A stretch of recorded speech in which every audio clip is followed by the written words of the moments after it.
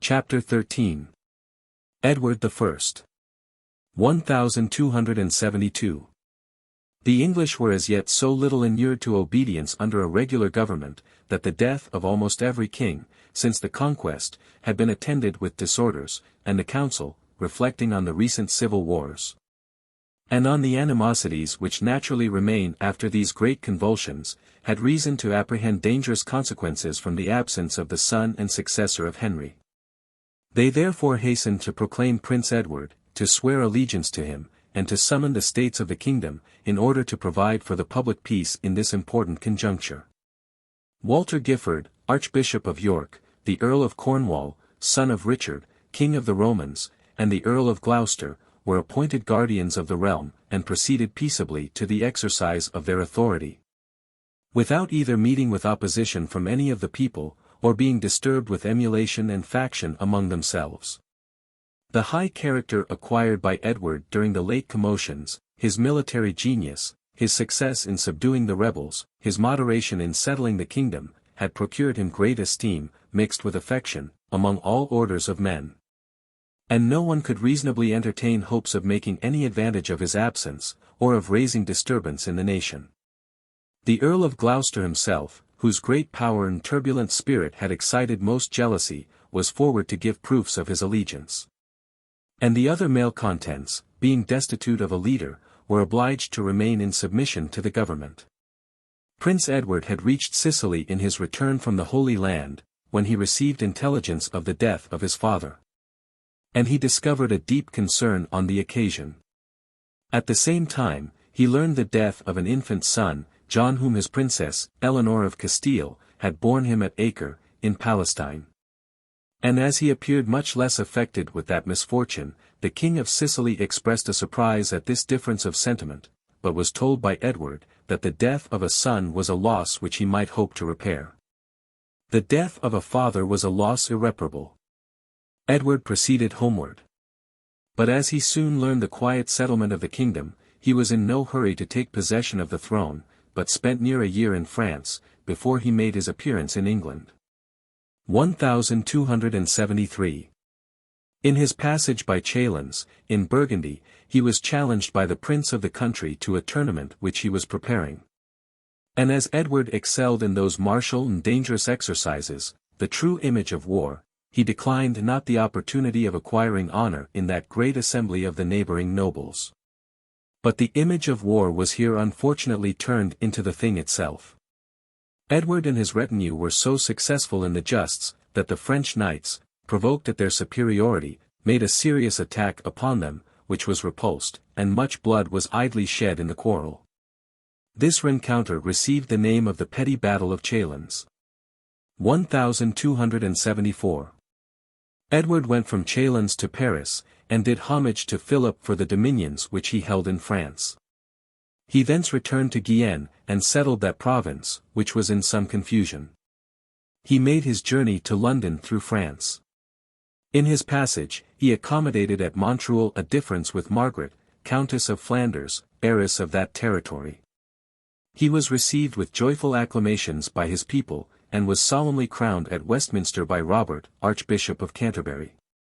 The king immediately applied himself to the re-establishment of his kingdom, and to the correcting of those disorders which the civil commotions and the loose administration of his father had introduced into every part of government. The plan of his policy was equally generous and prudent. He considered the great barons both as the immediate rivals of the crown and oppressors of the people. And he purposed, by an exact distribution of justice, and a rigid execution of the laws, to give at once protection to the inferior orders of the state, and to diminish the arbitrary power of the great, on which their dangerous authority was chiefly founded. Making it a rule in his own conduct to observe, except on extraordinary occasions, the privileges secured to them by the Great Charter, he acquired a right to insist upon their observance of the same charter towards their vassals and inferiors. And he made the crown be regarded by all the gentry and commonalty of the kingdom, as the fountain of justice, and the general asylum against oppression. 1275. Besides enacting several useful statutes, in a parliament which he summoned at Westminster, he took care to inspect the conduct of all his magistrates and judges, to displace such as were either negligent or corrupt. To provide them with sufficient force for the execution of justice, to extirpate all bands and confederacies of robbers. And to repress those more silent robberies which were committed either by the power of the nobles or under the countenance of public authority. By this rigid administration, the face of the kingdom was soon changed. An order and justice took place of violence and oppression, but amidst the excellent institutions and public-spirited plans of Edward, there still appears somewhat both of the severity of his personal character and of the prejudices of the times. As the various kinds of malefactors, the murderers, robbers, incendiaries, ravishers, and plunderers, had become so numerous and powerful, that the ordinary ministers of justice, especially in the western counties, were afraid to execute the laws against them, the king found it necessary to provide an extraordinary remedy for the evil. And he erected a new tribunal, which, however useful, would have been deemed in times of more regular liberty, a great stretch of illegal and arbitrary power. It consisted of commissioners, who were empowered to inquire into disorders and crimes of all kinds, and to inflict the proper punishments upon them. The officers charged with this unusual commission, made their circuits throughout the counties of England most infested with this evil, and carried terror into all those parts of the kingdom. In their zeal to punish crimes, they did not sufficiently distinguish between the innocent and guilty, the smallest suspicion became a ground of accusation and trial, the slightest evidence was received against criminals. Prisons were crowded with malefactors, real or pretended, severe fines were levied for small offences. And the king, though his exhausted exchequer was supplied by this expedient, found it necessary to stop the course of so great rigor, and after terrifying and dissipating by this tribunal the gangs of disorderly people in England, he prudently annulled the commission, and never afterwards renewed it. Among the various disorders to which the kingdom was subject, no one was more universally complained of than the adulteration of the coin. And as this crime required more art than the English of that age, who chiefly employed force and violence in their iniquities, were possessed of, the imputation fell upon the Jews. Edward also seems to have indulged a strong prepossession against that nation. And this ill-judged zeal for Christianity being naturally augmented by an expedition to the Holy Land, he let loose the whole rigor of his justice against that unhappy people. 280 of them were hanged at once for this crime in London alone, besides those who suffered in other parts of the kingdom. The houses and lands, for the Jews had of late ventured to make purchases of that kind, as well as the goods of great multitudes, were sold and confiscated.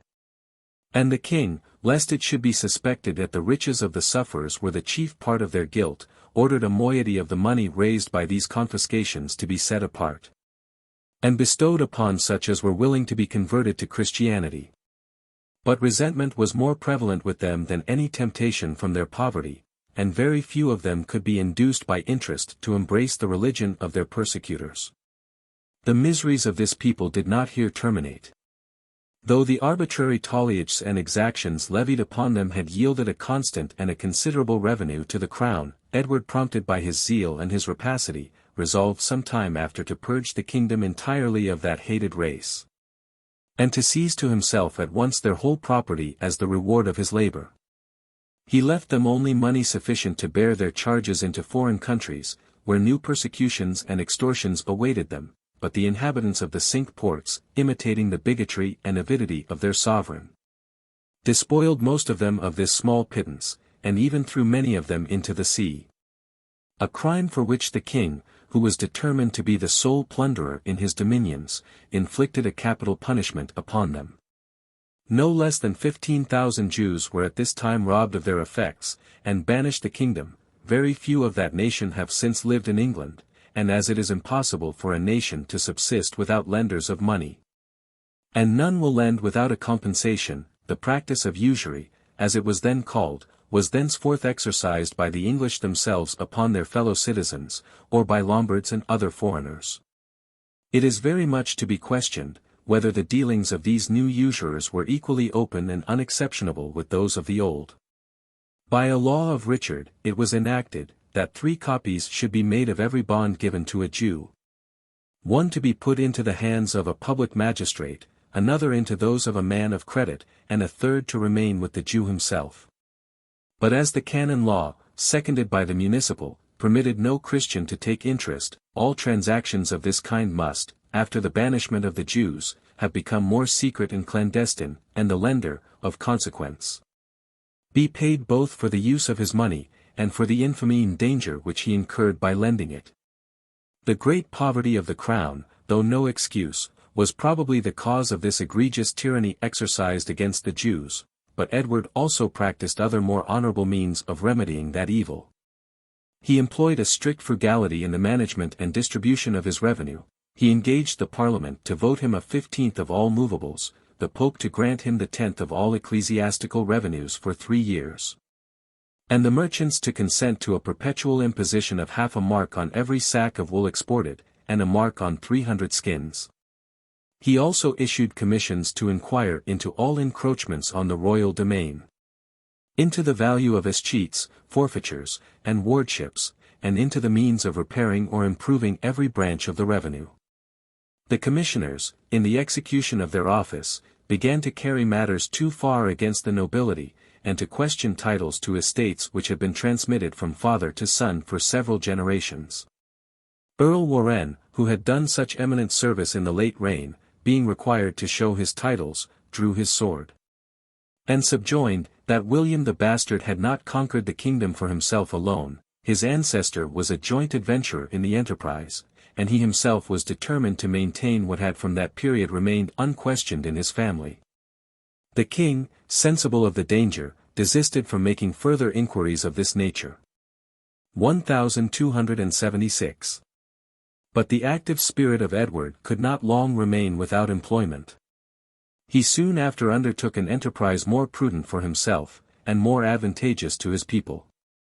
Llewellyn, Prince of Wales, had been deeply engaged with the Mountfort faction, had entered into all their conspiracies against the crown, had frequently fought on their side, and, till the Battle of Evesham, so fatal to that party, had employed every expedient to depress the royal cause, and to promote the success of the barons. In the general accommodation made with the vanquished, Llewellyn had also obtained his pardon.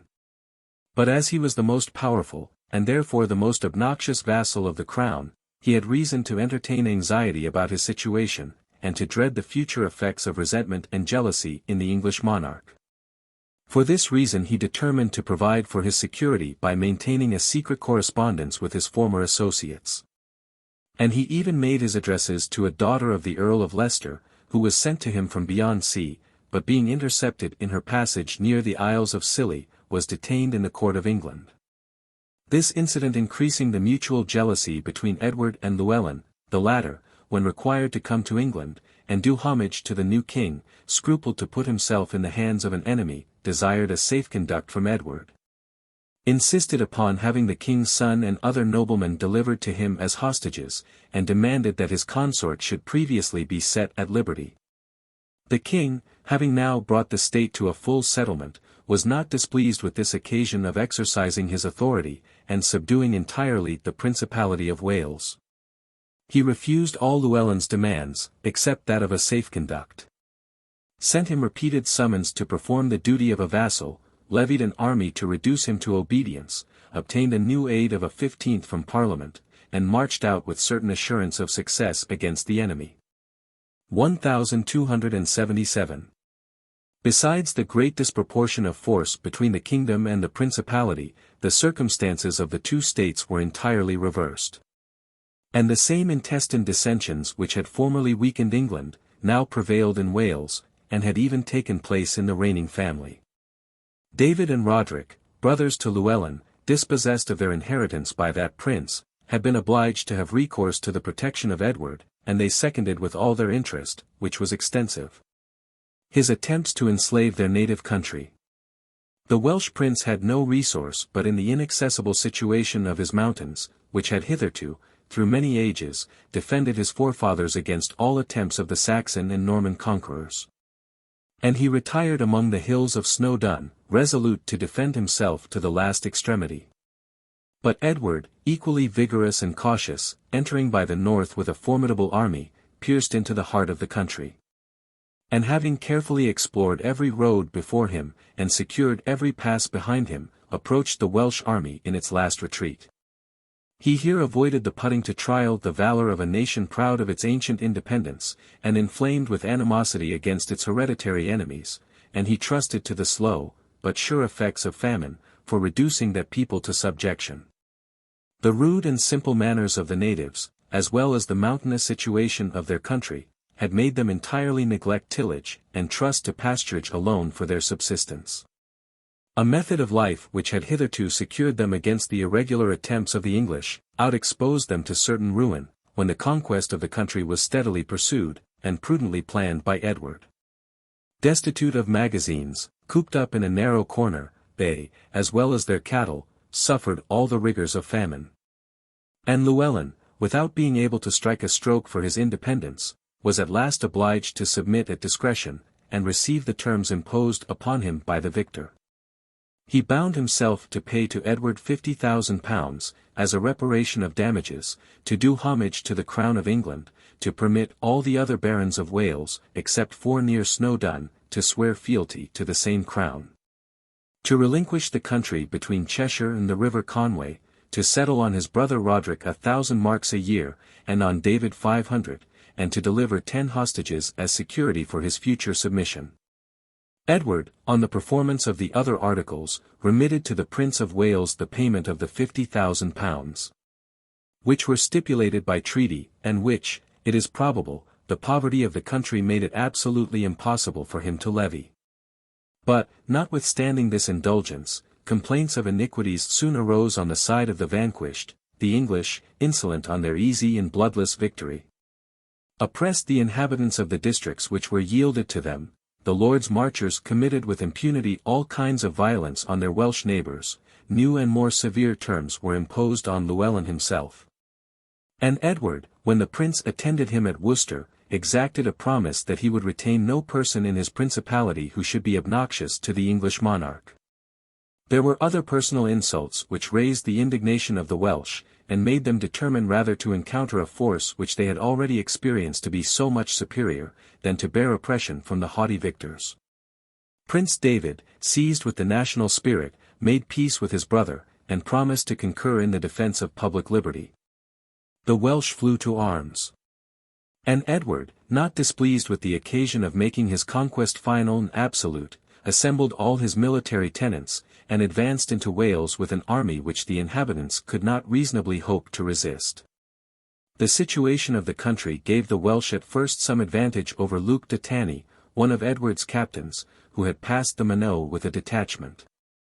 But Llewellyn, being surprised by Mortimer, was defeated and slain in an action, and 2,000 of his followers were put to the sword. David, who succeeded him in the principality, could never collect an army sufficient to face the English. And being chased from hill to hill, and hunted from one retreat to another, was obliged to conceal himself under various disguises, and was at last betrayed in his lurking place to the enemy. 1283. Edward sent him in chains to Shrewsbury. And bringing him to a formal trial before all the peers of England, ordered this sovereign prince to be hanged, drawn, and quartered, as a traitor, for defending by arms the liberties of his native country, together with his own hereditary authority. All the Welsh nobility submitted to the conqueror. The laws of England, with the sheriffs and other ministers of justice, were established in that principality. And though it was long before national antipathies were extinguished, and a thorough union attained between the people, yet this important conquest, which it had required 800 years fully to effect, was at last, through the abilities of Edward, completed by the English. 1284. The king, sensible that nothing kept alive the ideas of military valor and of ancient glory so much as the traditional poetry of the people, which, assisted by the power of music and the jollity of festivals, made deep impression on the minds of the youth, gathered together all the Welsh bards, and from a barbarous, though not absurd policy, ordered them to be put to death. There prevails a vulgar story, which, as it well suits the capacity of the monkish writers, is carefully recorded by them, that Edward, assembling the Welsh, promised to give them a prince of unexceptionable manners, a Welshman by birth, and one who could speak no other language. On their acclamations of joy, and promise of obedience, he invested in the principality his second son, Edward, then an infant, who had been born at Carnarvon. The death of his eldest son Alfonso, soon after, made young Edward heir of the monarchy. The Principality of Wales was fully annexed. 1286.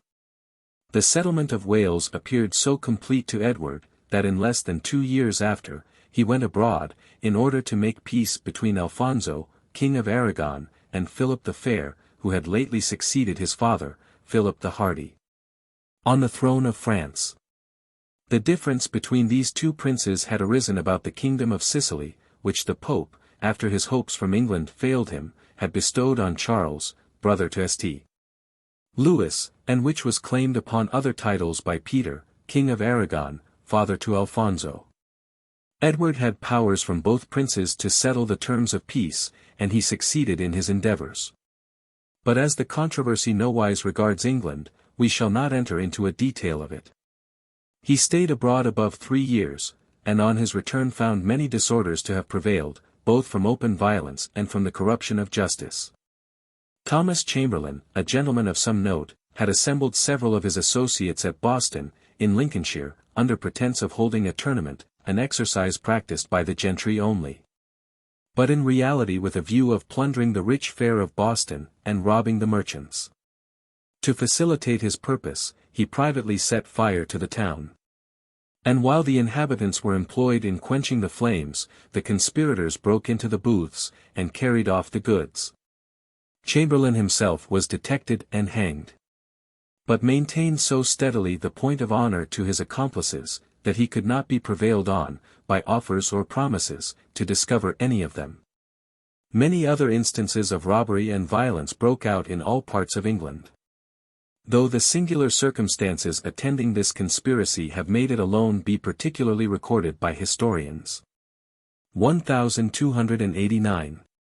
But the corruption of the judges, by which the fountains of justice were poisoned, seemed of still more dangerous consequence. Edward, in order to remedy this prevailing abuse, summoned a parliament, and brought the judges to a trial, where all of them, except 2, who were clergymen, were convicted of this flagrant iniquity, were fined, and deposed. The amount of the fines levied upon them is alone a sufficient proof of their guilt. Being above 100,000 marks, an immense sum in those days, and sufficient to defray the charges of an expensive war between 2 great kingdoms.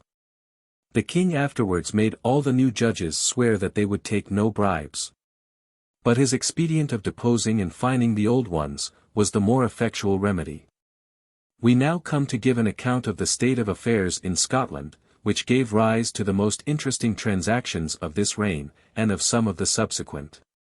Though the intercourse of that kingdom with England, either in peace or war, had hitherto produced so few events of moment, that, to avoid tediousness, we have omitted many of them, and have been very concise in relating the rest.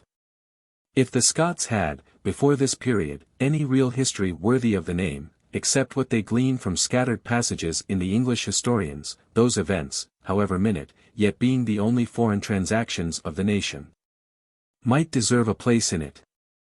Though the government of Scotland had been continually exposed to those factions and convulsions which are incident to all barbarous and to many civilized nations. And though the successions of their kings, the only part of their history which deserves any credit had often been disordered by irregularities and usurpations, the true heir of the royal family had still in the end prevailed, and Alexander III, who had espoused the sister of Edward, probably inherited, after a period of about 800 years, and through a succession of males, the sceptre of all the Scottish princes who had governed the nation since its first establishment in the island. This prince died in 1286, by a fall from his horse at Kinghorn, without leaving any male issue, and without any descendant, except Margaret, born of Eric, King of Norway, and of Margaret, daughter of the Scottish monarch. This princess, commonly called the Maid of Norway, though a female, and an infant, and a foreigner, yet being the lawful heir of the kingdom, had, through her grandfather's care, been recognized successor by the states of Scotland. And on Alexander's death, the dispositions which had been previously made against that event, appeared so just and prudent, that no disorders, as might naturally be apprehended, ensued in the kingdom. Margaret was acknowledged Queen of Scotland. 5 guardians, the Bishops of St. Andrews and Glasgow, the Earls of Fife and Buchan, and James, Steward of Scotland, entered peaceably upon the administration. And the infant princess, under the protection of Edward, her great-uncle, and Eric, her father, who exerted themselves on this occasion, seemed firmly seated on the throne of Scotland. The English monarch was naturally led to build mighty projects on this incident. And having lately, by force of arms, brought Wales under subjection, he attempted, by the marriage of Margaret with his eldest son, Edward, to unite the whole island into one monarchy, and thereby to give it security both against domestic convulsions and foreign invasions. 1290. The amity which had of late prevailed between the two nations, and which, even in former times, had never been interrupted by any violent wars or injuries, facilitated extremely the execution of this project, so favourable to the happiness and grandeur of both kingdoms. And the states of Scotland readily gave their assent to the English proposals, and even agreed that their young sovereign should be educated in the court of Edward. Anxious, however, for the liberty and independency of their country, they took care to stipulate very equitable conditions, ere they entrusted themselves into the hands of so great and so ambitious a monarch. It was agreed that they should enjoy all their ancient laws, liberties, and customs. That in case young Edward and Margaret should die without issue, the crown of Scotland should revert to the next heir, and should be inherited by him free and independent. That the military tenants of the crown should never be obliged to go out of Scotland, in order to do homage to the sovereign of the United Kingdoms, nor the chapters of cathedral, collegiate, or conventual churches, in order to make elections. That the Parliament summoned for Scottish affairs should always be held within the bounds of that kingdom. And that Edward should bind himself, under the penalty of 100,000 marks, payable to the Pope for the use of the holy wars, to observe all these articles. It is not easy to conceive that two nations could have treated more on a footing of equality than Scotland and England maintained during the whole course of this transaction. And though Edward gave his assent to the article concerning the future independency of the Scottish crown, with a saving of his former rights, this reserve gave no alarm to the nobility of Scotland, both because these rights, having hitherto been little heard of, had occasioned no disturbance, and because the Scots had so near a prospect of seeing them entirely absorbed in the rights of their sovereignty. 1291. But this project, so happily formed and so amicably conducted, failed of success, by the sudden death of the Norwegian princess, who expired on her passage to Scotland, and left a very dismal prospect to the kingdom. Though disorders were for the present obviated by the authority of the regency formerly established, the succession itself of the crown was now become an object of dispute. And the regents could not expect that a controversy, which is not usually decided by reason and argument alone, would be peaceably settled by them, or even by the states of the kingdom, amidst so many powerful pretenders. The posterity of William, King of Scotland, the prince taken prisoner by Henry II. Being all extinct by the death of Margaret of Norway, the right to the crown devolved on the issue of David, Earl of Huntingdon, brother to William, whose male line being also extinct, left the succession open to the posterity of his daughters. The Earl of Huntingdon had 3 daughters: Margaret, married to Alan, Lord of Galloway; Isabella, wife of Robert Bruce or Bruce, Lord of Annandale; and Adama, who espoused Henry, Lord Hastings. Margaret, the eldest of the sisters, left one daughter, Devergilda, married to John Balliol, by whom she had a son of the same name, one of the present competitors for the crown, Isabella II.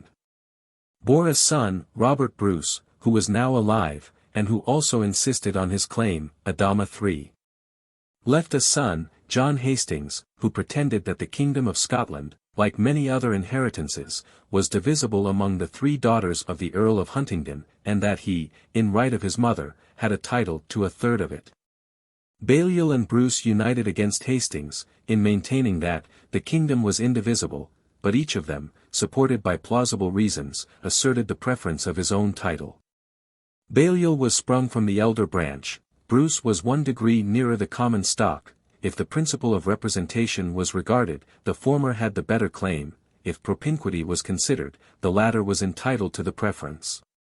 The sentiments of men were divided, all the nobility had taken part on one side or the other, the people followed implicitly their leaders, the two claimants themselves had great power and numerous retainers in Scotland, and it is no wonder that, among a rude people, more accustomed to arms than inured to laws, a controversy of this nature, which could not be decided by any former precedent among them, and which is capable of exciting commotions in the most legal and best established governments, should threaten the state with the most fatal convulsions.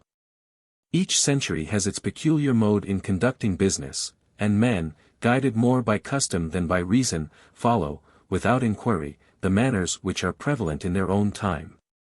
The practice of that age in controversies between states and princes, seems to have been to choose a foreign prince as an equal arbiter, by whom the question was decided, and whose sentence prevented those dismal confusions and disorders, inseparable at all times from war, but which were multiplied 100-fold, and dispersed into every corner, by the nature of the feudal governments. It was thus that the English king and barons, in the preceding reign, had endeavored to compose their dissensions by a reference to the King of France.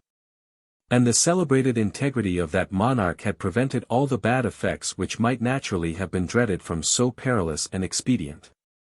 It was thus that the kings of France and Aragon, and afterwards other princes, had submitted their controversies to Edward's judgment. And the remoteness of their states, the great power of the princes, and the little interest which he had on either side, had induced him to acquit himself with honour in his decisions. The Parliament of Scotland, therefore, threatened with a furious civil war, and allured by the great reputation of the English monarch, as well as by the present amicable correspondence between the kingdoms, agreed in making a reference to Edward. And Fraser, Bishop of St. Andrews, with other deputies, was sent to notify to him their resolution, and to claim his good offices in the present dangers to which they were exposed. His inclination, they flattered themselves, led him to prevent their dissensions, and to interpose with a power which none of the competitors would dare to withstand, when this expedient was proposed by one party. The other deemed it dangerous to object to it. Indifferent persons thought that the imminent perils of a civil war would thereby be prevented. And no one reflected on the ambitious character of Edward, and the almost certain ruin which must attend a small state divided by faction, when it thus implicitly submits itself to the will of so powerful and encroaching a neighbour. The temptation was too strong for the virtue of the English monarch to resist. He purposed to lay hold of the present favourable opportunity, and if not to create, at least to revive, his claim of a feudal superiority over Scotland. A claim which had hitherto lain in the deepest obscurity, and which, if ever it had been an object of attention, or had been so much as suspected, would have effectually prevented the Scottish barons from choosing him for an umpire. He well knew that, if this pretension were once submitted to, as it seemed difficult in the present situation of Scotland to oppose it, the absolute sovereignty of that kingdom, which had been the case with Wales, would soon follow.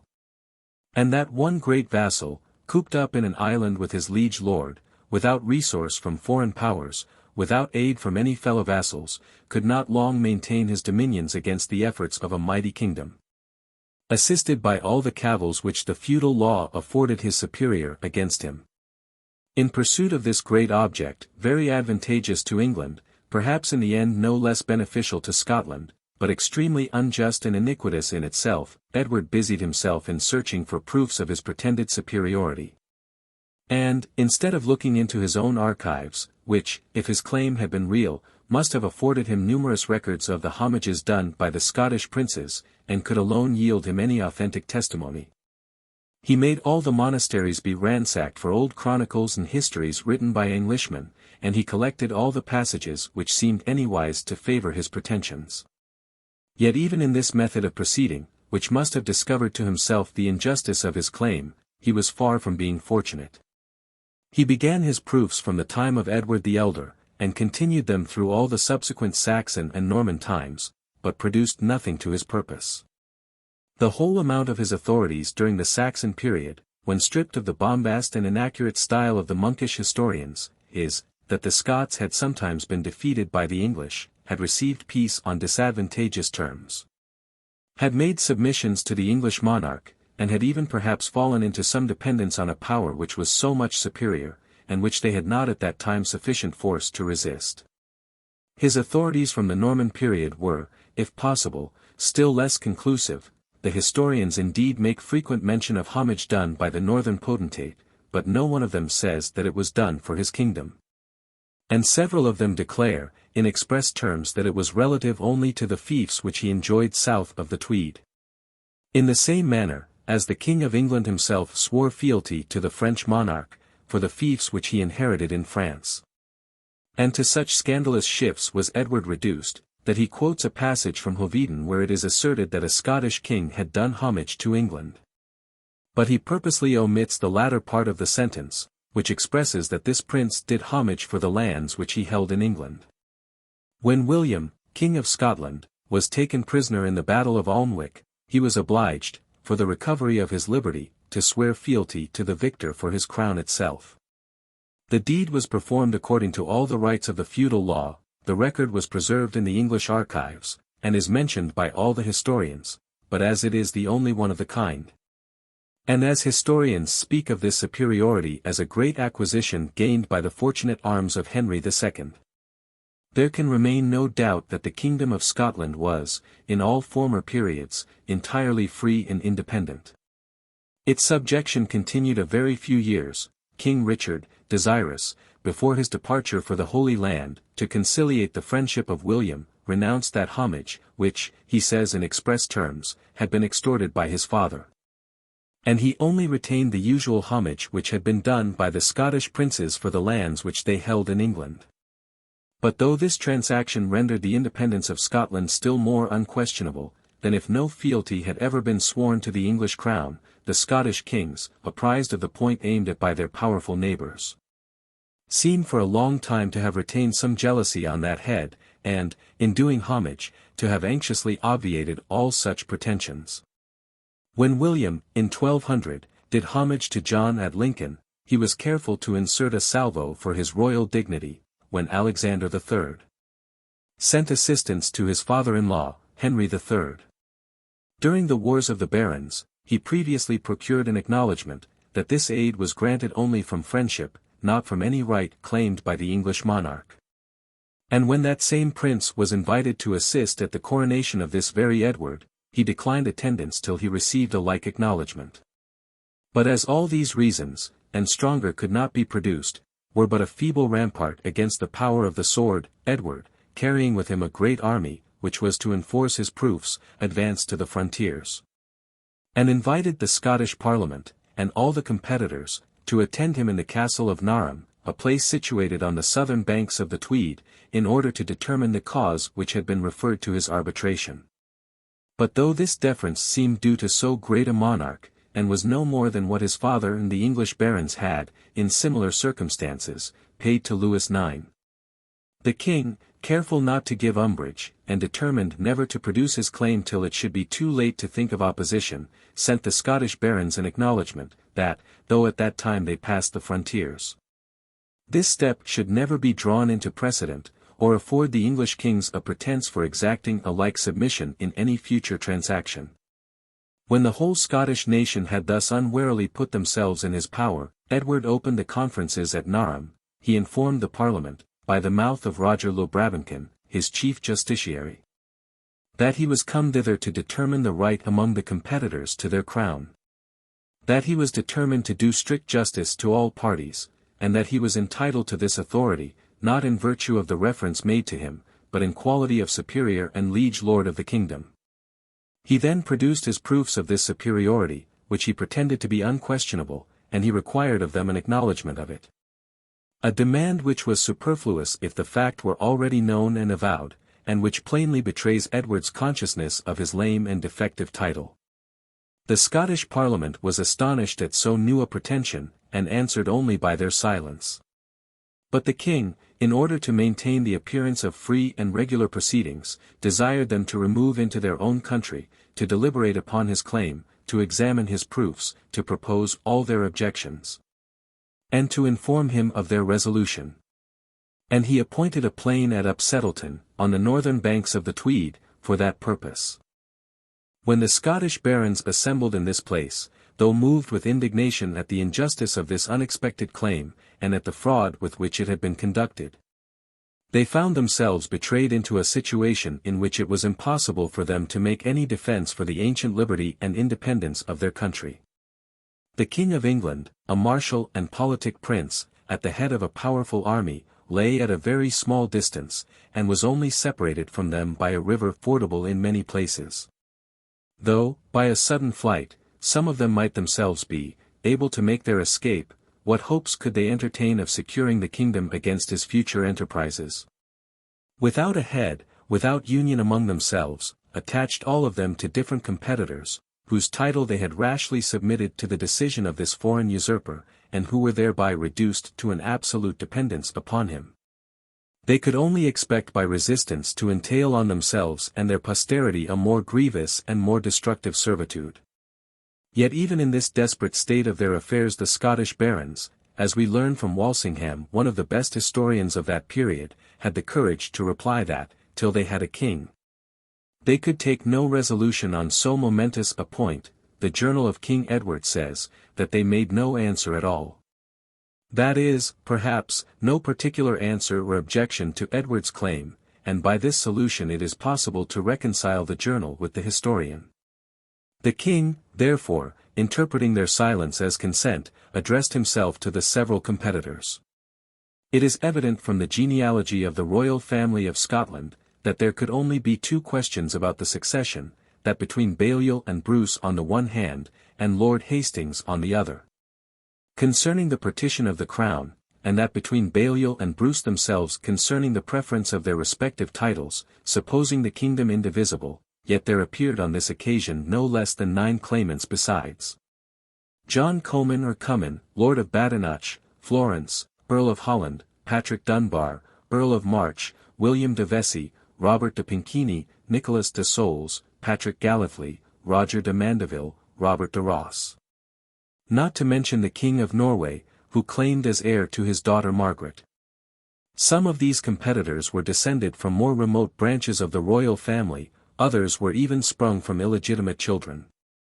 And as none of them had the least pretence of right, it is natural to conjecture that Edward had secretly encouraged them to appear in the list of claimants, that he might sow the more division among the Scottish nobility, make the cause appear the more intricate, and be able to choose, among a great number, the most obsequious candidate. But he found them all equally obsequious on this occasion. Robert Bruce was the first that acknowledged Edward's right of superiority over Scotland. And he had so far foreseen the king's pretensions, that even in his petition, where he set forth his claim to the crown, he had previously applied to him as liege lord of the kingdom, a step which was not taken by any of the other competitors. They all, however, with seeming willingness, made a like acknowledgment when required, though Balliol, lest he should give offence to the Scottish nation, had taken care to be absent during the first days. And he was the last that recognized the king's title. Edward next deliberated concerning the method of proceeding in the discussion of this great controversy. He gave orders that Balliol, and such of the competitors as adhered to him should choose 40 commissioners. Bruce and his adherents 40 more, to these the king added 24 Englishmen. He ordered these 104 commissioners to examine the cause deliberately among themselves, and make their report to him, and he promised in the ensuing year to give his determination. Meanwhile he pretended that it was requisite to have all the fortresses of Scotland delivered into his hands, in order to enable him, without opposition, to put the true heir in possession of the crown. And this exorbitant demand was complied with, both by the states and by the claimants. The governors also of all the castles immediately resigned their command. Except Umfraville, Earl of Angus, who refused, without a formal and particular acquittal from the Parliament and the several claimants, to surrender his fortresses to so domineering an arbiter, who had given to Scotland so many just reasons of suspicion. Before this assembly broke up, which had fixed such a mark of dishonour on the nation, all the prelates and barons there present swore fealty to Edward. And that prince appointed commissioners to receive a like oath from all the other barons and persons of distinction in Scotland. The king, having finally made, as he imagined, this important acquisition, left the commissioners to sit at Berwick, and examine the titles of the several competitors who claimed the precarious crown, which Edward was willing for some time to allow the lawful heir to enjoy. He went southwards, both in order to assist at the funeral of his mother, Queen Eleanor, who died about this time, and to compose some differences which had arisen among his principal nobility. Gilbert, Earl of Gloucester, the greatest baron of the kingdom, had espoused the king's daughter. And being elated by that alliance, and still more by his own power, which, he thought, set him above the laws, he permitted his bailiffs and vassals to commit violence on the lands of Humphrey Bohun, Earl of Hereford, who retaliated the injury by like violence. But this was not a reign in which such illegal proceedings could pass with impunity. Edward procured a sentence against the two earls, committed them both to prison, and would not restore them to their liberty, till he had exacted a fine of 1,000 marks from Hereford, and one of 10,000 from his son-in-law. 1292. During this interval, the titles of John Balliol and of Robert Bruce, whose claims appeared to be the best founded among the competitors for the crown of Scotland, were the subject of general disquisition, as well as of debate among the commissioners. Edward, in order to give greater authority to his intended decision, proposed this general question both to the commissioners and to all the celebrated lawyers in Europe, whether a person descended from the elder sister, but farther removed by 1 degree, were preferable, in the succession of kingdoms, fiefs, and other indivisible inheritances, to one descended from the younger sister, but 1 degree nearer to the common stock. This was the true state of the case, and the principle of representation had now gained such ground everywhere, that a uniform answer was returned to the king in the affirmative. He therefore pronounced sentence in favour of Balliol. And when Bruce, upon this disappointment, joined afterwards Lord Hastings, and claimed a third of the kingdom, which he now pretended to be divisible, Edward, though his interests seemed more to require the partition of Scotland, again pronounced sentence in favour of Balliol. That competitor, upon renewing his oath of fealty to England, was put in possession of the kingdom, all his fortresses were restored to him. And the conduct of Edward, both in the deliberate solemnity of the proceedings, and in the justice of the award, was so far unexceptionable. 1293. Had the king entertained no other view than that of establishing his superiority over Scotland, though the iniquity of that claim was apparent, and was aggravated by the most egregious breach of trust, he might have fixed his pretensions, and have left that important acquisition to his posterity, but he immediately proceeded in such a manner as made it evident that, not content with this usurpation, he aimed also at the absolute sovereignty and dominion of the kingdom. Instead of gradually inuring the Scots to the yoke, and exerting his rights of superiority with moderation, he encouraged all appeals to England, required King John himself, by 6 different summons on trivial occasions, to come to London, refused him the privilege of defending his cause by a procurator, and obliged him to appear at the bar of his parliament as a private person. These humiliating demands were hitherto quite unknown to a king of Scotland. They are, however, the necessary consequence of vassalage by the feudal law. And as there was no preceding instance of such treatment submitted to by a prince of that country, Edward must, from that circumstance alone, had there remained any doubt, have been himself convinced that his claim was altogether a usurpation. But his intention plainly was to enrage Balliol by these indignities, to engage him in rebellion, and to assume the dominion of the state as the punishment of his treason and felony. Accordingly Balliol, though a prince of a soft and gentle spirit, returned into Scotland highly provoked at this usage, and determined at all hazards to vindicate his liberty. And the war which soon after broke out between France and England, gave him a favourable opportunity of executing his purpose. The violence, robberies, and disorders, to which that age was so subject, were not confined to the licentious barons and their retainers at land. The sea was equally infested with piracy. The feeble execution of the laws had given license to all orders of men, and a general appetite for rapine and revenge, supported by a false point of honour, had also infected the merchants and mariners. And it pushed them, on any provocation, to seek redress by immediate retaliation upon the aggressors. A Norman and an English vessel met off the coast near Bayonne.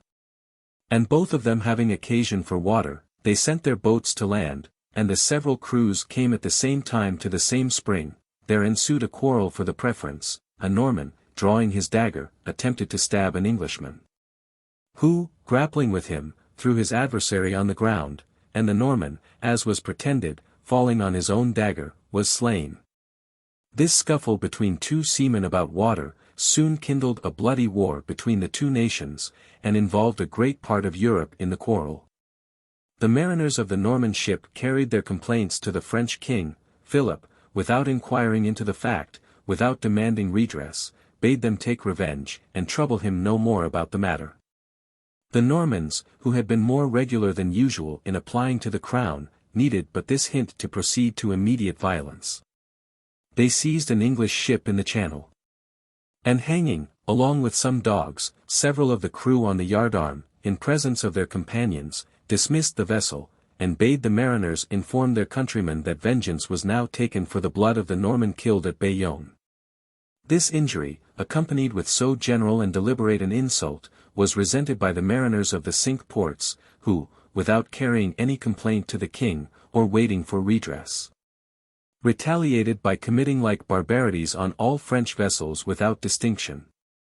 The French, provoked by their losses, preyed on the ships of all Edward's subjects, whether English or Gascon. The sea became a scene of piracy between the nations. The sovereigns, without either seconding or repressing the violence of their subjects, seemed to remain indifferent spectators. The English made private associations with the Irish and Dutch seamen, the French with the Flemish and Genoese, and the animosities of the people on both sides became every day more violent and barbarous. A fleet of 200 Norman vessels set sail to the south for wine and other commodities, and in their passage seized all the English ships which they met with, hanged the seamen, and seized the goods. The inhabitants of the English seaports, informed of this incident, fitted out a fleet of 60 sail, stronger and better manned than the others, and awaited the enemy on their return. After an obstinate battle, they put them to rout, and sunk, destroyed, or took the greater part of them. No quarter was given, and it is pretended that the loss of the French amounted to 15,000 men. Which is accounted for by this circumstance, that the Norman fleet was employed in transporting a considerable body of soldiers from the south. The affair was now become too important to be any longer overlooked by the sovereigns. On Philip sending an envoy to demand reparation and restitution, the king dispatched the Bishop of London to the French court, in order to accommodate the quarrel.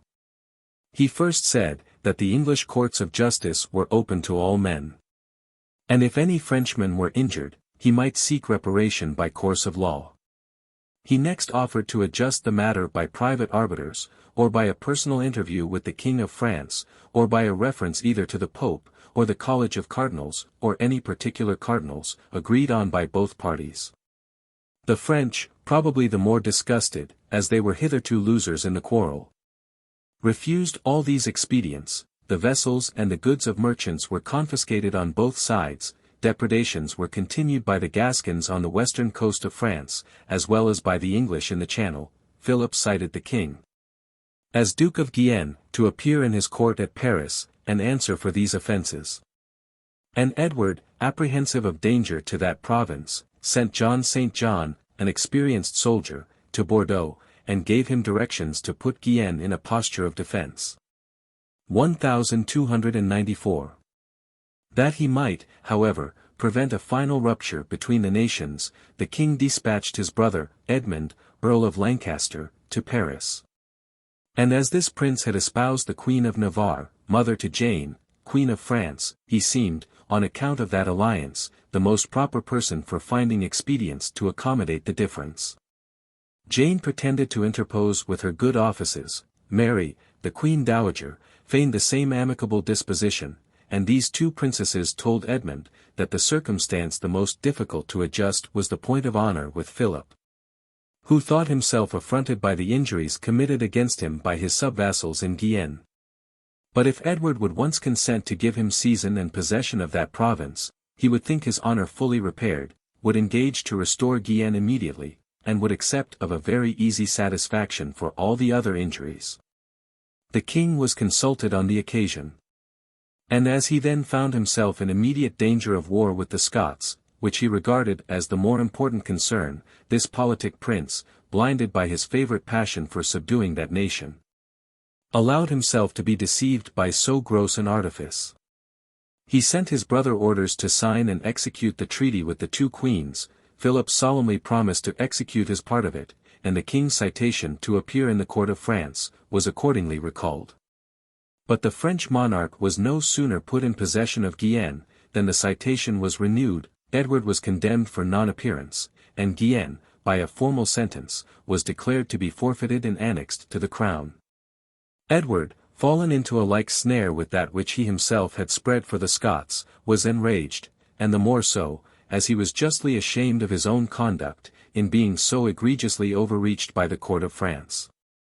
Sensible of the extreme difficulties which he should encounter in the recovery of Gascony, where he had not retained a single place in his hands, he endeavoured to compensate that loss by forming alliances with several princes, who, he projected, should attack France on all quarters, and make a diversion of her forces.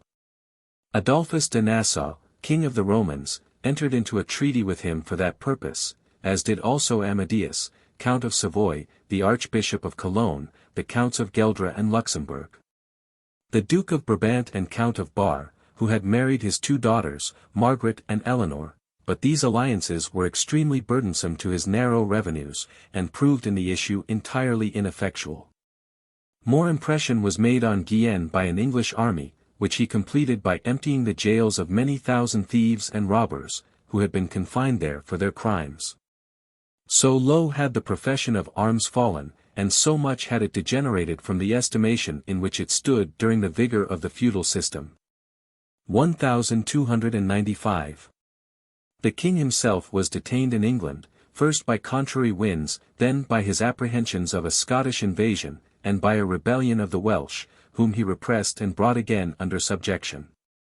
The army which he sent to Guienne, was commanded by his nephew, John de Bretagne, Earl of Richmond, and under him by St. John, Tybtot, de Vere, and other officers of reputation, who made themselves masters of the town of Bayonne, as well as of Bourg, Blaye, Riol, Saint-Sever, and other places, which straitened Bordeaux, and cut off its communication both by sea and land. The favour which the Gascon nobility bore to the English government facilitated these conquests, and seemed to promise still greater successes, but this advantage was soon lost by the misconduct of some of the officers. Philip's brother, Charles de Valois, who commanded the French armies, having laid siege to Podensac, a small fortress near Riol, obliged Giffard, the governor, to capitulate. And the articles, though favourable to the English, left all the Gascons prisoners at discretion, of whom about 50 were hanged by Charles as rebels. A policy by which he both intimidated that people, and produced an irreparable breach between them and the English. That prince immediately attacked Riol, where the Earl of Richmond himself commanded. And as the place seemed not tenable, the English general drew his troops to the water side, with an intention of embarking with the greater part of the army. The enraged Gascons fell upon his rear, and at the same time opened their gates to the French, who, besides making themselves masters of the place, took many prisoners of distinction. St. Sever was more vigorously defended by Hugh de Vere, son of the Earl of Oxford, but was at last obliged to capitulate. The French king, not content with these successes in Gascony, threatened England with an invasion. And, by a sudden attempt, his troops took and burnt Dover, but were obliged soon after to retire. And in order to make a greater diversion of the English force, and engage Edward in dangerous and important wars, he formed a secret alliance with John Balliol, King of Scotland. The commencement of that strict union which, during so many centuries, was maintained, by mutual interests and necessities, between the French and Scottish nations. John confirmed this alliance by stipulating a marriage between his eldest son and the daughter of Charles de Valois. The expenses attending these multiplied wars of Edward, and his preparations for war, joined to alterations which had insensibly taken place in the general state of affairs, obliged him to have frequent recourse to parliamentary supplies. introduced the lower orders of the state into the public councils, and laid the foundations of great and important changes in the government. Though nothing could be worse calculated for cultivating the arts of peace, or maintaining peace itself, than the long subordination of vassalage from the king to the meanest gentleman, and the consequent slavery of the lower people. Evils inseparable from the feudal system, that system was never able to fix the state in a proper warlike posture, or give it the full exertion of its power for defense, and still less for offense, against a public enemy.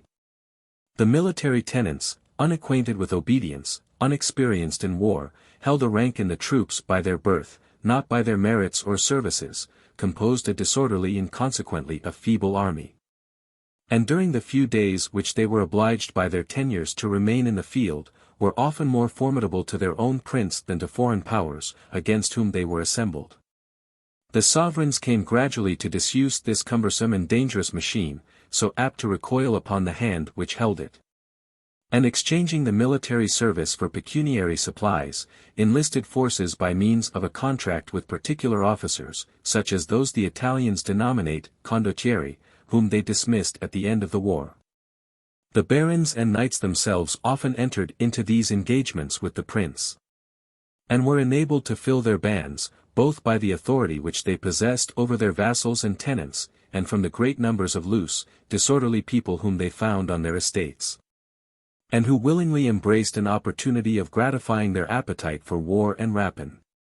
Meanwhile the old Gothic fabric, being neglected, went gradually to decay. Though the conqueror had divided all the lands of England into 60,000 knights' fees, the number of these was insensibly diminished by various artifices. And the king at last found that, by putting the law in execution, he could assemble a small part only of the ancient force of the kingdom. It was a usual expedient for men who held of the king or great barons by military tenure, to transfer their land to the church, and receive it back by another tenure, called francomoine, by which they were not bound to perform any service. A law was made against this practice. But the abuse had probably gone far before it was attended to, and probably was not entirely corrected by the new statute, which, like most laws of that age, we may conjecture to have been but feebly executed by the magistrate against the perpetual interest of so many individuals. The constable and mareschal, when they mustered the armies, often in a hurry, and for want of better information, received the service of a baron for fewer knights' fees than were due by him. And one precedent of this kind was held good against the king, and became ever after a reason for diminishing the service. The rolls of knights' fees were inaccurately kept. No care was taken to correct them before the armies were summoned into the field, it was then too late to think of examining records and charters. And the service was accepted on the footing which the vassal himself was pleased to acknowledge, after all the various subdivisions and conjunctions of property had thrown an obscurity on the nature and extent of his tenure. It is easy to judge of the intricacies which would attend disputes of this kind with individuals, when even the number of military fees belonging to the church, whose property way fixed and unalienable, became the subject of controversy. And we find in particular, that when the Bishop of Durham was charged with 70 knights' fees for the aid levied on occasion of the marriage of Henry II's daughter to the Duke of Saxony, the prelate acknowledged 10, and disowned the other 60. It is not known in what manner this difference was terminated. But had the question been concerning an armament to defend the kingdom, the bishop's service would probably have been received without opposition for 10 fees, and this rate must also have fixed all his future payments. Pecuniary scutage, therefore, diminished as much as military services. Other methods of filling the exchequer, as well as the armies, must be devised. New situations produced new laws and institutions. And the great alterations in the finances and military power of the crown, as well as in private property, were the source of equal innovations in every part of the legislature or civil government. The exorbitant estates conferred by the Norman on his barons and chieftains, remained not long entire and unimpaired. The landed property was gradually shared out into more hands. And those immense baronies were divided, either by provisions to younger children, by partitions among co-heirs, by sale, or by escheating to the king, who gratified a great number of his courtiers by dealing them out among them in smaller portions. Such moderate estates, as they required economy, and confined the proprietors to live at home, were better calculated for duration. And the order of knights and small barons grew daily more numerous, and began to form a very respectable rank or order in the state. As they were all immediate vassals of the crown by military tenure, they were, by the principles of the feudal law, equally entitled with the greatest barons to a seat in the national or general councils. And this right, though regarded as a privilege which the owners would not entirely relinquish, was also considered as a burden which they desired to be subjected to on extraordinary occasions only. Hence it was provided in the Charter of King John, that, while the great barons were summoned to the national council by a particular writ, the small barons, under which appellation the knights were also comprehended, should only be called by a general summons of the sheriff. The distinction between great and small barons, like that between rich and poor, was not exactly defined. But, agreeably to the inaccurate genius of that age, and to the simplicity of ancient government, was left very much to be determined by the discretion of the king and his ministers. It was usual for the prince to require, by a particular summons, the attendance of a baron in one parliament, and to neglect him in future parliaments, nor was this uncertainty ever complained of as an injury. He attended when required, he was better pleased on other occasions to be exempted from the burden, and as he was acknowledged to be of the same order with the greatest barons, it gave them no surprise to see him take his seat in the great council. Whether he appeared of his own accord, or by a particular summons from the king. The barons by writ, therefore, began gradually to intermix themselves with the barons by tenure. And, as Camden tells us, from an ancient manuscript now lost, that after the Battle of Evesham, a positive law was enacted, prohibiting every baron from appearing in Parliament, who was not invited thither by a particular summons. The whole baronage of England held thenceforward their seat by writ, and this important privilege of their tenures was in effect abolished. Only where writs had been regularly continued for some time in one great family, the omission of them would have been regarded as an affront, and even as an injury. A like alteration gradually took place in the order of earls who were the highest rank of barons. The dignity of an earl, like that of a baron, was anciently territorial and official. He exercised jurisdiction within his county, he levied the third of the fines to his own profit, he was at once a civil and a military magistrate, and though his authority, from the time of the Norman conquest, was hereditary in England, the title was so much connected with the office, that where the king intended to create a new earl, he had no other expedient than to erect a certain territory into a county or earldom, and to bestow it upon the person and his family. But as the sheriffs, who were the vicegerents of the earls, were named by the king, and removable at pleasure, he found them more dependent upon him, and endeavored to throw the whole authority and jurisdiction of the office into their hands. This magistrate was at the head of the finances, and levied all the king's rents within the county, he assessed at pleasure the talliages of the inhabitants in royal domain, he had usually committed to him the management of wards, and often of escheats, he presided in the lower courts of judicature, and thus, though inferior to the earl in dignity, he was soon considered, by this union of the judicial and fiscal powers, and by the confidence reposed in him by the king, as much superior to him in authority, and undermined his influence within his own jurisdiction. It became usual, in creating an earl, to give him a fixed salary, commonly about £20 a year, in lieu of his third of the fines.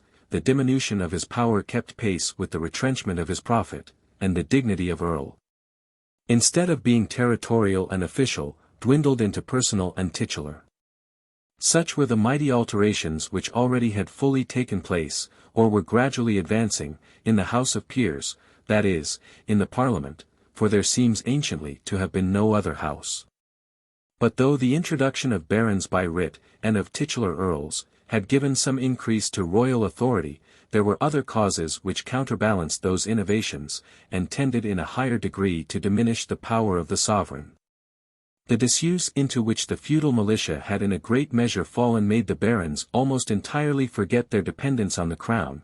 By the diminution of the number of knights' fees the king had no reasonable compensation when he levied scutage, and exchanged their service for money. The alienations of the crown lands had reduced him to poverty, and above all, the concession of the Great Charter had set bounds to royal power, and had rendered it more difficult and dangerous for the prince to exert any extraordinary act of arbitrary authority. In this situation it was natural for the king to court the friendship of the lesser barons and knights, whose influence was no ways dangerous to him, and who, being exposed to oppression from their powerful neighbors, sought a legal protection under the shadow of the throne. He desired, therefore, to have their presence in Parliament, where they served to control the turbulent resolutions of the great. To exact a regular attendance of the whole body would have produced confusion, and would have imposed too heavy a burden upon them. To summon only a few by writ, though it was practiced and had a good effect, served not entirely the king's purpose. Because these members had no further authority than attended their personal character, and were eclipsed by the appearance of the more powerful nobility, he therefore dispensed with the attendance of most of the lesser barons in Parliament. And in return for this indulgence, for such it was then esteemed, required them to choose in each county a certain number of their own body, whose charges they bore, and who, having gained the confidence, carried with them, of course, the authority of the whole order. This expedient had been practiced at different times in the reign of Henry III, and regularly during that of the present king. The numbers sent up by each county varied at the will of the prince, they took their seat among the other peers. Because by their tenure they belonged to that order, the introducing of them into that house scarcely appeared an innovation, and though it was easily in the king's power, by varying their number, to command the resolutions of the whole Parliament, this circumstance was little attended to in an age when force was more prevalent than laws, and when a resolution, though taken by the majority of a legal assembly, could not be executed, if it opposed the will of the more powerful minority. But there were other important consequences, which followed the diminution and consequent disuse of the ancient feudal militia. The king's expense in levying and maintaining a military force for every enterprise, was increased beyond what his narrow revenues were able to bear, as the scutage of his military tenants, which were accepted in lieu of their personal service, had fallen to nothing. There were no means of supply but from voluntary aids granted him by the Parliament and clergy, or from the talliages which he might levy upon the towns and inhabitants in royal domain. In the preceding year, Edward had been obliged to exact no less than the sixth of all movables from the laity, and a moiety of all ecclesiastical benefices for his expedition into Poictou. And the suppression of the Welsh, and this distressful situation which was likely often to return upon him and his successors, made him think of a new device, and summon the representatives of all the boroughs to Parliament. This period, which is the 23rd of his reign, seems to be the real and true epoch of the House of Commons, and the faint dawn of popular government in England. For the representatives of the counties were only deputies from the smaller barons and lesser nobility. And the former precedent of representatives from the boroughs, who were summoned by the Earl of Leicester, was regarded as the act of a violent usurpation, had been discontinued in all the subsequent parliaments. And if such a measure had not become necessary on other accounts, that precedent was more likely to blast than give credit to it. During the course of several years, the kings of England, in imitation of other European princes, had embraced the salutary policy of encouraging and protecting the lower and more industrious orders of the state, whom they found well disposed to obey the laws and civil magistrate, and whose ingenuity and labor furnish commodities requisite for the ornament of peace and support of war. Though the inhabitants of the country were still left at the disposal of their imperious lords, many attempts were made to give more security and liberty to citizens, and make them enjoy unmolested the fruits of their industry. Boroughs were erected by royal patent within the domain lands, liberty of trade was conferred upon them, the inhabitants were allowed to farm, at a fixed rent, their own tolls and customs, they were permitted to elect their own magistrates. Justice was administered to them by these magistrates, without obliging them to attend the sheriff or county court, and some shadow of independence, by means of these equitable privileges, was gradually acquired by the people. The king, however, retained still the power of levying talliage or taxes upon them at pleasure. And though their poverty and the customs of the age made these demands neither frequent or exorbitant, such unlimited authority in the sovereign was a sensible check upon commerce, and was utterly incompatible with all the principles of a free government. But when the multiplied necessities of the crown produced a greater avidity for supply, the king, whose prerogative entitled him to exact it, found that he had not power sufficient to enforce his edicts, and that it was necessary, before he imposed taxes, to smooth the way for his demand, and to obtain the previous consent of the boroughs, by solicitations, remonstrances, and authority. The inconvenience of transacting this business with every particular borough was soon felt. And Edward became sensible, that the most expeditious way of obtaining supply, was to assemble the deputies of all the boroughs, to lay before them the necessities of the state, to discuss the matter in their presence, and to require their consent to the demands of their sovereign. For this reason, he issued writs to the sheriffs, enjoining them to send to Parliament, along with 2 knights of the shire 2 deputies from each borough within their county. And these provided with sufficient powers from their community to consent, in their name, to what he and his council should require of them. Writs were issued to about 120 cities and boroughs.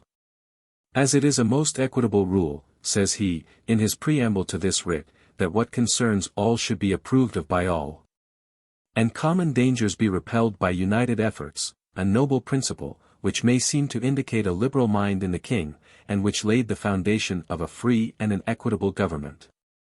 After the election of these deputies by the aldermen and common council, they gave sureties for their attendance before the king and Parliament. Their charges were respectively borne by the borough which sent them. And they had so little idea of appearing as legislators, a character extremely wide of their low rank and condition, that no intelligence could be more disagreeable to any borough, than to find that they must elect, or to any individual than that he was elected, to a trust from which no profit or honor could possibly be derived. They composed not, properly speaking, any essential part of the Parliament. They sat apart both from the barons and knights, who disdained to mix with such mean personages, after they had given their consent to the taxes required of them. Their business being then finished, they separated, even though the Parliament still continued to sit, and to canvass the national business. And as they all consisted of men who were real burgesses of the place from which they were sent, the sheriff, when he found no person of abilities or wealth sufficient for the office, often used the freedom of omitting particular boroughs in his returns. And as he received the thanks of the people for this indulgence, he gave no displeasure to the court, who levied on all the boroughs, without distinction, the tax agreed to by the majority of deputies. The union, however, of the representatives from the boroughs gave gradually more weight to the whole order.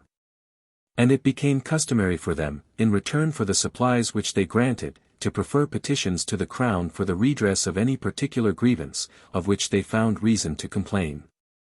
The more the king's demands multiplied, the faster these petitions increased both in number and authority. And the prince found it difficult to refuse men whose grants had supported his throne, and to whose assistance he might so soon be again obliged to have recourse. The commons, however, were still much below the rank of legislators. Their petitions, though they received a verbal assent from the throne, were only the rudiments of laws. The judges were afterwards entrusted with the power of putting them into form. And the king, by adding to them the sanction of his authority, and that sometimes without the assent of the nobles, bestowed validity upon them. The age did not refine so much as to perceive the danger of these irregularities. No man was displeased that the sovereign, at the desire of any class of men, should issue an order which appeared only to concern that class. And his predecessors were so near possessing the whole legislative power, that he gave no disgust by assuming it in this seemingly inoffensive manner. But time and further experience gradually opened men's eyes, and corrected these abuses. It was found that no laws could be fixed for one order of men without affecting the whole, and that the force and efficacy of laws depended entirely on the terms employed in wording them. The House of Peers, therefore, the most powerful order in the state, with reason, expected that their assent should be expressly granted to all public ordinances. But no durable or general statute seems ever to have been made by the king from the petition of the commons alone, without the assent of the peers. It is more likely that the peers alone without the commons, would enact statutes, and in the reign of Henry V. The commons required, that no laws should be framed merely upon their petitions, unless the statutes were worded by themselves, and had passed their House in the form of a bill. But as the same causes which had produced a partition of property continued still to operate, the number of knights and lesser barons, or what the English call the gentry, perpetually increased. And they sunk into a rank still more inferior to the great nobility. The equality of tenure was lost in the great inferiority of power and property, and the House of Representatives from the counties was gradually separated from that of the peers, and formed a distinct order in the state. The growth of commerce, meanwhile, augmented the private wealth and consideration of the burgesses, the frequent demands of the crown increased their public importance. And as they resembled the knights of shires in one material circumstance, that of representing particular bodies of men, it no longer appeared unsuitable to unite them together in the same house, and to confound their rights and privileges. Thus the third estate, that of the commons, reached at last its present form. And as the country gentlemen made thenceforwards no scruple of appearing as deputies from the boroughs, the distinction between the members was entirely lost. And the lower house acquired thence a great accession of weight and importance in the kingdom. Still, however, the office of this estate was very different from that which it has since exercised with so much advantage to the public. Instead of checking and controlling the authority of the king, they were naturally induced to adhere to him, as the great fountain of law and justice, and to support him against the power of the aristocracy, which at once was the source of oppression to themselves, and disturbed him in the execution of the laws. The king, in his turn, gave countenance to an order of men so useful and so little dangerous. The peers also were obliged to pay them some consideration, and by this means the third estate, formerly so abject in England, as well as in all other European nations, rose by slow degrees to their present importance. And in their progress made arts and commerce, the necessary attendants of liberty and equality, flourish in the kingdom. What sufficiently proves that the commencement of the House of Burgesses, who are the true commons, was not an affair of chance, but arose from the necessities of the present situation, is, that Edward, at the very same time, summoned deputies from the inferior clergy, the first that ever met in England, and he required them to impose taxes on their constituents for the public service.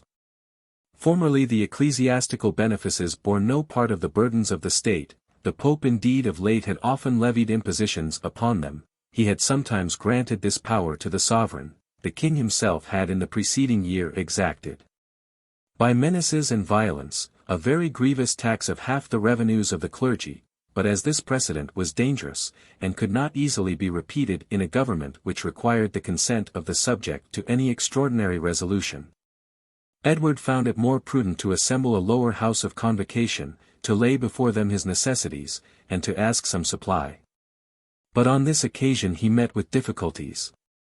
Whether that the clergy thought themselves the most independent body in the kingdom, or were disgusted by the former exorbitant impositions, they absolutely refused their assent to the king's demand of a fifth of their movables.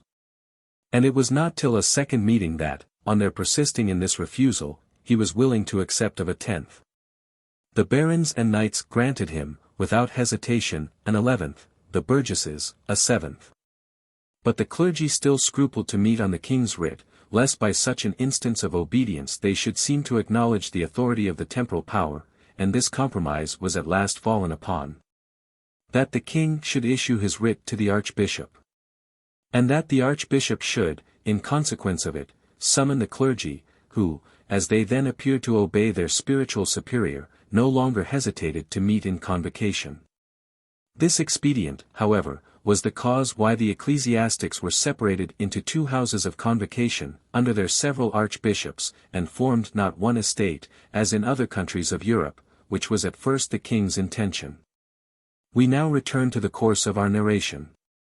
Edward, conscious of the reasons of disgust which he had given to the King of Scots, informed of Thursday dispositions of that people, and expecting the most violent effects of their resentment, which he knew he had so well merited, employed the supplies granted him by his people in making preparations against the hostilities of his northern neighbor. When in this situation, he received intelligence of the treaty secretly concluded between John and Philip. And though uneasy at this concurrence of a French and Scottish war, he resolved not to encourage his enemies by a pusillanimous behavior, or by yielding to their united efforts. 1296. He summoned John to perform the duty of a vassal, and to send him a supply of forces against an invasion from France, with which he was then threatened. He next required that the fortresses of Berwick, Jedburgh, and Roxburgh should be put into his hands as a security during the war. He cited John to appear in an English parliament to be held at Newcastle. And when none of these successive demands were complied with, he marched northward with numerous forces, 30,000 foot and 4,000 horse, to chastise his rebellious vassal. The Scottish nation, who had little reliance on the vigor and abilities of their prince, assigned him a council of 12 noblemen, in whose hands the sovereignty was really lodged, and who put the country in the best posture of which the present distractions would admit. A great army, composed of 40,000 infantry, though supported only by 500 cavalry, advanced to the frontiers, and after a fruitless attempt upon Carlisle, marched eastwards to defend those provinces which Edward was preparing to attack. But some of the most considerable of the Scottish nobles, Robert Bruce, the father and son, the Earls of March and Angus, prognosticating the ruin of their country from the concurrence of intestine divisions and a foreign invasion, endeavored here to ingratiate themselves with Edward by an early submission. And the king, encouraged by this favorable incident, led his army into the enemy's country, and crossed the Tweed without opposition at Coldstream. He then received a message from John, by which that prince, having now procured for himself and his nation Pope Celestine's dispensation from former oaths, renounced the homage which had been done to England, and set Edward at defiance. This bravado was but ill supported by the military operations of the Scots. Berwick was already taken by assault. Sir William Douglas, the governor, was made prisoner, above 7,000 of the garrison were put to the sword, and Edward, elated by this great advantage, dispatched Earl Warenne with 12,000 men to lay siege to Dunbar, which was defended by the flower of the Scottish nobility. The Scots, sensible of the importance of this place, which, if taken, laid their whole country open to the enemy, advanced with their main army, under the command of the Earls of Buchan, Lennox, and Mar, in order to relieve it. Warenne, not dismayed at the great superiority of their number, marched out to give them battle. He attacked them with great vigor. And as undisciplined troops, when numerous, are but the more exposed to a panic upon any alarm, he soon threw them into confusion, and chased them off the field with great slaughter. The loss of the Scots is said to have amounted to 20,000 men. The castle of Dunbar, with all its garrison, surrendered next day to Edward, who, after the battle, had brought up the main body of the English, and who now proceeded with an assured confidence of success. The castle of Roxburgh was yielded by James, Steward of Scotland, and that nobleman, from whom is descended the royal family of Stuart, was again obliged to swear fealty to Edward. After a feeble resistance, the castles of Edinburgh and Stirling opened their gates to the enemy. All the southern parts were instantly subdued by the English. And to enable them the better to reduce the northern, whose inaccessible situation seemed to give them some more security, Edward sent for a strong reinforcement of Welsh and Irish, who, being accustomed to a desultory kind of war, were the best fitted to pursue the fugitive Scots into the recesses of their lakes and mountains. But the spirit of the nation was already broken by their misfortunes, and the feeble and timid Balliol, discontented with his own subjects, and overawed by the English, abandoned all those resources which his people might yet have possessed in this extremity. He hastened to make his submissions to Edward, he expressed the deepest penitence for his disloyalty to his liege lord, and he made a solemn and irrevocable resignation of his crown into the hands of that monarch. Edward marched northwards to Aberdeen and Elgin, without meeting an enemy. No Scotchman approached him but to pay him submission and do him homage, even the turbulent Highlanders, ever refractory to their own princes, and averse to the restraint of laws, endeavoured to prevent the devastation of their country, by giving him early proofs of obedience, and Edward, having brought the whole kingdom to a seeming state of tranquillity, returned to the south with his army. There was a stone to which the popular superstition of the Scots paid the highest veneration. All their kings were seated on it when they received the rite of inauguration. An ancient tradition assured them that, wherever this stone was placed, Their nation should always govern, and it was carefully preserved at Scone, as the true palladium of their monarchy, and their ultimate resource amidst all their misfortunes. Edward got possession of it, and carried it with him to England. He gave orders to destroy the records, and all those monuments of antiquity which might preserve the memory of the independence of the kingdom, and refute the English claims of superiority. The Scots pretend that he also destroyed all the annals preserved in their convents, but it is not probable that a nation, so rude and unpolished, should be possessed of any history which deserves much to be regretted. The Great Seal of Balliol was broken, and that prince himself was carried prisoner to London, and committed to custody in the Tower. 2 years after he was restored to liberty, and submitted to a voluntary banishment in France, where, without making any further attempts for the recovery of his royalty, he died in a private station. Earl Warenne was left governor of Scotland, Englishmen were entrusted with the chief offices, and Edward, flattering himself that he had attained the end of all his wishes, and that the numerous acts of fraud and violence, which he had practiced against Scotland, had terminated in the final reduction of that kingdom, returned with his victorious army into England. An attempt, which he made about the same time, for the recovery of Guienne, was not equally successful. He sent thither an army of 7,000 men, under the command of his brother, the Earl of Lancaster. That prince gained at first some advantages over the French at Bordeaux, but he was soon after seized with a distemper, of which he died at Bayonne. The command devolved on the Earl of Lincoln, who was not able to perform anything considerable during the rest of the campaign. But the active and ambitious spirit of Edward, while his conquests brought such considerable accessions to the English monarchy, could not be satisfied, so long as Guienne, the ancient patrimony of his family, was wrested from him by the dishonest artifices of the French monarch. Finding that the distance of that province rendered all his efforts against it feeble and uncertain, he purposed to attack France in a quarter where she appeared more vulnerable. And with this view he married his daughter Elizabeth to John, Earl of Holland, and at the same time contracted an alliance with Guy, Earl of Flanders, stipulated to pay him the sum of £75,000. And projected an invasion with their united forces upon Philip, their common enemy. He hoped that, when he himself, at the head of the English, Flemish, and Dutch armies, reinforced by his German allies, to whom he had promised or remitted considerable sums, should enter the frontiers of France, and threaten the capital itself, Philip would at last be obliged to relinquish his acquisitions, and purchase peace by the restitution of Guienne. But in order to set this great machine in movement, considerable supplies were requisite from the Parliament. And Edward, without much difficulty, obtained from the barons and knights a new grant of 1/12 of all their movables, and from the boroughs that of 1/8. The great and almost unlimited power of the king over the latter, enabled him to throw the heavier part of the burden on them. And the prejudices which he seems always to have entertained against the Church, on account of the former zeal of the clergy for the Mountfort faction, made him resolve to load them with still more considerable impositions. And he required of them 1/5 of their movables. But he here met with an opposition, which for some time disconcerted all his measures, and engaged him in enterprises that were somewhat dangerous to him, and would have proved fatal to any of his predecessors. Boniface VIII, who had succeeded Celestine in the papal throne, was a man of the most lofty and enterprising spirit. And though not endowed with that severity of manners which commonly accompanies ambition in men of his order, he was determined to carry the authority of the tiara, and his dominion over the temporal power, to as great a height as it had ever attained in any former period.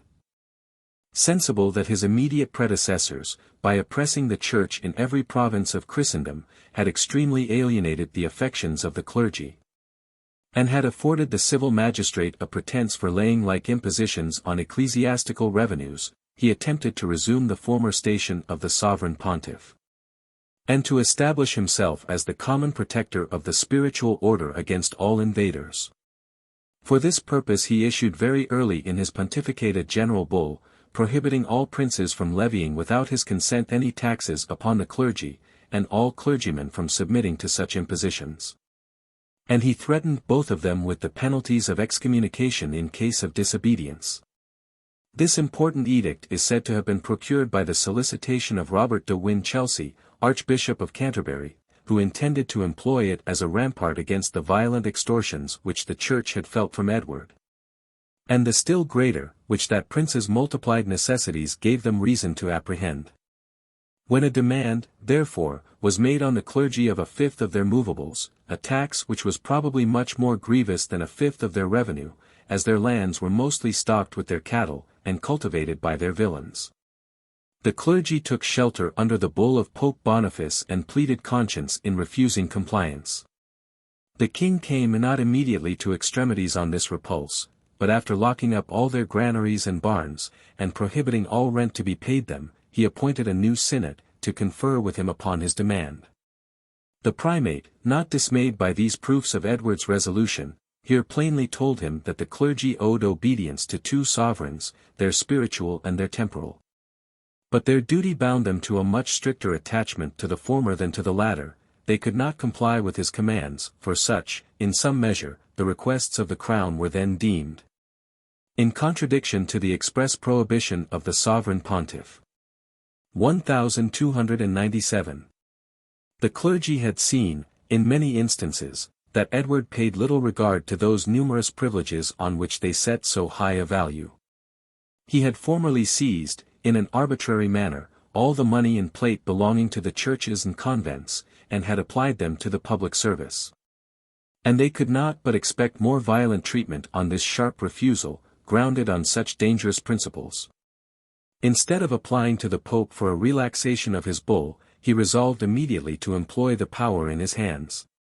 And he told the ecclesiastics that, since they refused to support the civil government, they were unworthy to receive any benefit from it, and he would accordingly put them out of the protection of the laws.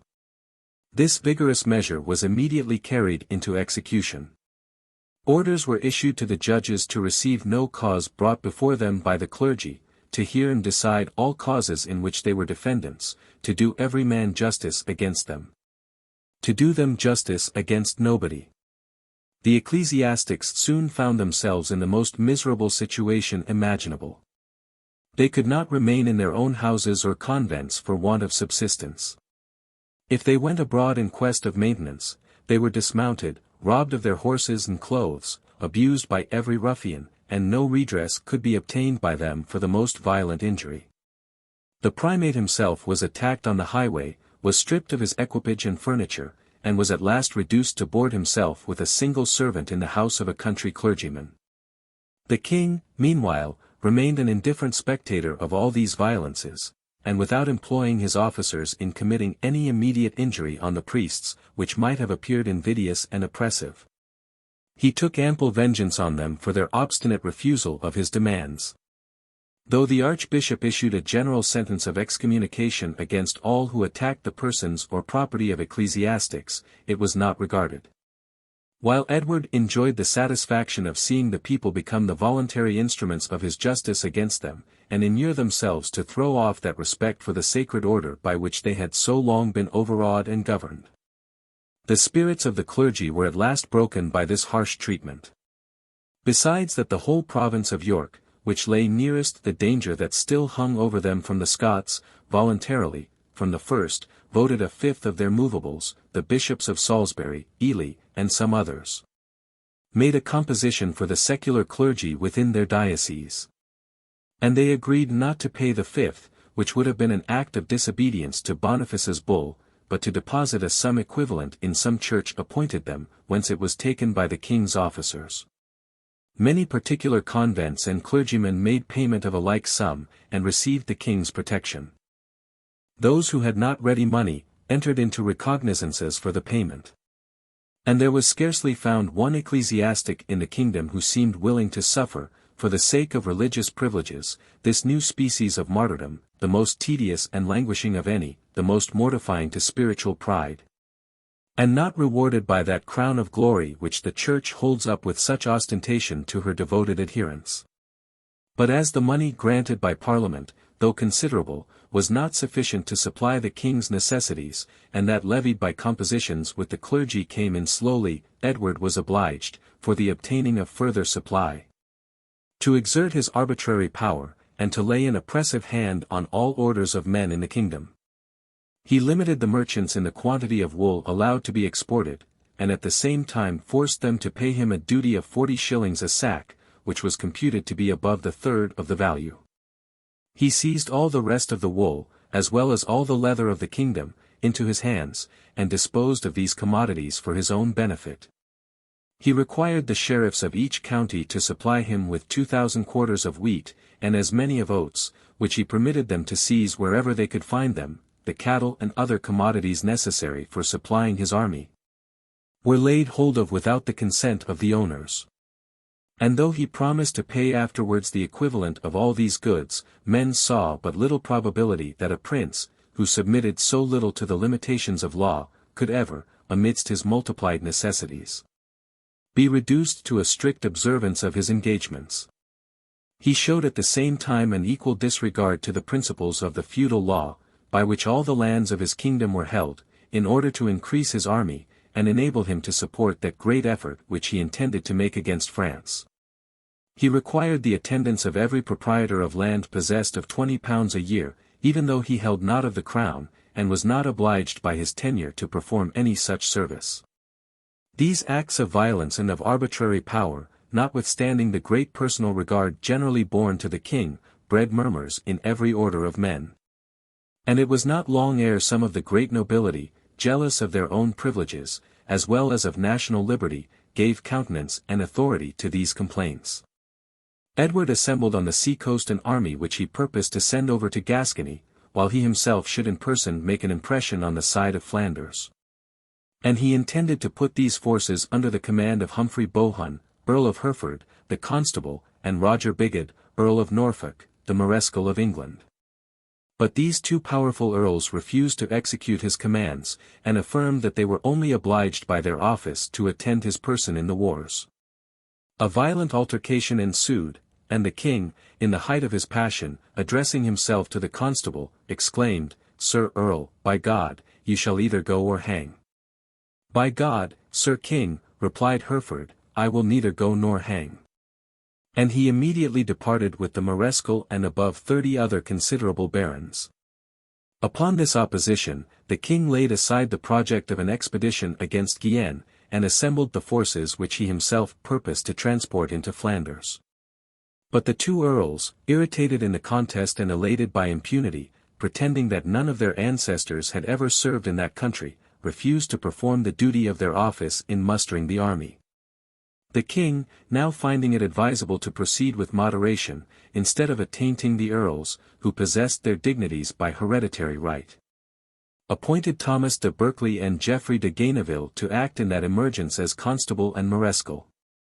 He endeavored to reconcile himself with the church, took the primate again into favor, made him, in conjunction with Reginald de Grey, tutor to the prince, whom he intended to appoint guardian of the kingdom during his absence.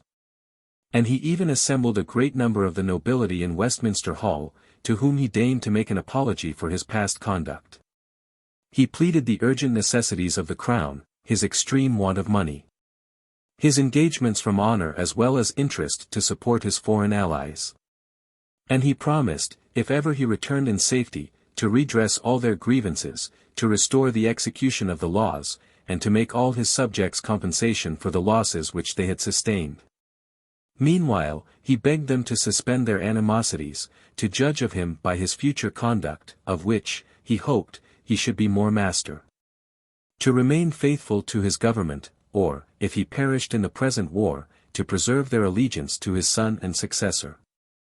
There were, certainly, from the concurrence of discontents among the great, and grievances of the people, materials sufficient in any other period to have kindled a civil war in England, but the vigor and abilities of Edward kept everyone in awe.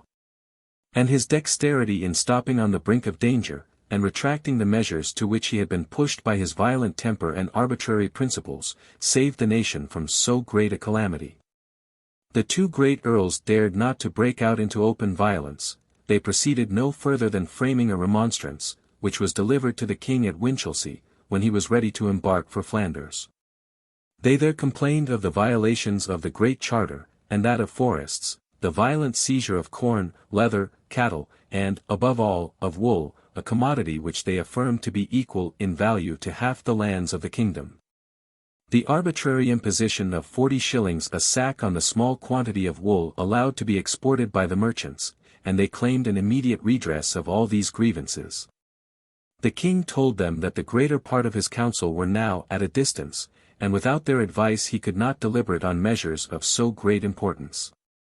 But the constable and mareschal, with the barons of their party, resolved to take advantage of Edward's absence and to obtain an explicit assent to their demands. When summoned to attend the Parliament at London, they came with a great body of cavalry and infantry, and before they would enter the city, required that the gates should be put into their custody. The primate, who secretly favoured all their pretensions, advised the council to comply, and thus they became masters both of the young prince and of the resolutions of Parliament. Their demands, however, were moderate, and such as sufficiently justified the purity of their intentions in all their past measures. They only required that the two charters should receive a solemn confirmation. That a clause should be added to secure the nation forever against all impositions and taxes without consent of Parliament. And that they themselves, and their adherents, who had refused to attend the king into Flanders, should be pardoned for the offence, and should be again received into favour.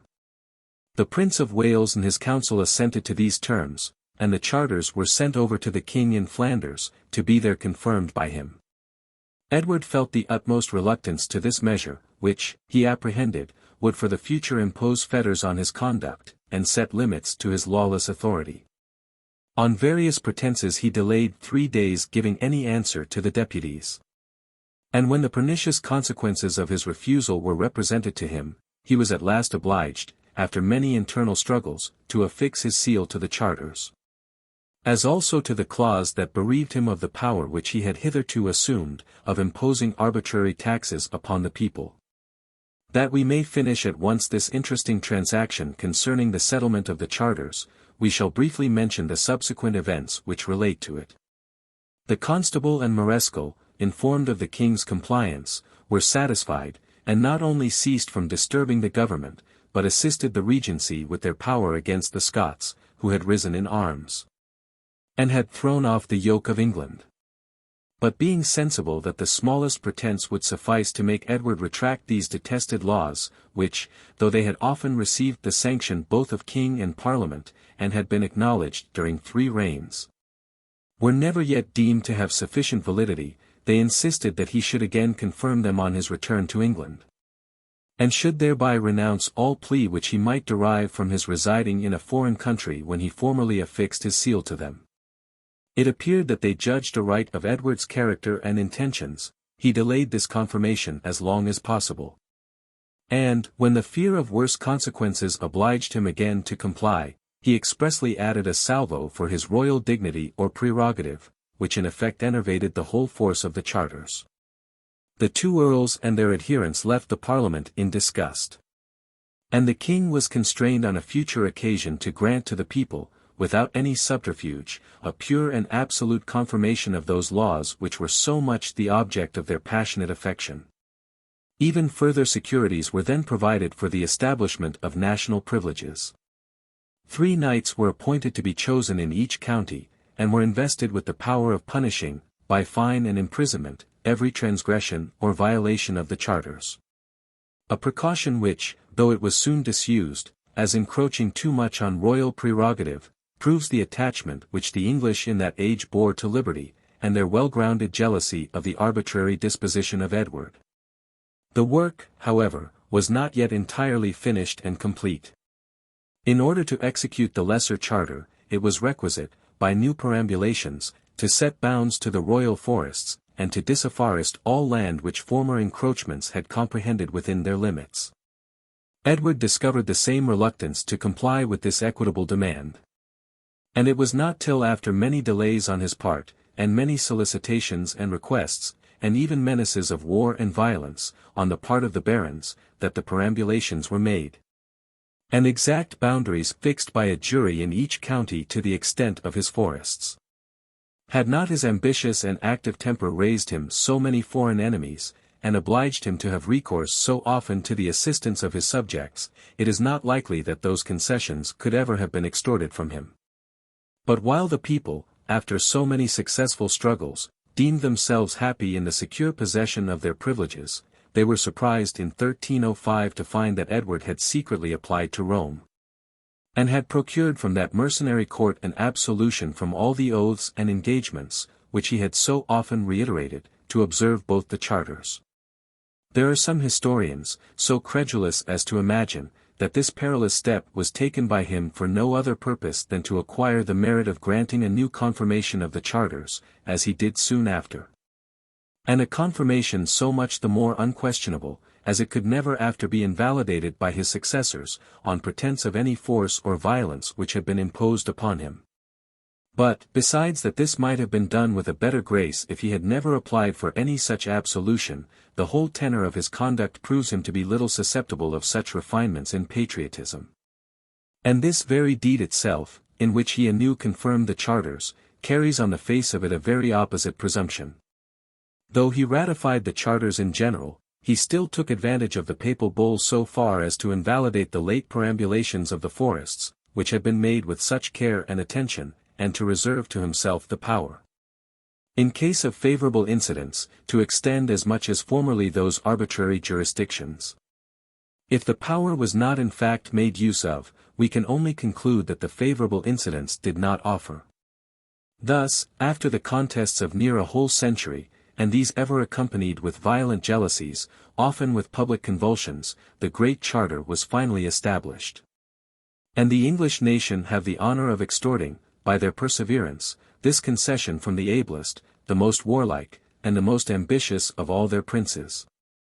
It is computed that above 30 confirmations of the charter were done at different times. To return to the period from which this account of the charters has led us, though the king's impatience to appear at the head of his armies in Flanders made him overlook all considerations, either of domestic discontents or of commotions among the Scots, his embarkation had been so long retarded by the various obstructions thrown in his way, that he lost the proper season for action, and after his arrival made no progress against the enemy. The King of France, taking advantage of his absence, had broken into the Low Countries, had defeated the Flemings in the Battle of Ferns, had made himself master of Lisle, Saint Omer, Courtrai, and Ypres, and seemed in a situation to take full vengeance on the Earl of Flanders, his rebellious vassal. But Edward, seconded by an English army of 50,000 men, for this is the number assigned by historians, was able to stop the career of his victories. And Philip, finding all the weak resources of his kingdom already exhausted, began to dread a reverse of fortune, and to apprehend an invasion on France itself. The King of England, on the other hand, disappointed of assistance from Adolphe, King of the Romans, which he had purchased at a very high price, and finding many urgent calls for his presence in England, was desirous of ending, on any honorable terms, a war which served only to divert his force from the execution of more important projects. This disposition in both monarchs soon produced a cessation of hostilities for 2 years, and engaged them to submit their differences to the arbitration of Pope Boniface. 1298. Boniface was among the last of the sovereign pontiffs that exercised an authority over the temporal jurisdiction of princes. And these exorbitant pretensions, which he had been tempted to assume from the successful example of his predecessors, but of which the season was now past, involved him in so many calamities, and were attended with so unfortunate a catastrophe, that they have been secretly abandoned, though never openly relinquished, by his successors in the apostolic chair. Edward and Philip, equally jealous of papal claims, took care to insert in their reference, that Boniface was made judge of the difference by their consent, as a private person, not by any right of his pontificate. And the Pope, without seeming to be offended at this mortifying clause, proceeded to give a sentence between them, in which they both acquiesced. He brought them to agree that their union should be cemented by a double marriage. That of Edward himself, who was now a widower, with Margaret, Philip's sister, and that of the Prince of Wales with Isabella, daughter of that monarch. Philip was likewise willing to restore Guienne to the English, which he had indeed no good pretence to detain. But he insisted that the Scots, and their king, John Balliol, should, as his allies, be comprehended in the treaty, and should be restored to their liberty. The difference after several disputes, was compromised, by their making mutual sacrifices to each other. Edward agreed to abandon his ally the Earl of Flanders, on condition that Philip should treat in like manner his ally the King of Scots. The prospect of conquering these two countries, whose situation made them so commodious an acquisition to the respective kingdoms, prevailed over all other considerations. And though they were both finally disappointed in their hopes, their conduct was very reconcilable to the principles of an interested policy. This was the first specimen which the Scots had of the French alliance, and which was exactly conformable to what a smaller power must always expect, when it blindly attaches itself to the will and fortunes of a greater. That unhappy people now engaged in a brave though unequal contest for their liberties, were totally abandoned, by the ally in whom they reposed their final confidence, to the will of an imperious conqueror. Though England, as well as other European countries, was, in its ancient state, very ill qualified for making, and still worse for maintaining conquests, Scotland was so much inferior in its internal force, and was so ill situated for receiving foreign succors, that it is no wonder Edward, an ambitious monarch, should have cast his eye on so tempting an acquisition, which brought both security and greatness to his native country. But the instruments whom he employed to maintain his dominion over the northern kingdom were not happily chosen, and acted not with the requisite prudence and moderation. In reconciling the Scottish nation to a yoke which they bore with such extreme reluctance, Warenne, retiring into England on account of his bad state of health, left the administration entirely in the hands of Ormsby, who was appointed justiciary of Scotland, and Cressingham, who bore the office of treasurer. And a small military force remained, to secure the precarious authority of those ministers. The latter had no other object than the amassing of money by rapine and injustice. The former distinguished himself by the rigor and severity of his temper, and both of them, treating the Scots as a conquered people, made them sensible, too early, of the grievous servitude into which they had fallen. As Edward required that all the proprietors of land should swear fealty to him, every one who refused or delayed giving this testimony of submission, was outlawed and imprisoned, and punished without mercy. And the bravest and most generous spirits of the nation were thus exasperated to the highest degree against the English government.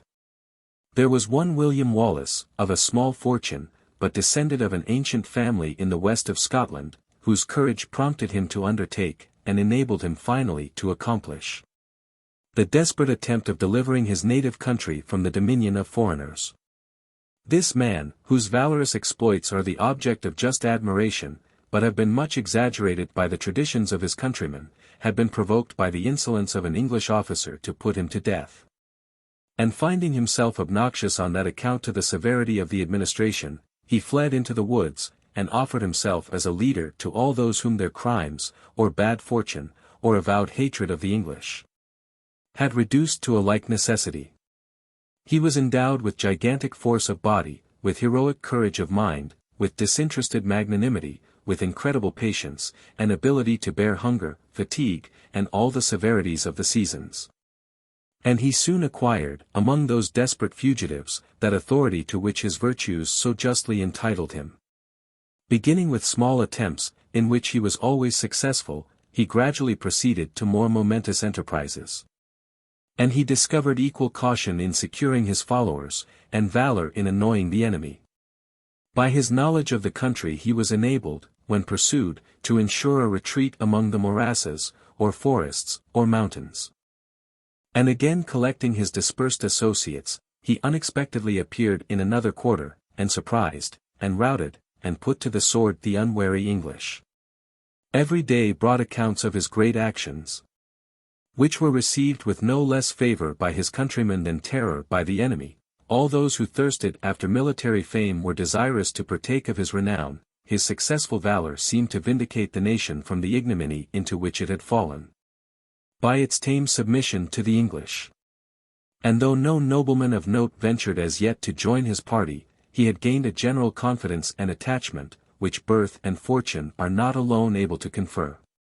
Wallace, having, by many fortunate enterprises, brought the valor of his followers to correspond to his own, resolved to strike a decisive blow against the English government, and he concerted the plan of attacking Ormsby at Scone.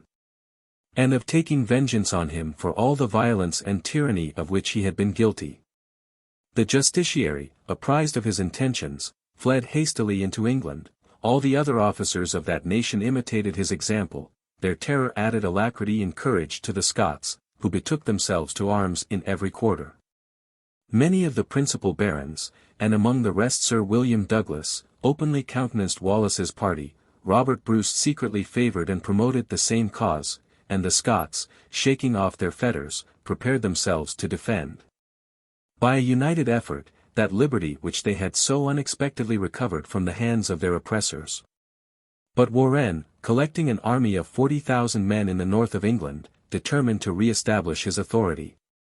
And he endeavoured, by the celerity of his armament and of his march, to compensate for his past negligence, which had enabled the Scots to throw off the English government.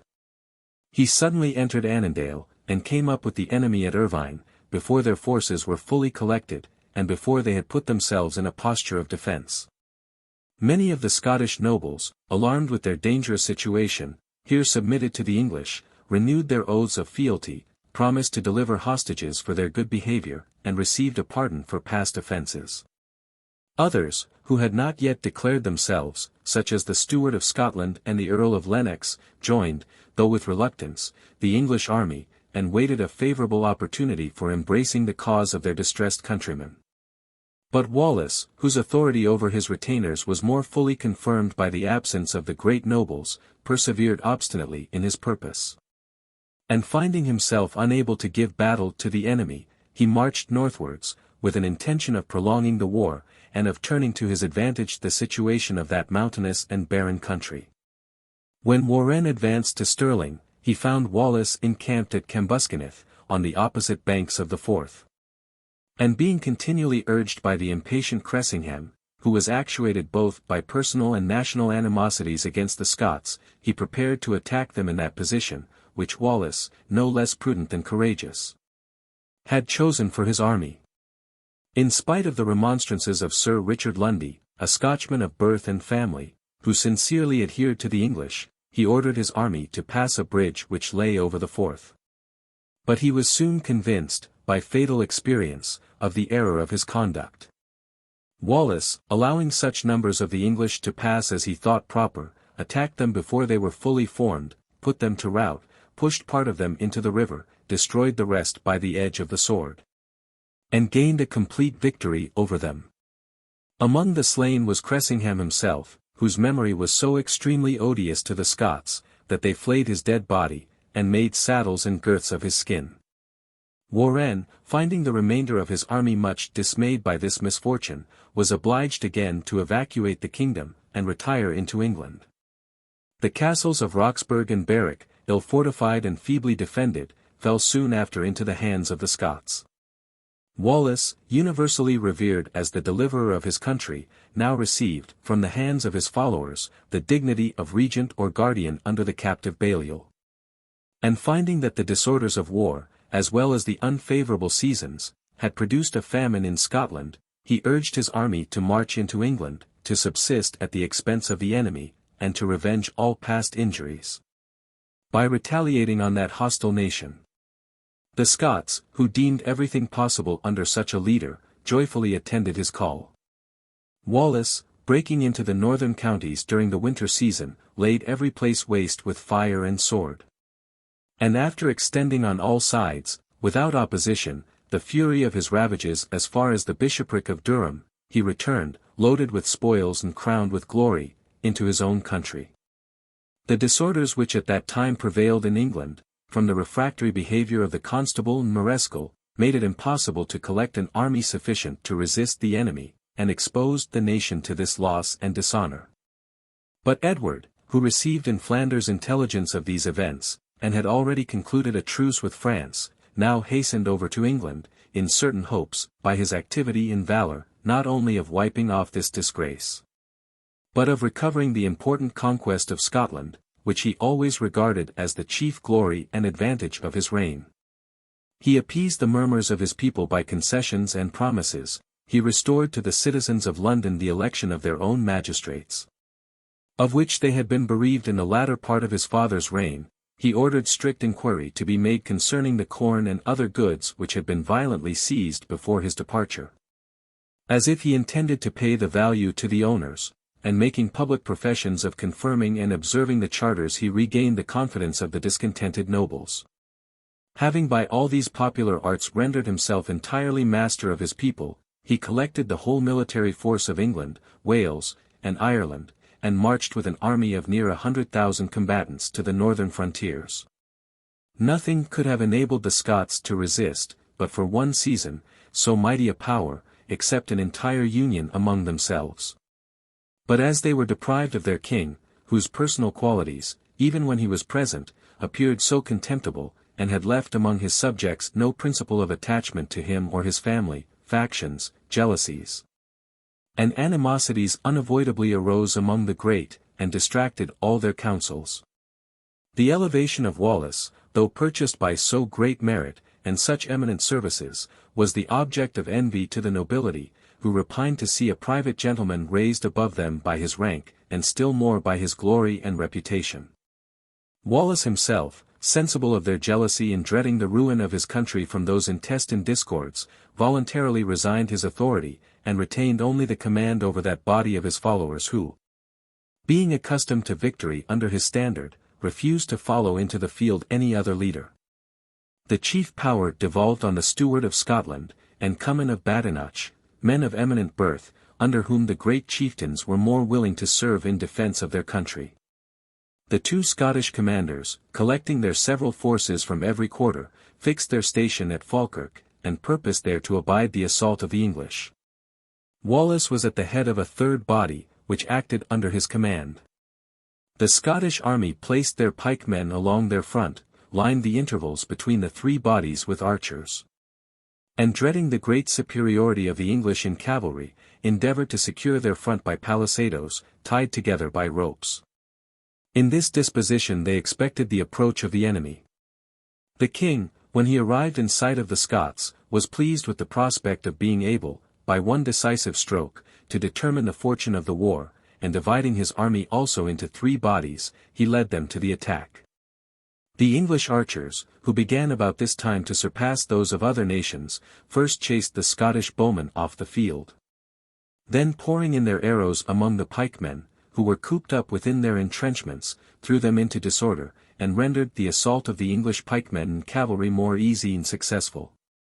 The whole Scottish army was broken, and chased off the field with great slaughter, which the historians, attending more to the exaggerated relations of the populace than to the probability of things, make amount to 50 or 60,000 men. It is only certain, that the Scots never suffered a greater loss in any action, nor one which seemed to threaten more inevitable ruin to their country. In this general rout of the army, Wallace's military skill and presence of mind enabled him to keep his troops entire, and retiring behind the Carron, he marched leisurely along the banks of that small river, which protected him from the enemy. Young Bruce, who had already given many proofs of his aspiring genius, but who served hitherto in the English army, appeared on the opposite banks, and distinguishing the Scottish chief, as well by his majestic port as by the intrepid activity of his behavior, called out to him, and desired a short conference. He here represented to Wallace the fruitless and ruinous enterprise in which he was engaged, and endeavored to bend his inflexible spirit to submission under superior power and superior fortune. He insisted on the unequal contest between a weak state, deprived of its head and agitated by intestine discord, and a mighty nation, conducted by the ablest and most martial monarch of the age, and possessed of every resource either for protracting the war, or for pushing it with vigor and activity. If the love of his country were his motive for perseverance, his obstinacy tended only to prolong her misery. If he carried his views to private grandeur and ambition, he might reflect that, even if Edward should withdraw his armies, it appeared from past experience, that so many haughty nobles, proud of the preeminence of their families, would never submit to personal merit, whose superiority they were less inclined to regard as an object of admiration than as a reproach and injury to themselves. To these exhortations Wallace replied that, if he had hitherto acted alone, as the champion of his country, it was solely because no second or competitor, or what he rather wished, no leader, had yet appeared to place himself in that honourable station, that the blame lay entirely on the nobility, and chiefly on Bruce himself, uniting personal merit to dignity of family, had deserted the post which both nature and fortune, by such powerful calls, invited him to assume, that the Scots, possessed of such a head, would, by their unanimity and concord, have surmounted the chief difficulty under which they now laboured, and might hope, notwithstanding their present losses, to oppose successfully all the power and abilities of Edward, that heaven itself could not set a more glorious prize before the eyes either of virtue or ambition, than to join in one object, the acquisition of royalty with the defence of national independence, and that as the interests of his country, no more than those of a brave man, could never be sincerely cultivated by a sacrifice of liberty, he himself was determined, as far as possible, to prolong, not her misery, but her freedom, and was desirous that his own life, as well as the existence of the nation, might terminate when they could no otherwise be preserved than by receiving the chains of a haughty victor. The gallantry of these sentiments, though delivered by an armed enemy, struck the generous mind of Bruce. The flame was conveyed from the breast of one hero to that of another. He repented of his engagements with Edward, and opening his eyes to the honourable path pointed out to him by Wallace, secretly determined to seize the first opportunity of embracing the cause, however desperate, of his oppressed country. 1299. The subjection of Scotland, notwithstanding this great victory of Edward, was not yet entirely completed. The English army, after reducing the southern provinces, was obliged to retire for want of provisions, and left the northern counties in the hands of the natives. The Scots, no less enraged at their present defeat than elated by their past victories, still maintained the contest for liberty. But being fully sensible of the great inferiority of their force, they endeavoured, by applications to foreign courts, to procure to themselves some assistance. The supplications of the Scottish ministers were rejected by Philip, but were more successful with the court of Rome. 1300. Boniface, pleased with an occasion of exerting his authority, wrote a letter to Edward, exhorting him to put a stop to his oppressions in Scotland, and displaying all the proofs, such as they had probably been furnished him by the Scots themselves, for the ancient independence of that kingdom. Among other arguments hinted at above, he mentioned the treaty conducted and finished by Edward himself, for the marriage of his son with the heiress of Scotland. A treaty which would have been absurd, had he been superior lord of the kingdom, and had possessed by the feudal law the right of disposing of his ward in marriage. He mentioned several other striking facts, which fell within the compass of Edward's own knowledge, particularly that Alexander, when he did homage to the king, openly and expressly declared in his presence, that he swore fealty not for his crown, but for the lands which he held in England, and the Pope's letter might have passed for a reasonable one, had he not subjoined his own claim to be liege lord of Scotland. A claim which had not once been heard of, but which, with a singular confidence, he asserted to be full, entire, and derived from the most remote antiquity. The affirmative style, which had been so successful with him and his predecessors in spiritual contests, was never before abused after a more egregious manner in any civil controversy. 1301. The reply which Edward made to Boniface's letter, contains particulars no less singular and remarkable. He there proves the superiority of England by historical facts, deduced from the period of Brutus, the Trojan, who, he said, founded the British monarchy in the age of Eli and Samuel. He supports his position by all the events which passed in the island before the arrival of the Romans, and after laying great stress on the extensive dominions and heroic victories of King Arthur. He vouchsafes at last to descend to the time of Edward the Elder, with which, in his speech to the States of Scotland, he had chosen to begin his claim of superiority. He asserts it to be a fact, notorious and confirmed by the records of antiquity, that the English monarchs had often conferred the kingdom of Scotland on their own subjects, had dethroned these vassal kings when unfaithful to them, and had substituted others in their stead.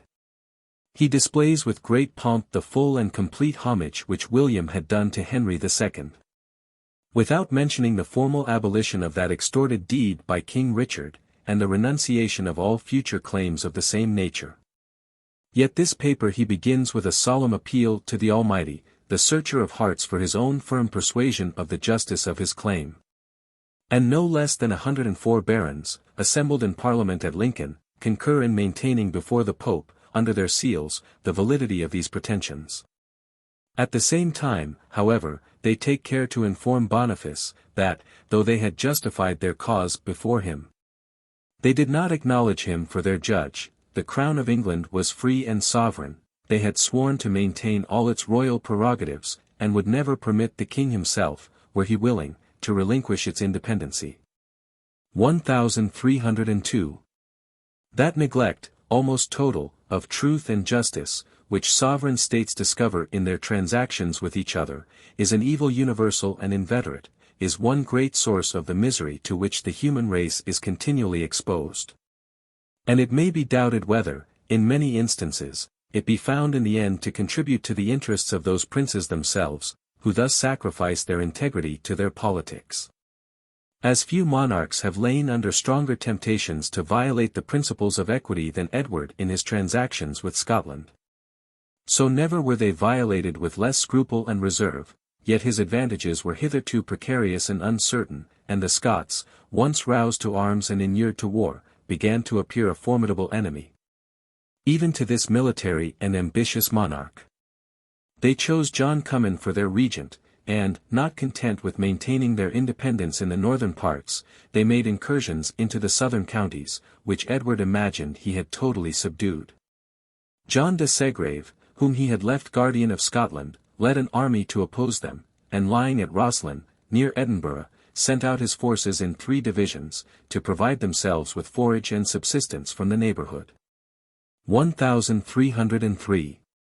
One party was suddenly attacked by the regent and Sir Simon Fraser, and being unprepared, was immediately routed and pursued with great slaughter. The few that escaped, flying to the 2nd division, gave warning of the approach of the enemy. The soldiers ran to their arms, and were immediately led on to take revenge for the death of their countrymen. The Scots, elated with the advantage already obtained, made a vigorous impression upon them. The English, animated with a thirst of vengeance, maintained a stout resistance. The victory was long undecided between them, but at last declared itself entirely in favor of the former, who broke the English, and chased them to the 3rd division, now advancing with a hasty march to support their distressed companions. Many of the Scots had fallen in the 2 first actions. Most of them were wounded, and all of them extremely fatigued by the long continuance of the combat, yet were they so transported with success and military rage, that, having suddenly recovered their order, and arming the followers of their camp with the spoils of the slaughtered enemy, they drove with fury upon the ranks of the dismayed English. The favourable moment decided the battle, which the Scots, had they met with a steady resistance, were not long able to maintain. The English were chased off the field. 3 victories were thus gained in one day. And the renown of these great exploits, seconded by the favourable dispositions of the people, soon made the regent master of all the fortresses in the south, and it became necessary for Edward to begin anew the conquest of the kingdom. The king prepared himself for this enterprise with his usual vigour and abilities. He assembled both a great fleet and a great army, and entering the frontiers of Scotland, appeared with a force which the enemy could not think of resisting in the open field. The English navy, which sailed along the coast, secured the army from any danger of famine. Edward's vigilance preserved it from surprises, and by this prudent disposition they marched victorious from one extremity of the kingdom to the other, ravaging the open country, reducing all the castles, and receiving the submissions of all the nobility, even those of Comyn, the regent. The most obstinate resistance was made by the castle of Brehon, defended by Sir Thomas Maule. And the place opened not its gates, till the death of the governor, by discouraging the garrison, obliged them to submit to the fate which had overwhelmed the rest. 1304. Edward, having completed his conquest, which employed him during the space of near 2 years, now undertook the more difficult work of settling the country, of establishing a new form of government, and of making his acquisition durable to the crown of England. He seems to have carried matters to extremity against the natives. He abrogated all the Scottish laws and customs. He endeavoured to substitute the English in their place. He entirely razed or destroyed all the monuments of antiquity, such records or histories as had escaped his former search were now burnt or dispersed, and he hastened, by two precipitate steps, to abolish entirely the Scottish name, and to sink it finally in the English. 1305. Edward, however, still deemed his favourite conquest exposed to some danger so long as Wallace was alive, and being prompted both by revenge and policy, he employed every art to discover his retreat, and become master of his person. At last that hardy warrior, who was determined, amidst the universal slavery of his countrymen, still to maintain his independency, was betrayed into Edward's hands by Sir John Monteith, his friend, whom he had made acquainted with the place of his concealment. The king, whose natural bravery and magnanimity should have induced him to respect like qualities in an enemy, enraged at some acts of violence committed by Wallace during the fury of war. Resolved to overawe the Scots by an example of severity, he ordered Wallace to be carried in chains to London, to be tried as a rebel and traitor, though he had never made submissions or sworn fealty to England, and to be executed on Tower Hill. This was the unworthy fate of a hero, who, through a course of many years, had, with signal conduct, intrepidity, and perseverance, defended, against a public and oppressive enemy, the liberties of his native country. But the barbarous policy of Edward failed of the purpose to which it was directed. The Scots, already disgusted at the great innovations introduced by the sword of a conqueror into their laws and government, were further enraged at the injustice and cruelty exercised upon Wallace. And all the envy which, during his lifetime, had attended that gallant chief, being now buried in his grave, he was universally regarded as the champion of Scotland and the patron of her expiring independency. The people, inflamed with resentment, were everywhere disposed to rise against the English government, and it was not long ere a new and more fortunate leader presented himself, who conducted them to liberty, to victory, and to vengeance. 1306. Robert Bruce, grandson of that Robert who had been one of the competitors for the crown, had succeeded, by his grandfather's and father's death, to all their rights. And the demise of John Balliol, together with the captivity of Edward, eldest son of that prince, seemed to open a full career to the genius and ambition of this young nobleman. He saw that the Scots, when the title to their crown had expired in the males of their ancient royal family, had been divided into parties nearly equal between the houses of Bruce and Balliol. And that every incident which had since happened, had tended to wean them from any attachment to the latter. The slender capacity of John had proved unable to defend them against their enemies. He had meanly resigned his crown into the hands of the conqueror. He had, before his deliverance from captivity, reiterated that resignation in a manner seemingly voluntary, and had in that deed thrown out many reflections extremely dishonourable to his ancient subjects, whom he publicly called traitors, ruffians, and rebels, and with whom, he declared, he was determined to maintain no further correspondence. He had, during the time of his exile, adhered strictly to that resolution, and his son, being a prisoner, seemed ill qualified to revive the rights, now fully abandoned, of his family.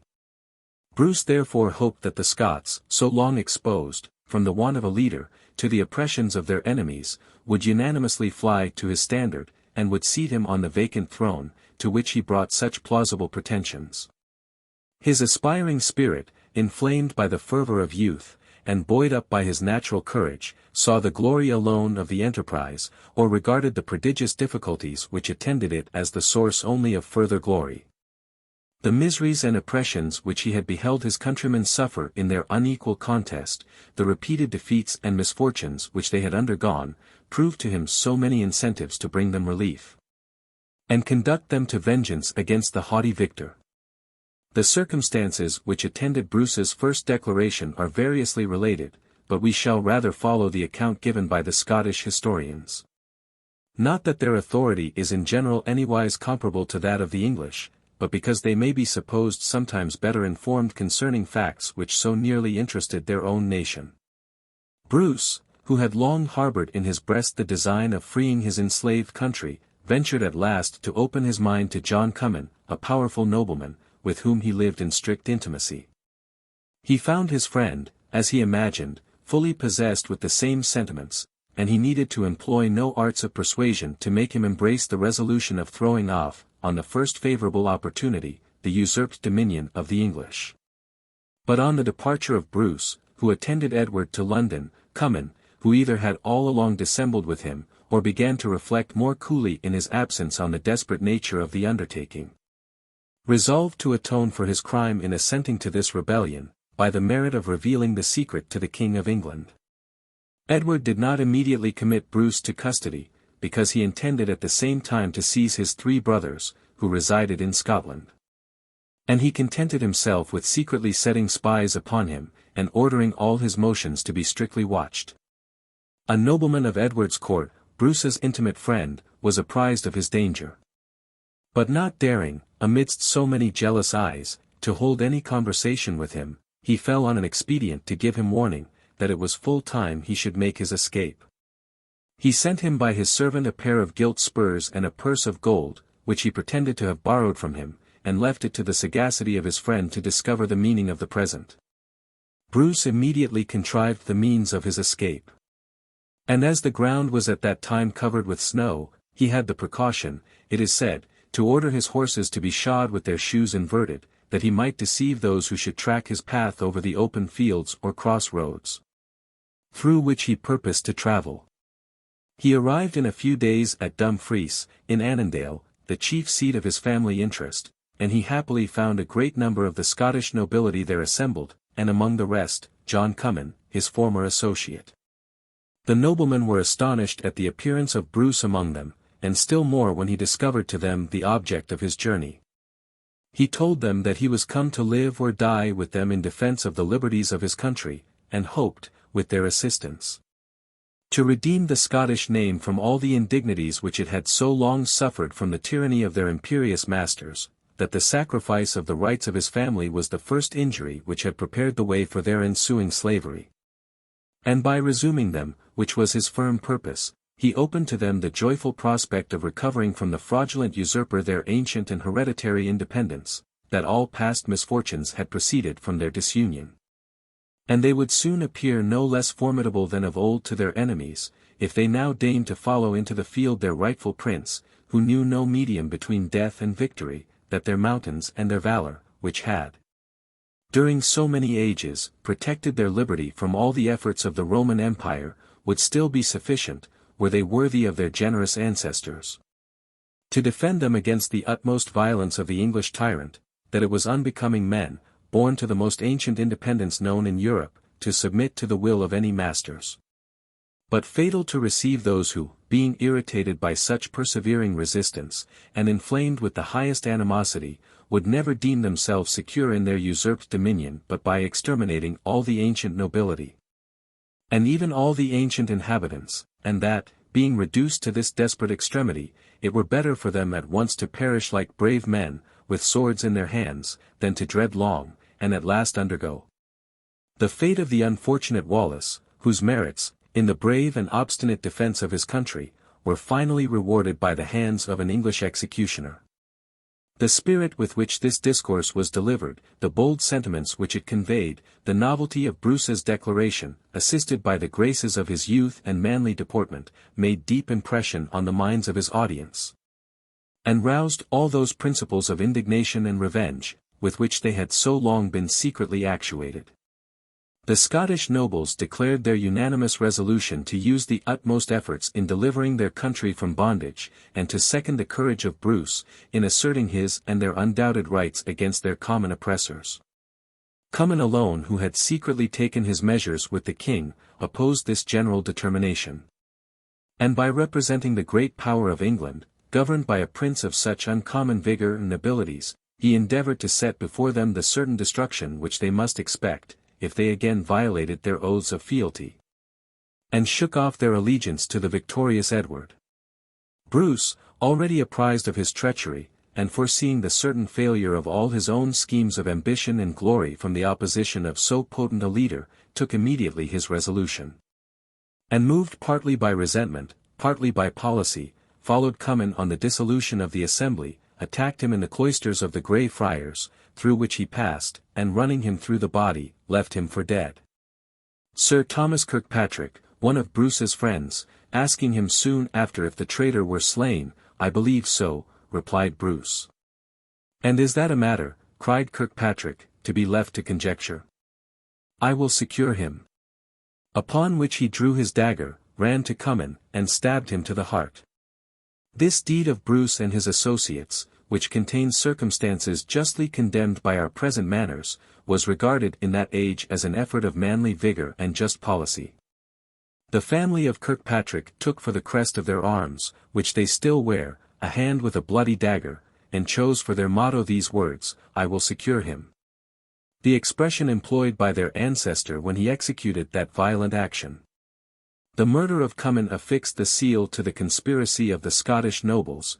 They had now no resource left but to shake off the yoke of England, or to perish in the attempt.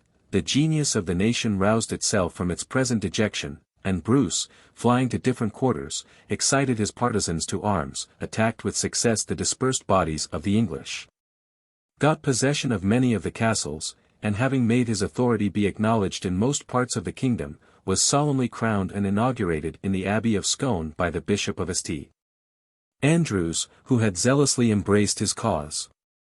The English were again chased out of the kingdom, except such as took shelter in the fortresses that still remained in their hands. And Edward found that the Scots, twice conquered in his reign, and often defeated, must yet be anew subdued. Not discouraged with these unexpected difficulties, he sent Aymer de Valence with a considerable force into Scotland, to check the progress of the malcontents. And that nobleman, falling unexpectedly upon Bruce, at Methven, in Perthshire, threw his army into such disorder as ended in a total defeat. Bruce fought with the most heroic courage, was thrice dismounted in the action, and as often recovered himself, but was at last obliged to yield to superior fortune, and take shelter, with a few followers, in the Western Isles. The Earl of Athole, Sir Simon Fraser, and Sir Christopher Seaton, who had been taken prisoners, were ordered by Edward to be executed as rebels and traitors. 1307. Many other acts of rigor were exercised by him. And that prince, vowing revenge against the whole Scottish nation, whom he deemed incorrigible in their aversion to his government, assembled a great army, and was preparing to enter the frontiers, secure of success, and determined to make the defenceless Scots the victims of his severity, when he unexpectedly sickened and died near Carlisle, enjoining with his last breath his son and successor to prosecute the enterprise, and never to desist till he had finally subdued the kingdom of Scotland.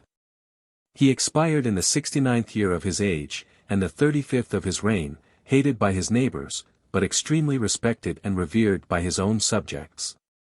The enterprises finished by this prince, and the projects which he formed and brought near to a conclusion, were more prudent, more regularly conducted, and more advantageous to the solid interests of his kingdom, than those which were undertaken in any reign, either of his ancestors or his successors. He restored authority to the government, disordered by the weakness of his father. He maintained the laws against all the efforts of his turbulent barons. He fully annexed to his crown the Principality of Wales. He took many wise and vigorous measures for reducing Scotland to a like condition. And though the equity of this latter enterprise may reasonably be questioned, the circumstances of the two kingdoms promised such certain success, and the advantage was so visible of uniting the whole island under one head, that those who give great indulgence to reasons of state in the measures of princes, will not be apt to regard this part of his conduct with much severity. But Edward, however exceptionable his character may appear on the head of justice, is the model of a politic and warlike king. He possessed industry, penetration, courage, vigilance, and enterprise. He was frugal in all expenses that were not necessary. He knew how to open the public treasures on a proper occasion. He punished criminals with severity. He was gracious and affable to his servants and courtiers. And being of a majestic figure, expert in all military exercises, and in the main well proportioned in his limbs, notwithstanding the great length and the smallness of his legs, he was as well qualified to captivate the populace by his exterior appearance, as to gain the approbation of men of sense by his more solid virtues. But the chief advantage which the people of England reaped, and still continue to reap, from the reign of this great prince, was the correction, extension, amendment, and establishment of the laws which Edward maintained in great vigor, and left much improved to posterity. For the acts of a wise legislator commonly remain, while the acquisition of a conqueror often perish with him. This merit has justly gained to Edward the appellation of the English Justinian. Not only the numerous statutes passed in his reign touched the chief points of jurisprudence, and, according to Sir Edward Coke, truly deserve the name of establishments, because they were more constant, standing, and durable laws than any made since. But the regular order maintained in his administration gave an opportunity to the common law to refine itself, and brought the judges to a certainty in their determinations, and the lawyers to a precision in their pleadings. Sir Matthew Hale has remarked the sudden improvement of English law during this reign, and ventures to assert, that till his own time it had never received any considerable increase. Edward settled the jurisdiction of the several courts.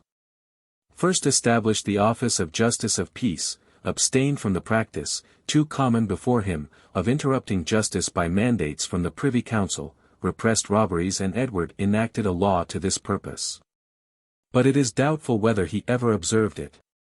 We are sure that scarcely any of his successors did. The multitude of these disorders encouraged trade, by giving merchants an easy method of recovering their debts. And, in short, introduced a new face of things by the vigor and wisdom of his administration. As law began now to be well established, the abuse of that blessing began also to be remarked. Instead of their former associations for robbery and violence, men entered into formal combinations to support each other in lawsuits, and it was found requisite to check this iniquity by Act of Parliament. There happened in this reign a considerable alteration in the execution of the laws. The king abolished the office of chief justiciary, which, he thought, possessed too much power, and was dangerous to the crown. He completed the division of the Court of Exchequer into 4 distinct courts, which managed each its several branch, without dependence on any one magistrate. And as the lawyers afterwards invented a method, by means of their fictions, of carrying business from one court to another, the several courts became rivals and checks to each other. A circumstance which tended much to improve the practice of the law in England. But though Edward appeared thus, throughout his whole reign, a friend to law and justice, it cannot be said that he was an enemy to arbitrary power. And in a government more regular and legal than was that of England in his age, such practices as those which may be remarked in his administration, would have given sufficient ground of complaint. And sometimes were even in his age the object of general displeasure. The violent plunder and banishment of the Jews, the putting of the whole clergy at once, and by an arbitrary edict, out of the protection of law, the seizing of all the wool and leather of the kingdom. The heightening of the impositions on the former valuable commodity, the new and illegal commission of trailbaston, the taking of all the money and plate of monasteries and churches, even before he had any quarrel with the clergy.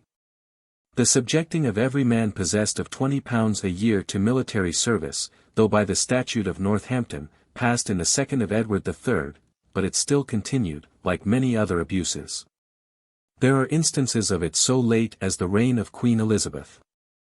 The chief obstacle to the execution of justice in those times was the power of the great barons.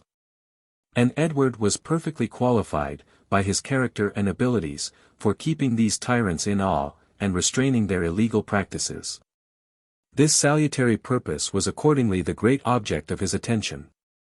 Yet was he imprudently led into a measure which tended to increase and confirm their dangerous authority. He passed a statute which, by allowing them to entail their estates, made it impracticable to diminish the property of the great families, and left them every means of increase and acquisition. Edward observed a contrary policy with regard to the Church. He seems to have been the first Christian prince that passed a statute of mortmain, and prevented by law the clergy from making new acquisitions of lands, which by the ecclesiastical canons they were forever prohibited from alienating. The opposition between his maxims with regard to the nobility and to the ecclesiastics, leads us to conjecture, that it was only by chance he passed the beneficial statute of mortmain. And that his sole object was to maintain the number of knights' fees, and to prevent the superiors from being defrauded of the profits of wardship, marriage, livery, and other emoluments arising from the feudal tenures. This is indeed, the reason assigned in the statute itself, and appears to have been his real object in enacting it. The author of the Annals of Waverley ascribes this act chiefly to the king's anxiety for maintaining the military force of the kingdom, but adds, that he was mistaken in his purpose. For that the Amalekites were overcome more by the prayers of Moses than by the sword of the Israelites. The statute of mortmain was often evaded afterwards by the invention of uses. Edward was active in restraining the usurpations of the Church. And accepting his ardor for crusades, which adhered to him during his whole life, seems in other respects to have been little infected with superstition, the vice chiefly of weak minds. But the passion for crusades was really in that age the passion for glory. As the Pope now felt himself somewhat more restrained in his former practice of pillaging the several churches in Europe by laying impositions upon them, he permitted the generals of particular orders, who resided at Rome, to levy taxes on the convents subjected to their jurisdiction. And Edward was obliged to enact a law against this new abuse. It was also become a practice of the court of Rome to provide successors to benefices before they became vacant. Edward found it likewise necessary to prevent by law this species of injustice. The tribute of 1,000 marks a year, to which King John, in doing homage to the Pope, had subjected the kingdom, had been pretty regularly paid since his time, though the vassalage was constantly denied, and indeed, for fear of giving offence, had been but little insisted on. The payment was called by a new name of census, not by that of tribute. King Edward seems to have always paid this money with great reluctance.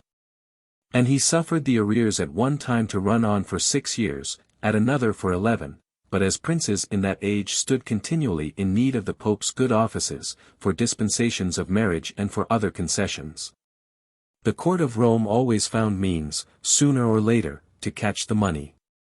The levying of firstfruits was also a new device begun in this reign, by which His Holiness thrust his fingers very frequently into the purses of the faithful, and the king seems to have unwarily given way to it. In the former reign, the taxes had been partly scutage, partly such a proportional part of the movables as was granted by Parliament. In this, scutage were entirely dropped, and the assessment on movables was the chief method of taxation. Edward, in his 4th year, had a 15th granted him, in his 5th year, a 12th, in his 11th year, a 30th from the laity, a 20th from the clergy, in his 18th year, a 15th. In his 22nd year, a 10th from the laity, a 6th from London and other corporate towns, half of their benefices from the clergy. In his 23rd year, an 11th from the barons and others, a 10th from the clergy, a 7th from the burgesses. In his 24th year, a 12th from the barons and others, an 8th from the burgesses, from the clergy nothing, because of the Pope's inhibition. In his 25th year, an 8th from the laity, a 10th from the clergy of Canterbury, a 5th from those of York. In his 29th year, a 15th from the laity, on account of his confirming the perambulations of the forests. The clergy granted nothing. In his 33rd year, first, a 30th from the barons and others, and a 20th from the burgesses, then a 15th from all his subjects. In his 34th year, a 30th from all his subjects, for knighting his eldest son. These taxes were moderate. But the king had also duties upon exportation and importation granted him from time to time. The heaviest were commonly upon wool. Poundage, or a shilling a pound, was not regularly granted the kings for life till the reign of Henry V. In 1296, the famous mercantile society, called the Merchant Adventurers, had its first origin. It was instituted for the improvement of the woolen manufacture, and the vending of the cloth abroad. Particularly at Antwerp, for the English at this time scarcely thought of any more distant commerce. This king granted a charter or declaration of protection and privileges to foreign merchants, and also ascertained the customs or duties which those merchants were in return to pay on merchandise imported and exported. He promised them security, allowed them a jury on trials, consisting half of natives, half of foreigners, and appointed them a justiciary in London for their protection. But notwithstanding this seeming attention to foreign merchants, Edward did not free them from the cruel hardship of making one answerable for the debts, and even for the crimes of another, that came from the same country. We read of such practices among the present barbarous nations. The king also imposed on them a duty of 2 shillings on each ton of wine imported, over and above the old duty. And 40 pence on each sack of wool exported besides half a mark, the former duty. In the year 1303, the exchequer was robbed, and of no less a sum than £100,000, as is pretended. The abbot and monks of Westminster were indicted for this robbery, but acquitted. It does not appear that the king ever discovered the criminals with certainty, though his indignation fell on the society of Lombard merchants, particularly the Frescobaldi, very opulent Florentines. The Pope having in 1307 collected much money in England, the king enjoined the nuncio not to export it in specie but in bills of exchange, a proof that commerce was but ill understood at that time.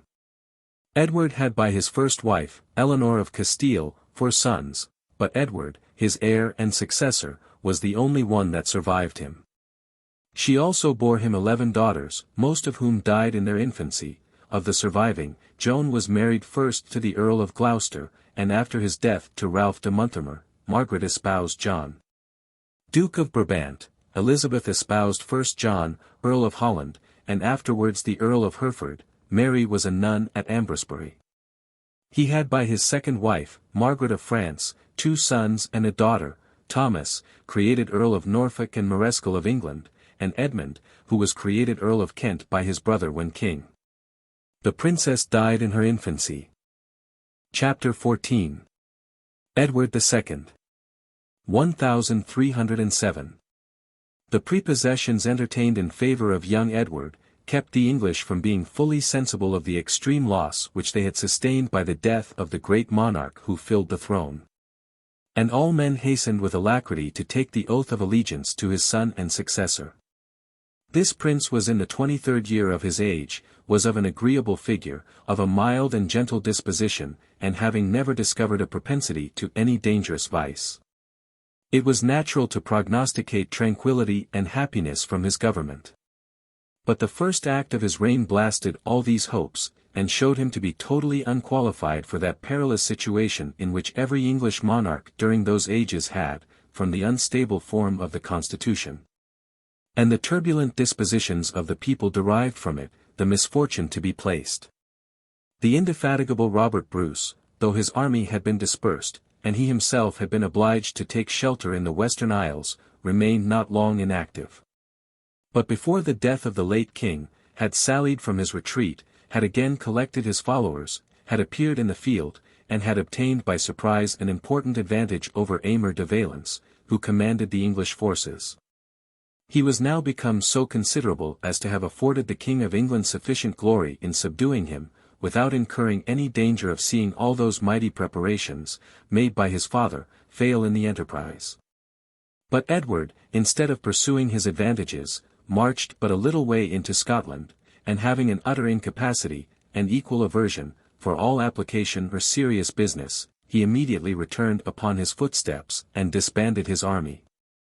His grandees perceived, from this conduct, that the authority of the crown, fallen into such feeble hands, was no longer to be dreaded, and that every insolence might be practiced by them with impunity.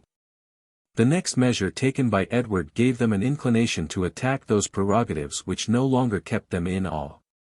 There was one Piers Gavaston, son of a Gascon knight of some distinction, who had honourably served the late king and who, in reward of his merits, had obtained an establishment for his son in the family of the Prince of Wales.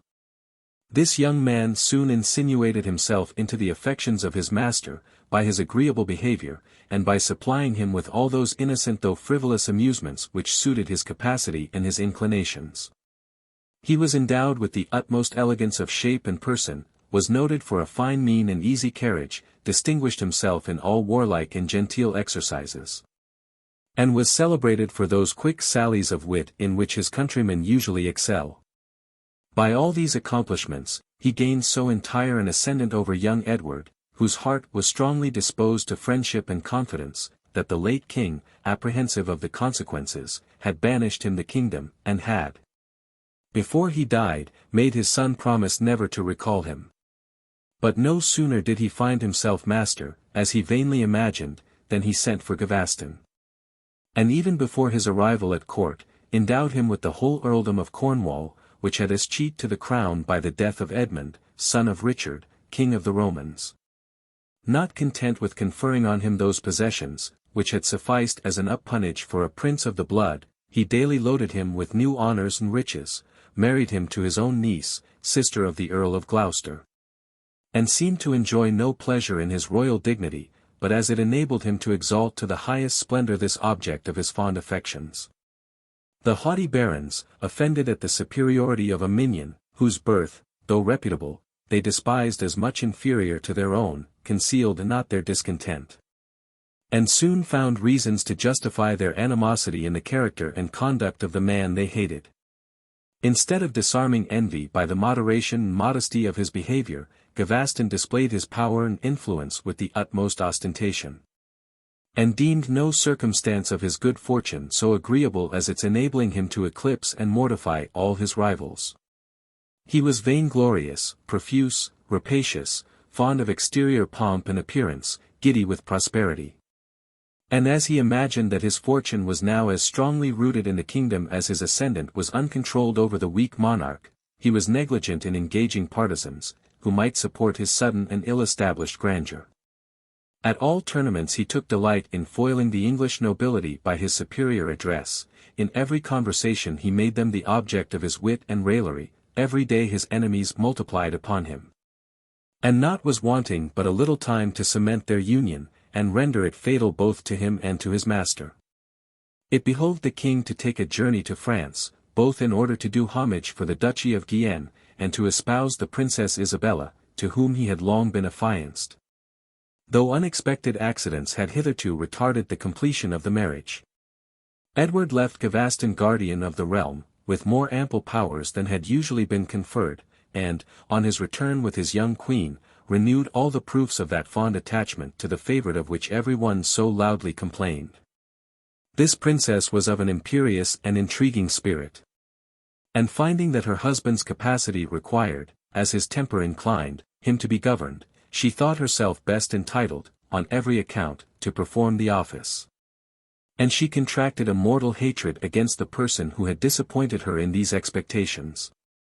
She was well pleased, therefore, to see a combination of the nobility forming against Gavaston, who, sensible of her hatred, had wantonly provoked her by new insults and injuries. 1308.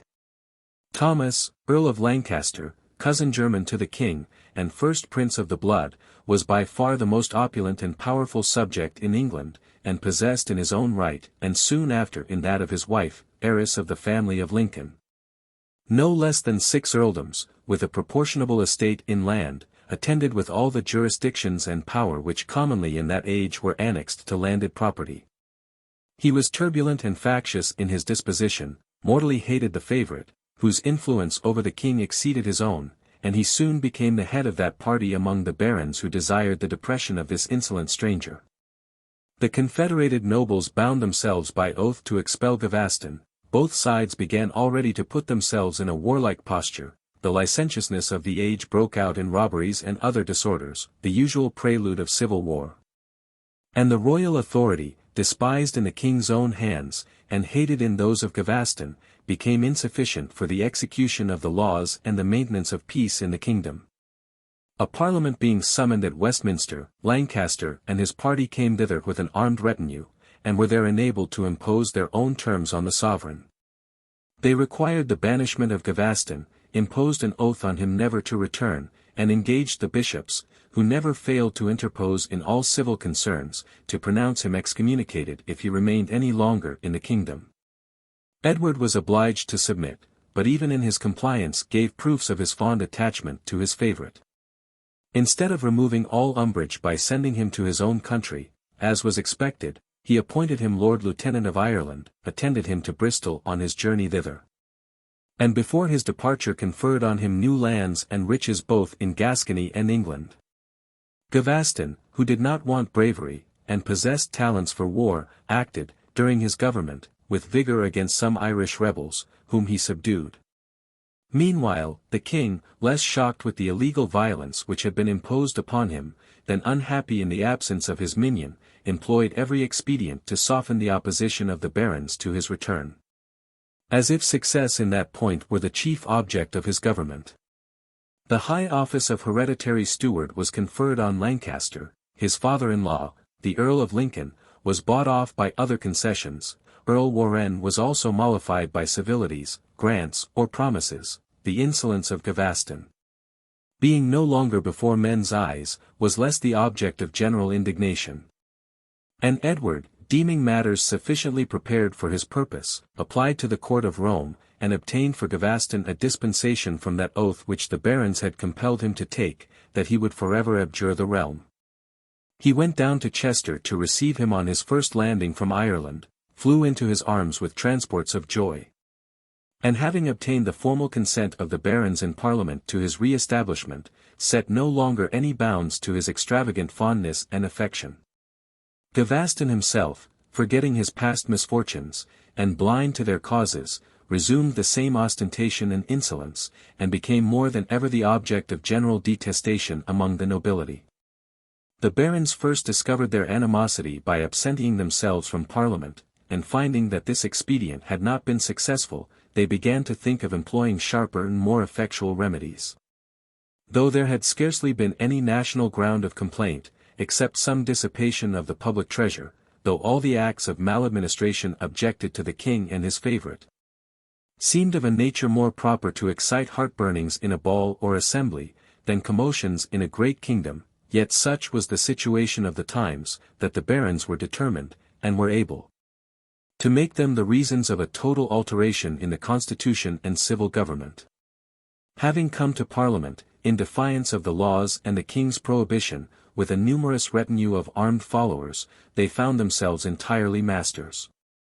And they presented a petition which was equivalent to a command, requiring Edward to devolve on a chosen junto the whole authority, both of the crown and of the Parliament.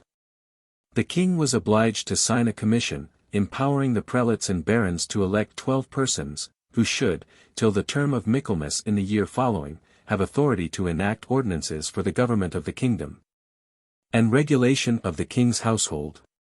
Consenting that these ordinances should, thenceforth and forever have the force of laws, allowing the ordainers to form associations among themselves and their friends, for their strict and regular observance. And all this for the greater glory of God, the security of the Church, and the honor and advantage of the king and kingdom. The barons, in return, signed a declaration, in which they acknowledged that they owed these concessions merely to the king's free grace, promised that this commission should never be drawn into precedent, and engaged that the power of the ordainer should expire at the time appointed. 1311. The chosen junto accordingly framed their ordinances, and presented them to the king and Parliament, for their confirmation in the ensuing year. Some of these ordinances were laudable, and tended to the regular execution of justice, such as those requiring sheriffs to be men of property, abolishing the practice of issuing privy seals for the suspension of justice, restraining the practice of purveyance, prohibiting the alteration of the coin, excluding foreigners from the farms of the revenue, ordering all payments to be regularly made into the exchequer, revoking all late grants of the crown, and giving the parties damages in the case of vexatious prosecutions. But what chiefly grieved the king was the ordinance for the removal of evil counsellors, by which a great number of persons were by name excluded from every office of power and profit. And Piers Gaveston himself was forever banished the king's dominions, under the penalty, in case of disobedience, of being declared a public enemy. Other persons, more agreeable to the barons, were substituted in all the offices. And it was ordained that, for the future, all the considerable dignities in the household, as well as by the law, revenue, and military governments, should be appointed by the baronage in Parliament. And the power of making war, or assembling his military tenants, should no longer be vested solely in the king, nor be exercised without the consent of the nobility. Edward, from the same weakness both in his temper and situation which had engaged him to grant this unlimited commission to the barons, was led to give a parliamentary sanction to their ordinances. But as a consequence of the same character, he secretly made a protest against them, and declared that, since the commission was granted only for the making of ordinances to the advantage of king and kingdom, such articles as should be found prejudicial to both, were to be held as not ratified and confirmed. It is no wonder, indeed, that he retained a firm purpose to revoke ordinances which had been imposed on him by violence, which entirely annihilated the royal authority, and above all, which deprived him of the company and society of a person whom, by an unusual infatuation, he valued above all the world, and above every consideration of interest or tranquillity. As soon, therefore, as Edward, removing to York, had freed himself from the immediate terror of the baron's power, he invited back Gavaston from Flanders, which that favourite had made the place of his retreat. And declaring his banishment to be illegal, and contrary to the laws and customs of the kingdom, openly reinstated him in his former credit and authority. 1312. The barons, highly provoked at this disappointment, and apprehensive of danger to themselves from the declared animosity of so powerful a minion, saw that either his or their ruin was now inevitable. And they renewed with redoubled zeal their former confederacies against him. The Earl of Lancaster was a dangerous head of this alliance. Guy, Earl of Warwick, entered into it with a furious and precipitate passion.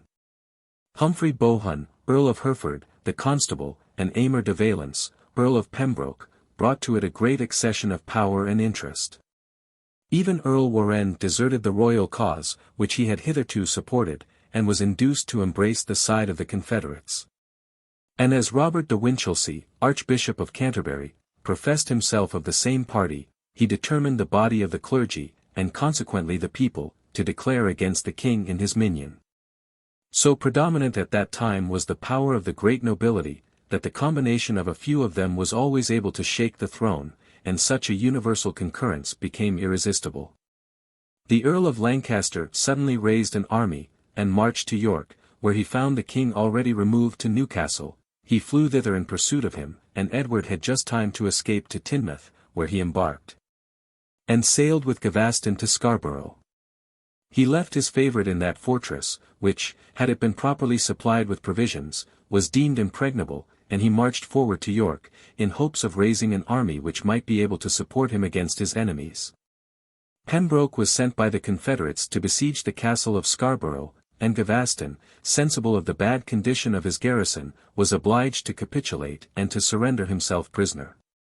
He stipulated that he should remain in Pembroke's hands for 2 months, that endeavours should, during that time, be mutually used for a general accommodation. That if the terms proposed by the barons were not accepted, the castle should be restored to him in the same condition as when he surrendered it. And that the Earl of Pembroke and Henry Piercy should, by contract, pledge all their lands for the fulfilling of these conditions. Pembroke, now master of the person of this public enemy, conducted him to the castle of Deddington, near Banbury, where, on pretence of other business, he left him, protected by a feeble guard.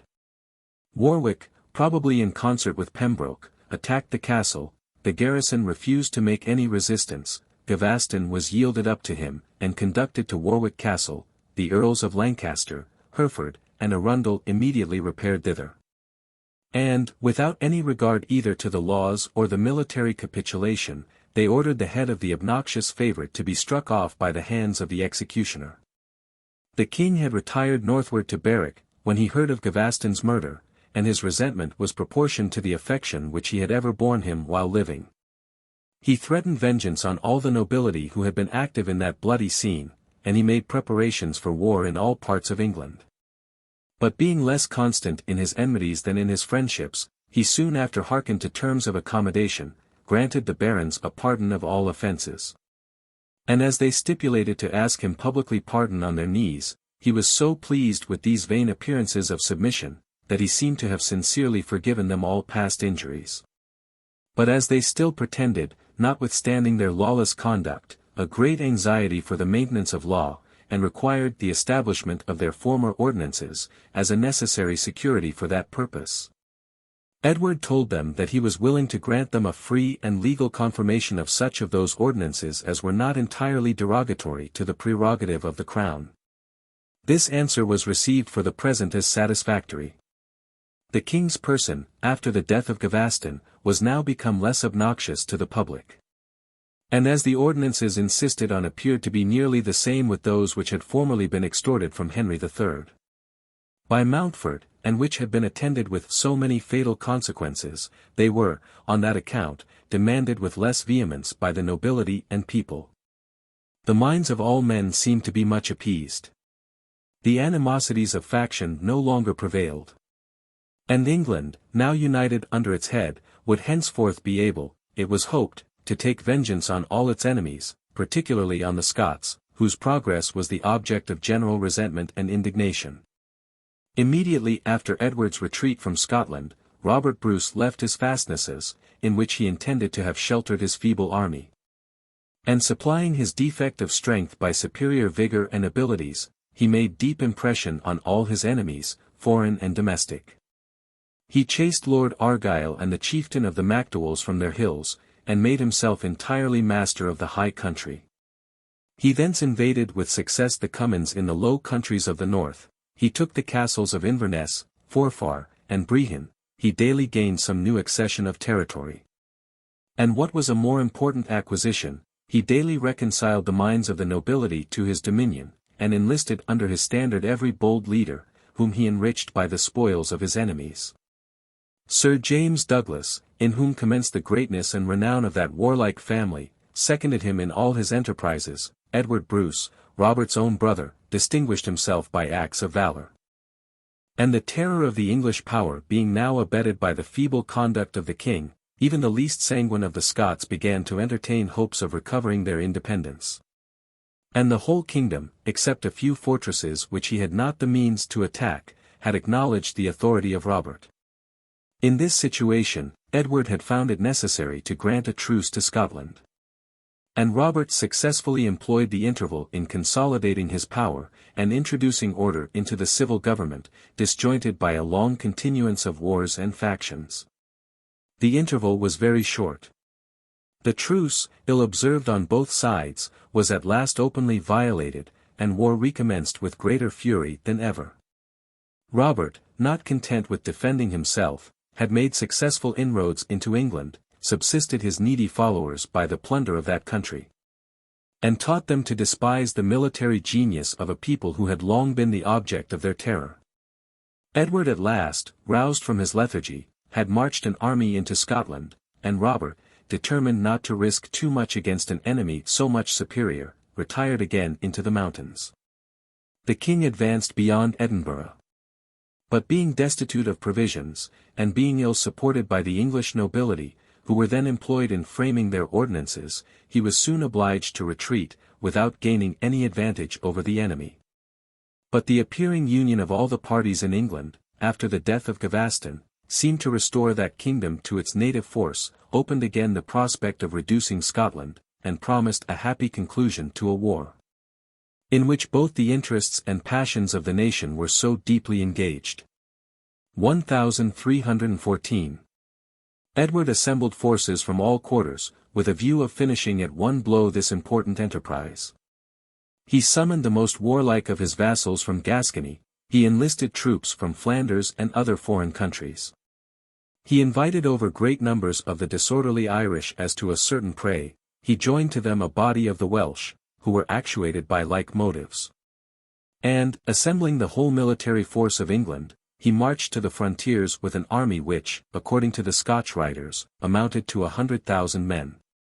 The army collected by Robert exceeded not 30,000 combatants.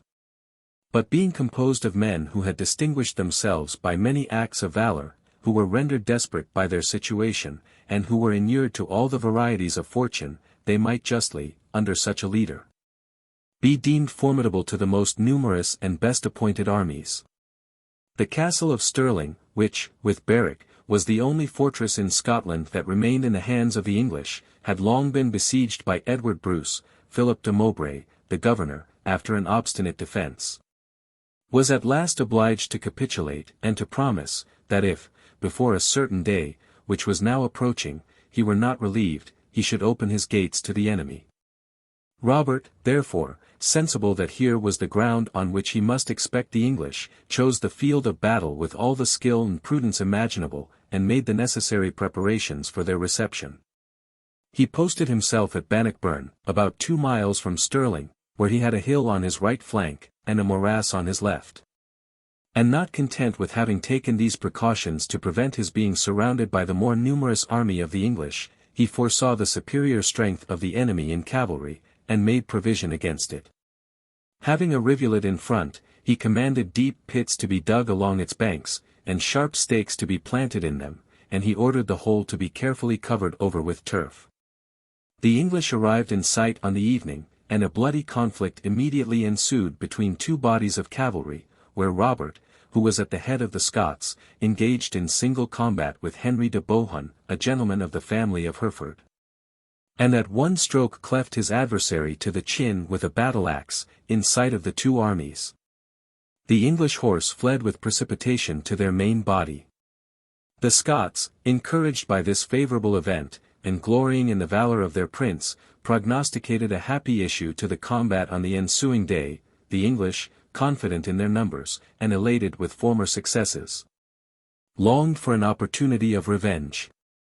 And the night, though extremely short in that season and in that climate, appeared tedious to the impatience of the several combatants.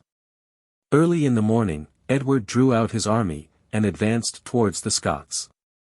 The Earl of Gloucester, his nephew, who commanded the left wing of the cavalry, impelled by the ardour of youth, rushed on to the attack without precaution, and fell among the covered pits, which had been prepared by Bruce for the reception of the enemy. This body of horse was disordered. Gloucester himself was overthrown and slain. Sir James Douglas, who commanded the Scottish cavalry, gave the enemy no leisure to rally, but pushed them off the field with considerable loss, and pursued them in sight of their whole line of infantry. While the English army were alarmed with this unfortunate beginning of the action, which commonly proves decisive, they observed an army on the heights towards the left, which seemed to be marching leisurely in order to surround them. And they were distracted by their multiplied fears. This was a number of wagoners and sumpter boys, whom Robert had collected, and having supplied them with military standards, gave them the appearance at a distance of a formidable body. The stratagem took effect, a panic seized the English, they threw down their arms and fled. They were pursued with great slaughter for the space of 90 miles, till they reached Berwick, and the Scots, besides an inestimable booty, took many persons of quality prisoners, and above 400 gentlemen, whom Robert treated with great humanity, and whose ransom was a new accession of wealth to the victorious army. The king himself narrowly escaped by taking shelter in Dunbar, whose gates were opened to him by the Earl of March, and he thence passed by sea to Berwick. Such was the great and decisive battle of Bannockburn, which secured the independence of Scotland, fixed Bruce on the throne of that kingdom, and may be deemed the greatest overthrow that the English nation, since the conquest, has ever received. The number of slain on those occasions is always uncertain, and is commonly much magnified by the victors, but this defeat made a deep impression on the mind of the English. And it was remarked that, for some years, the superiority of numbers could encourage them to keep the field against the Scots. Robert, in order to avail himself of his present success, entered England, and ravaged all the northern counties without opposition. He besieged Carlisle. But that place was saved by the valour of Sir Andrew Harcla, the governor. He was more successful against Berwick, which he took by assault, and this prince, elated by his continued prosperity, now entertained hopes of making the most important conquests on the English. 1315. He sent over his brother Edward, with an army of 6,000 men, into Ireland, and that nobleman assumed the title of king of that island. He himself followed soon after with more numerous forces. The horrible and absurd oppressions which the Irish suffered under the English government, made them, at first, fly to the standard of the Scots, whom they regarded as their deliverers, but a grievous famine, which at that time desolated both Ireland and Britain, reduced the Scottish army to the greatest extremities. And Robert was obliged to return, with his forces much diminished, into his own country.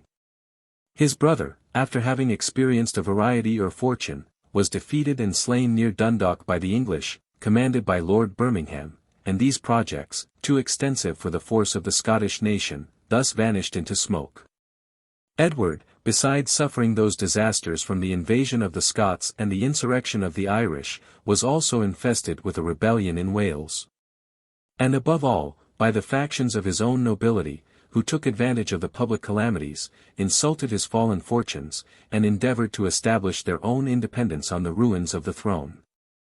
Lancaster and the barons of his party, who had declined attending him on his Scottish expedition, no sooner saw him return with disgrace, than they insisted on the renewal of their ordinances, which, they still pretended, had validity. And the king's unhappy situation obliged him to submit to their demands. The ministry was new modelled by the direction of Lancaster. That prince was placed at the head of the council. It was declared that all the offices should be filled, from time to time, by the votes of Parliament. Or rather by the will of the great barons, and the nation, under this new model of government, endeavoured to put itself in a better posture of defence against the Scots. But the factious nobles were far from being terrified with the progress of these public enemies. On the contrary, they founded the hopes of their own future grandeur on the weakness and distresses of the crown. Lancaster himself was suspected, with great appearance of reason, of holding a secret correspondence with the King of Scots, and though he was entrusted with the command of the English armies, he took care that every enterprise should be disappointed, and every plan of operations prove unsuccessful. All the European kingdoms, especially that of England, were at this time unacquainted with the office of a prime minister, so well understood at present in all regular monarchies. And the people could form no conception of a man who, though still in the rank of a subject, possessed all the power of a sovereign, eased the prince of the burden of affairs, supplied his want of experience or capacity, and maintained all the rights of the crown, without degrading the greatest nobles by their submission to his temporary authority. Edward was plainly by nature unfit to hold himself the reins of government. He had no vices, but was unhappy in a total incapacity for serious business. He was sensible of his own defects, and necessarily sought to be governed, yet every favourite whom he successively chose was regarded as a fellow subject exalted above his rank and station. He was the object of envy to the great nobility, his character and conduct were decried with the people, his authority over the king and kingdom was considered as a usurpation, and unless the prince had embraced the dangerous expedient of devolving his power on the Earl of Lancaster, or some mighty baron, whose family interest was so extensive as to be able alone to maintain his influence, he could expect no peace or tranquillity upon the throne. The king's chief favourite, after the death of Gaveston, was Hugh le Despencer, or Spencer, a young man of English birth, of high rank, and of a noble family. He possessed all the exterior accomplishments of person and address which were fitted to engage the weak mind of Edward, but was destitute of that moderation and prudence which might have qualified him to mitigate the envy of the great, and conduct him through all the perils of that dangerous station to which he was advanced. His father, who was of the same name, and who, by means of his son, had also attained great influence over the king, was a nobleman venerable from his years, respected through all his past life for wisdom, valor, and integrity, and well fitted by his talents and experience, could affairs have admitted of any temperament, to have supplied the defects both of the king and of his minion. But no sooner was Edward's attachment declared for young Spencer, than the turbulent Lancaster, and most of the great barons, regarded him as their rival, made him the object of their animosity, and formed violent plans for his ruin. They first declared their discontent by withdrawing from Parliament, and it was not long ere they found a pretence for proceeding to greater extremities against him. 1321. The king, who set no limits to his bounty toward his minions, had married the younger Spencer to his niece, one of the co-heirs of the Earl of Gloucester, slain at Bannockburn. The favourite, by his succession to that opulent family, had inherited great possessions in the marches of Wales, and being desirous of extending still farther his influence in those quarters, he is accused of having committed injustice on the barons of Audley and Amory, who had also married two sisters of the same family. There was likewise a baron in that neighbourhood, called William de Braose, Lord of Gower, who had made a settlement of his estate on John de Mowbray, his son-in-law, and in case of failure of that nobleman and his issue, had substituted the Earl of Hereford in the succession to the barony of Gower. Mowbray, on the decease of his father-in-law, entered immediately in possession of the estate, without the formality of taking livery and season from the crown. But Spencer, who coveted that barony, persuaded the king to put in execution the rigour of the feudal law, to seize Gower as escheat to the crown, and to confer it upon him. This transaction, which was the proper subject of a lawsuit, immediately excited a civil war in the kingdom. The Earls of Lancaster and Hereford flew to arms, Audle and Amory joined them with all their forces, the two Rogers de Mortimer and Roger de Clifford, with many others, disgusted for private reasons at the Spencers, brought a considerable accession to the party. And their army being now formidable, they sent a message to the king, requiring him immediately to dismiss or confine the younger Spencer, and menacing him, in case of refusal, with renouncing their allegiance to him, and taking revenge on that minister by their own authority. They scarcely waited for an answer, but immediately fell upon the lands of young Spencer, which they pillaged and destroyed, murdered his servants, drove off his cattle, and burned his houses. They thence proceeded to commit like devastations on the estates of Spencer the father, whose character they had hitherto seemed to respect. And having drawn and signed a formal association among themselves, they marched to London with all their forces, stationed themselves in the neighbourhood of that city, and demanded of the king the banishment of both the Spencers. These noblemen were then absent, the father abroad, the son at sea, and both of them employed in different commissions. The king therefore replied, that his coronation oath, by which he was bound to observe the laws, restrained him from giving his assent to so illegal a demand, or condemning noblemen who were accused of no crime, nor had any opportunity afforded them of making answer. Equity and reason were but a feeble opposition to men who had arms in their hands, and who, being already involved in guilt, saw no safety but in success and victory. They entered London with their troops, and giving into the Parliament, which was then sitting, a charge against the Spencers, of which they attempted not to prove one article, they procured, by menaces and violence, a sentence of attainder and perpetual exile against these ministers. This sentence was voted by the lay barons alone, for the Commons, though now in a state in Parliament, were yet of so little consideration, that their assent was not demanded. And even the votes of the prelates were neglected amidst the present disorders. The only symptom which these turbulent barons gave of their regard to law, was their requiring from the king an indemnity for their illegal proceedings. After which they disbanded their army, and separated, in security, as they imagined, to their several castles. This act of violence, in which the king was obliged to acquiesce, rendered his person and his authority so contemptible, that every one thought himself entitled to treat him with neglect.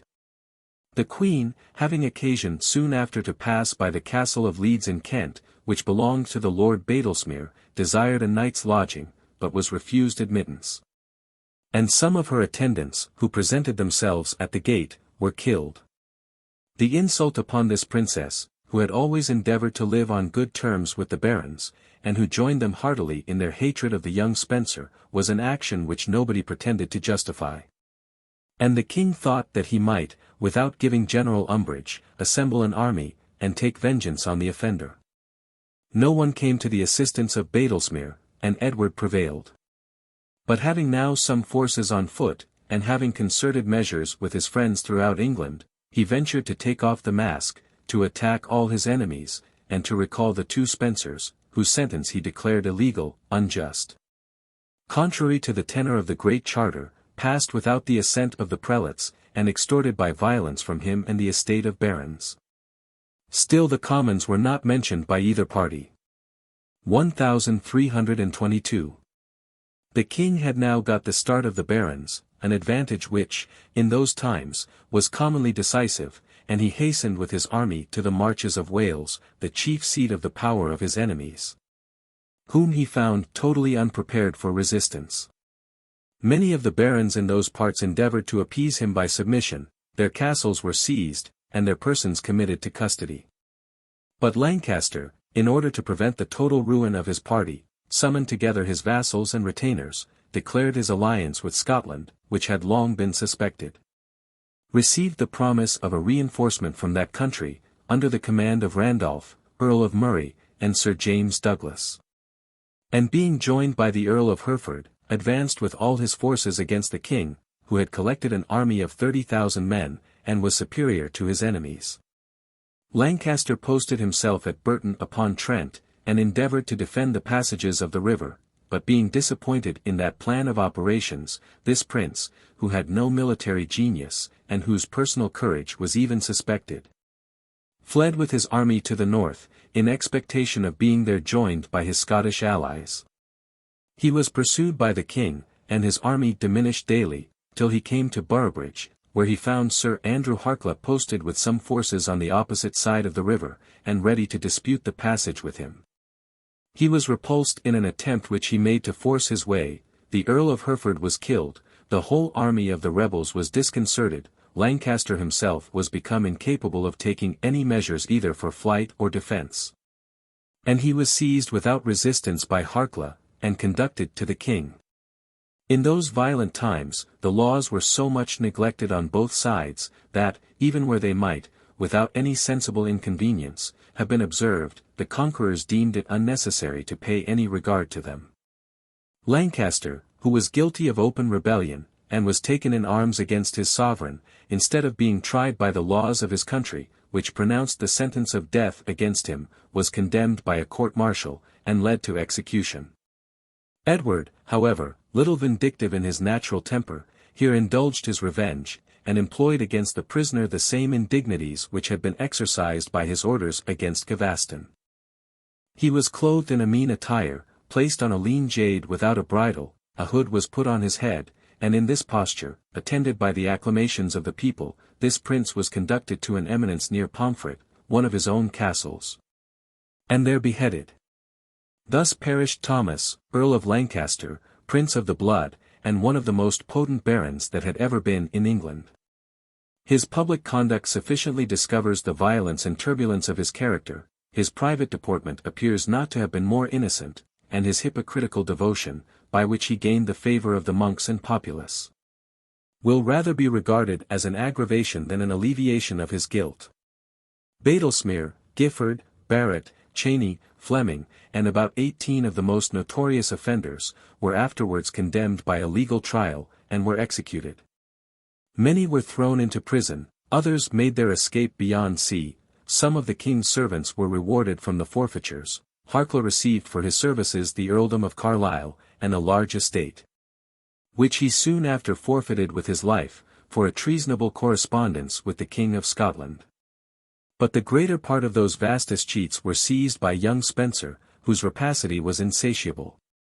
Many of the barons of the king's party were disgusted with this partial division of the spoils, the envy against Spencer rose higher than ever, the usual insolence of his temper, inflamed by success, impelled him to commit many acts of violence. The people, who always hated him, made him still more the object of aversion. All the relations of the attainted barons and gentlemen secretly vowed revenge, and though tranquillity was in appearance restored to the kingdom, the general contempt of the king and odium against Spencer bred dangerous humours, the source of future revolutions and convulsions. In this situation, no success could be expected from foreign wars. And Edward, after making one more fruitless attempt against Scotland, whence he retreated with dishonour, found it necessary to terminate hostilities with that kingdom, by a truce of 13 years. Robert, though his title to the crown was not acknowledged in the treaty, was satisfied with ensuring his possession of it during so long a time. He had repelled with gallantry all the attacks of England, he had carried war both into that kingdom and into Ireland, he had rejected with disdain the Pope's authority, who pretended to impose his commands upon him, and oblige him to make peace with his enemies. His throne was firmly established, as well in the affections of his subjects, as by force of arms, yet there naturally remained some inquietude in his mind, while at war with a state which, however at present disordered by faction, was of itself so much an overmatch for him both in riches and in numbers of people. And this truce was, at the same time, the more seasonable for England, because the nation was at that juncture threatened with hostilities from France. 1324. Philip the Fair, King of France, who died in 1315, had left the crown to his son Louis Hutin, who, after a short reign, dying without male issue, was succeeded by Philip the Long, his brother, whose death soon after made way for Charles the Fair, the youngest brother of that family.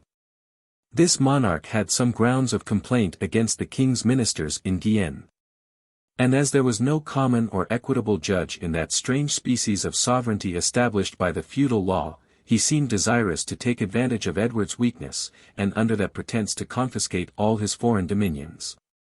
After an embassy by the Earl of Kent, the king's brother, had been tried in vain, Queen Isabella obtained permission to go over to Paris and endeavor to adjust, in an amicable manner, the difference with her brother. But while she was making some progress in this negotiation, Charles started a new pretension, the justice of which could not be disputed, that Edward himself should appear in his court and do homage for the fees which he held in France.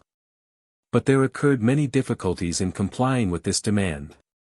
Young Spencer, by whom the king was implicitly governed, had unavoidably been engaged in many quarrels with the queen, who aspired to the same influence, and though that artful princess, on her leaving England, had dissembled her animosity, Spencer, well acquainted with her secret sentiments, was unwilling to attend his master to Paris, and appear in a court where her credit might expose him to insults, if not to danger.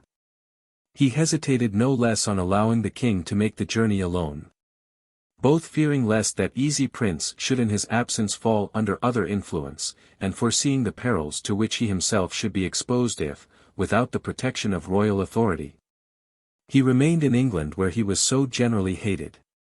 1325.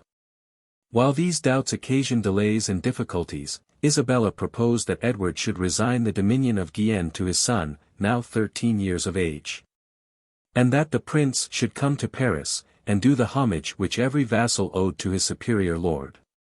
This expedient, which seemed so happily to remove all difficulties, was immediately embraced. Spencer was charmed with the contrivance, young Edward was sent to Paris, and the ruin covered under this fatal snare was never perceived or suspected by any of the English council.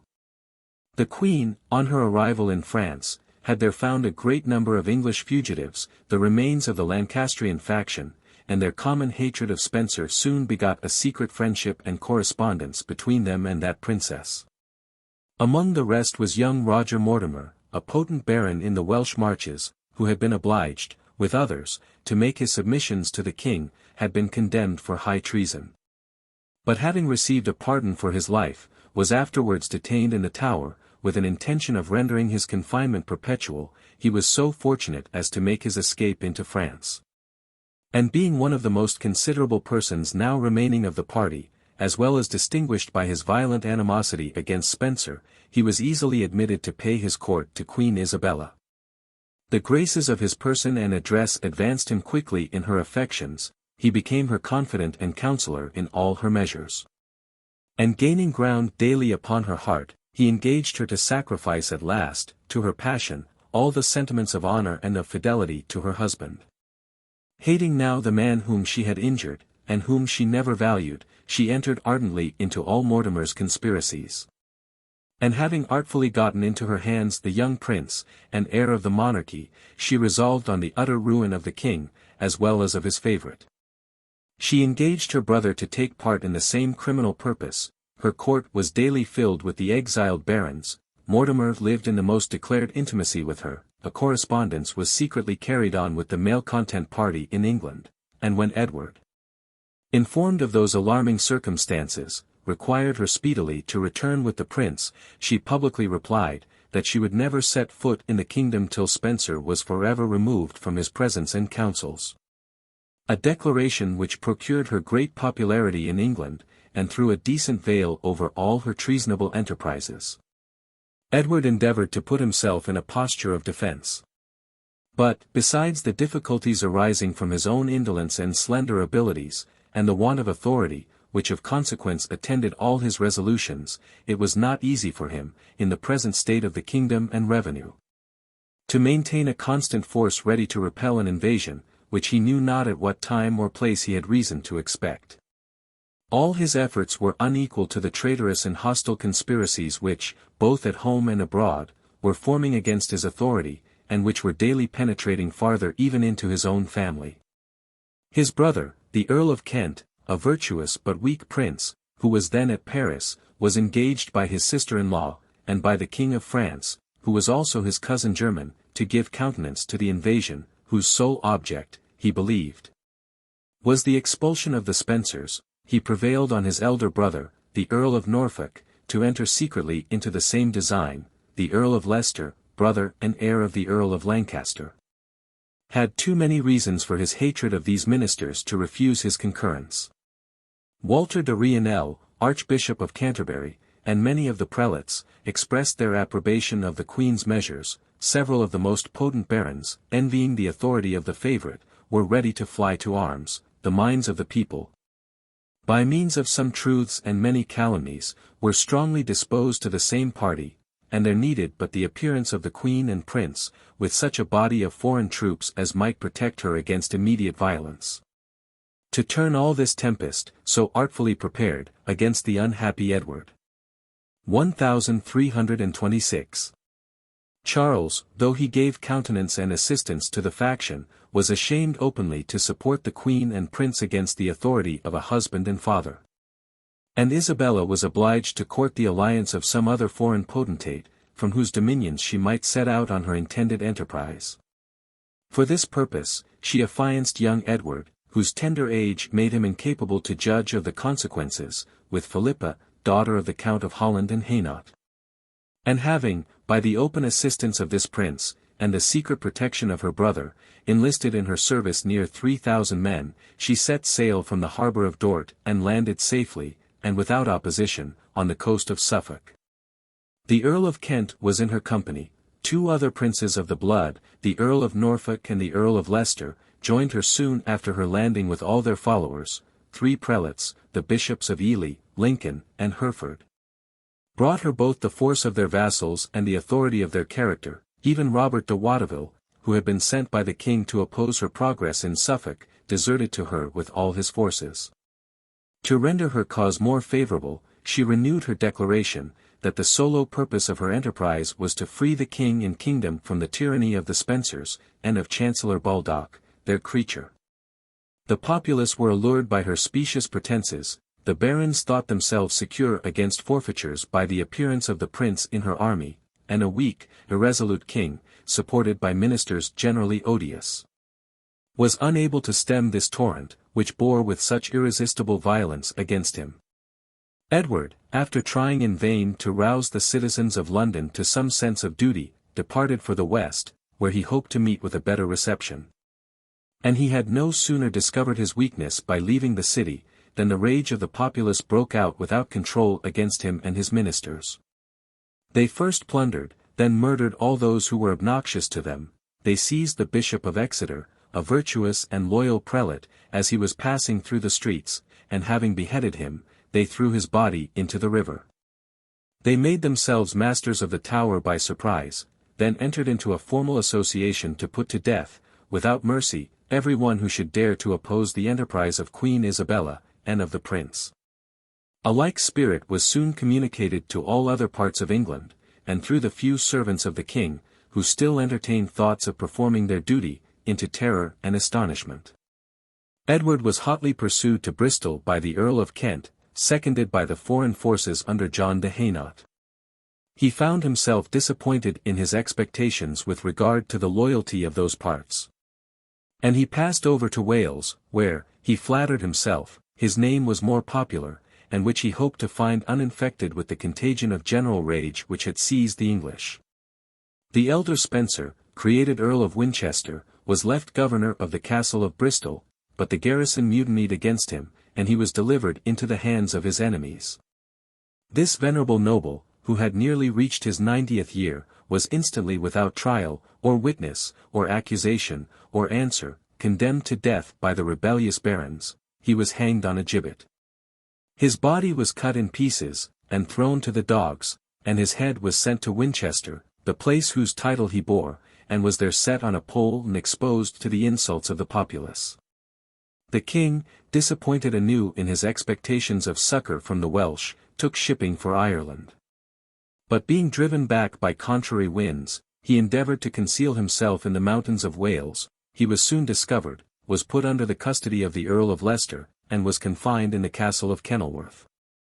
The younger Spencer, his favourite, who also fell into the hands of his enemies, was executed, like his father, without any appearance of a legal trial. The Earl of Arundel, almost the only man of his rank in England who had maintained his loyalty, was, without any trial, put to death at the instigation of Mortimer, Baldock, the Chancellor, being a priest. Could not with safety be so suddenly dispatched. But being sent to the Bishop of Hereford's palace in London, he was there, as his enemies probably foresaw, seized by the populace, was thrown into Newgate, and soon after expired, from the cruel usage which he had received. Even the usual reverence paid to the sacerdotal character gave way, with every other consideration, to the present rage of the people. 1327.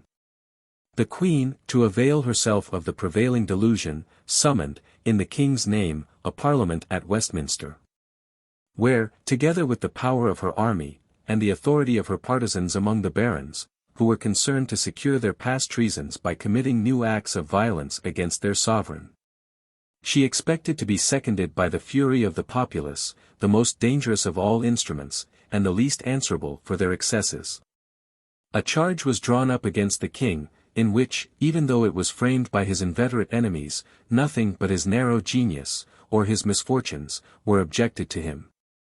For the greatest malice found no particular crime with which it could reproach this unhappy prince.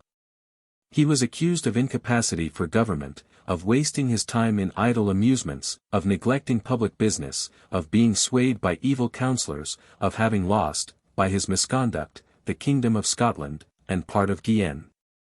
And to swell the charge, even the death of some barons, and the imprisonment of some prelates, convicted of treason, were laid to his account. It was in vain, amidst the violence of arms and tumult of the people, to appeal either to law or to reason. The deposition of the king, without any appearing opposition, was voted by Parliament. The prince, already declared regent by his party, was placed on the throne, and a deputation was sent to Edward at Kenilworth, to require his resignation, which menaces and terror soon extorted from him. But it was impossible that the people, however corrupted by the barbarity of the times, still further inflamed by faction, could forever remain insensible to the voice of nature. Here a wife had first deserted, next invaded, and then dethroned her husband, had made her minor son an instrument in this unnatural treatment of his father, had, by lying pretenses, seduced the nation into a rebellion against their sovereign, had pushed them into violence and cruelties that had dishonored them. All those circumstances were so odious in themselves, and formed such a complicated scene of guilt, that the least reflection sufficed to open men's eyes, and make them detest this flagrant infringement of every public and private duty. The suspicions which soon arose of Isabella's criminal commerce with Mortimer, the proofs which daily broke out of this part of her guilt, increased the general abhorrence against her. And her hypocrisy, in publicly bewailing with tears the king's unhappy fate, was not able to deceive even the most stupid and most prejudiced of her adherents. In proportion as the queen became the object of public hatred, the dethroned monarch, who had been the victim of her crimes and her ambition, was regarded with pity, with friendship, with veneration, and men became sensible, that all his misconduct, which faction had so much exaggerated, had been owing to the unavoidable weakness, not to any voluntary depravity, of his character. The Earl of Leicester, now Earl of Lancaster, to whose custody he had been committed, was soon touched with those generous sentiments. And besides using his prisoner with gentleness and humanity, he was suspected to have entertained still more honourable intentions in his favour. The king, therefore, was taken from his hands, and delivered over to Lord Berkeley, and Maltravers, and Gournay, who were entrusted alternately, each for a month, with the charge of guarding him. While he was in the custody of Berkeley, he was still treated with the gentleness due to his rank and his misfortunes. But when the turn of Maltravers and Gournay came, every species of indignity was practised against him, as if their intention had been to break entirely the prince's spirit, and to employ his sorrows and afflictions, instead of more violent and more dangerous expedients, for the instruments of his murder. It is reported, that one day, when Edward was to be shaved, they ordered cold and dirty water to be brought from the ditch for that purpose. And when he desired it to be changed, and was still denied his request, he burst into tears which bedewed his cheeks, and he exclaimed, that in spite of their insolence, he should be shaved with clean and warm water. But as this method of laying Edward, in his grave appeared still too slow to the impatient Mortimer, he secretly sent orders to the 2 keepers, who were at his devotion instantly to dispatch him, and these ruffians contrived to make the manner of his death as cruel and barbarous as possible.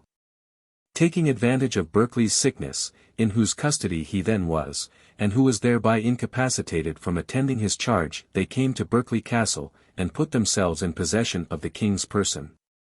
They threw him on a bed, held him down violently with a table, which they flung over him, thrust into his fundament a red-hot iron, which they inserted through a horn. And though the outward marks of violence upon his person were prevented by this expedient, the horrid deed was discovered to all the guards and attendants by the screams with which the agonizing king filled the castle while his bowels were consuming. Gournay and Maltravers were held in general detestation, and when the ensuing revolution in England threw their protectors from power, they found it necessary to provide for their safety by flying the kingdom. Gournay was afterward seized at Marseilles, delivered over to the Seneschal of Guienne, put on board a ship with a view of carrying him to England. But he was beheaded at sea, by secret orders, as was supposed, from some nobles and prelates in England, anxious to prevent any discovery which he might make of his accomplices. Maltravers concealed himself for several years in Germany. But having found means of rendering some service to Edward III, he ventured to approach his person, threw himself on his knees before him, submitted to mercy, and received a pardon. It is not easy to imagine a man more innocent and inoffensive than the unhappy king whose tragical death we have related, nor a prince less fitted for governing that fierce and turbulent people subjected to his authority.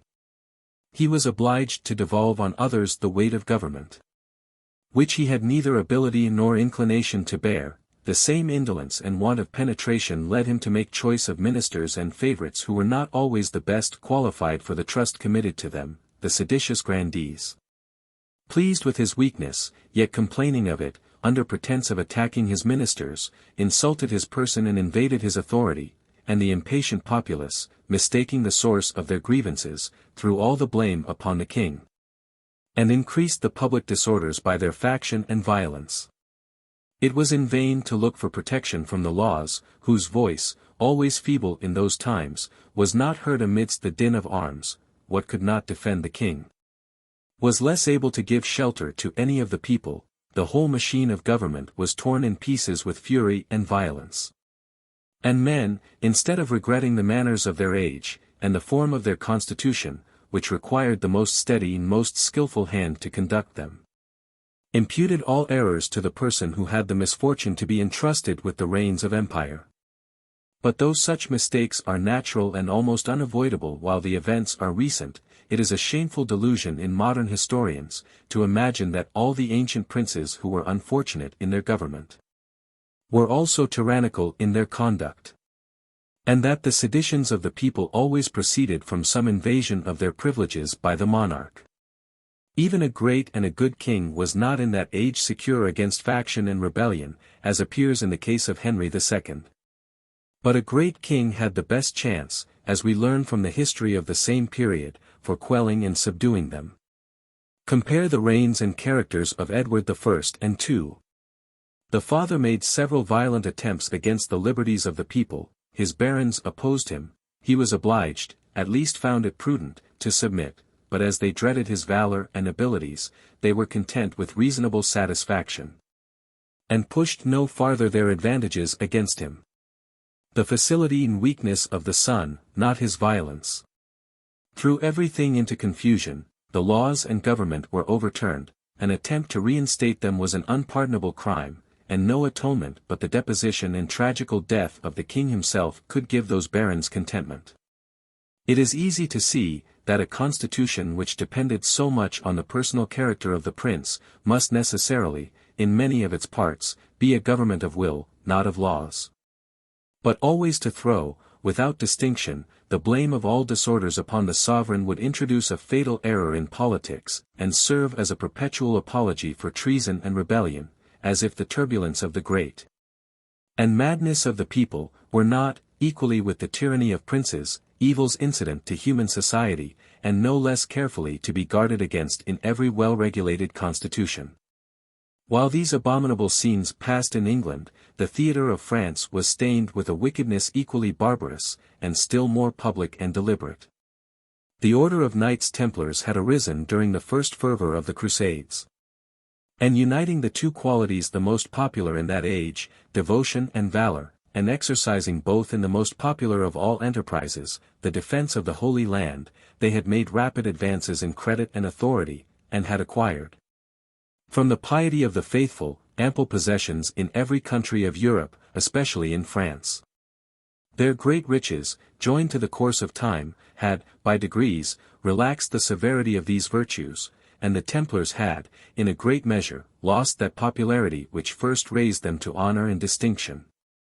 Acquainted from experience with the fatigues and dangers of those fruitless expeditions to the East, they rather chose to enjoy in ease their opulent revenues in Europe, and being all men of birth, educated, according to the custom of that age. Without any tincture of letters, they scorned the ignoble occupations of a monastic life, and passed their time wholly in the fashionable amusements of hunting, gallantry, and the pleasures of the table. Then rival order, that of St. John of Jerusalem, whose poverty had as yet preserved them from like corruptions, still distinguished themselves by their enterprises against the infidels, and succeeded to all the popularity which was lost by the indolence and luxury of the Templars. But though these reasons had weakened the foundations of this order, once so celebrated and revered, the immediate cause of their destruction proceeded from the cruel and vindictive spirit of Philip the Fair, who, having entertained a private disgust against some eminent Templars, determined to gratify at once his avidity and revenge, by involving the whole order in an undistinguished ruin. On no better information than that of two knights, condemned by their superiors to perpetual imprisonment for their vices and profligacy, he ordered on one day all the Templars in France to be committed to prison, and imputed to them such enormous and absurd crimes as are sufficient of themselves to destroy all the credit of the accusation. Besides their being universally charged with murder, robbery, and vices the most shocking to nature, every one, it was pretended, whom they received into their order, was obliged to renounce his Saviour, to spit upon the cross, and to join to this impiety the superstition of worshipping a gilded head, which was secretly kept in one of their houses at Marseilles. They also initiated, it was said, every candidate by such infamous rites as could serve to no other purpose than to degrade the order in his eyes, and destroy forever the authority of all his superiors over him. Above 100 of these unhappy gentlemen were put to the question, in order to extort from them a confession of their guilt. The more obstinate perished in the hands of their tormentors, several, to procure immediate ease in the violence of their agonies, acknowledged whatever was required of them, forged confessions were imputed to others, and Philip, as if their guilt were now certain, proceeded to a confiscation of all their treasures. But no sooner were the Templars relieved from their tortures, than, preferring the most cruel execution to a life with infamy, they disavowed their confessions, exclaimed against the forgeries, justified the innocence of their order, and appealed to all the gallant actions performed by them in ancient or later times, as a full apology for their conduct. The tyrant, enraged at this disappointment, and thinking himself now engaged in honour to proceed to extremities, ordered 54 of them, whom he branded as relapsed heretics, to perish by the punishment of fire in his capital. Great numbers expired, after a like manner, in other parts of the kingdom, and when he found that the perseverance of these unhappy victims, in justifying to the last their innocence, had made deep impression on the spectators, he endeavoured to overcome the constancy of the Templars by new inhumanities. The Grand Master of the Order, John de Molay, and another great officer, brother to the sovereign of Dauphiny, were conducted to a scaffold erected before the Church of Notre Dame, at Paris. A full pardon was offered them on the one hand. The fire destined for their execution was shown them on the other. These gallant nobles still persisted in the protestations of their own innocence and that of their order, and were instantly hurried into the flames by the executioner. In all this barbarous injustice, Clement V, who was the creature of Philip, and then resided in France, fully concurred. And without examining a witness, or making any inquiry into the truth of facts, he summarily, by the plenitude of his apostolic power, abolished the whole order. The Templars all over Europe were thrown into prison. Their conduct underwent a strict scrutiny, the power of their enemies still pursued and oppressed them, but nowhere, except in France, were the smallest traces of their guilt pretended to be found. England sent an ample testimony of their piety and morals, but as the order was now annihilated, the knights were distributed into several convents, and their possessions were, by command of the Pope, transferred to the Order of St. John. We now proceed to relate some other detached transactions of the present period. The Kingdom of England was afflicted with a grievous famine during several years of this reign. Perpetual rains and cold weather not only destroyed the harvest, but bred a mortality among the cattle, and raised every kind of food to an enormous price. The Parliament in 1315 endeavoured to fix more moderate rates to commodities. Not sensible that such an attempt was impracticable, and that, were it possible to reduce the price of provisions by any other expedient than by introducing plenty, nothing could be more pernicious and destructive to the public.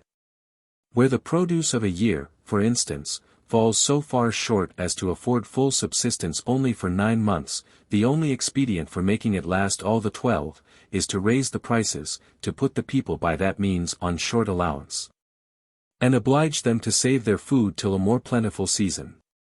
But in reality the increase of prices is a necessary consequence of scarcity, and laws, instead of preventing it, only aggravate the evil, by cramping and restraining commerce. The Parliament accordingly, in the ensuing year, repealed their ordinance, which they had found useless and burdensome. The prices affixed by the Parliament are somewhat remarkable: £3 12 shillings of our present money for the best stalled ox, for other oxen, £2 8 shillings, a fat hog of 2 years old, 10 shillings.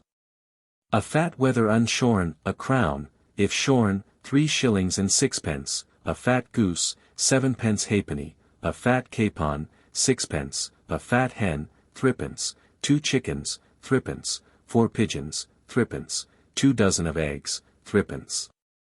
If we consider these prices, we shall find that butcher's meat, in this time of great scarcity, must still have been sold, by the parliamentary ordinance, 3 times cheaper than our middling prices at present. Poultry somewhat lower, because, being now considered as a delicacy, it has risen beyond its proportion. In the country places of Ireland and Scotland, where delicacies bear no price, poultry is at present as cheap, if not cheaper than butcher's meat.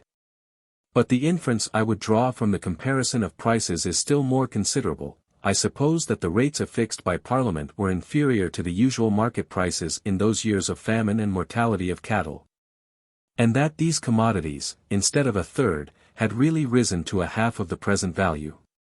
But the famine at that time was so consuming, that wheat was sometimes sold for above £4 10 shillings a quarter, usually for £3. That is, twice our middling prices, a certain proof of the wretched state of tillage in those ages. We formerly found, that the middling price of corn in that period was half of the present price. While the middling price of cattle was only an 1/8 part, we here find the same immense disproportion in years of scarcity. It may thence be inferred with certainty, that the raising of corn was a species of manufactory, which few in that age could practice with advantage, and there is reason to think, that other manufactures, more refined, were sold even beyond their present prices. At least, there is a demonstration for it in the reign of Henry VII, from the rates affixed to scarlet and other broadcloth by Act of Parliament. During all those times it was usual for the princes and great nobility to make settlements of their velvet beds and silken robes, in the same manner as of their estates and manors. In the list of jewels and plate which had belonged to the ostentatious Gavaston, and which the king recovered from the Earl of Lancaster after the murder of that favourite, we find some embroidered girdles, flowered shirts, and silk waistcoats. It was afterwards one article of accusation against that potent and opulent earl, when he was put to death, that he had purloined some of that finery of Gavaston's. The ignorance of those ages in manufactures, and still more their unskilful husbandry, seem a clear proof that the country was then far from being populous. All trade and manufactures, indeed, were then at a very low ebb. The only country in the northern parts of Europe, where they seem to have risen to any tolerable degree of improvement, was Flanders. When Robert, Earl of that country, was applied to by the king, and was desired to break off commerce with the Scots, whom Edward called his rebels, and represented as excommunicated on that account by the Church. The Earl replied that Flanders was always considered as common, and free and open to all nations. The petition of the elder Spencer to Parliament, complaining of the devastation committed on his lands by the barons, contains several particulars which are curious, and discover the manners of the age. He affirms that they had ravaged 63 manors belonging to him, and he makes his losses amount to £46,000, that is, to 138,000 of our present money.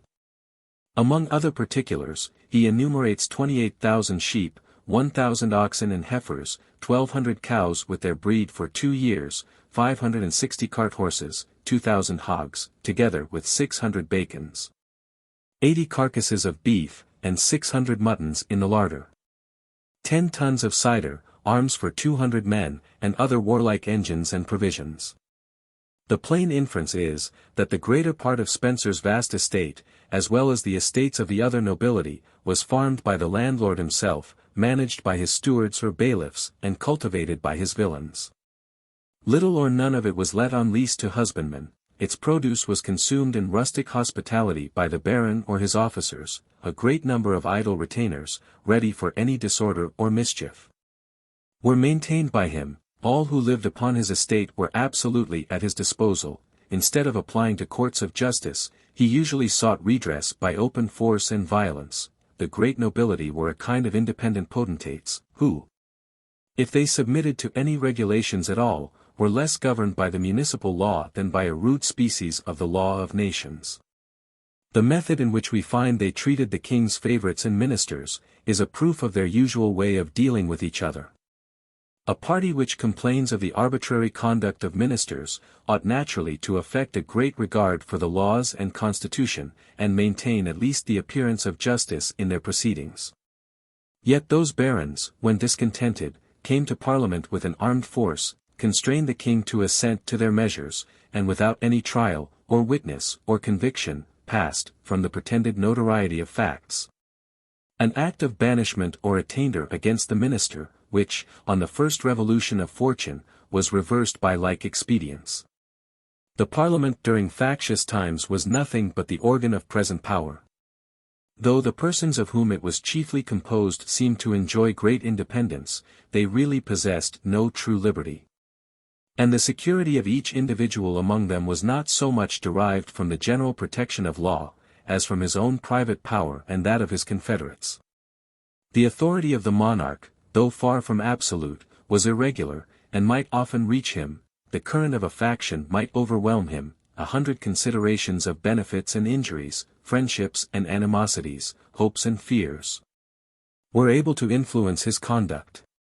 And amidst these motives, a regard to equity, and law, and justice was commonly, in those rude ages, of little moment.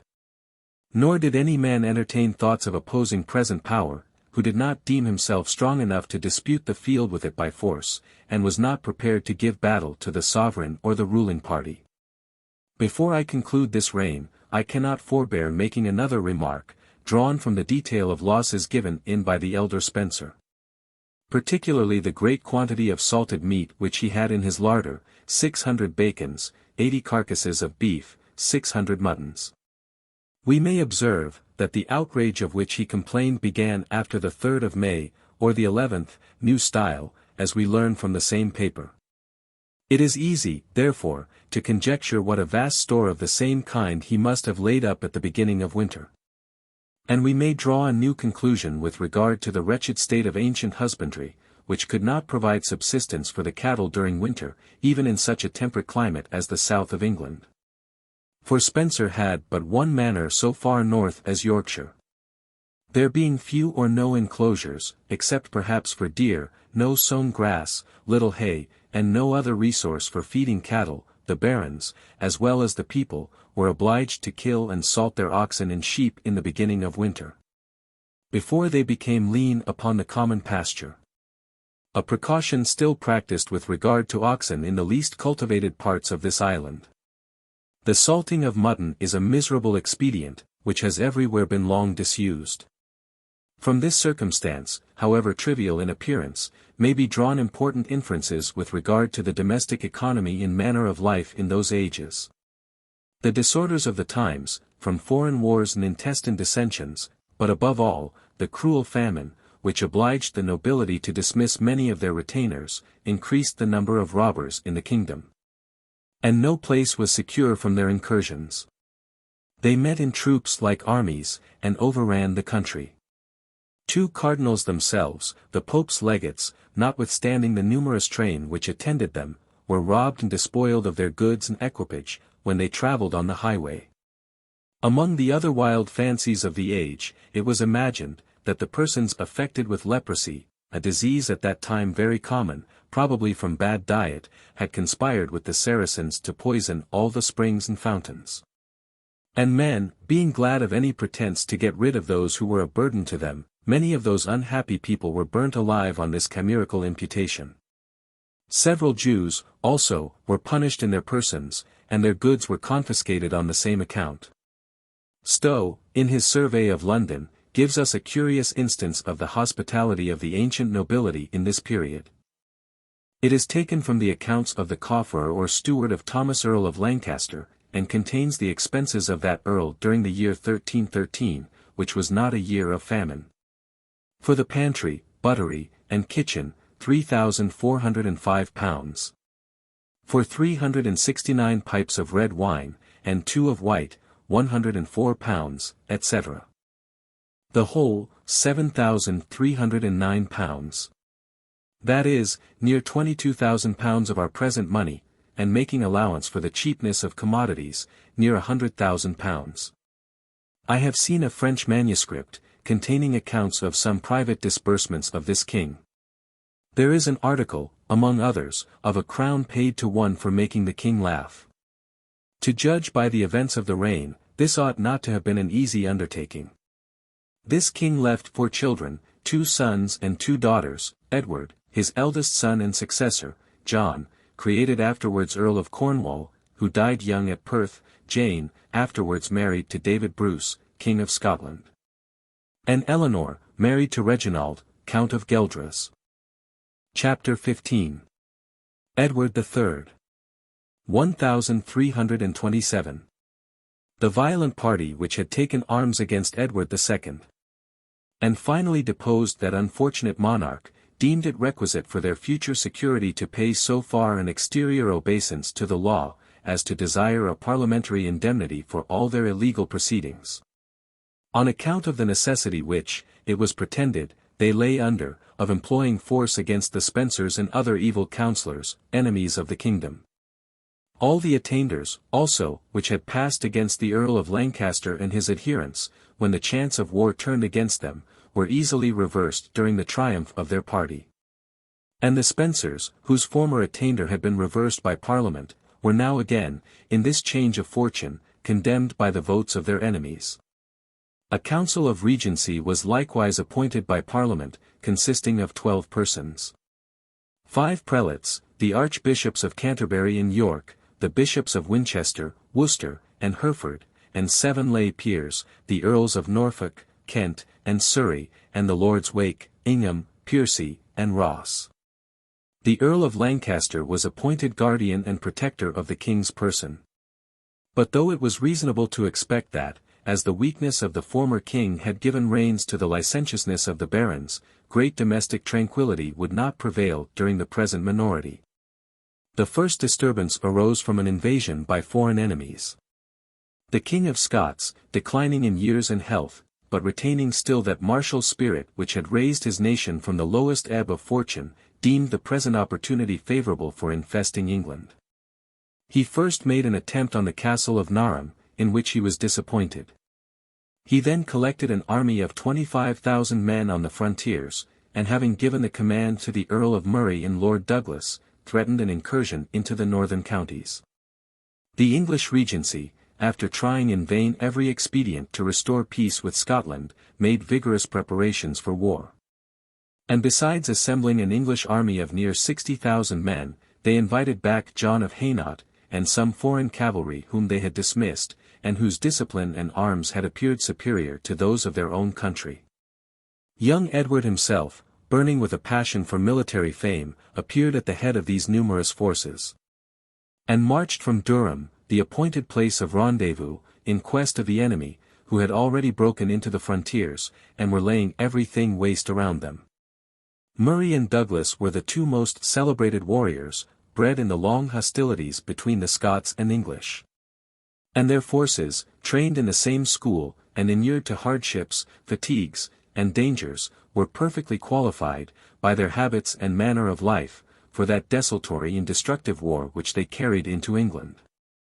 Except a body of about 4,000 cavalry, well armed, and fit to make a steady impression in battle, the rest of the army were light-armed troops, mounted on small horses, which found subsistence everywhere, and carried them with rapid and unexpected marches, whether they meant to commit depredations on the peaceable inhabitants, or to attack an armed enemy, or to retreat into their own country. Their whole equipage consisted of a bag of oatmeal, which, as a supply in case of necessity, each soldier carried behind him, together with a light plate of iron, on which he instantly baked the meal into a cake in the open fields. But his chief subsistence was the cattle which he seized, and his cookery was as expeditious as all his other operations. After flaying the animal, he placed the skin, loose and hanging in the form of a bag, upon some stakes. He poured water into it, kindled a fire below, and thus made it serve as a cauldron for the boiling of his victuals.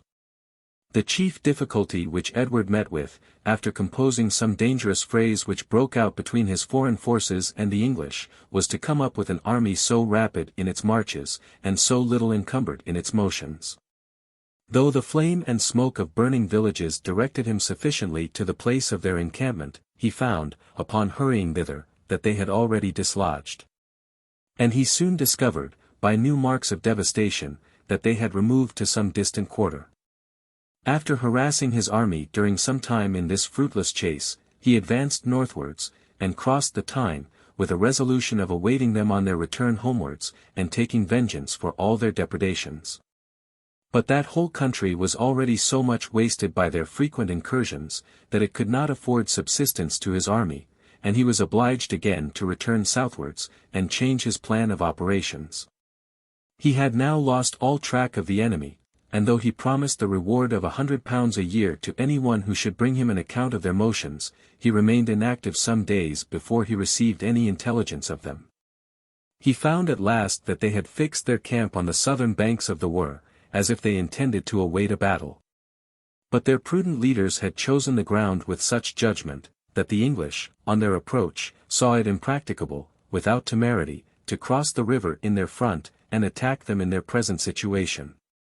Edward, impatient for revenge and glory, here sent them a defiance, and challenged them, if they dared, to meet him in an equal field, and try the fortune of arms. The bold spirit of Douglas could ill brook this bravado, and he advised the acceptance of the challenge, but he was overruled by Murray, who replied to Edward that he never took the counsel of an enemy in any of his operations. The king, therefore, kept still his position opposite to the Scots, and daily expected that necessity would oblige them to change their quarters, and give him an opportunity of overwhelming them with superior forces. After a few days, they suddenly decamped, and marched farther up the river, but still posted themselves in such a manner as to preserve the advantage of the ground if the enemy should venture to attack them. Edward insisted that all hazards should be run, rather than allow these ravagers to escape with impunity, but Mortimer's authority prevented the attack, and opposed itself to the valor of the young monarch. While the armies lay in this position, an incident happened which had well nigh proved fatal to the English. Douglas, having gotten the word, and surveyed exactly the situation of the English camp, entered it secretly in the night time, with a body of 200 determined soldiers, and advanced to the royal tent, with a view of killing or carrying off the king in the midst of his army. But some of Edward's attendants, awaking in that critical moment, made resistance. His chaplain and chamberlain sacrificed their lives for his safety. The king himself, after making a valorous defense, escaped in the dark. And Douglas, having lost the greater part of his followers, was glad to make a hasty retreat with the remainder. Soon after, the Scottish army decamped without noise in the dead of night. And having thus gotten the start of the English, arrived without further loss in their own country. Edward, on entering the place of the Scottish encampment, found only 6 Englishmen, whom the enemy, after breaking their legs, had tied to trees, in order to prevent their carrying any intelligence to their countrymen. The king was highly incensed at the disappointment which he had met with in his first enterprise, and at the head of so gallant an army. The symptoms which he had discovered of bravery and spirit gave extreme satisfaction, and were regarded as sure prognostics of an illustrious reign, but the general displeasure fell violently on Mortimer, who was already the object of public odium. And every measure which he pursued tended to aggravate, beyond all bounds, the hatred of the nation both against him and Queen Isabella.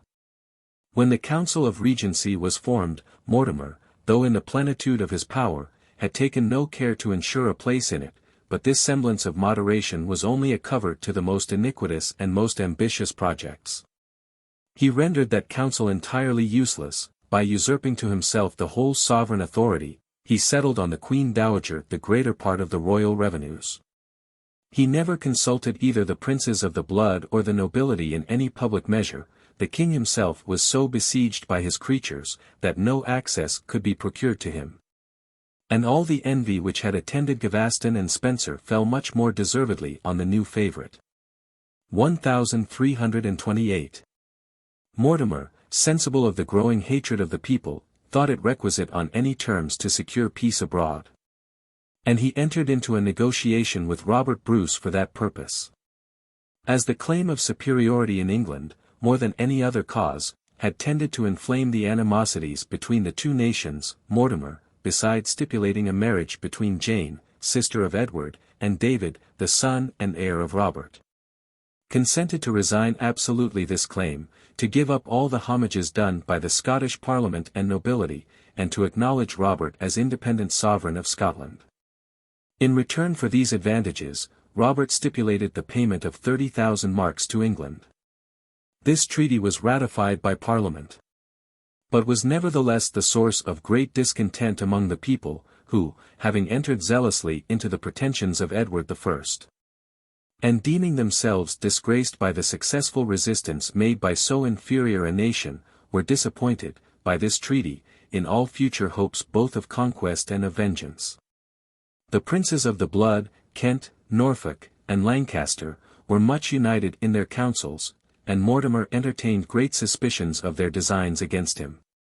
In summoning them to Parliament, he strictly prohibited them, in the king's name, from coming attended by an armed force, an illegal but usual practice in that age. The 3 earls, as they approached to Salisbury, the place appointed for the meeting of Parliament, found, that though they themselves, in obedience to the king's command, had brought only their usual retinue with them, Mortimer and his party were attended by all their followers in arms. And they began with some reason to apprehend a dangerous design against their persons. They retreated, assembled their retainers, and were returning with an army to take vengeance on Mortimer. When the weakness of Kent and Norfolk, who deserted the common cause, obliged Lancaster also to make his submissions. 1329. But Mortimer, in order to intimidate the princes, determined to have a victim. And the simplicity, with the good intentions of the Earl of Kent, afforded him soon after an opportunity of practicing upon him. By himself and his emissaries he endeavoured to persuade that prince that his brother, King Edward, was still alive, and detained in some secret prison in England. The Earl, whose remorses for the part which he had acted against the late king probably inclined him to give credit to this intelligence, entered into a design of restoring him to liberty, of reinstating him on the throne, and of making thereby some atonement for the injuries which he himself had unwarily done him. 1330. After this harmless contrivance had been allowed to proceed a certain length, the Earl was seized by Mortimer, was accused before the Parliament, and condemned, by those slavish though turbulent barons, to lose his life and fortune. The Queen and Mortimer, apprehensive of young Edward's lenity towards his uncle, hurried on the execution, and the prisoner was beheaded next day, but so general was the affection borne him, and such pity prevailed for his unhappy fate, that, though peers had been easily found to condemn him, it was evening before his enemies could find an executioner to perform the office. The Earl of Lancaster, on pretence of his having assented to this conspiracy, was soon after thrown into prison. Many of the prelates and nobility were prosecuted. Mortimer employed this engine to crush all his enemies, and to enrich himself and his family by the forfeitures. The estate of the Earl of Kent was seized for his younger son, Geoffrey. The immense fortunes of the Spencers and their adherents were mostly converted to his own use. He affected a state and dignity equal or superior to the royal. His power became formidable to every one, his illegal practices were daily complained of, and all parties, forgetting past animosities, conspired in their hatred of Mortimer. It was impossible that these abuses could long escape the observation of a prince endowed with so much spirit and judgment as young Edward, who, being now in his 18th year, and feeling himself capable of governing, repined at being held in fetters by this insolent minister. But so much was he surrounded by the emissaries of Mortimer, that it behoved him to conduct the project for subverting him with the same secrecy and precaution as if he had been forming a conspiracy against his sovereign.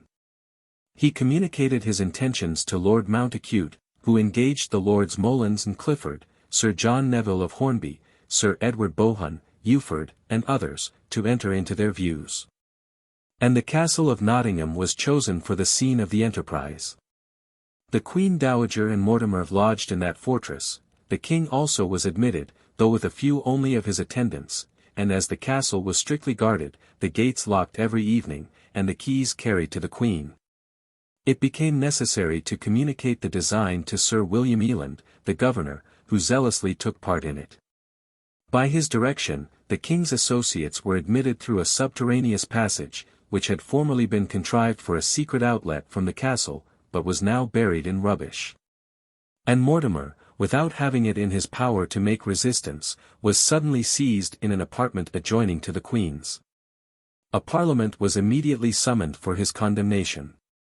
He was accused before that assembly of having usurped regal power from the Council of Regency appointed by Parliament, of having procured the death of the late king, of having deceived the Earl of Kent into a conspiracy to restore that prince, of having solicited and obtained exorbitant grants of the royal domains, of having dissipated the public treasure, of secreting 20,000 marks of the money paid by the King of Scotland, and of other crimes and misdemeanors.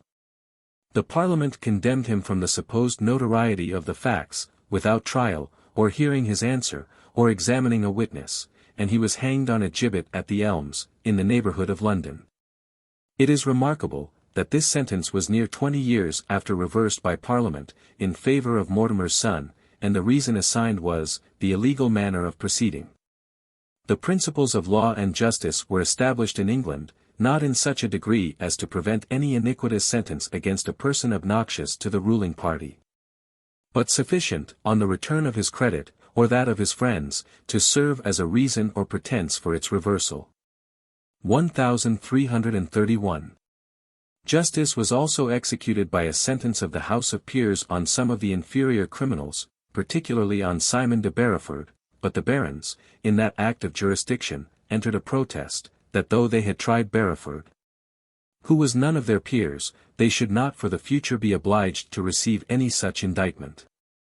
The Queen was confined to her own house at Risings, near London. Her revenue was reduced to £4,000 a year, and though the King, during the remainder of her life, paid her a decent visit once or twice a year, she never was able to reinstate herself in any credit or authority. Edward, having now taken the reins of government into his own hands, applied himself, with industry and judgment, to redress all those grievances which had proceeded either from want of authority in the crown, or from the late abuses of it. He issued writs to the judges, enjoining them to administer justice, without paying any regard to arbitrary orders from the ministers, and as the robbers, thieves, murderers, and criminals of all kinds, had, during the course of public convulsions, multiplied to an enormous degree, and were openly protected by the great barons, who made use of them against their enemies, the king, after exacting from the peers a solemn promise in Parliament, that they would break off all connections with such malefactors, set himself in earnest to remedy the evil. Many of these gangs had become so numerous as to require his own presence to disperse them, and he exerted both courage and industry in executing this salutary office. The ministers of justice, from his example, employed the utmost diligence in discovering, pursuing, and punishing the criminals, and this disorder was by degrees corrected, at least palliated. The utmost that could be expected with regard to a disease hitherto inherent in the constitution. In proportion as the government acquired authority at home, it became formidable to the neighboring nations. And the ambitious spirit of Edward sought, and soon found, an opportunity of exerting itself. The wise and valiant Robert Bruce, who had recovered by arms the independence of his country, and had fixed it by the last treaty of peace with England, soon after died, and left David his son, a minor, under the guardianship of Randolph, Earl of Murray, the companion of all his victories. It had been stipulated in this treaty, that both the Scottish nobility who, before the commencement of the wars enjoyed lands in England, and the English who inherited estates in Scotland, should be restored to their respective possessions, but though this article had been executed pretty regularly on the part of Edward, Robert, who observed that the estates claimed by Englishmen were much more numerous and valuable than the others, either thought it dangerous to admit so many secret enemies into the kingdom, or found it difficult to wrest from his own followers the possessions bestowed on them as the reward of former services. And he had protracted the performance of his part of the stipulation. The English nobles, disappointed in their expectations, began to think of a remedy. And as their influence was great in the north, their enmity alone, even though unsupported by the King of England, became dangerous to the minor prince who succeeded to the Scottish throne. 1332. Edward Balliol, the son of that John who was crowned King of Scotland, had been detained some time a prisoner in England after his father was released.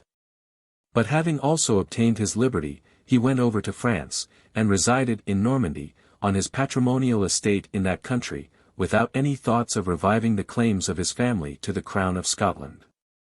His pretensions, however plausible, had been so strenuously abjured by the Scots and rejected by the English, that he was universally regarded as a private person. And he had been thrown into prison on account of some private offence of which he was accused. Lord Beaumont, a great English baron, who, in the right of his wife, claimed the earldom of Buchan in Scotland, found him in this situation. And deeming him a proper instrument for his purpose, made such interest with the King of France, who was not aware of the consequences, that he recovered him his liberty, and brought him over with him to England. The injured nobles, possessed of such a head, began to think of vindicating their rights by force of arms, and they applied to Edward for his concurrence and assistance. But there were several reasons which deterred the king from openly avowing their enterprise. In his treaty with Scotland he had entered into a bond of £20,000, payable to the Pope, if within 4 years he violated the peace. And as the term was not yet elapsed, he dreaded the exacting of that penalty by the sovereign pontiff, who possessed so many means of forcing princes to make payment. He was also afraid that violence and injustice would everywhere be imputed to him, if he attacked with superior force a minor king, and a brother-in-law, whose independent title had so lately been acknowledged by a solemn treaty. And as the regent of Scotland, on every demand which had been made of restitution to the English barons, had always confessed the justice of their claim, and had only given an evasive answer, grounded on plausible pretenses, Edward resolved not to proceed by open violence, but to employ like artifices against him. He secretly encouraged Balliol in his enterprise, connived at his assembling forces in the north, and gave countenance to the nobles who were disposed to join in the attempt. A force of near 2,500 men was enlisted under Balliol, by Umfraville, Earl of Angus, the Lords Beaumont, Ferrars, Fitzwarren, Wake, Stafford, Talbot, and Mowbray. As these adventurers apprehended that the frontiers would be strongly armed and guarded, they resolved to make their attack by sea, and having embarked at Ravenspur, they reached in a few days the coast of Fife. Scotland was at that time in a very different situation from that in which it had appeared under the victorious Robert. Besides the loss of that great monarch, whose genius and authority preserved entire the whole political fabric, and maintained a union among the unruly barons, Lord Douglas, impatient of rest, had gone over to Spain in a crusade against the Moors. And had there perished in battle, the Earl of Murray, who had long been declining through age and infirmities, had lately died, and had been succeeded in the regency by Donald, Earl of Mar. A man of much inferior talents, the military spirit of the Scots, though still unbroken, was left without a proper guidance and direction, and a minor king seemed ill-qualified to defend an inheritance which it had required all the consummate valor and abilities of his father to acquire and maintain. But as the Scots were apprised of the intended invasion, great numbers, on the appearance of the English fleet, immediately ran to the shore, in order to prevent the landing of the enemy. Balliol had valor and activity, and he drove back the Scots with considerable loss. He marched westward into the heart of the country, flattering himself that the ancient partisans of his family would declare for him. But the fierce animosities which had been kindled between the two nations, inspiring the Scots with a strong prejudice against a prince supported by the English, he was regarded as a common enemy. And the regent found no difficulty in assembling a great army to oppose him. It is pretended that Mar had no less than 40,000 men under his banners. But the same hurry and impatience that made him collect a force, which, from its greatness, was so disproportioned to the occasion, rendered all his motions unskilful and imprudent. The river Erne ran between the two armies. And the Scots, confiding in that security, as well as in their great superiority of numbers, kept no order in their encampment. Balliol passed the river in the night time, attacked the unguarded and undisciplined Scots, threw them into confusion, which was increased by the darkness, and by their very numbers, to which they trusted, and he beat them off the field with great slaughter. But in the morning, when the Scots were at some distance, they were ashamed of having yielded the victory to so weak a foe, and they hurried back to recover the honor of the day. Their eager passions urged them precipitately to battle, without regard to some broken ground which lay between them and the enemy, and which disordered and confounded their ranks. Balliol seized the favorable opportunity, advanced his troops upon them, prevented them from rallying, and anew chased them off the field with redoubled slaughter. There fell above 12,000 Scots in this action. And among these the flower of their nobility, the regent himself, the Earl of Carrick, a natural son of their late king, the Earls of Athole and Monteith, Lord Hay of Errol, Constable, and the Lords Keith and Lindsay. The loss of the English scarcely exceeded 30 men, a strong proof, among many others, of the miserable state of military discipline in those ages. Balliol soon after made himself master of Perth, but still was not able to bring over any of the Scots to his party. Patrick Dunbar, Earl of Marquay, and Sir Archibald Douglas, brother to the lord of that name, appeared at the head of the Scottish armies, which amounted still to near 40,000 men, and they purposed to reduce Balliol and the English by famine. They blockaded Perth by land, they collected some vessels with which they invested it by water, but Balliol's ships, attacking the Scottish fleet, gained a complete victory, and opened the communication between Perth and the sea. The Scotch armies were then obliged to disband for want of pay and subsistence. The nation was in effect subdued by a handful of men, each nobleman who found himself most exposed to danger successively submitted to Balliol. That prince was crowned at Scone. David, his competitor, was sent over to France with his betrothed wife Jane, sister to Edward, and the heads of his party sued to Balliol for a truce, which he granted them, in order to assemble a parliament in tranquillity, and have his title recognized by the whole Scottish nation. 1333. But Balliol's imprudence, or his necessities, making him dismiss the greater part of his English followers, he was, notwithstanding the truce, attacked of a sudden near Annan, by Sir Archibald Douglas and other chieftains of that party.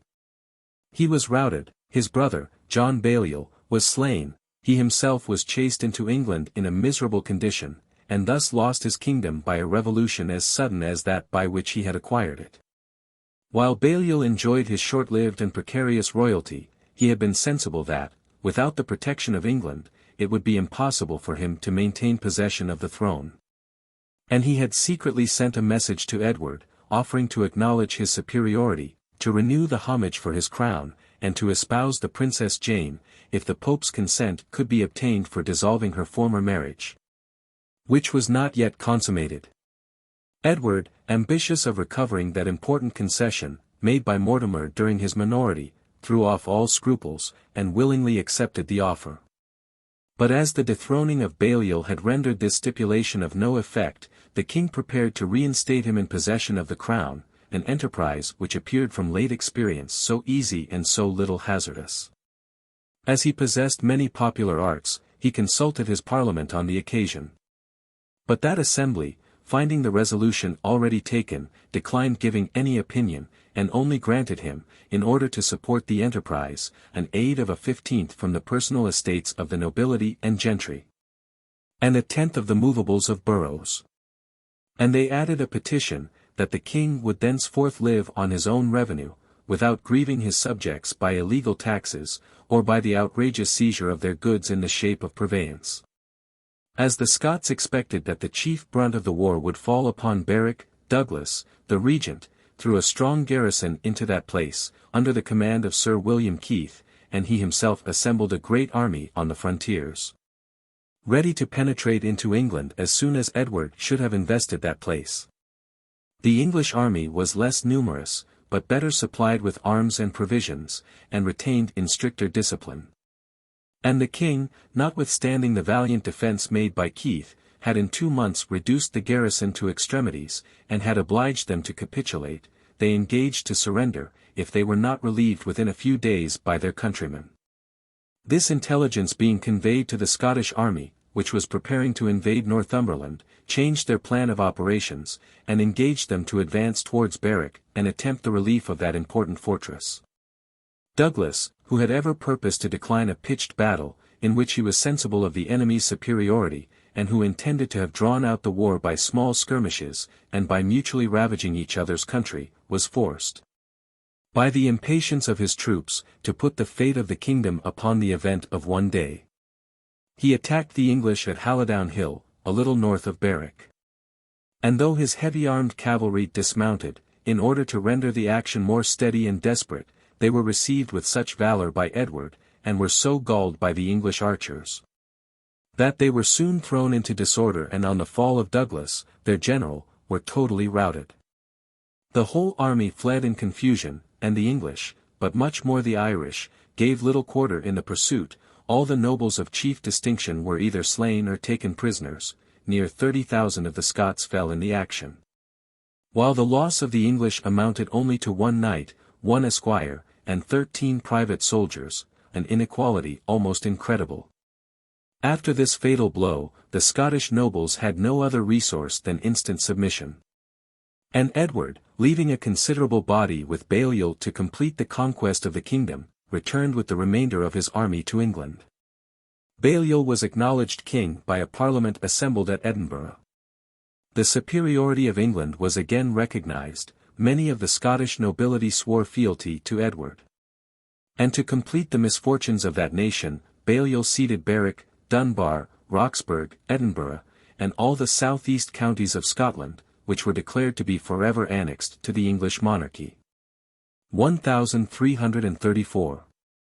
If Balliol on his first appearance was dreaded by the Scots, as an instrument employed by England for the subjection of the kingdom, this deed confirmed all their suspicions, and rendered him the object of universal hatred. Whatever submissions they might be obliged to make, they considered him not as their prince, but as the delegate and confederate of their determined enemy, and neither the manners of the age, nor the state of Edward's revenue, permitting him to maintain a standing army in Scotland, the English forces were no sooner withdrawn, than the Scots revolted from Balliol, and returned to their former allegiance under Bruce. Sir Andrew Murray, appointed regent by the party of this latter prince, employed with success his valor and activity in many small but decisive actions against Balliol, and in a short time had almost wholly expelled him the kingdom. 1335. Edward was obliged again to assemble an army, and to march into Scotland. The Scots, taught by experience, withdrew into their hills and fastnesses. He destroyed the houses and ravaged the estates of those whom he called rebels, but this confirmed them still further in their obstinate antipathy to England and to Balliol. And being now rendered desperate, they were ready to take advantage, on the first opportunity, of the retreat of their enemy, and they soon reconquered their country from the English. 1336. Edward made anew his appearance in Scotland with like success. he found everything hostile in the kingdom, except the spot on which he was encamped, and though he marched uncontrolled over the Low Countries. The nation itself was farther than ever from being broken and subdued. Besides being supported by their pride and anger, passions difficult to tame, they were encouraged, amidst all their calamities, by daily promises of relief from France. And as war was now likely to break out between that kingdom and England, they had reason to expect, from this incident, a great diversion of that force which had so long oppressed and overwhelmed them. 1337.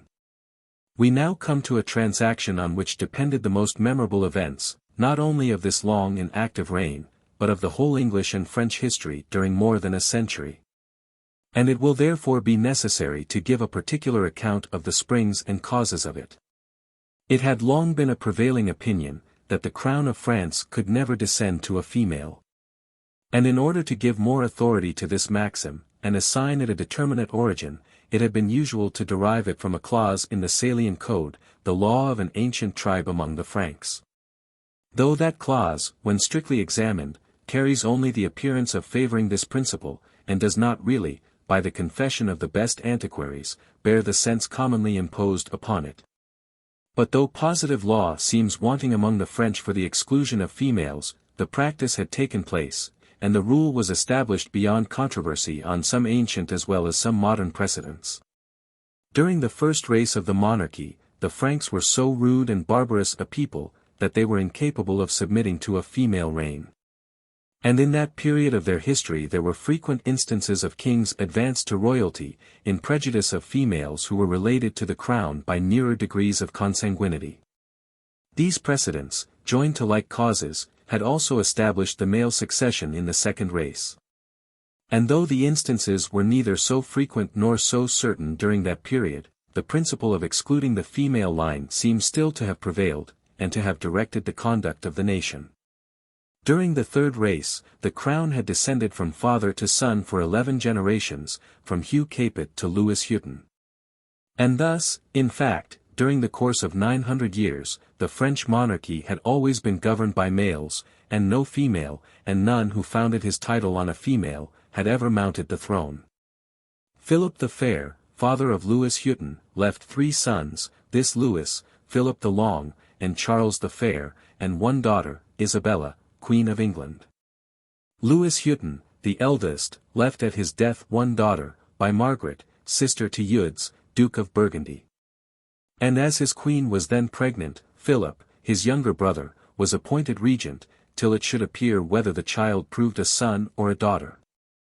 The queen bore a male, who lived only a few days. Philip was proclaimed king, and as the Duke of Burgundy made some opposition, and asserted the rights of his niece, the states of the kingdom, by a solemn and deliberate decree, gave her an exclusion, and declared all females forever incapable of succeeding to the crown of France. Philip died after a short reign, leaving 3 daughters, and his brother Charles, without dispute or controversy, then succeeded to the crown. The reign of Charles was also short, he left 1 daughter. But as his queen was pregnant, the next male heir was appointed regent, with a declared right of succession if the issue should prove female. This prince was Philip de Valois, cousin german to the deceased king. Being the son of Charles de Valois, brother of Philip the Fair. The Queen of France was delivered of a daughter, the regency ended, and Philip de Valois was unanimously placed on the throne of France. The King of England, who was at that time a youth of 15 years of age, embraced a notion that he was entitled, in right of his mother, to the succession of the kingdom. And that the claim of the nephew was preferable to that of the cousin german. There could not well be imagined a notion weaker or worse grounded. The principle of excluding females was of old an established opinion in France, and had acquired equal authority with the most express and positive law. It was supported by ancient precedents, it was confirmed by recent instances. Solemnly and deliberately decided, and what placed it still farther beyond controversy, if Edward was disposed to question its validity, he thereby cut off his own pretensions. Since the 3 last kings had all left daughters, who were still alive, and who stood before him in the order of succession.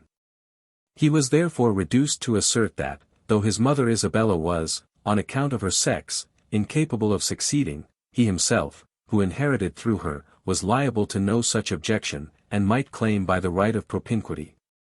But, besides that this pretension was more favorable to Charles, King of Navarre, descended from the daughter of Louis Hutin, it was so contrary to the established principles of succession in every country of Europe, was so repugnant to the practice both in private and public inheritances, that nobody in France thought of Edward's claim. Philip's title was universally recognized, and he never imagined that he had a competitor, much less so formidable a one as the King of England. But though the youthful and ambitious mind of Edward had rashly entertained this notion, he did not think proper to insist on his pretensions, which must have immediately involved him, on very unequal terms, in a dangerous and implacable war with so powerful a monarch. Philip was a prince of mature years, of great experience, and at that time of an established character both for prudence and valor. And by these circumstances, as well as by the internal union of his people, and their acquiescence in his undoubted right, he possessed every advantage above a raw youth, newly raised, by injustice and violence, to the government of the most intractable and most turbulent subjects in Europe. But there immediately occurred an incident which required that Edward should either openly declare his pretensions, or forever renounce and abjure them. He was summoned to do homage for Guienne. Philip was preparing to compel him by force of arms. That country was in a very bad state of defense, and the forfeiture of so rich an inheritance was, by the feudal law, the immediate consequence of his refusing or declining to perform the duty of a vassal. Edward therefore thought it prudent to submit to present necessity. He went over to Amiens, did homage to Philip, and as there had arisen some controversy concerning the terms of this submission, he afterwards sent over a formal deed, in which he acknowledged that he owed liege homage to France, which was in effect ratifying, and that in the strongest terms, Philip's title to the crown of that kingdom. His own claim indeed was so unreasonable, and so thoroughly disavowed by the whole French nation, that to insist on it was no better than pretending to the violent conquest of the kingdom. And it is probable that he would never have further thought of it, had it not been for some incidents which excited an animosity between the monarchs. Robert of Artois was descended from the blood royal of France, was a man of great character and authority, had espoused Philip's sister, and by his birth, talents, and credit was entitled to make the highest figure, and fill the most important offices in the monarchy. This prince had lost the county of Artois, which he claimed as his birthright, by a sentence, commonly deemed iniquitous, of Philip the Fair. And he was seduced to attempt recovering possession by an action so unworthy of his rank and character as a forgery. The detection of this crime covered him with shame and confusion. His brother-in-law not only abandoned him, but prosecuted him with violence. Robert, incapable of bearing disgrace, left the kingdom, and hid himself in the Low Countries. Chased from that retreat by the authority of Philip, he came over to England. In spite of the French king's menaces and remonstrances, he was favorably received by Edward, and was soon admitted into the councils and shared the confidence of that monarch. Abandoning himself to all the movements of rage and despair, he endeavored to revive the prepossession entertained by Edward in favor of his title to the crown of France, and even flattered him that it was not impossible for a prince of his valor and abilities to render his claim effectual.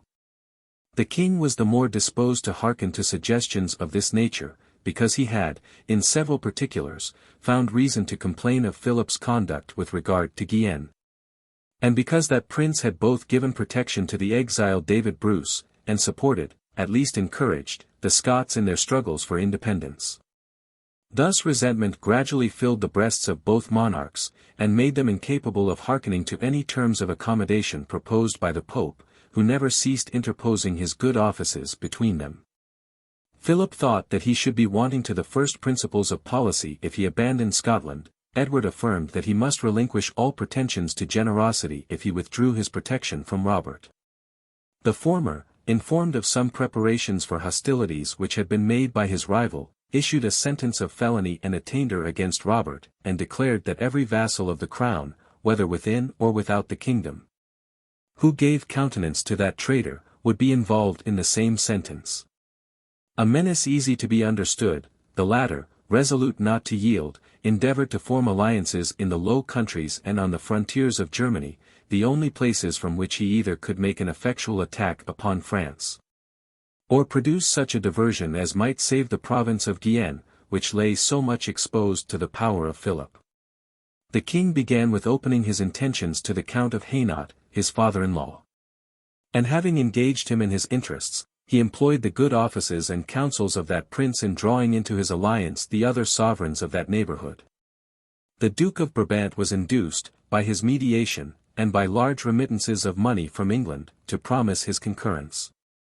The Archbishop of Cologne, the Duke of Gueldres, the Marquis of Juliers, the Count of Namur, the Lords of Falkmont and Bacquin, were engaged by like motives to embrace the English alliance. These sovereign princes could supply, either from their own states or from the bordering countries, great numbers of warlike troops, and naught was wanting to make the force on that quarter very formidable but the accession of Flanders, which Edward procured by means somewhat extraordinary and unusual. As the Flemings were the first people in the northern parts of Europe that cultivated arts and manufactures, the lower ranks of men among them had risen to a degree of opulence unknown elsewhere to those of their station in that barbarous age, had acquired privileges and independence, and began to emerge from that state of vassalage, or rather of slavery, into which the common people had been universally thrown by the feudal institutions. It was probably difficult for them to bring their sovereign and their nobility to conform themselves to the principles of law and civil government. So much neglected in every other country, it was impossible for them to confine themselves within the proper bounds in their opposition and resentment against any instance of tyranny. They had risen in tumults, had insulted the nobles, had chased their earl into France, and delivering themselves over to the guidance of a seditious leader, had been guilty of all that insolence and disorder to which the thoughtless and enraged populace are so much inclined, wherever they are unfortunate enough to be their own masters. Their present leader was James d'Arteville, a brewer in Ghent, who governed them with a more absolute sway than had ever been assumed by any of their lawful sovereigns. He placed and displaced the magistrates at pleasure. He was accompanied by a guard, who, on the least signal from him, instantly assassinated any man that happened to fall under his displeasure. All the cities of Flanders were full of his spies, and it was immediate death to give him the smallest umbrage. The few nobles who remained in the country lived in continual terror from his violence. He seized the estates of all those whom he had either banished or murdered, and bestowing part on their wives and children, converted the remainder to his own use. Such were the first effects that Europe saw of popular violence, after having groaned, during so many ages, under monarchical and aristocratical tyranny. James d'Arteville was the man to whom Edward addressed himself for bringing over the Flemings to his interests. And that prince, the most haughty and most aspiring of the age, never courted any ally with so much assiduity in so many submissions as he employed towards this seditious and criminal tradesman. D'Arteville, proud of these advances from the King of England, and sensible that the Flemings were naturally inclined to maintain connections with the English who furnished them the materials of their woolen manufactures, the chief source of their opulence, readily embraced the interests of Edward, and invited him over into the Low Countries. Edward, before he entered on this great enterprise, affected to consult his parliament, asked their advice, and obtained their consent, and the more to strengthen his hands, he procured from them a grant of 20,000 sacks of wool, which might amount to about £100,000. This commodity was a good instrument to employ with the Flemings, and the price of it with his German allies. He completed the other necessary sums by loans, by pawning the crown jewels, by confiscating or rather robbing at once all the Lombards, who now exercised the invidious trade formerly monopolized by the Jews, of lending on interest. And being attended by a body of English forces, and by several of his nobility, he sailed over to Flanders. 1338. The German princes, in order to justify their unprovoked hostilities against France, had required the sanction of some legal authority. And Edward, that he might give them satisfaction on this head, had applied to Louis of Bavaria, then emperor, and had been created by him vicar of the empire. An empty title, but which seemed to give him a right of commanding the service of the princes of Germany. The Flemings, who were vassals of France, pretending like scruples with regard to the invasion of their liege lord. Edward, by the advice of D'Arteville, assumed, in his commissions, the title of King of France, and, in virtue of this right, claimed their assistance for dethroning Philip de Valois, the usurper of his kingdom.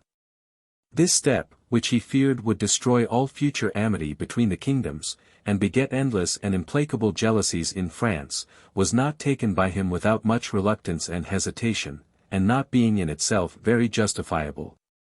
It has in the issue been attended with many miseries to both kingdoms. From this period we may date the commencement of that great animosity which the English nation have ever since borne to the French, which has so visible an influence on all future transactions, and which has been, and continues to be, the spring of many rash and precipitate resolutions among them. In all the preceding reigns since the conquest, the hostilities between the two crowns had been only casual and temporary. And as they had never been attended with any bloody or dangerous event, the traces of them were easily obliterated by the first treaty of pacification. The English nobility and gentry valued themselves on their French or Norman extraction, they affected to employ the language of that country in all public transactions, and even in familiar conversation. And both the English court and camp being always full of nobles who came from different provinces of France, the two people were, during some centuries, more intermingled together than any two distinct nations whom we meet with in history. But the fatal pretensions of Edward III dissolved all these connections, and left the seeds of great animosity in both countries, especially among the English. For it is remarkable, that this latter nation, though they were commonly the aggressors, and by their success and situation were enabled to commit the most cruel injuries on the other, have always retained a stronger tincture of national antipathy. Nor is their hatred retaliated on them to an equal degree by the French. That country lies in the middle of Europe, has been successively engaged in hostilities with all its neighbors, the popular prejudices have been diverted into many channels, and, among a people of softer manners, they never rose to a great height against any particular nation. Philip made great preparations against the attack from the English, and such as seemed more than sufficient to secure him from the danger. Besides the concurrence of all the nobility in his own populous and warlike kingdom, his foreign alliances were both more cordial and more powerful than those which were formed by his antagonist. The Pope, who, at this time, lived in Avignon, was dependent on France, and being disgusted at the connections between Edward and Louis of Bavaria, whom he had excommunicated, he embraced with zeal and sincerity the cause of the French monarch. The King of Navarre, the Duke of Brittany, the Count of Bar, were in the same interests. And on the side of Germany, the King of Bohemia, the Palatine, the Dukes of Lorraine and Austria, the Bishop of Liege, the Counts of Dupont, Vaudemont, and Geneva. The allies of Edward were in themselves weaker. And having no object but his money, which began to be exhausted, they were slow in their motions and irresolute in their measures. 1339. The Duke of Brabant, the most powerful among them, seemed even inclined to withdraw himself wholly from the alliance. And the king was necessitated both to give the Brabanters new privileges in trade, and to contract his son Edward with the daughter of that prince, ere he could bring him to fulfill his engagements. The summer was wasted in conferences and negotiations before Edward could take the field. And he was obliged, in order to allure his German allies into his measures, to pretend that the first attack should be made upon Cambrai, a city of the empire which had been garrisoned by Philip. But finding, upon trial, the difficulty of the enterprise, he conducted them towards the frontiers of France. And he there saw, by a sensible proof, the vanity of his expectations, the Count of Namur, and even the Count of Hainaut, his brother-in-law, for the old Count was dead, refused to commence hostilities against their liege lord, and retired with their troops. So little account did they make of Edward's pretensions to the crown of France. The king, however, entered the enemy's country, and encamped on the fields of Virenfoss, near Capelle, with an army of near 50,000 men, composed almost entirely of foreigners. Philip approached him with an army of near double the force, composed chiefly of native subjects. And it was daily expected that a battle would ensue. But the English monarch was averse to engage against so great a superiority. The French thought it sufficient if he eluded the attacks of his enemy, without running any unnecessary hazard. The two armies faced each other for some days, mutual defiances were sent, and Edward, at last, retired into Flanders, and disbanded his army. Such was the fruitless and almost ridiculous conclusion of Edward's mighty preparations. And as his measures were the most prudent that could be embraced in his situation, he might learn from experience in what a hopeless enterprise he was engaged. His expenses, though they had led to no end, had been consuming and destructive.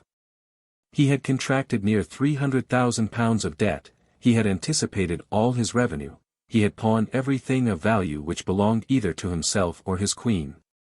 He was obliged in some measure even to pawn himself to his creditors, by not sailing to England till he obtained their permission, and by promising on his word of honour to return in person, if he did not remit their money.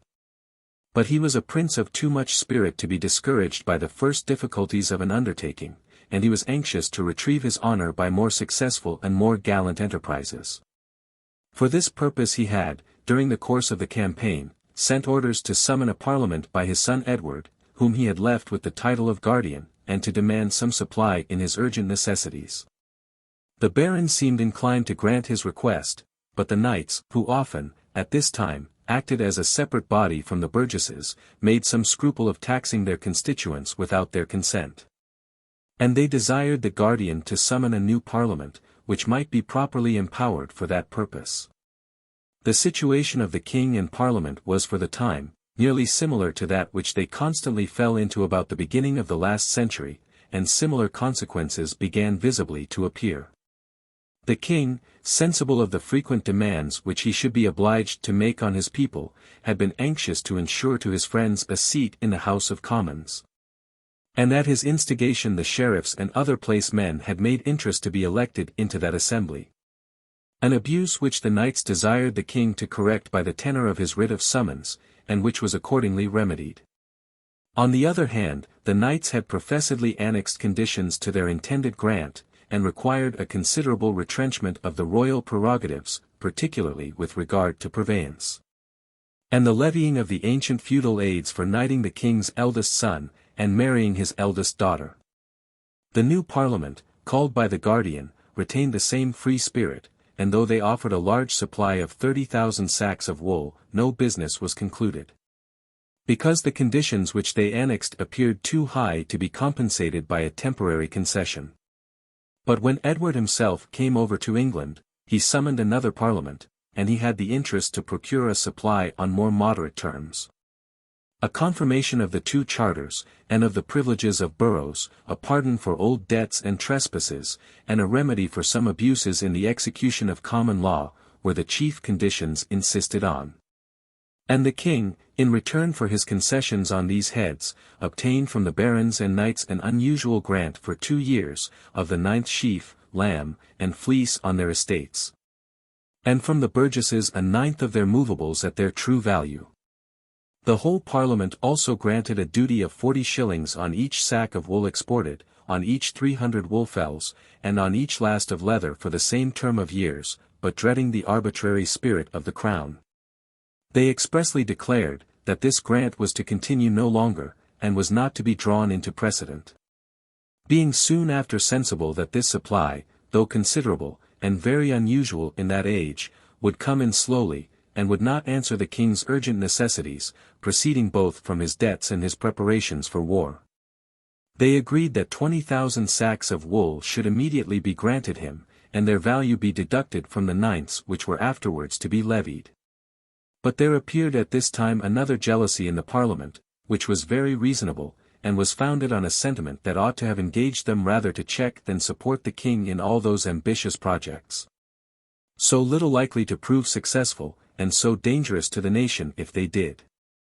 Edward, who, before the commencement of the former campaign, had, in several commissions, assumed the title of King of France, now more openly, in all public deeds, gave himself that appellation.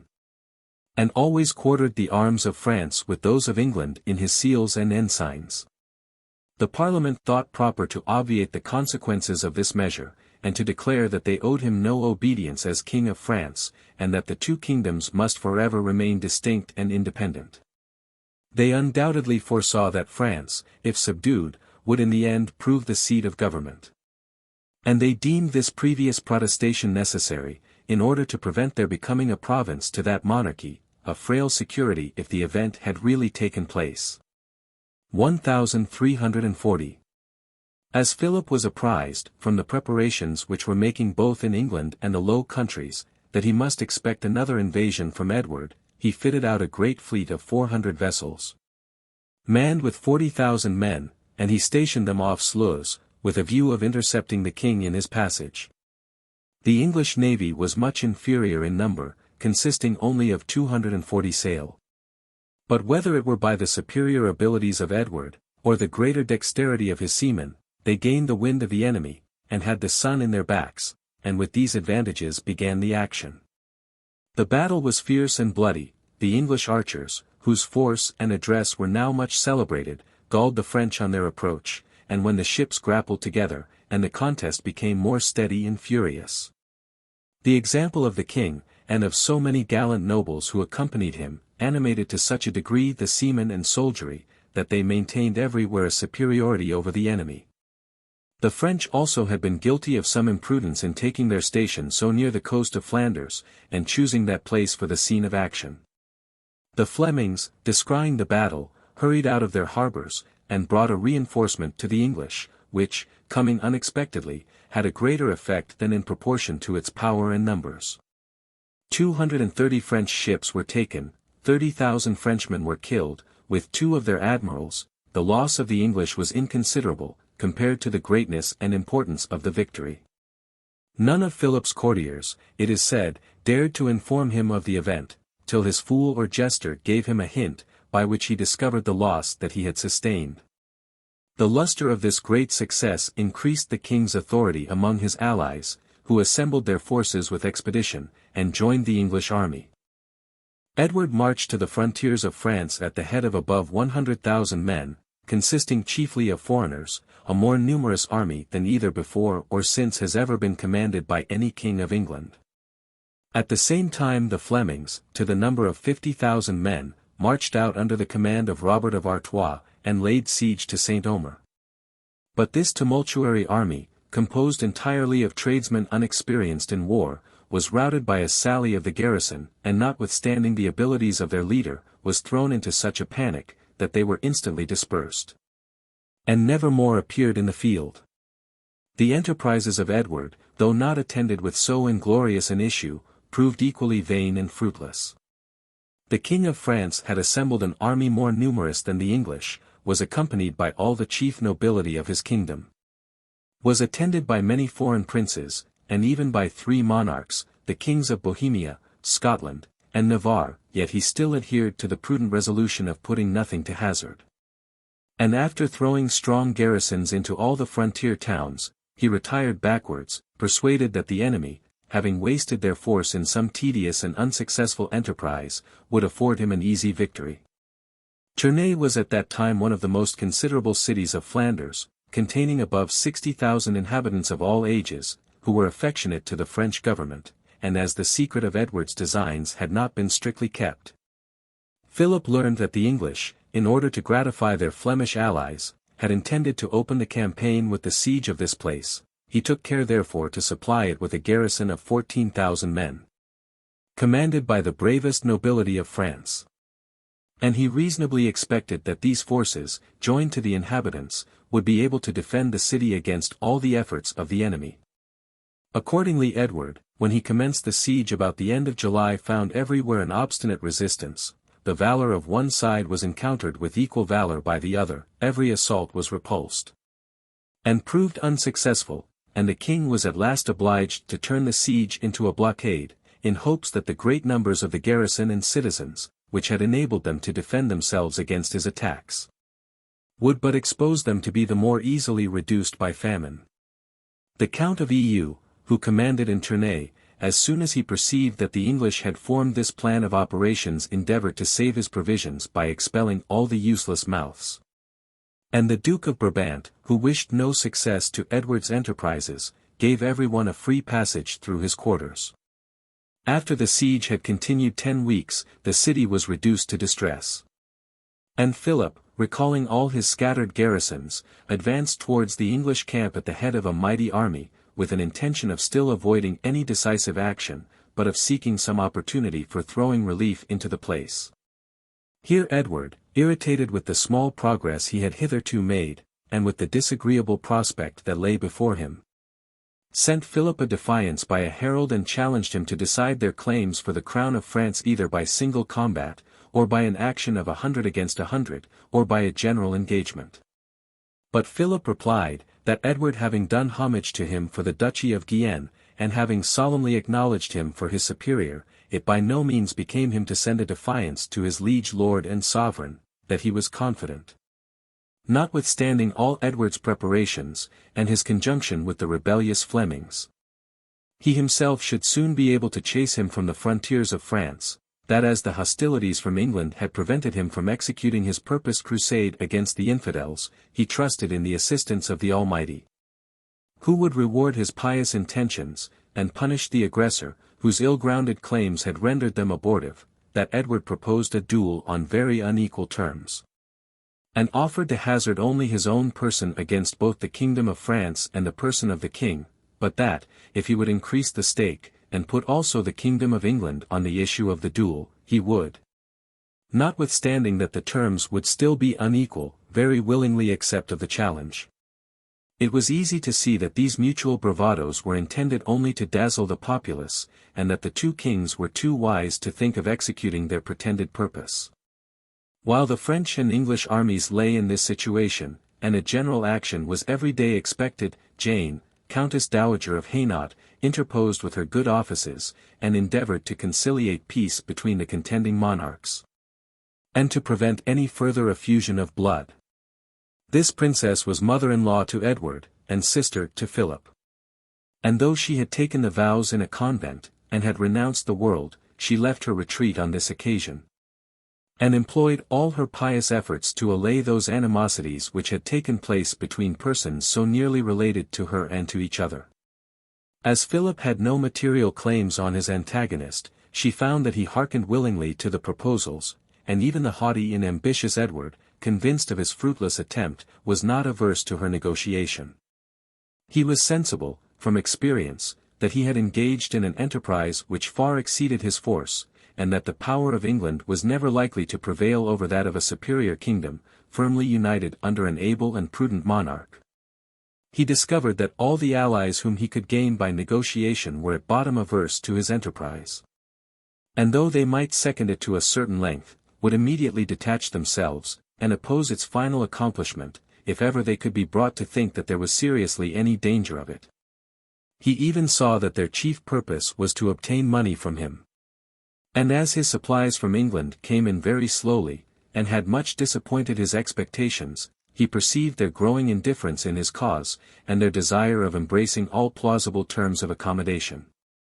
Convinced at last that an undertaking must be imprudent which could only be supported by means so unequal to the end, he concluded a truce, which left both parties in possession of their present acquisitions, and stopped all further hostilities on the side of the Low Countries, Guienne, and Scotland, till midsummer next. A negotiation was soon after opened at Arras, under the mediation of the Pope's legates, and the truce was attempted to be converted into a solid peace. Edward here required that Philip should free Guienne from all claims of superiority, and entirely withdraw his protection from Scotland, but as he seemed not anywise entitled to make such high demands, either from his past successes or future prospects, they were totally rejected by Philip, who agreed only to a prolongation of the truce. The King of France soon after detached the Emperor Louis from the alliance of England, and engaged him to revoke the title of imperial vicar, which he had conferred on Edward. The king's other allies on the frontiers of France, disappointed in their hopes, gradually withdrew from the confederacy. And Edward himself, harassed by his numerous and importunate creditors, was obliged to make his escape by stealth into England. The unusual tax of a ninth sheaf, lamb, and fleece, imposed by Parliament, together with the great want of money, and still more, of credit in England, had rendered the remittances to Flanders extremely backward. Nor could it be expected, that any expeditious method of collecting an imposition, which was so new in itself, and which yielded only a gradual produce, could possibly be contrived by the king or his ministers. And though the Parliament, foreseeing the inconvenience, had granted, as a present resource, 20,000 sacks of wool, the only English goods that bore a sure price in foreign markets, and were the next to ready money, it was impossible but the getting possession of such a bulky commodity, the gathering of it from different parts of the kingdom, and the disposing of it abroad, must take up more time than the urgency of the king's affairs would permit, and must occasion all the disappointments complained of during the course of the campaign. But though nothing had happened which Edward might not reasonably have foreseen, he was so irritated with the unfortunate issue of his military operations, and so much vexed and affronted by his foreign creditors, that he was determined to throw the blame somewhere off himself, and he came in very bad humor into England. He discovered his peevish disposition by the first act which he performed after his arrival. As he landed unexpectedly, he found the tower negligently guarded, and he immediately committed to prison the constable and all others who had the charge of that fortress, and he treated them with unusual rigor. His vengeance fell next on the officers of the revenue, the sheriffs, the collectors of the taxes, the undertakers of all kinds, and besides dismissing all of them from their employments, he appointed commissioners to inquire into their conduct. And these men, in order to gratify the king's humor, were sure not to find any person innocent who came before them. Sir John St. Paul, Keeper of the Privy Seal, Sir John Stonor, Chief Justice, Andrew Aubrey, Mayor of London, were displaced and imprisoned, as were also the Bishop of Chichester, Chancellor, and the Bishop of Lichfield, Treasurer. Stratford, Archbishop of Canterbury, to whom the charge of collecting the new taxes had been chiefly entrusted, fell likewise under the king's displeasure. But being absent at the time of Edward's arrival, he escaped feeling the immediate effects of it.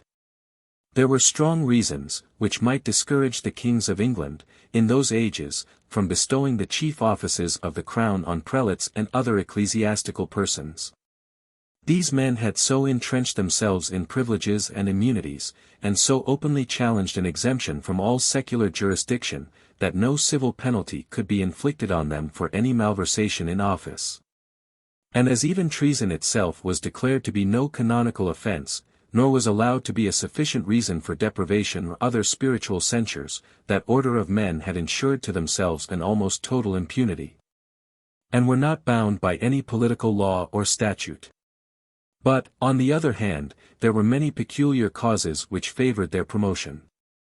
Besides that they possessed almost all the learning of the age, and were best qualified for civil employments, the prelates enjoyed equal dignity with the greatest barons, and gave weight by their personal authority to the powers entrusted with them, while, at the same time, they did not endanger the crown by accumulating wealth or influence in their families, and were restrained, by the decency of their character, from that open rapine and violence so often practiced by the nobles.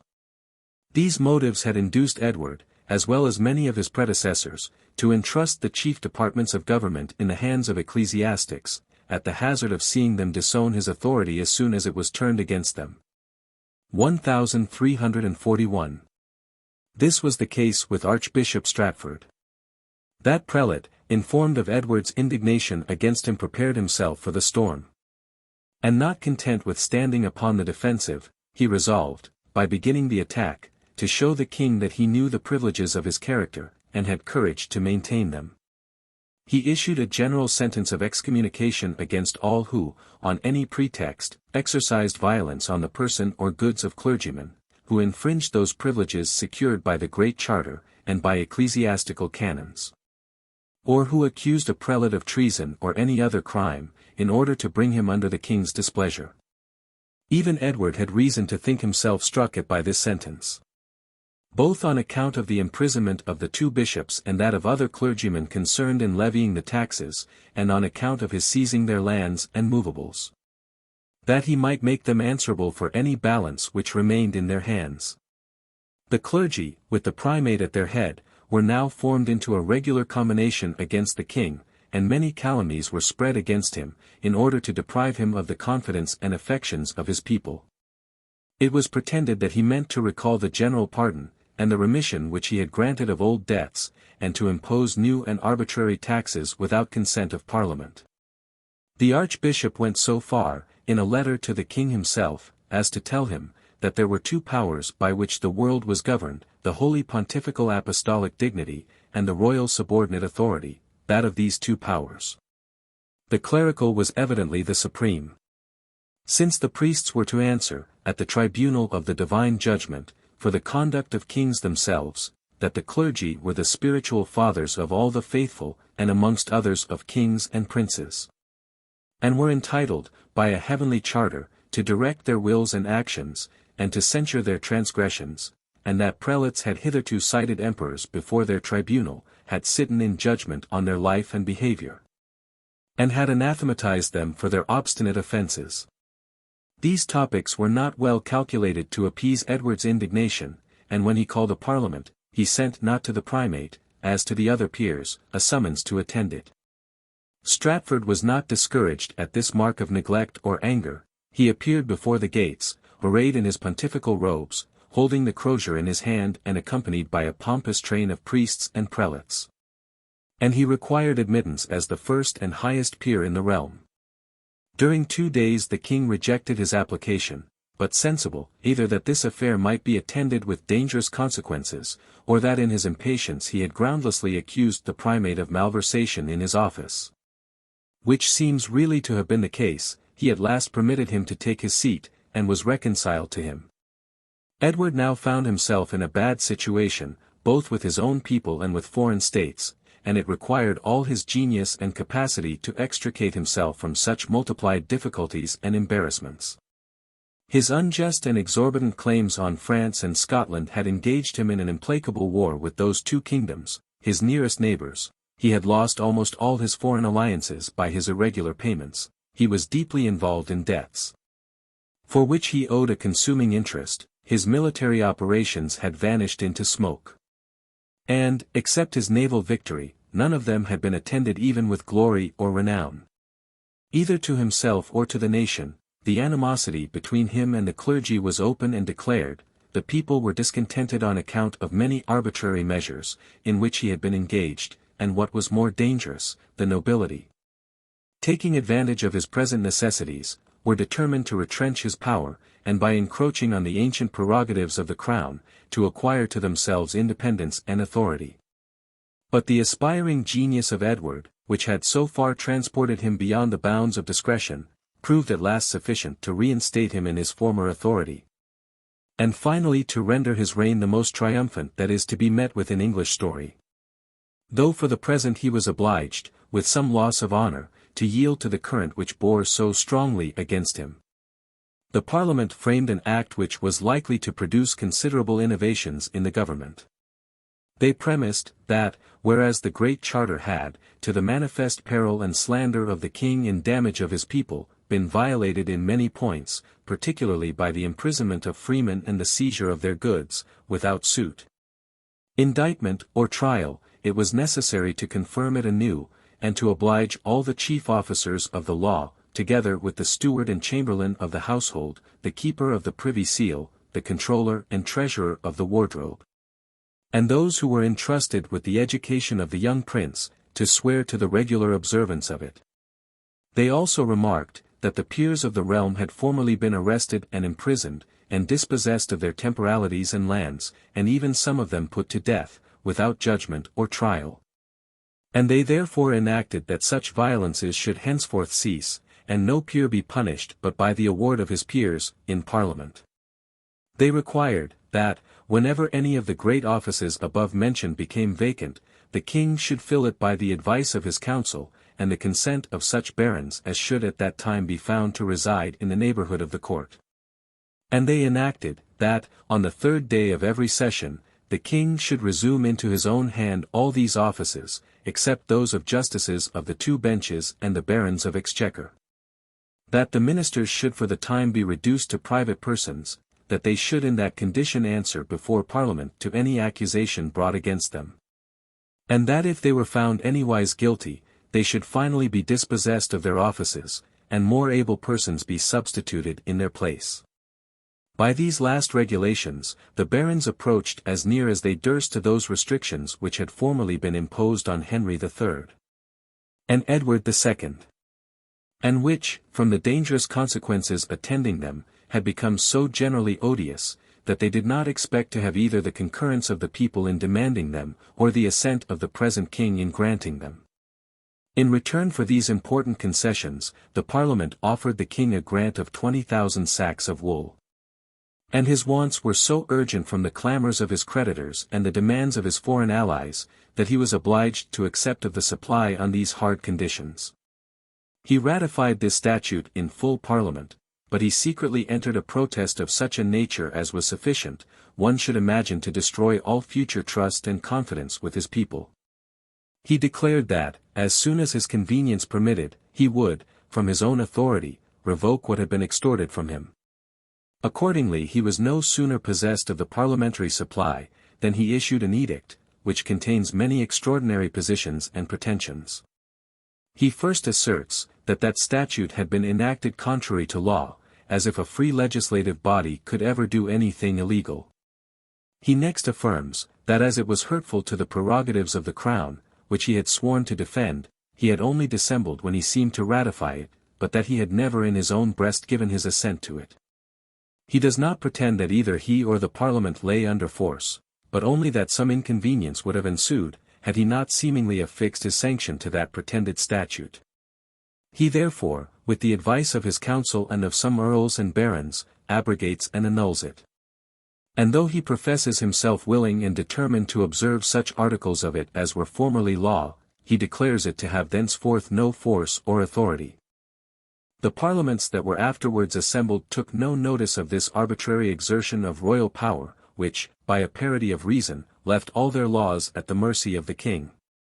And, during the course of 2 years, Edward had so far re-established his influence, and freed himself from his present necessities, that he then obtained from his parliament a legal repeal of the obnoxious statute. This transaction certainly contains remarkable circumstances, which discover the manners and sentiments of the age, and may prove what inaccurate work might be expected from such rude hands, when employed in legislation, and in rearing the delicate fabric of laws and a constitution. But though Edward had happily recovered his authority at home, which had been impaired by the events of the French war, he had undergone so many mortifications from that attempt. John III, Duke of Brittany, had, during some years, found himself declining through age and infirmities, and having no issue, he was solicitous to prevent those disorders to which, on the event of his demise, a disputed succession might expose his subjects. His younger brother, the Count of Penthieve, had left only one daughter, whom the Duke deemed his heir. And as his family had inherited the duchy by a female succession, he thought her title preferable to that of the Count of Mountfort, who, being his brother by a second marriage, was the male heir of that principality. He accordingly purposed to bestow his niece in marriage on some person who might be able to defend her rights, and he cast his eye on Charles of Blois, nephew of the King of France, by his mother, Margaret of Valois, sister to that monarch. But as he both loved his subjects and was beloved by them, he determined not to take this important step without their approbation. And having assembled the states of Brittany, he represented to them the advantages of that alliance, and the prospect which it gave of an entire settlement of the succession. The Bretons willingly concurred in his choice, the marriage was concluded, all his vassals, and among the rest the Count of Mountfort, swore fealty to Charles and to his consort, as to their future sovereigns. And every danger of civil commotions seemed to be obviated, as far as human prudence could provide a remedy against them.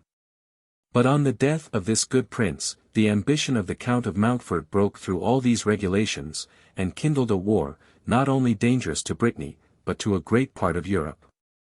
While Charles of Blois was soliciting at the court of France the investiture of the duchy, Mountfort was active in acquiring immediate possession of it.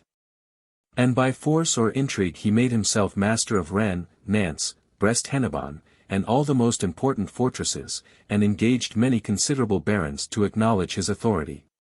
Sensible that he could expect no favour from Philip, he made a voyage to England, on pretence of soliciting his claim to the earldom of Richmond, which had devolved to him by his brother's death. And there, offering to do homage to Edward, as King of France, for the Duchy of Brittany, he proposed a strict alliance for the support of their mutual pretensions. Edward saw immediately the advantages attending this treaty. Mountfort, an active and valiant prince, closely united to him by interest, opened at once an entrance into the heart of France, and afforded him much more flattering views than his allies on the side of Germany and the Low Countries, who had no sincere attachment to his cause, and whose progress was also obstructed by those numerous fortifications which had been raised on that frontier. Robert of Artois was zealous in enforcing these considerations. The ambitious spirit of Edward was little disposed to sit down under those repulses which he had received, and which he thought had so much impaired his reputation. And it required a very short negotiation to conclude a treaty of alliance between two men, who, though their pleas with regard to the preference of male or female succession were directly opposite, were intimately connected by their immediate interests. As this treaty was still a secret, Mountfort, on his return, ventured to appear at Paris, in order to defend his cause before the Court of Peers. But observing Philip and his judges to be prepossessed against his title, and dreading their intentions of arresting him, till he should restore what he had seized by violence, he suddenly made his escape. And war immediately commenced between him and Charles of Blois. Philip sent his eldest son, the Duke of Normandy, with a powerful army, to the assistance of the latter. And Mountfort, unable to keep the field against his rival, remained in the city of Nantes, where he was besieged. The city was taken by the treachery of the inhabitants. Mountfort fell into the hands of his enemies, was conducted as a prisoner to Paris, and was shut up in the Tower of the Louvre. 1342. This event seemed to put an end to the pretensions of the Count of Mountfort. But his affairs were immediately retrieved by an unexpected incident, which inspired new life and vigor into his party.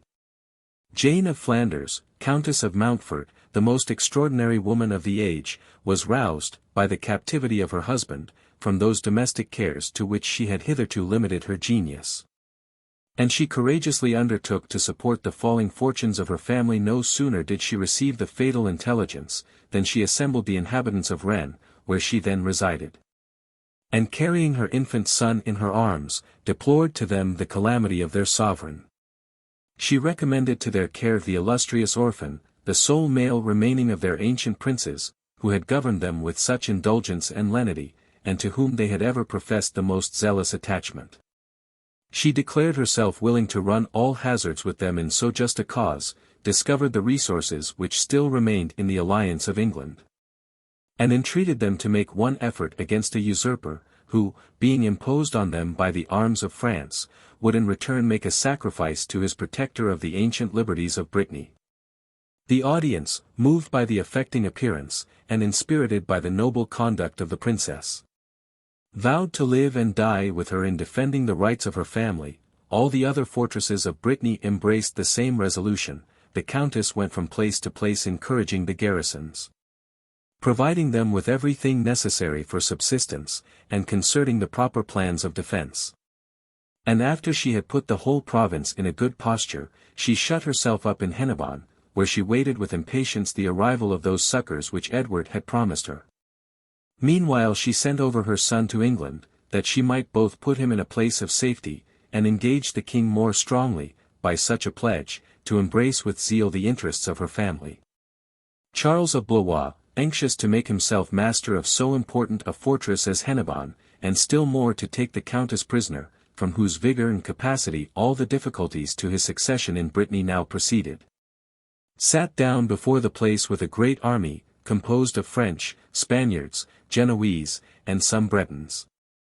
And he conducted the attack with indefatigable industry. The defense was no less vigorous, the besiegers were repulsed in every assault, frequent sallies were made with success by the garrison. And the countess herself being the most forward in all military operations, every one was ashamed not to exert himself to the utmost in this desperate situation. One day, she perceived that the besiegers, entirely occupied in an attack, had neglected a distant quarter of their camp. And she immediately sallied forth at the head of a body of 200 cavalry, threw them into confusion, did great execution upon them, and set fire to their tents, baggage, and magazines. But when she was preparing to return, she found that she was intercepted, and that a considerable body of the enemy had thrown themselves between her and the gates. She instantly took her resolution. She ordered her men to disband, and to make the best of their way by flight to Brest. She met them at the appointed place of rendezvous, collected another body of 500 horse, returned to Hennebon, broke unexpectedly through the enemy's camp, and was received with shouts and acclamations by the garrison, who, encouraged by this reinforcement, and by so rare an example of female valor, determined to defend themselves to the last extremity. The reiterated attacks, however, of the besiegers had at length made several breaches in the walls. And it was apprehended that a general assault, which was every hour expected, would overpower the garrison, diminished in numbers, and extremely weakened with watching and fatigue. It became necessary to treat of a capitulation. And the Bishop of Lyon was already engaged, for that purpose, in a conference with Charles of Blois, when the Countess, who had mounted to a high tower, and was looking towards the sea with great impatience, descried some sails at a distance. She immediately exclaimed, "Behold the succors! The English succors! No capitulation!" This fleet had on board a body of heavy-armed cavalry, and 6,000 archers, whom Edward had prepared for the relief of Hennebon, but who had been long detained by contrary winds. They entered the harbour under the command of Sir Walter Manny, one of the bravest captains of England, and having inspired fresh courage into the garrison, immediately sallied forth, beat the besiegers from all their posts, and obliged them to decamp. But notwithstanding this success, the Countess of Mountfort found that her party, overpowered by numbers, was declining in every quarter, and she went over to solicit more effectual succours from the King of England. Edward granted her a considerable reinforcement under Robert of Artois, who embarked on board a fleet of 45 ships, and sailed to Brittany. He was met in his passage by the enemy. An action ensued, where the Countess behaved with her wonted valour, and charged the enemy sword in hand, but the hostile fleets, after a sharp action, were separated by a storm, and the English arrived safely in Brittany. The first exploit of Robert was the taking of Vannes, which he mastered by conduct and address, but he survived a very little time this prosperity. The Breton noblemen of the party of Charles assembled secretly in arms, attacked Vannes of a sudden, and carried the place, chiefly by reason of a wound received by Robert, of which he soon after died at sea, on his return to England. After the death of this unfortunate prince, the chief author of all the calamities with which his country was overwhelmed for more than a century, Edward undertook in person the defence of the Countess of Mountfort. And as the last truce with France was now expired, the war, which the English and French had hitherto carried on as allies to the competitors for Brittany, was thenceforth conducted in the name and under the standard of the two monarchs.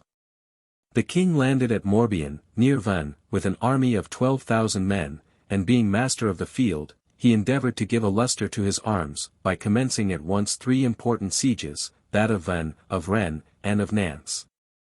But by undertaking too much, he failed of success in all his enterprises. Even the siege of Vannes, which Edward in person conducted with vigour, advanced but slowly, and the French had all the leisure requisite for making preparations against him. The Duke of Normandy, eldest son of Philip, appeared in Brittany at the head of an army of 30,000 infantry and 4,000 cavalry.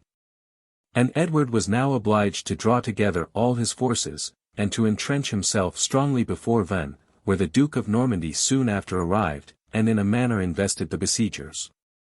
The garrison and the French camp were plentifully supplied with provisions. While the English, who durst not make any attempt upon the place in the presence of a superior army, drew all their subsistence from England, exposed to the hazards of the sea, and sometimes to those which arose from the fleet of the enemy. 1243. In this dangerous situation, Edward willingly hearkened to the mediation of the Pope's legates, the Cardinals of Palestrin and Frascati, who endeavoured to negotiate, if not a peace, at least a truce, between the two kingdoms. A treaty was concluded for a cessation of arms during 3 years. And Edward had the abilities, notwithstanding his present dangerous situation, to procure to himself very equal and honourable terms. It was agreed that Vannes should be sequestered, during the truce, in the hands of the legates. to be disposed of afterwards as they pleased.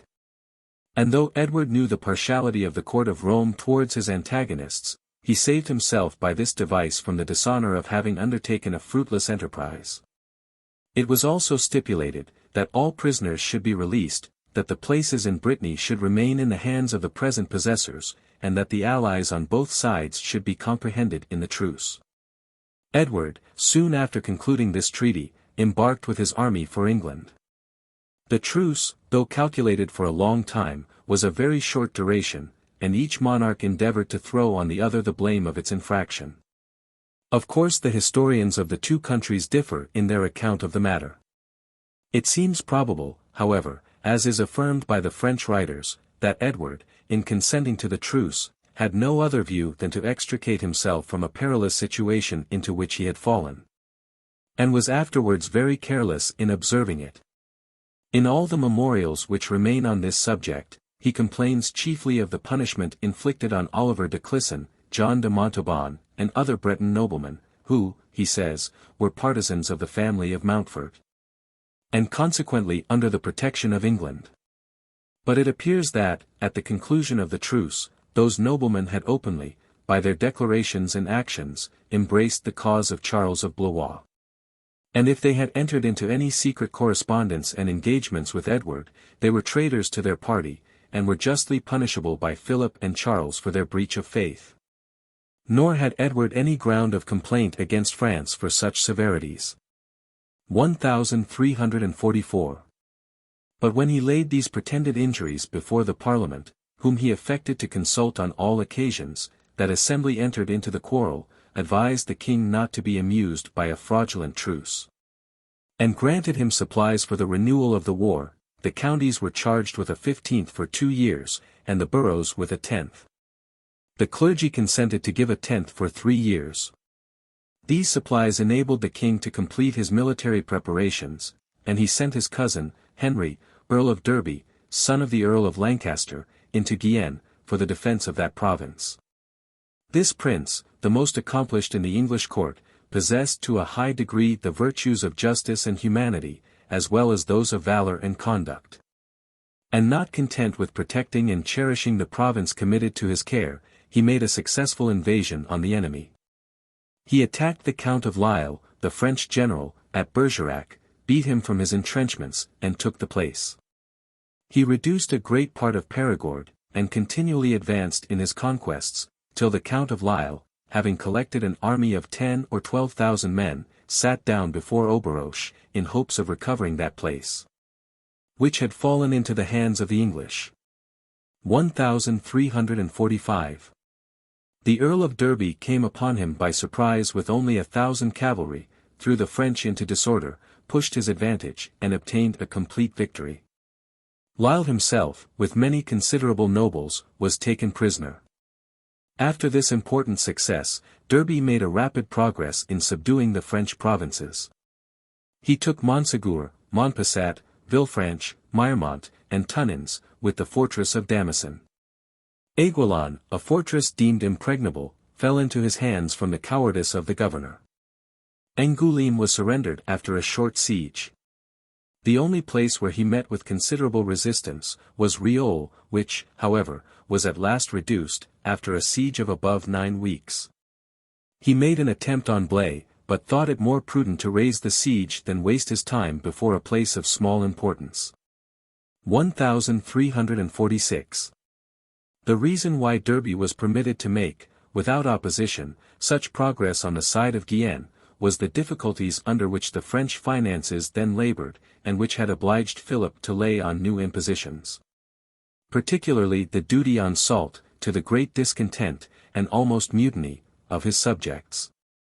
But after the court of France was supplied with money, great preparations were made, and the Duke of Normandy, attended by the Duke of Burgundy and other great nobility, led towards Guienne a powerful army, which the English could not think of resisting in the open field. The Earl of Derby stood on the defensive, and allowed the French to carry on at leisure the siege of Angoulême, which was their first enterprise. John Lord Norwich, the governor, after a brave and vigorous defence, found himself reduced to such extremities as obliged him to employ a stratagem, in order to save his garrison, and to prevent his being reduced to surrender at discretion. He appeared on the walls, and desired a parley with the Duke of Normandy. The prince there told Norwich, that he supposed he intended to capitulate. "Not at all," replied the governor, "but as tomorrow is the feast of the Virgin, to whom I know that you, sir, as well as myself, bear a great devotion, I desire a cessation of arms for that day." The proposal was agreed to. And Norwich, having ordered his forces to prepare all their baggage, marched out next day, and advanced towards the French camp. The besiegers, imagining they were to be attacked, ran to their arms. But Norwich sent a messenger to the Duke, reminding him of his engagement. The Duke, who piqued himself on faithfully keeping his word, exclaimed, "I see the governor has outwitted me, but let us be content with gaining the place." And the English were allowed to pass through the camp unmolested. After some other successes, the Duke of Normandy laid siege to Aiguillon. And as the natural strength of the fortress, together with a brave garrison under the command of the Earl of Pembroke and Sir Walter Manny, rendered it impossible to take the place by assault, he purposed, after making several fruitless attacks, to reduce it by famine, but before he could finish this enterprise, he was called to another quarter of the kingdom by one of the greatest disasters that ever befell the French monarchy. This army, which, during the course of the ensuing campaign, was crowned with the most splendid success, consisted of 4,000 men at arms, 10,000 archers, 10,000 Welsh infantry, and 6,000 Irish. The Welsh and the Irish were light, disorderly troops, fitter for doing execution in a pursuit, or scouring the country, than for any stable action. The bow was always esteemed a frivolous weapon, where true military discipline was known, and regular bodies of well-armed foot maintained. The only solid force in this army were the men at arms. And even these, being cavalry, were on that account much inferior in the shock of battle to good infantry, and as the whole were new-levied troops, we are led to entertain a very mean idea of the military force of those ages, which, being ignorant of every other art, had not properly cultivated the art of war itself, the sole object of general attention. The king created the Earl of Arundel constable of his army and the Earls of Warwick and Harcourt marescals. He bestowed the honour of knighthood on the Prince of Wales and several of the young nobility, immediately upon his landing. After destroying all the ships in La Hogue, Barfla, and Cherbourg, he spread his army over the whole country, and gave them an unbounded license of burning, spoiling, and plundering every place of which they became masters. The loose discipline then prevalent could not be much hurt by these disorderly practices. And Edward took care to prevent any surprise, by giving orders to his troops, however they might disperse themselves in the daytime, always to quarter themselves at night near the main body. In this manner, Montebourg, Corentin, St. Lo, Valognes, and other places in the Cotentin, were pillaged without resistance, and a universal consternation was spread over the province. The intelligence of this unexpected invasion soon reached Paris, and threw Philip into great perplexity. He issued orders, however, for levying forces in all quarters, and dispatched the Count of Eu, Constable of France, and the Count of Tancarville, with a body of troops, to the defence of Caen, a populous and commercial but open city, which lay in the neighbourhood of the English army.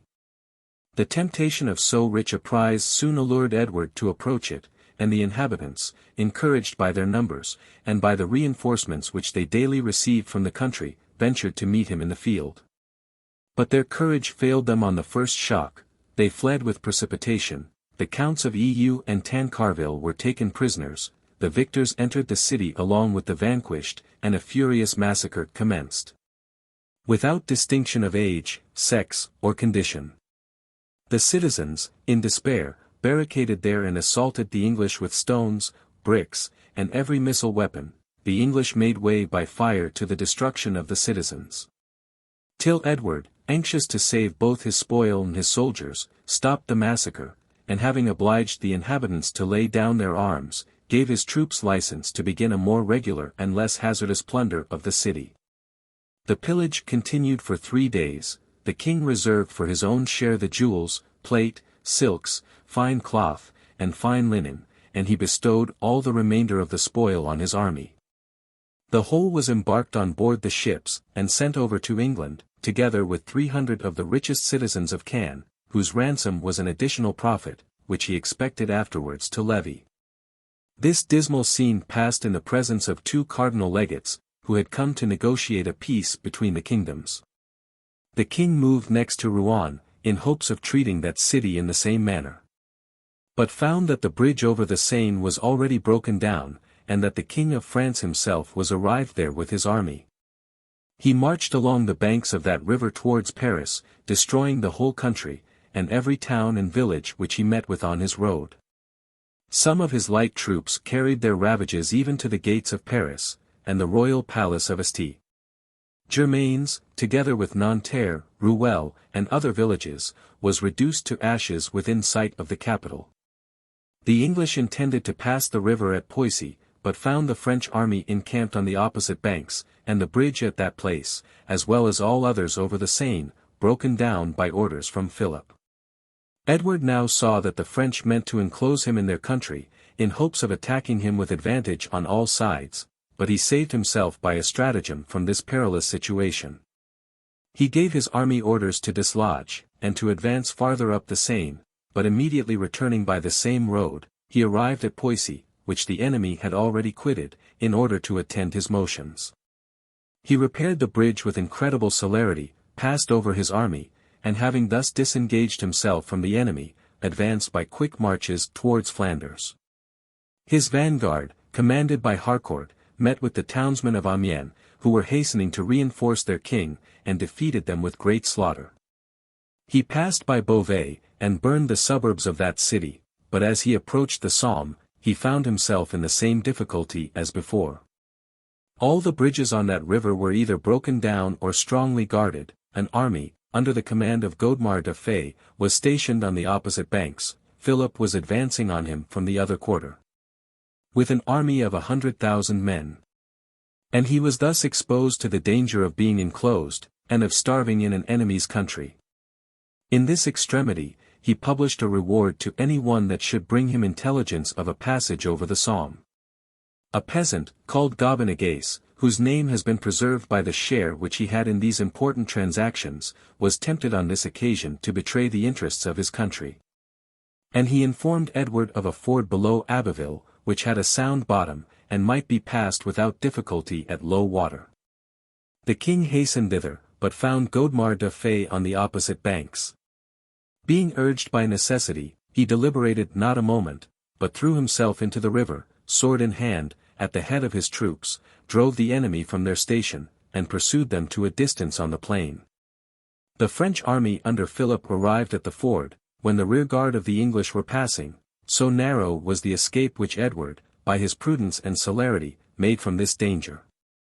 The rising of the tide prevented the French king from following him over the ford, and obliged that prince to take his route over the bridge at Abbeville, by which some time was lost.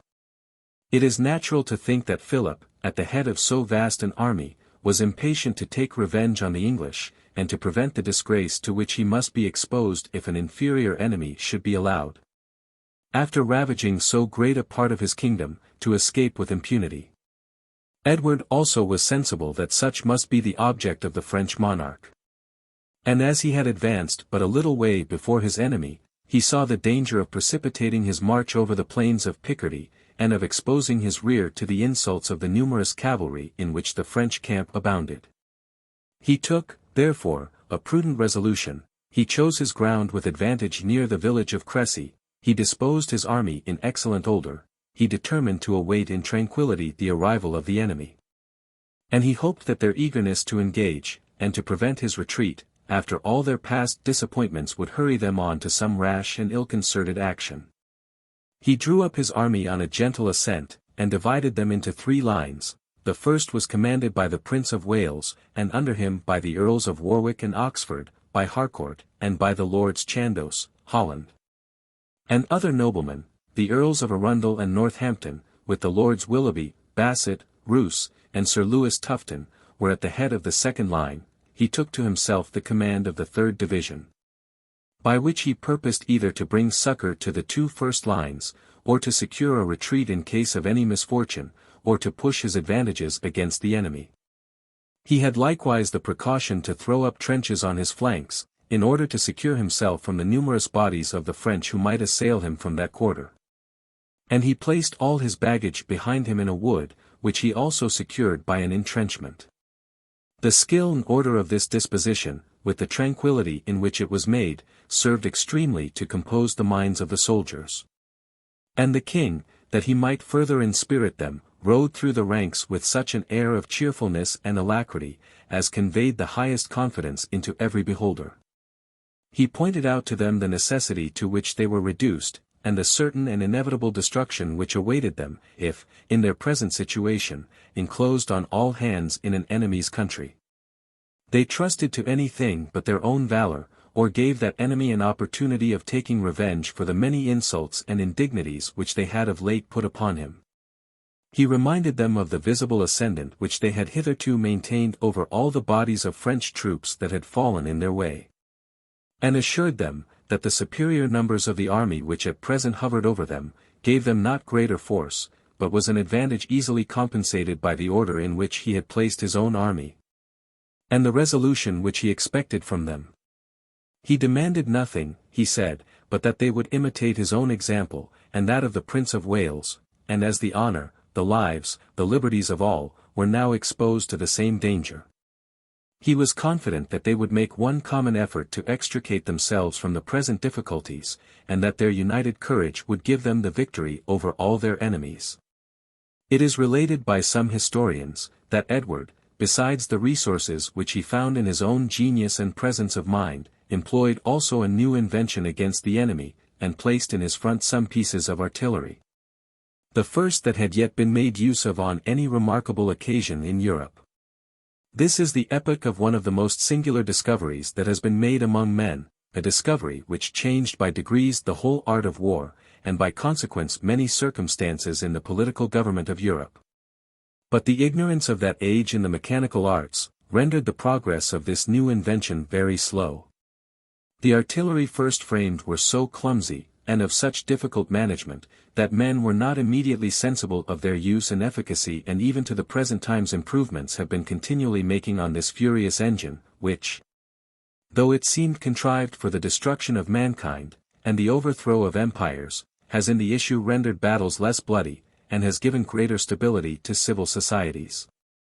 Nations, by its means, have been brought more to a level, conquests have become less frequent and rapid, success in war has been reduced nearly to be a matter of calculation, and any nation, overmatched by its enemies, either yields to their demands or secures itself by alliances against their violence and invasion. The invention of artillery was at this time known in France as well as in England, but Philip, in his hurry to overtake the enemy, had probably left his cannon behind him, which he regarded as a useless encumbrance. All his other movements discovered the same imprudence and precipitation. Impelled by anger, a dangerous counsellor, and trusting to the great superiority of his numbers, he thought that all depended on forcing an engagement with the English, and that if he could once reach the enemy in their retreat, the victory on his side was certain and inevitable. He made a hasty march, in some confusion, from Abbeville. But after he had advanced above 2 leagues, some gentlemen, whom he had sent before to take a view of the enemy, returned to him, and brought him intelligence that they had seen the English drawn up in bombarded great order, and awaiting his arrival. They therefore devised him to defer the combat till the ensuing day, when his army would have recovered from their fatigue, and might be disposed into better order than their present hurry had permitted them to observe. Philip assented to this counsel, but the former precipitation of his march, and the impatience of the French nobility, made it impracticable for him to put it in execution. One division pressed upon another, orders to stop were not seasonably conveyed to all of them, this immense body was not governed by sufficient discipline to be manageable. And the French army, imperfectly formed into 3 lines, arrived, already fatigued and disordered, in presence of the enemy. The first line, consisting of 15,000 Genoese crossbow men, was commanded by Anthony Doria and Charles Grimaldi. The second was led by the Count of Alassa, brother to the king himself was at the head of the third. Besides the French monarch, there were no less than 3 crowned heads in this engagement: the King of Bohemia, the King of the Romans, his son, and the King of Majorca, with all the nobility and great vassals of the crown of France. The army now consisted of above 120,000 men, more than 3 times the number of the enemy. But the prudence of one man was superior to the advantage of all this force and splendor.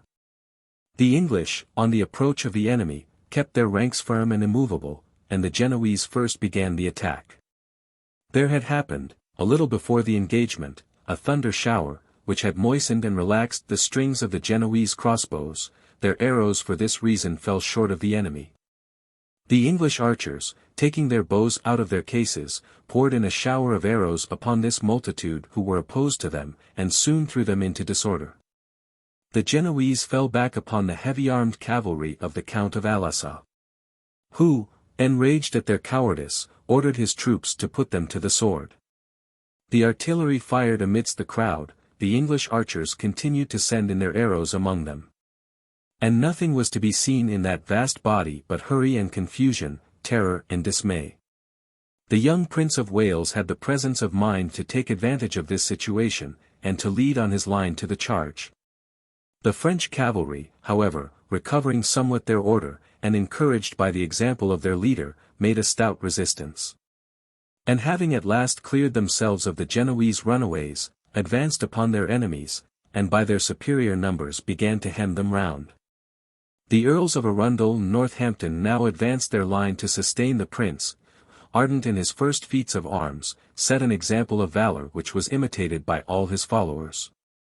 The battle became for some time hot and dangerous, and the Earl of Warwick, apprehensive of the event, from the superior numbers of the French, dispatched a messenger to the king, and entreated him to send succors to the relief of the prince. Edward had chosen his station on the top of the hill, and he surveyed in tranquillity the scene of action. When the messenger accosted him, his first question was, whether the prince were slain or wounded. On receiving an answer in the negative, "Return," said he, "to my son.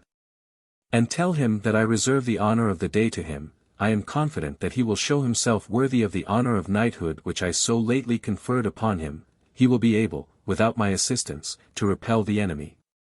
This speech, being reported to the prince and his attendants, inspired them with fresh courage.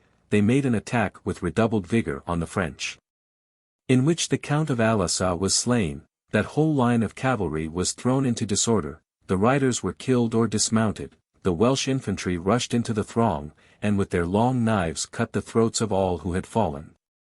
Nor was any quarter given that day by the victors. The King of France advanced in vain with the rear to sustain the line commanded by his brother. He found them already discomfited.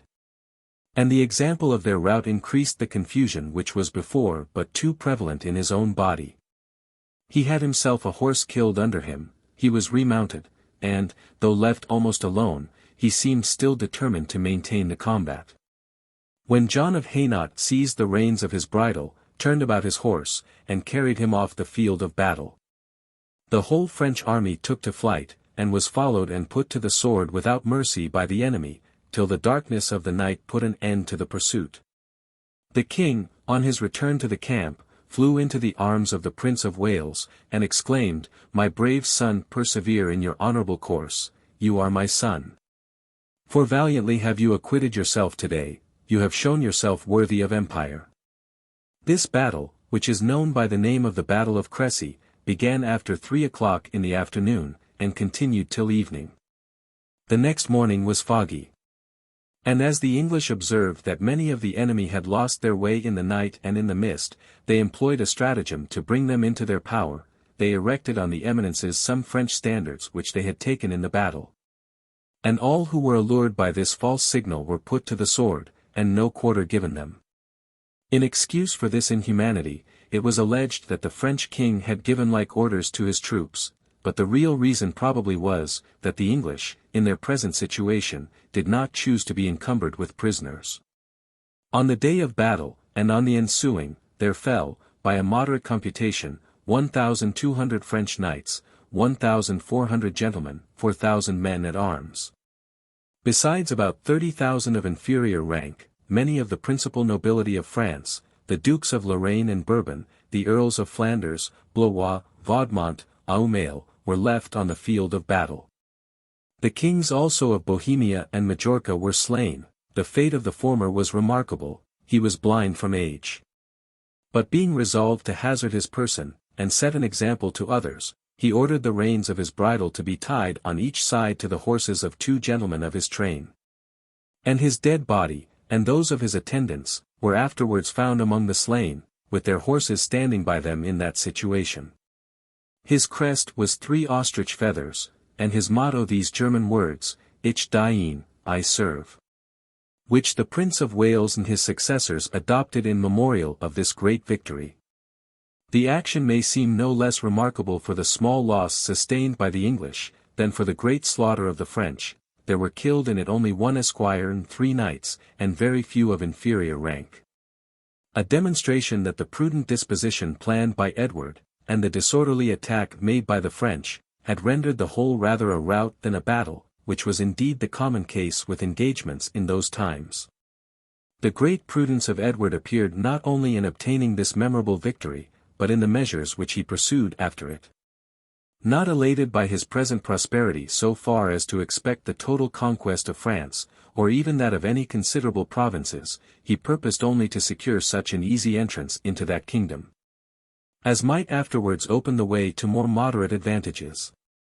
He knew the extreme distance of Guienne, he had experienced the difficulty and uncertainty of penetrating on the side of the Low Countries, and had already lost much of his authority over Flanders by the death of D'Ardeville, who had been murdered by the populace themselves, his former partisans, on his attempting to transfer the sovereignty of that province to the Prince of Wales. The king, therefore, limited his ambition to the conquest of Calais.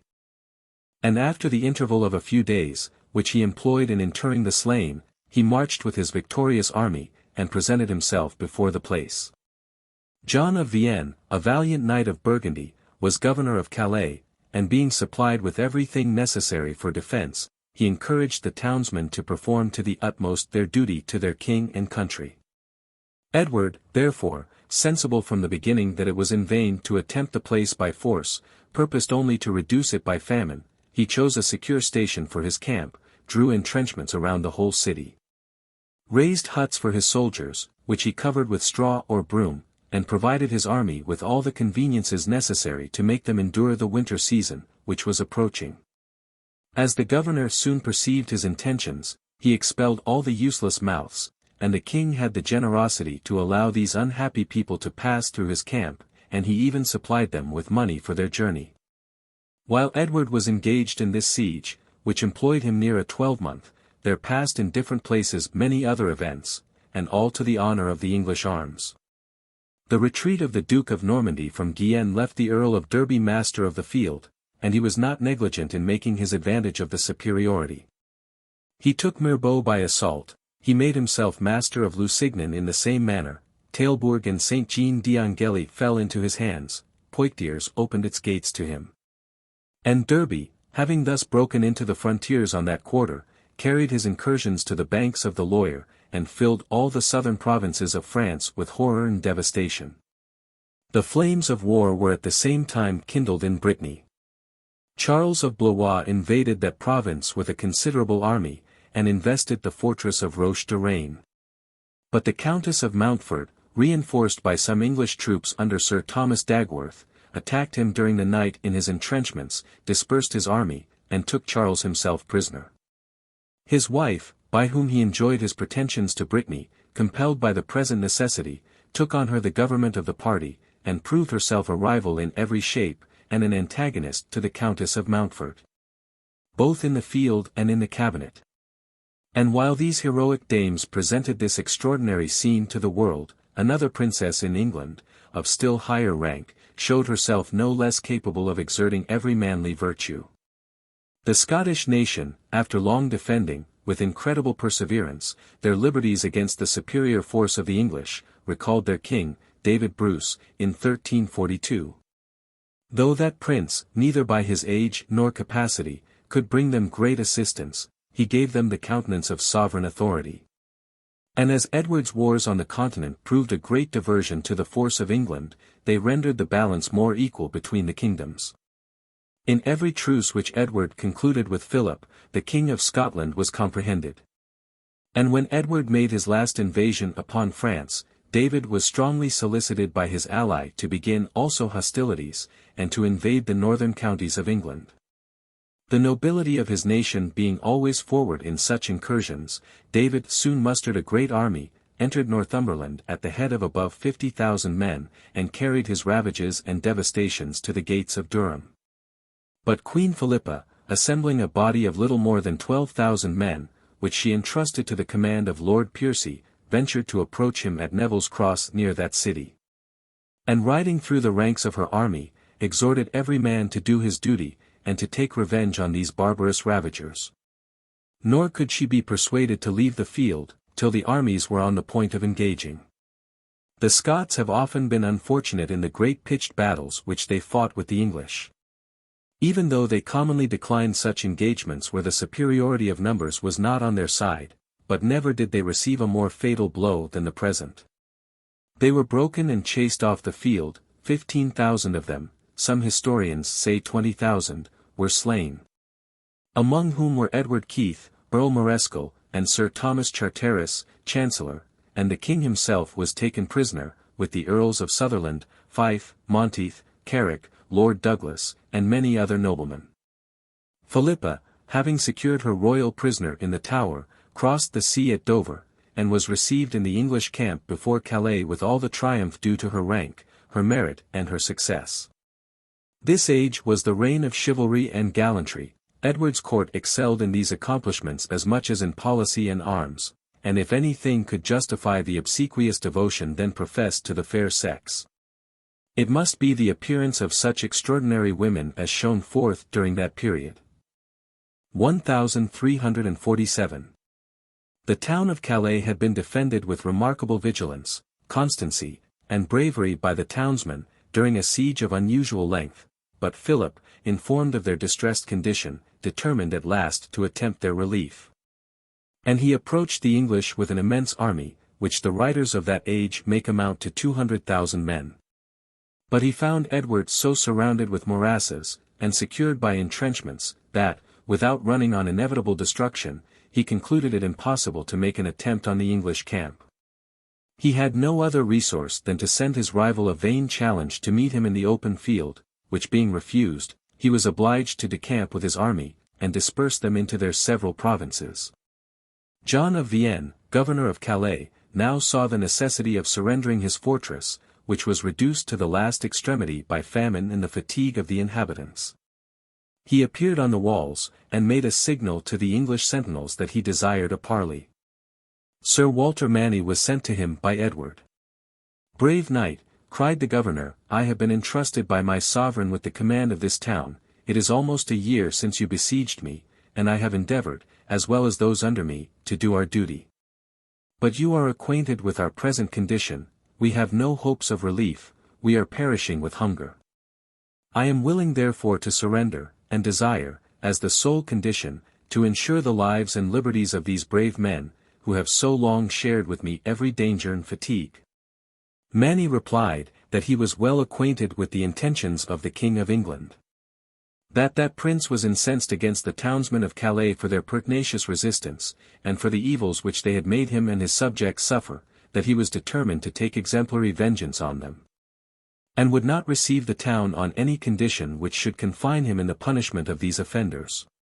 "Consider," replied Vienne, "that this is not the treatment to which brave men are entitled. If any English knight had been in my situation, your king would have expected the same conduct from him.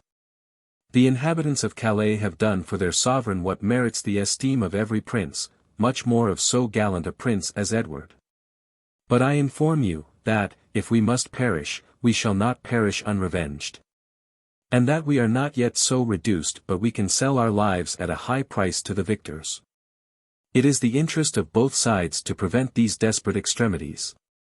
And I expect that you yourself, brave knight, will interpose your good offices with your prince in our behalf." Manny was struck with the justness of these sentiments, and represented to the king the danger of reprisals, if he should give such treatment to the inhabitants of Calais. Edward was at last persuaded to mitigate the rigor of the conditions demanded. He only insisted that 6 of the most considerable citizens should be sent to him to be disposed of as he thought proper. That they should come to his camp carrying the keys of the city in their hands, bareheaded and barefooted, with ropes about their necks, and on these conditions he promised to spare the lives of all the remainder. When this intelligence was conveyed to Calais, it struck the inhabitants with new consternation. To sacrifice 6 of their fellow citizens to certain destruction for signalizing their valor in a common cause, appeared to them even more severe than that general punishment with which they were before threatened. And they found themselves incapable of coming to any resolution in so cruel and distressful a situation.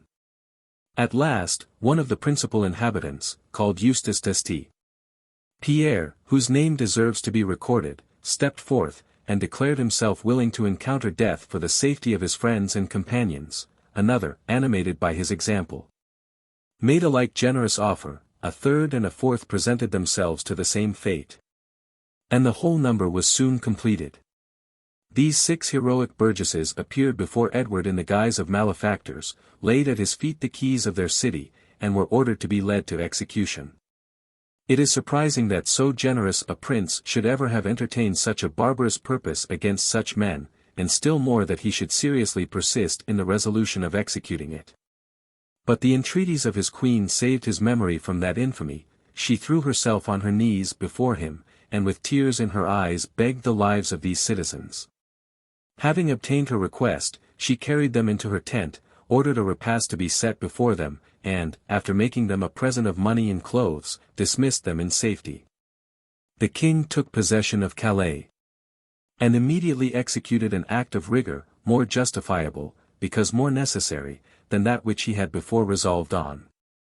He knew that notwithstanding his pretended title to the crown of France, every Frenchman regarded him as a mortal enemy. He therefore ordered all the inhabitants of Calais to evacuate the town, and he peopled it anew with English.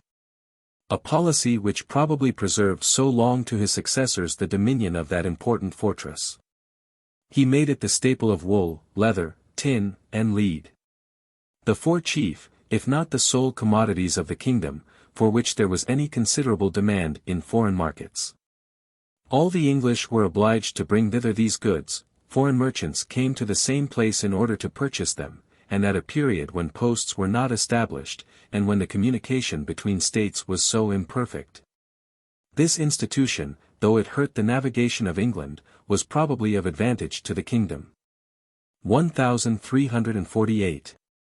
Through the mediation of the Pope's legates, Edward concluded a truce with France, but even during this cessation of arms, he had very nearly lost Calais, the sole fruit of all his boasted victories.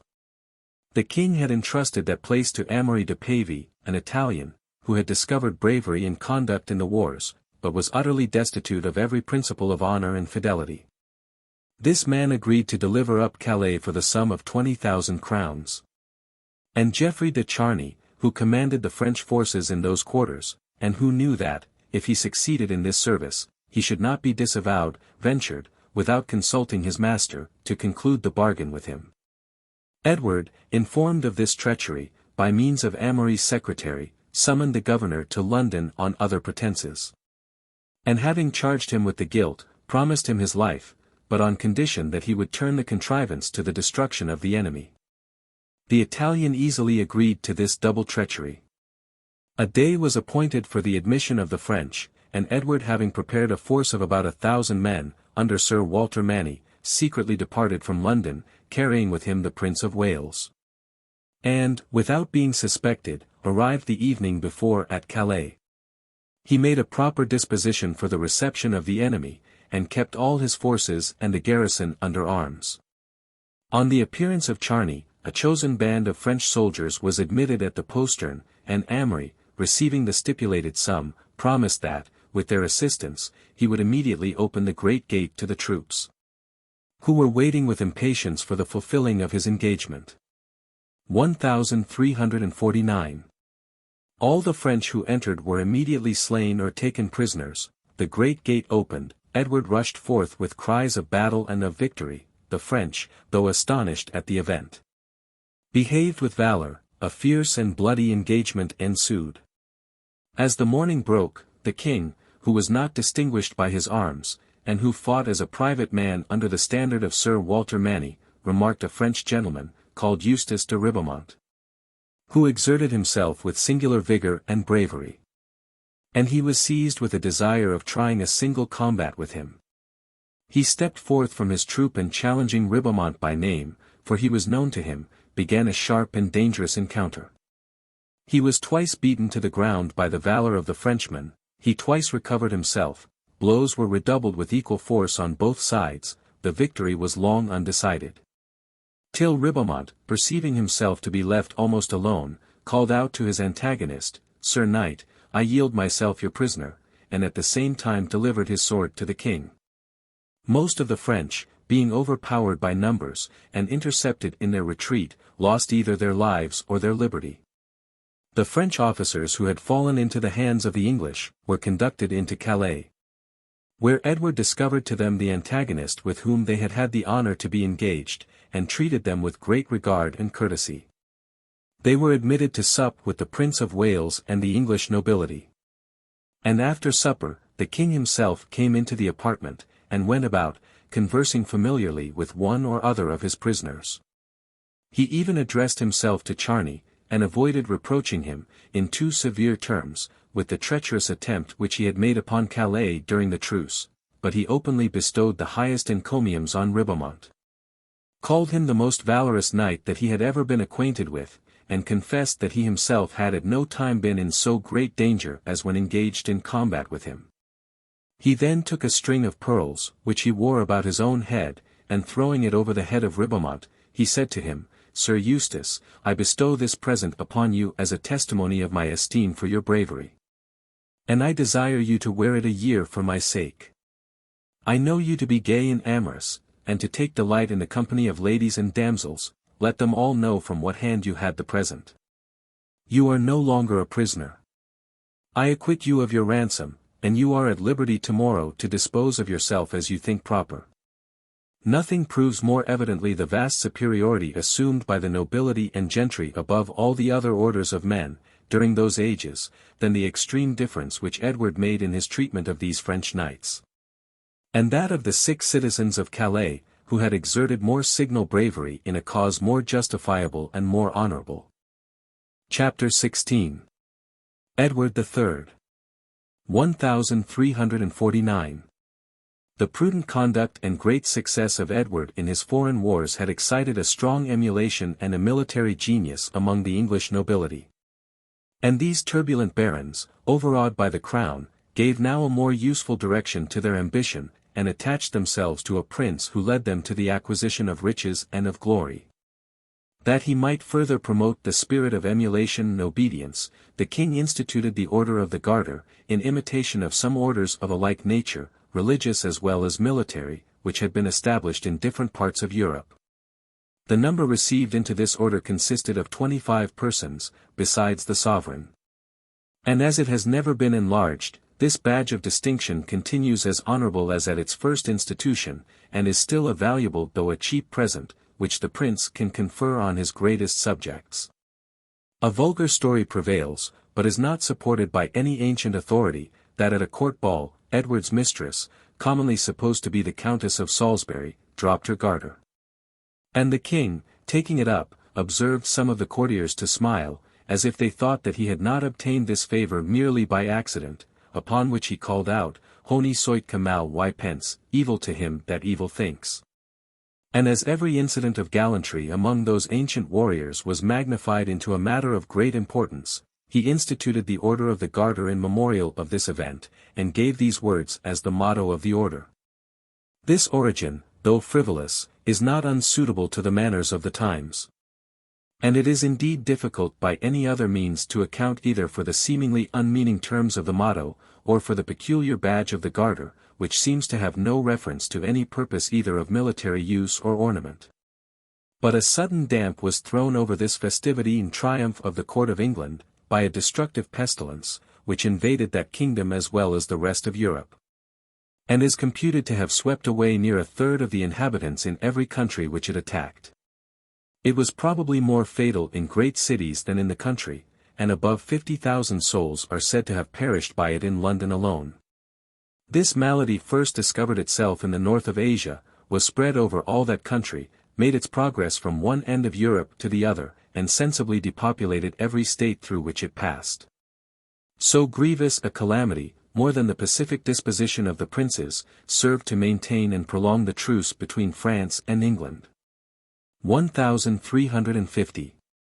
During this truce, Philip de Valois died, without being able to re-establish the affairs of France, which his bad success against England had thrown into extreme disorder. This monarch, during the first years of his reign, had obtained the appellation of fortunate, and acquired the character of prudent, but he ill-maintained either the one or the other. Less from his own fault, than because he was overmatched by the superior fortune and superior genius of Edward. But the incidents in the reign of his son John gave the French nation cause to regret even the calamitous times of his predecessor. John was distinguished by many virtues, particularly a scrupulous honor and fidelity. He was not deficient in personal courage, but as he wanted that masterly prudence and foresight, which his difficult situation required. His kingdom was at the same time disturbed by intestine commotions, and oppressed with foreign wars. 1354. The chief source of its calamities was Charles, King of Navarre, who received the epithet of the bad, or wicked, and whose conduct fully entitled him to that appellation. This prince was descended from males of the blood royal of France. His mother was daughter of Louis Hutin. He had himself espoused a daughter of King John, but all these ties, which ought to have connected him with the throne, gave him only greater power to shake and overthrow it. With regard to his personal qualities, he was courteous, affable, engaging, eloquent, full of insinuation and address, inexhaustible in his resources, active and enterprising. But these splendid accomplishments were attended with such defects as rendered them pernicious to his country, and even ruinous to himself. He was volatile, inconstant, faithless, revengeful, malicious, restrained by no principle or duty, insatiable in his pretensions, and whether successful or unfortunate in one enterprise he immediately undertook another, in which he was never deterred from employing the most criminal and most dishonorable expedients. The constable of Eu, who had been taken prisoner by Edward at Caen, recovered his liberty, on the promise of delivering, as his ransom, the town of Gisons, near Calais, of which he was superior lord, but as John was offended at this stipulation, which, if fulfilled, opened still farther that frontier to the enemy, and as he suspected the constable of more dangerous connections with the King of England, he ordered him to be seized, and without any legal or formal trial, put him to death in prison. Charles de la Cerda was appointed constable in his place, and had a like fatal end. The King of Navarre ordered him to be assassinated. And such was the weakness of the crown, that this prince, instead of dreading punishment, would not even agree to ask pardon for his offense, but on condition that he should receive an accession of territory, and he had also John's second son put into his hands, as a security for his person, when he came to court, and performed this act of mock penitence and humiliation before his sovereign. 1355. The two French princes seemed entirely reconciled, but this dissimulation, to which John submitted from necessity, and Charles from habit, did not long continue. And the King of Navarre knew that he had reason to apprehend the most severe vengeance for the many crimes and treasons which he had already committed, and the still greater, which he was meditating. To ensure himself of protection, he entered into a secret correspondence with England, by means of Henry, Earl of Derby, now Earl of Lancaster, who at that time was employed in fruitless negotiations for peace at Avignon, under the mediation of the Pope. John detected this correspondence, and to prevent the dangerous effects of it, he sent forces into Normandy, the chief seat of the King of Navarre's power, and attacked his castles and fortresses. But hearing that Edward had prepared an army to support his ally, he had the weakness to propose an accommodation with Charles, and even to give this traitorous subject the sum of 100,000 crowns, as the purchase of a feigned reconcilement, which rendered him still more dangerous. The King of Navarre, insolent from past impunity, and desperate from the dangers which he apprehended, continued his intrigues, and associating himself with Geoffrey de Harcourt, who had received his pardon from Philip de Valois, but persevered still in his factious disposition, he increased the number of his partisans in every part of the kingdom. He even seduced, by his address, Charles, the King of France's eldest son, a youth of 17 years of age, who was the first that bore the appellation of Dauphin, by the reunion of the province of Dauphiny to the crown. But this prince, being made sensible of the danger and folly of these connections, promised to make atonement for the offence by the sacrifice of his associates. And in concert with his father, he invited the King of Navarre, and other noblemen of the party, to a feast at Rouen, where they were betrayed into the hands of John. Some of the most obnoxious were immediately led to execution.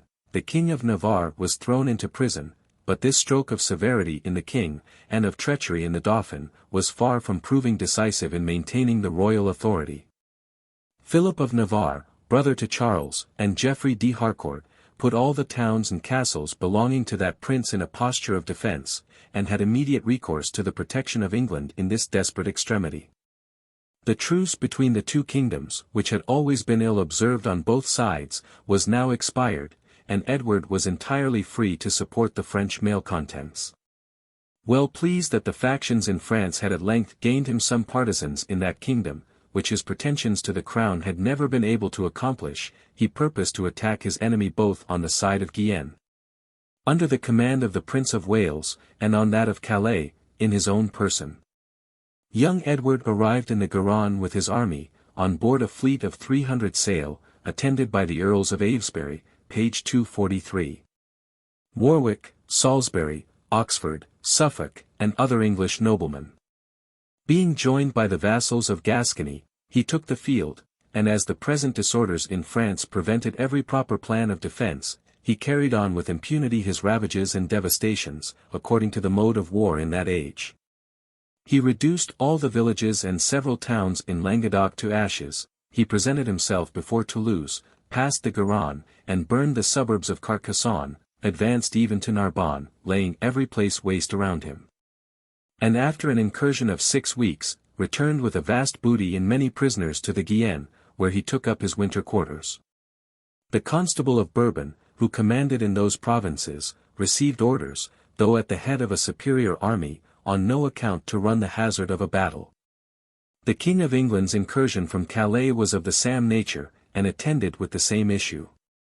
He broke into France at the head of a numerous army, to which he gave a full license of plundering and ravaging the open country. He advanced to Saint-Omer, where the King of France was posted, and on the retreat of that prince, followed him to Hesdin. John still kept at a distance, and declined an engagement, but in order to save his reputation, he sent Edward a challenge to fight a pitched battle with him. A usual bravado in that age, derived from the practice of single combat, and ridiculous in the art of war. The king, finding no sincerity in this defiance, retired to Calais, and thence went over to England, in order to defend that kingdom against a threatened invasion of the Scots. The Scots, taking advantage of the king's absence, and that of the military power of England, had surprised Berwick, and had collected an army with a view of committing ravages upon the northern provinces, but on the approach of Edward, they abandoned that place, which was not tenable, while the castle was in the hands of the English. And retiring to their mountains, gave the enemy full liberty of burning and destroying the whole country from Berwick to Edinburgh. Balliol attended Edward on this expedition. But finding that his constant adherence to the English had given his countrymen an unconquerable aversion to his title, and that he himself was declining through age and infirmities, he finally resigned into the king's hands his pretensions to the crown of Scotland, and received in lieu of them an annual pension of £2,000, with which he passed the remainder of his life in privacy and retirement. During these military operations, Edward received information of the increasing disorders in France, arising from the imprisonment of the King of Navarre. And he sent Lancaster at the head of a small army, to support the partisans of that prince in Normandy.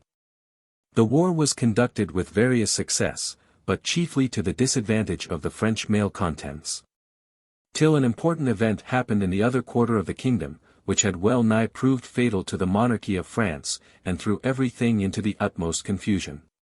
1356. The Prince of Wales, encouraged by the success of the preceding campaign, took the field with an army, which no historian makes amount to above 12,000 men, and of which not a third were English. And with this small body, he ventured to penetrate into the heart of France. After ravaging the Agenois, Quercy, and the Limousin, he entered the province of Berry, and made some attacks, though without success, on the towns of Bourges and Issoudun. It appeared that his intentions were to march into Normandy, and to join his forces with those of the Earl of Lancaster, and the partisans of the King of Navarre. But finding all the bridges on the Loire broken down, and every pass carefully guarded, he was obliged to think of making his retreat into Guienne. He found this resolution the more necessary, from the intelligence which he received of the King of France's motions. That monarch, provoked at the insult offered him by this incursion, and entertaining hopes of success from the young prince's temerity, collected a great army of above 60,000 men, and advanced by hasty marches to intercept his enemy. The prince, not aware of John's near approach, lost some days, on his retreat, before the castle of Romorantin, and thereby gave the French an opportunity of overtaking him. They came within sight at Maupertuis, near Poitiers. And Edward, sensible that his retreat was now become impracticable, prepared for battle with all the courage of a young hero, and with all the prudence of the oldest and most experienced commander. But the utmost prudence and courage would have proved insufficient to save him in this extremity, had the King of France known how to make use of his present advantages. His great superiority in numbers enabled him to surround the enemy.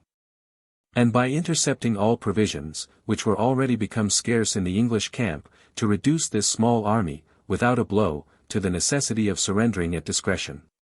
But such was the impatient ardor of the French nobility, and so much had their thoughts been bent on overtaking the English as their sole object, that this idea never struck any of the commanders. And they immediately took measures for the assault, as for a certain victory. While the French army was drawn up in order of battle, they were stopped by the appearance of the Cardinal of Perigord, who, having learned the approach of the two armies to each other, had hastened, by interposing his good offices, to prevent any further effusion of Christian blood.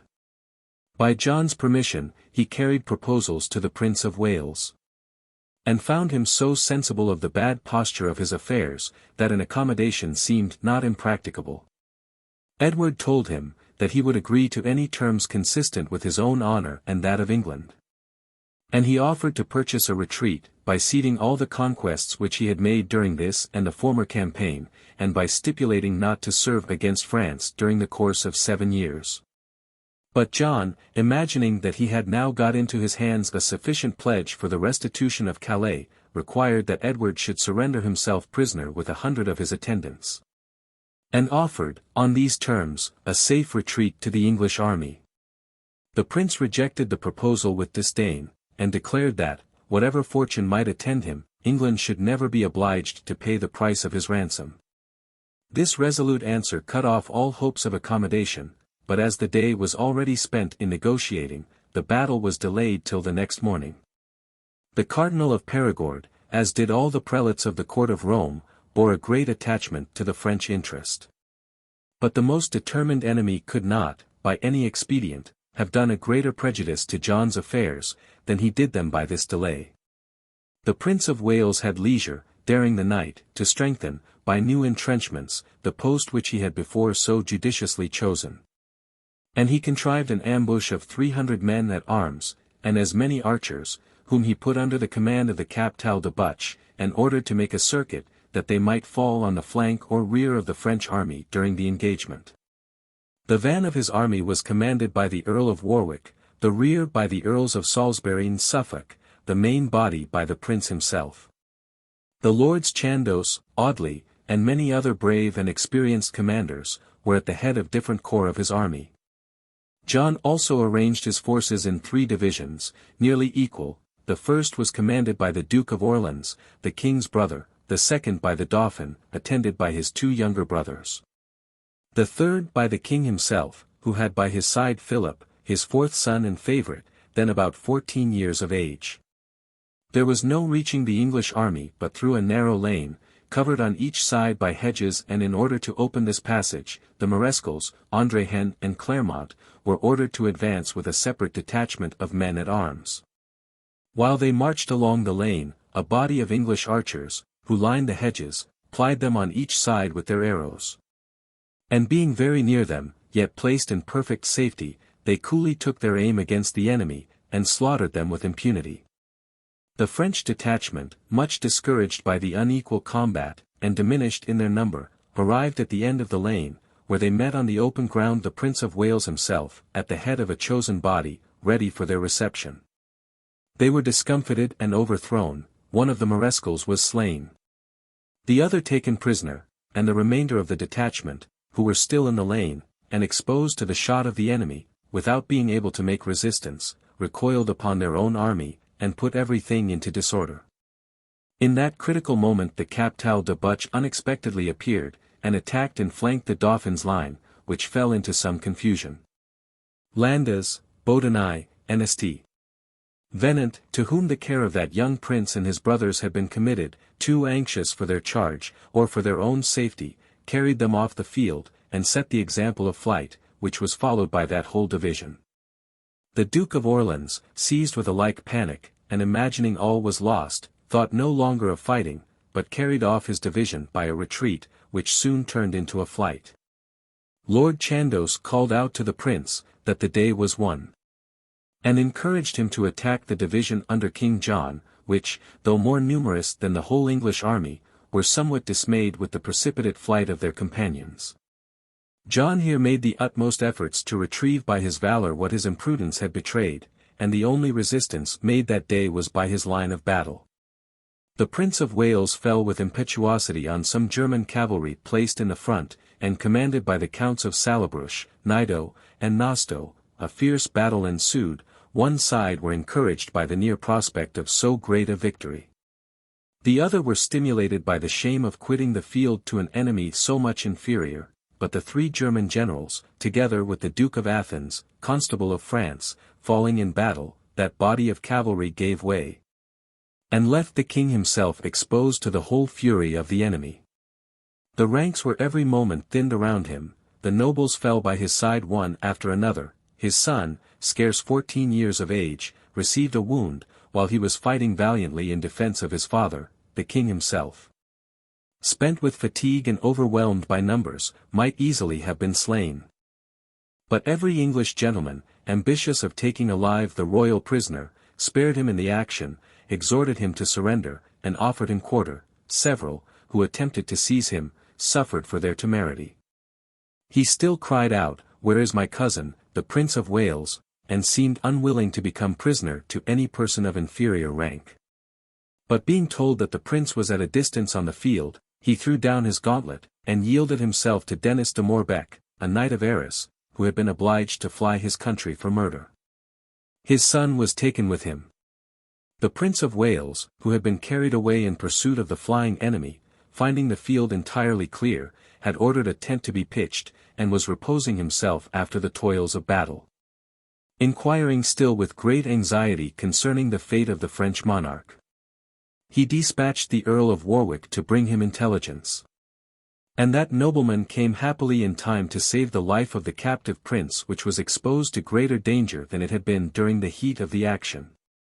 The English had taken him by violence from Morbecque, the Gascons claimed the honor of detaining the royal prisoner, and some brutal soldiers, rather than yield the prize to their rivals, had threatened to put him to death. Warwick overawed both parties, and approaching the king with great demonstrations of respect, offered to conduct him to the prince's tent. Here commences the real and truly admirable heroism of Edward. For victories are vulgar things in comparison of that moderation and humanity displayed by a young prince of 27 years of age, not yet cooled from the fury of battle, and elated by as extraordinary and as unexpected success as had ever crowned the arms of any commander.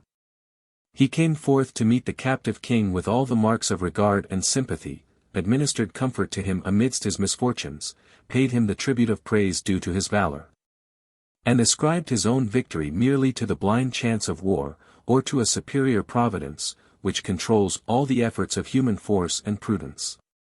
The behavior of John showed him not unworthy of this courteous treatment. His present abject fortune never made him forget a moment that he was a king. More touched by Edward's generosity than by his own calamities, he confessed that, notwithstanding his defeat in captivity, his honor was still unimpaired. And that if he yielded the victory, it was at least gained by a prince of such consummate valor and humanity. Edward ordered a repast to be prepared in his tent for the prisoner. And he himself served at the royal captive's table, as if he had been one of his retinue. He stood at the king's back during the meal, constantly refused to take a place at table, and declared that, being a subject, he was too well acquainted with the distance between his own rank and that of royal majesty, to assume such freedom. All his father's pretensions to the crown of France were now buried in oblivion. John in captivity received the honors of a king, which were refused him when seated on the throne. His misfortunes, not his title, were respected. And the French prisoners, conquered by this elevation of mind, more than by their late discomfiture, burst into tears of admiration, which were only checked by the reflection, that such genuine and unaltered heroism in an enemy must certainly in the issue prove but the more dangerous to their native country. All the English and Gascon knights imitated the generous example set them by their prince. The captives were everywhere treated with humanity, and were soon after dismissed, on paying moderate ransoms to the persons into whose hands they had fallen. The extent of their fortunes was considered, and an attention was given that they should still have sufficient means left to perform their military service in a manner suitable to their rank and quality. Yet so numerous were the noble prisoners, that these ransoms, added to the spoils gained in the field, were sufficient to enrich the prince's army, and as they had suffered very little in the action, their joy and exultation were complete. The Prince of Wales conducted his prisoner to Bordeaux, and not being provided with forces so numerous as might enable him to push his present advantages, he concluded a 2 years' truce with France, which was also become requisite, that he might conduct the captive king with safety into England. He landed at Southwark, and was met by a great concourse of people, of all ranks and stations. 1357. The prisoner was clad in royal apparel, and mounted on a white steed, distinguished by its size and beauty, and by the richness of its furniture. The conqueror rode by his side in a meaner attire, and carried by a black palfrey. In this situation, more glorious than all the insolent parade of a Roman triumph, he passed through the streets of London, and presented the King of France to his father, who advanced to meet him, and received him with the same courtesy as if he had been a neighboring potentate that had voluntarily come to pay him a friendly visit.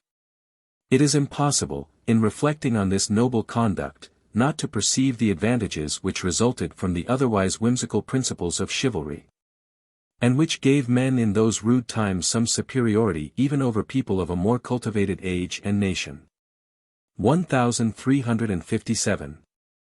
But Edward, finding that the conquest of Scotland was nowise advanced by the captivity of its sovereign, and that the government conducted by Robert Stewart, his nephew and heir, was still able to defend itself, consented to restore David Bruce to his liberty, for the ransom of 100,000 marks sterling. And that prince delivered the sons of all his principal nobility, as hostages for the payment. 1358. Meanwhile, the captivity of John, joined to the preceding disorders of the French government, had produced in that country a dissolution, almost total, of civil authority, and had occasioned confusions the most horrible and destructive that had ever been experienced in any age or in any nation. The Dauphin, now about 18 years of age, naturally assumed the royal power during his father's captivity. But though endowed with an excellent capacity, even in such early years, he possessed neither experience nor authority sufficient to defend a state, assailed at once by foreign power and shaken by intestine faction. In order to obtain supply, he assembled the states of the kingdom. That assembly, instead of supporting his administration, were themselves seized with the spirit of confusion, and laid hold of the present opportunity to demand limitations of the prince's power, the punishment of past malversations, and the liberty of the King of Navarre. Marcel, provost of the merchants and first magistrate of Paris, put himself at the head of the unruly populace, and from the violence and temerity of his character, pushed them to commit the most criminal outrages against the royal authority. They detained the Dauphin in a sort of captivity, they murdered in his presence Robert de Clermont and John de Conflans, marescals, the one of Normandy, the other of Burgundy, they threatened all the other ministers with a like fate. And when Charles, who was obliged to temporize and dissemble, made his escape from their hands, they levied war against him, and openly erected the standard of rebellion, the other cities of the kingdom, in imitation of the capital, shook off the Dauphin's authority, took the government into their own hands, and spread the disorder into every province. The nobles, whose inclinations led them to adhere to the crown, and were naturally disposed to check these tumults, had lost all their influence. And being reproached with cowardice on account of the base desertion of their sovereign in the battle of Poitiers, were treated with universal contempt by the inferior orders. The troops, who from the deficiency of pay, were no longer retained in discipline, threw off all regard to their officers, sought the means of subsistence by plunder and robbery. And associating to them all the disorderly people with whom that age abounded, formed numerous bands, which infested all parts of the kingdom. They desolated the open country, burned and plundered the villages, and by cutting off all means of communication or subsistence, reduced even the inhabitants of the walled towns to the most extreme necessity. The peasants, formerly oppressed, and now left unprotected by their masters, became desperate from their present misery. And rising everywhere in arms, carried to the last extremity those disorders which were derived from the sedition of the citizens and disbanded soldiers. The gentry, hated for their tyranny, were everywhere exposed to the violence of popular rage.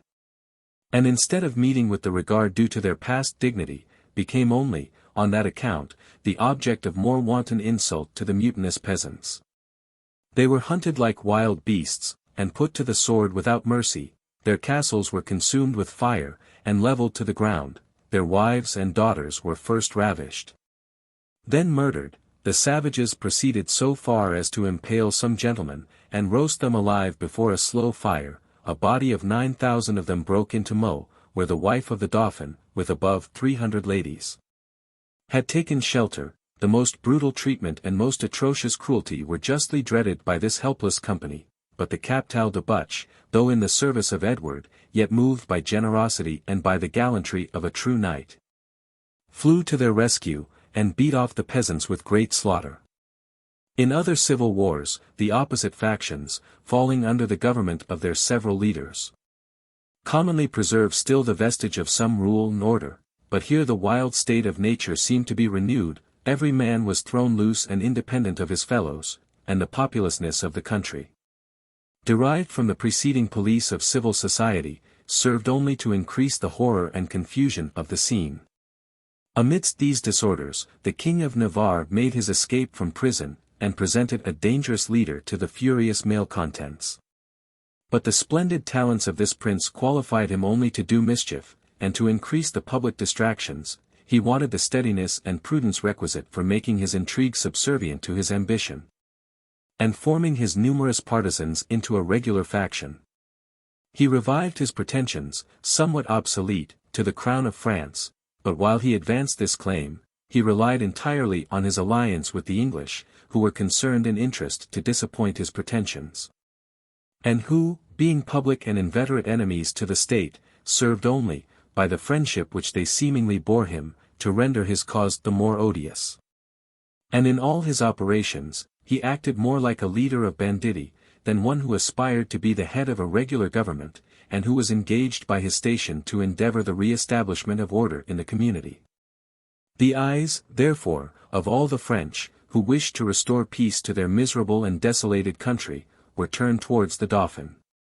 And that young prince, though not remarkable for his military talents, possessed so much prudence and spirit, that he daily gained the ascendant over all his enemies. Marcel, the seditious provost of Paris, was slain, while he was attempting to deliver the city to the King of Navarre and the English, and the capital immediately returned to its duty. The most considerable bodies of the mutinous peasants were dispersed, and put to the sword. Some bands of military robbers underwent the same fate, and though many grievous disorders still remained, France began gradually to assume the face of a regular civil government, and to form some plan for its defense and security. During the confusion in the Dauphin's affairs, Edward seemed to have a favorable opportunity for pushing his conquests, but besides that his hands were tied by the truce, and he could only assist underhand the faction of Navarre. The state of the English finances and military power, during those ages, rendered the kingdom incapable of making any regular or steady effort, and obliged it to exert its force at very distant intervals, by which all the projected ends were commonly disappointed. Edward employed himself, during a conjuncture so inviting, chiefly in negotiations with his prisoner, and John had the weakness to sign terms of peace, which, had they taken effect, must have totally ruined and dismembered his kingdom. He agreed to restore all the provinces which had been possessed by Henry II and his 2 sons, and to annex them forever to England, without any obligation of homage or fealty on the part of the English monarch. But the Dauphin and the States of France rejected this treaty, so dishonorable and pernicious to the kingdom. And Edward, on the expiration of the truce, having now, by subsidies and frugality, collected some treasure, prepared himself for a new invasion of France.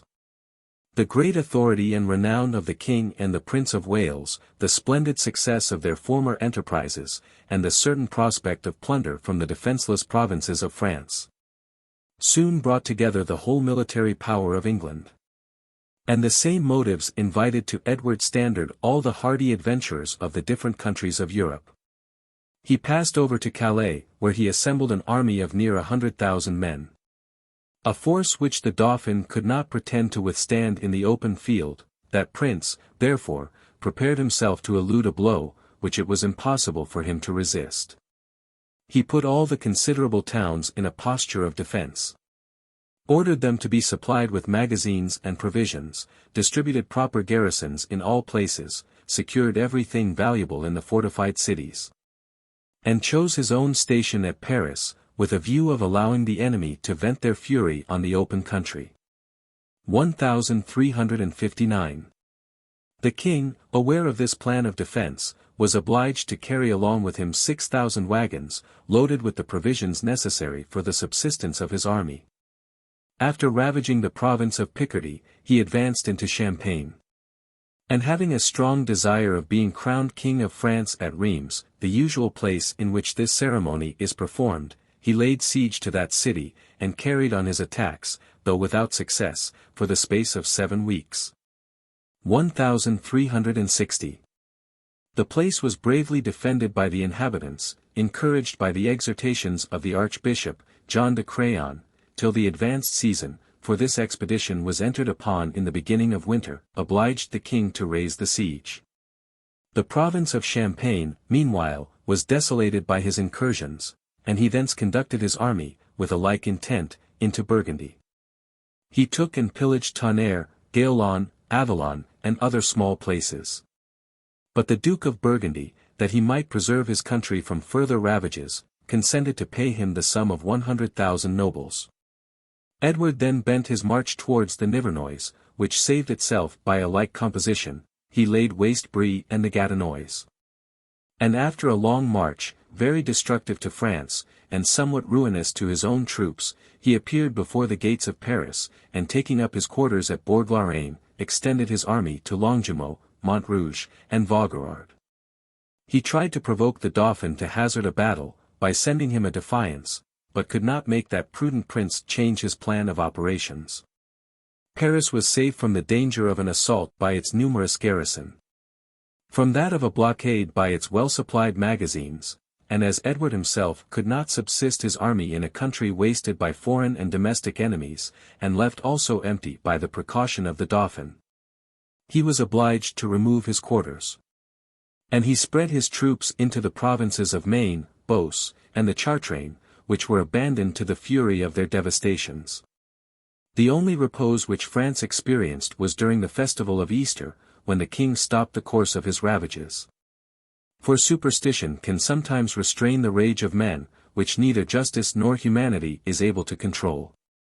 While the war was carried on in this ruinous manner, the negotiations for peace were never interrupted, but as the king still insisted on the full execution of the treaty which he had made with his prisoner at London, and which was strenuously rejected by the Dauphin, there appeared no likelihood of an accommodation.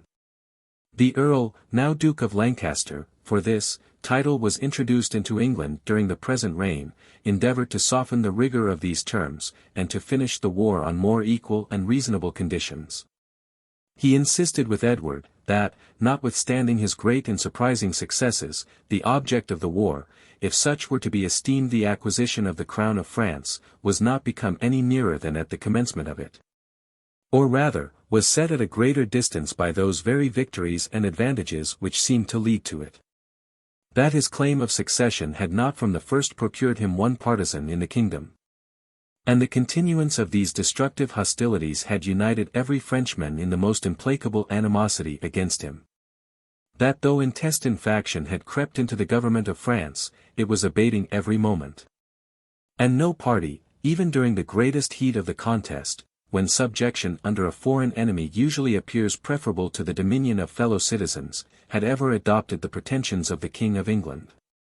That the King of Navarre himself, who alone was allied with the English, instead of being a cordial friend, was Edward's most dangerous rival, and, in the opinion of his partisans, possessed a much preferable title to the crown of France. That the prolongation of the war, however it might enrich the English soldiers, was ruinous to the king himself, who bore all the charges of the armament, without reaping any solid or durable advantage from it. That if the present disorders of France continued, that kingdom would soon be reduced to such a state of desolation, that it would afford no spoils to its ravagers, if it could establish a more steady government.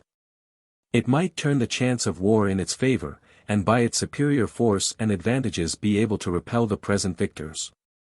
That the Dauphin, even during his greatest distresses, had yet conducted himself with so much prudence, as to prevent the English from acquiring 1 foot of land in the kingdom. And it were better for the king to accept by a peace what he had in vain attempted to acquire by hostilities, which, however hitherto successful, had been extremely expensive, and might prove very dangerous. And that Edward having acquired so much glory by his arms, the praise of moderation was the only honour to which he could now aspire. An honour so much the greater, as it was durable, was united with that of prudence, and might be attended with the most real advantages. These reasons induced Edward to accept of more moderate terms of peace. And it is probable that, in order to palliate this change of resolution, he ascribed it to a vow made during a dreadful tempest, which attacked his army on their march, and which ancient historians represent as the cause of this sudden accommodation. The conferences between the English and French commissioners were carried on during a few days at Bretigny, in the Chartrain. And the peace was at last concluded on the following conditions. It was stipulated that King John should be restored to his liberty, and should pay as his ransom 3 millions of crowns of gold. About £1,500,000 of our present money. Which was to be discharged at different payments, that Edward should forever renounce all claim to the crown of France, and to the provinces of Normandy, Maine, Touraine, and Anjou, possessed by his ancestors. And should receive in exchange the provinces of Poitou, Zaintonge, Alagenois, Périgord, the Limousin, Quercy, Rouergue, L'Angoumois, and other districts in that quarter, together with Calais, Guisnes, Montreuil, and the county of Ponthieu.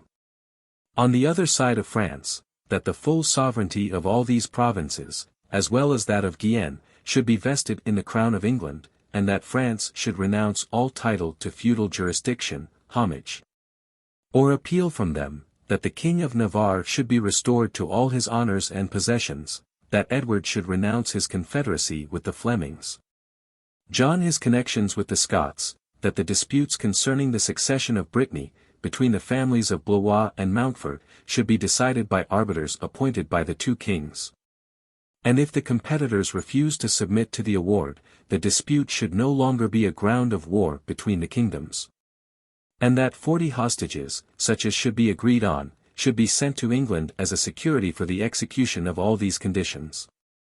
In consequence of this treaty, the King of France was brought over to Calais, whither Edward also soon after repaired, and there both princes solemnly ratified the treaty. John was sent to Boulogne, the king accompanied him a mile on his journey. And the 2 monarchs parted with many professions, probably cordial and sincere, of mutual amity. The good disposition of John made him fully sensible of the generous treatment which he had received in England, and obliterated all memory of the ascendant gained over him by his rival. There seldom has been a treaty of so great importance so faithfully executed by both parties. Edward had scarcely from the beginning entertained any hopes of acquiring the crown of France, by restoring John to his liberty, and making peace at a juncture so favorable to his arms. He had now plainly renounced all pretensions of this nature. He had sold at a very high price that chimerical claim, and had at present no other interest than to retain those acquisitions which he had made with such singular prudence and good fortune. John, on the other hand, though the terms were severe, possessed such fidelity and honor, that he was determined at all hazards to execute them, and to use every expedient for satisfying a monarch who had indeed been his greatest political enemy, but had treated him personally with singular humanity and regard. But, notwithstanding his endeavors, there occurred many difficulties in fulfilling his purpose, chiefly from the extreme reluctance which many towns and vassals in the neighborhood of Guienne expressed against submitting to the English dominion. And John, in order to adjust these differences, took a resolution of coming over himself to England. 1363. His council endeavored to dissuade him from this rash design, and probably would have been pleased to see him employ more chicanes for eluding the execution of so disadvantageous a treaty, but John replied to them, that though good faith were banished from the rest of the earth, she ought still to retain her habitation in the breasts of princes. Some historians would detract from the merit of this honorable conduct, by representing John as enamored of an English lady, to whom he was glad on this pretence to pay a visit. But besides that this surmise is not founded on any good authority, it appears somewhat unlikely on account of the advanced age of that prince, who was now in his 56th year. 1364. He was lodged in the Savoy, the palace where he had resided during his captivity, and where he soon after sickened and died. Nothing can be a stronger proof of the great dominion of fortune over men, than the calamities which pursued a monarch of such eminent valor, goodness, and honor, and which he incurred merely by reason of some slight imprudences, which, in other situations, would have been of no importance. But though both his reign and that of his father proved extremely unfortunate to their kingdom, the French crown acquired, during their time, very considerable accessions, those of Dauphiny in Burgundy. This latter province, however, John had the imprudence again to dismember by bestowing it on Philip, his fourth son, the object of his most tender affections, a deed which was afterwards the source of many calamities to the kingdom. John was succeeded in the throne by Charles the Dauphin, a prince educated in the school of adversity, and well qualified, by his consummate prudence and experience, to repair all the losses which the kingdom had sustained from the errors of his two predecessors.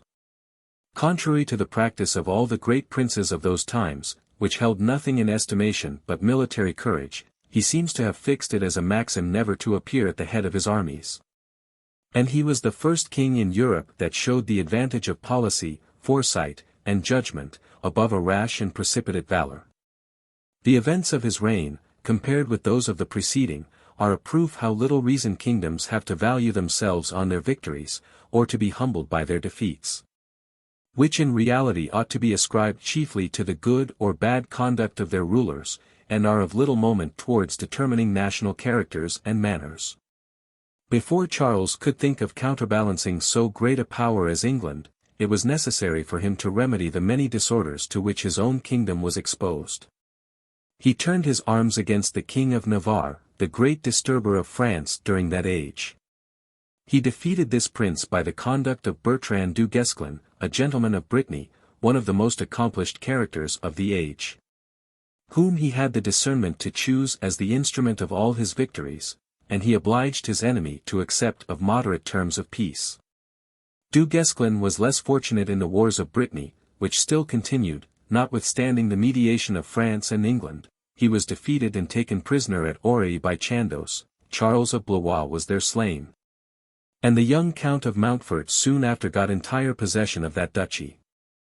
But the prudence of Charles broke the force of this blow. He submitted to the decision of fortune, he acknowledged the title of Mountfort, though a zealous partisan of England, and received the proffered homage for his dominions.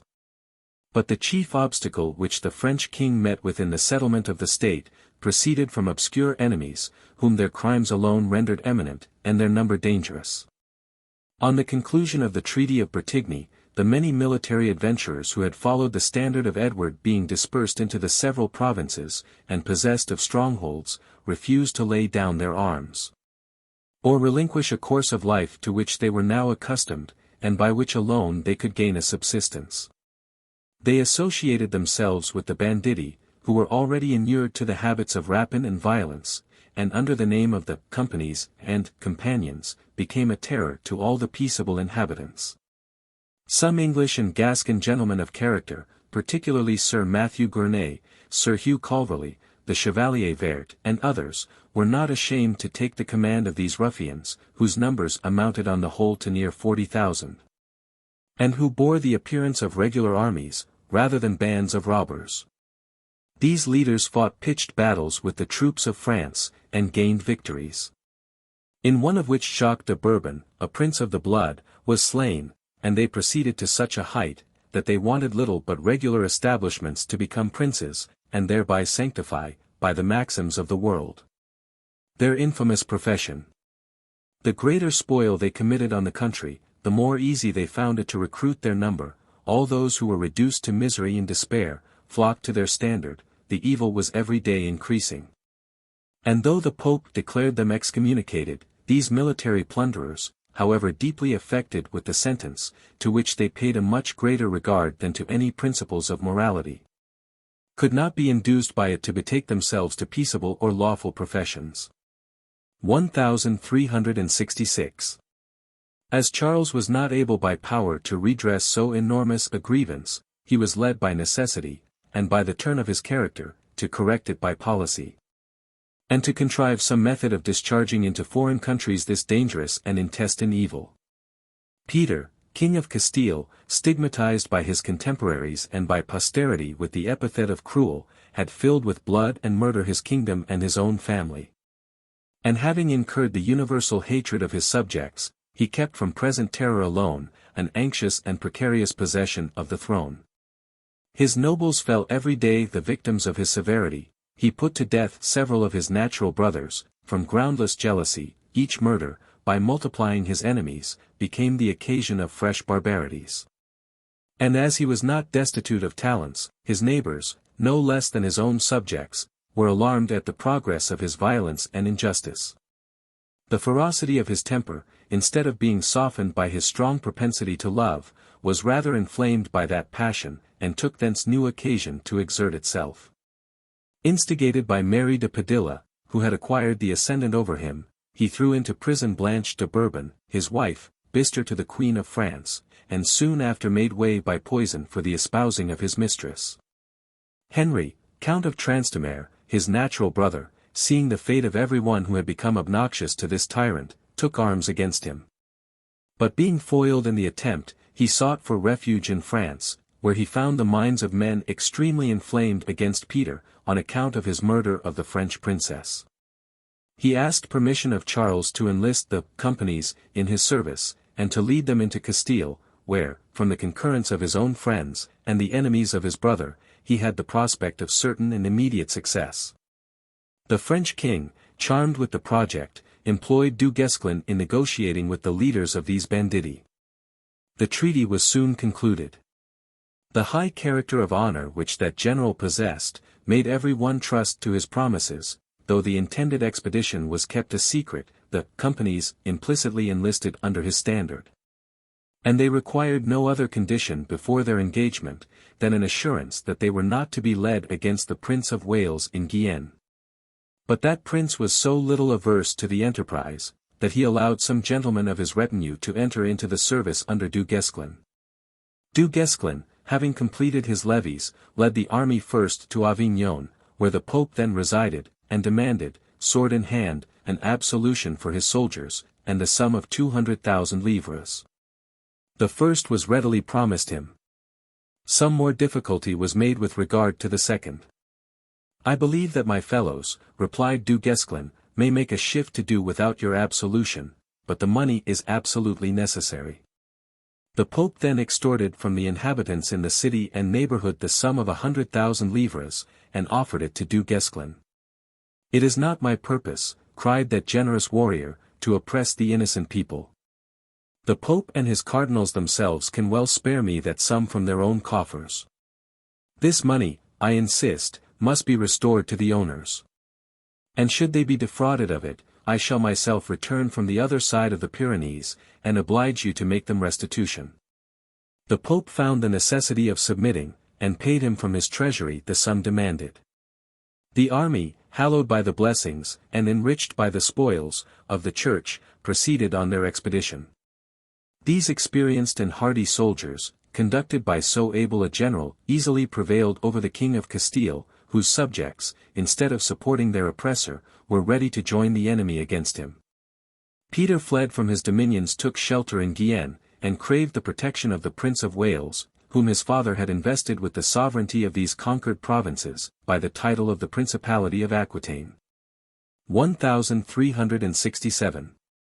The prince seemed now to have entirely changed his sentiments with regard to the Spanish transactions, whether that he was moved by the generosity of supporting a distressed prince, and thought, as is but too usual among sovereigns, that the rights of the people were a matter of much less consideration, or dreaded the acquisition of so powerful a confederate to France as the new King of Castile, or, what is most probable, was impatient of rest and ease, and sought only an opportunity for exerting his military talents, by which he had already acquired so much renown. He promised his assistance to the dethroned monarch. And having obtained the consent of his father, he levied a great army, and set out upon his enterprise. He was accompanied by his younger brother, John of Gaunt, created Duke of Lancaster, in the room of the good prince of that name, who had died without any male issue, and whose daughter he had espoused. Chandos, also, who bore among the English the same character which Du Guesclin had acquired among the French, commanded under him in this expedition. The first blow which the Prince of Wales gave to Henry of Trastamare, was the recalling of all the companies from his service. And so much reverence did they bear to the name of Edward, that great numbers of them immediately withdrew from Spain, and enlisted under his banners. Henry, however, beloved by his new subjects, and supported by the King of Aragon and others of his neighbors, was able to meet the enemy with an army of 100,000 men. Forces 3 times more numerous than those which were commanded by Edward. Du Guesclin, and all his experienced officers, advised him to delay any decisive action, to cut off the Prince of Wales's provisions, and to avoid every engagement with a general, whose enterprises had hitherto been always conducted with prudence, and crowned with success. Henry trusted too much to his numbers, and ventured to encounter the English prince at Najara. Historians of that age are commonly very copious in describing the shock of armies in battle, the valor of the combatants, the slaughter and various successes of the day, but those small rencounters in those times were often well disputed. Military discipline was always too imperfect to preserve order in great armies. And such actions deserve more the name of routs than of battles. Henry was chased off the field, with the loss of above 20,000 men. There perished only 4 knights and 40 private men on the side of the English.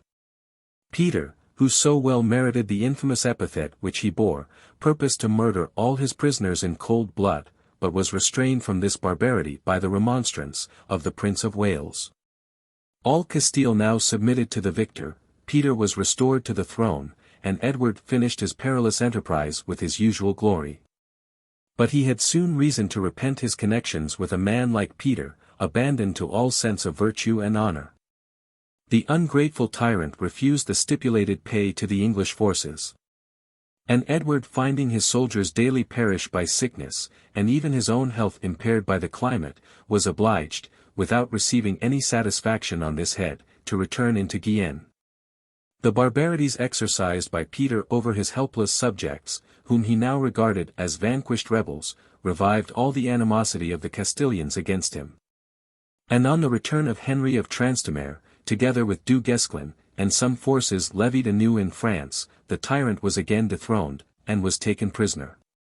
His brother, in resentment of his cruelties, murdered him with his own hand, and was placed on the throne of Castile, which he transmitted to his posterity.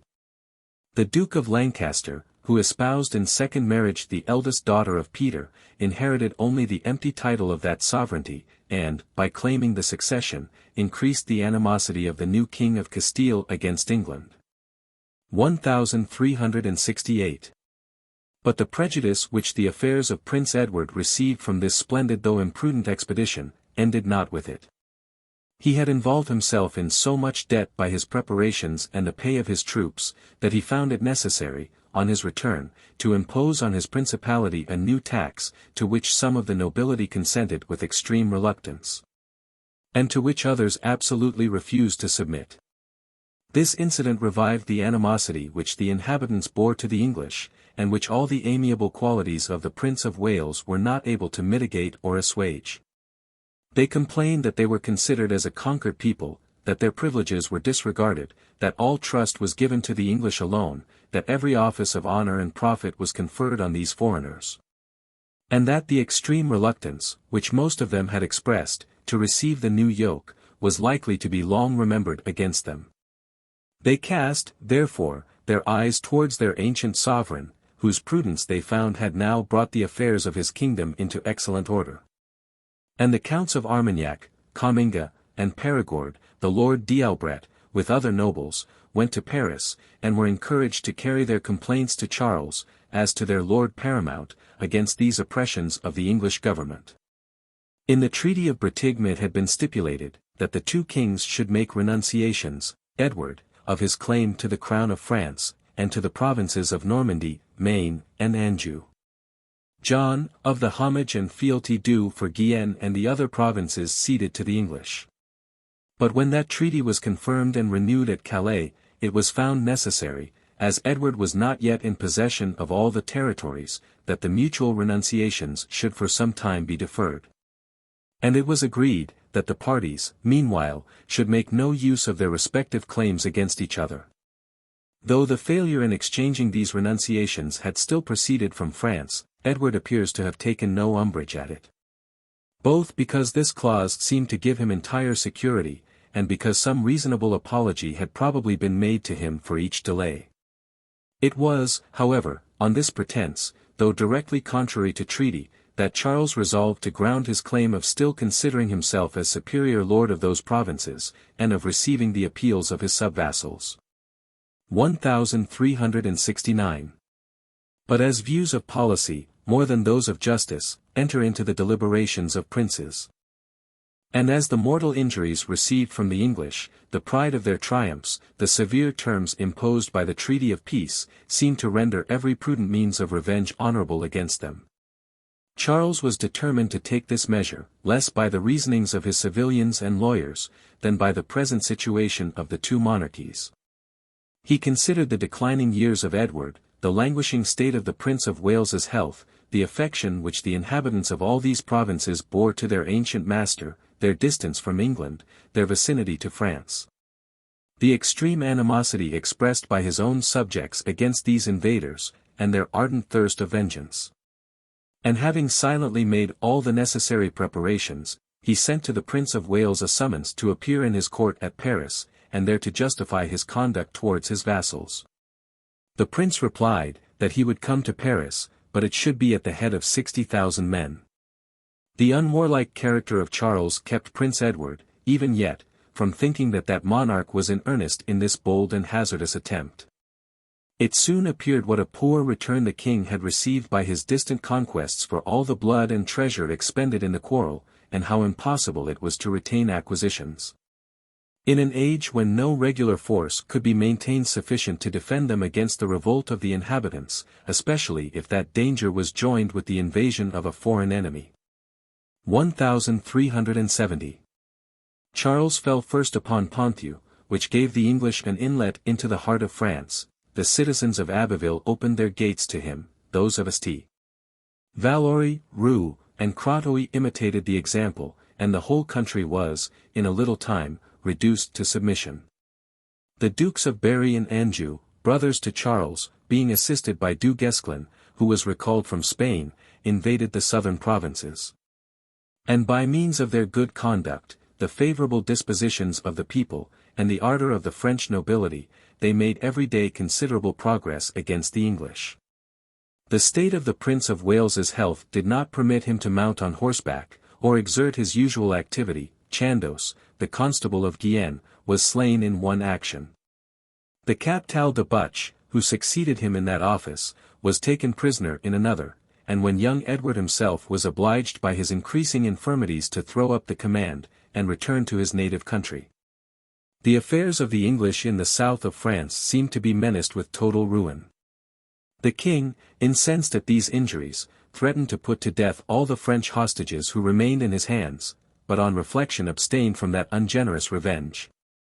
After resuming, by advice of Parliament, the vain title of King of France, he endeavoured to send succours into Gascony, but all his attempts, both by sea and land, proved unsuccessful. The Earl of Pembroke was intercepted at sea, and taken prisoner with his whole army, near Rochelle, by a fleet which the King of Castile had fitted out for that purpose. Edward himself embarked for Bordeaux with another army, but was so long detained by contrary winds, that he was obliged to lay aside the enterprise. Sir Robert Knowles, at the head of 30,000 men, marched out of Calais, and continued his ravages to the gates of Paris. Without being able to provoke the enemy to an engagement, he proceeded in his march to the provinces of Maine and Anjou, which he laid waste. But part of his army being there defeated by the conduct of Du Guesclin, who was now created Constable of France, and who seems to have been the first consummate general that had yet appeared in Europe, the rest were scattered and dispersed. And the small remains of the English forces, instead of reaching Guienne, took shelter in Brittany, whose sovereign had embraced the alliance of England. The Duke of Lancaster, some time after, made a like attempt with an army of 25,000 men, and marched the whole length of France from Calais to Bordeaux, but was so much harassed by the flying parties which attended him, that he brought not the half of his army to the place of their destination. Edward, from the necessity of his affairs, was at last obliged to conclude a truce with the enemy, after almost all his ancient possessions in France had been ravished from him, except Bordeaux and Bayonne, and all his conquests, except Calais. The decline of the king's life was exposed to many mortifications, and corresponded not to the splendid and noisy scenes which had filled the beginning and the middle of it. Besides seeing the loss of his foreign dominions, and being baffled in every attempt to defend them, he felt the decay of his authority at home, and experienced, from the sharpness of some parliamentary remonstrances, the great inconstancy of the people, and the influence of present fortune over all their judgments. This prince, who, during the vigor of his age, had been chiefly occupied in the pursuits of war and ambition, began, at an unseasonable period, to indulge himself in pleasure. And being now a widower, he attached himself to a lady of sense and spirit, one Alice Pierce, who acquired a great ascendant over him, and by her influence gave such general disgust that, in order to satisfy the Parliament, he was obliged to remove her from court. The indolence also, naturally attending old age and infirmities, had made him in a great measure resign the administration into the hands of his son, the Duke of Lancaster, who, as he was far from being popular, weakened extremely the affection which the English bore to the person and government of the king. Men carried their jealousies very far against the Duke, and as they saw, with much regret, the death of the Prince of Wales every day approaching, they apprehended lest the succession of his son Richard, now a minor, should be defeated by the intrigues of Lancaster, and by the weak indulgence of the old king. But Edward, in order to satisfy both the people and the prince on this head, declared in Parliament his grandson heir and successor to the crown, and thereby cut off all the hopes of the Duke of Lancaster, if he ever had the temerity to entertain any. 1376. The Prince of Wales, after a lingering illness, died in the 46th year of his age, and left a character illustrious for every eminent virtue, and, from his earliest youth till the hour he expired, unstained by any blemish. His valor and military talents formed the smallest part of his merit. His generosity, humanity, affability, moderation, gained him the affections of all men. And he was qualified to throw a lustre, not only on that rude age in which he lived, and which nowise infected him with its vices, but on the most shining period of ancient or modern history. 1377. The king survived about a year this melancholy incident, England was deprived at once of both these princes, its chief ornament and support. He expired in the 65th year of his age and the 51st of his reign. And the people were then sensible, though too late, of the irreparable loss which they had sustained. The English are apt to consider with peculiar fondness the history of Edward III. And to esteem his reign, as it was one of the longest, the most glorious also, that occurs in the annals of their nation. The ascendant which they then began to acquire over France, their rival and supposed national enemy, makes them cast their eyes on this period with great complacency, and sanctifies every measure which Edward embraced for that end. But the domestic government of this prince is really more admirable than his foreign victories. And England enjoyed, by the prudence and vigor of his administration, a longer interval of domestic peace and tranquility than she had been blessed with in any former period, or than she experienced for many ages after. He gained the affections of the great, yet curbed their licentiousness. He made them feel his power, without their daring, or even being inclined, to murmur at it, his affable and obliging behavior, his munificence and generosity. Made them submit with pleasure to his dominion. His valor and conduct made them successful in most of their enterprises. And their unquiet spirits, directed against a public enemy, had no leisure to breed those disturbances to which they were naturally so much inclined, and which the frame of the government seemed so much to authorize. This was the chief benefit which resulted from Edward's victories and conquests. His foreign wars were, in other respects, neither founded in justice, nor directed to any salutary purpose.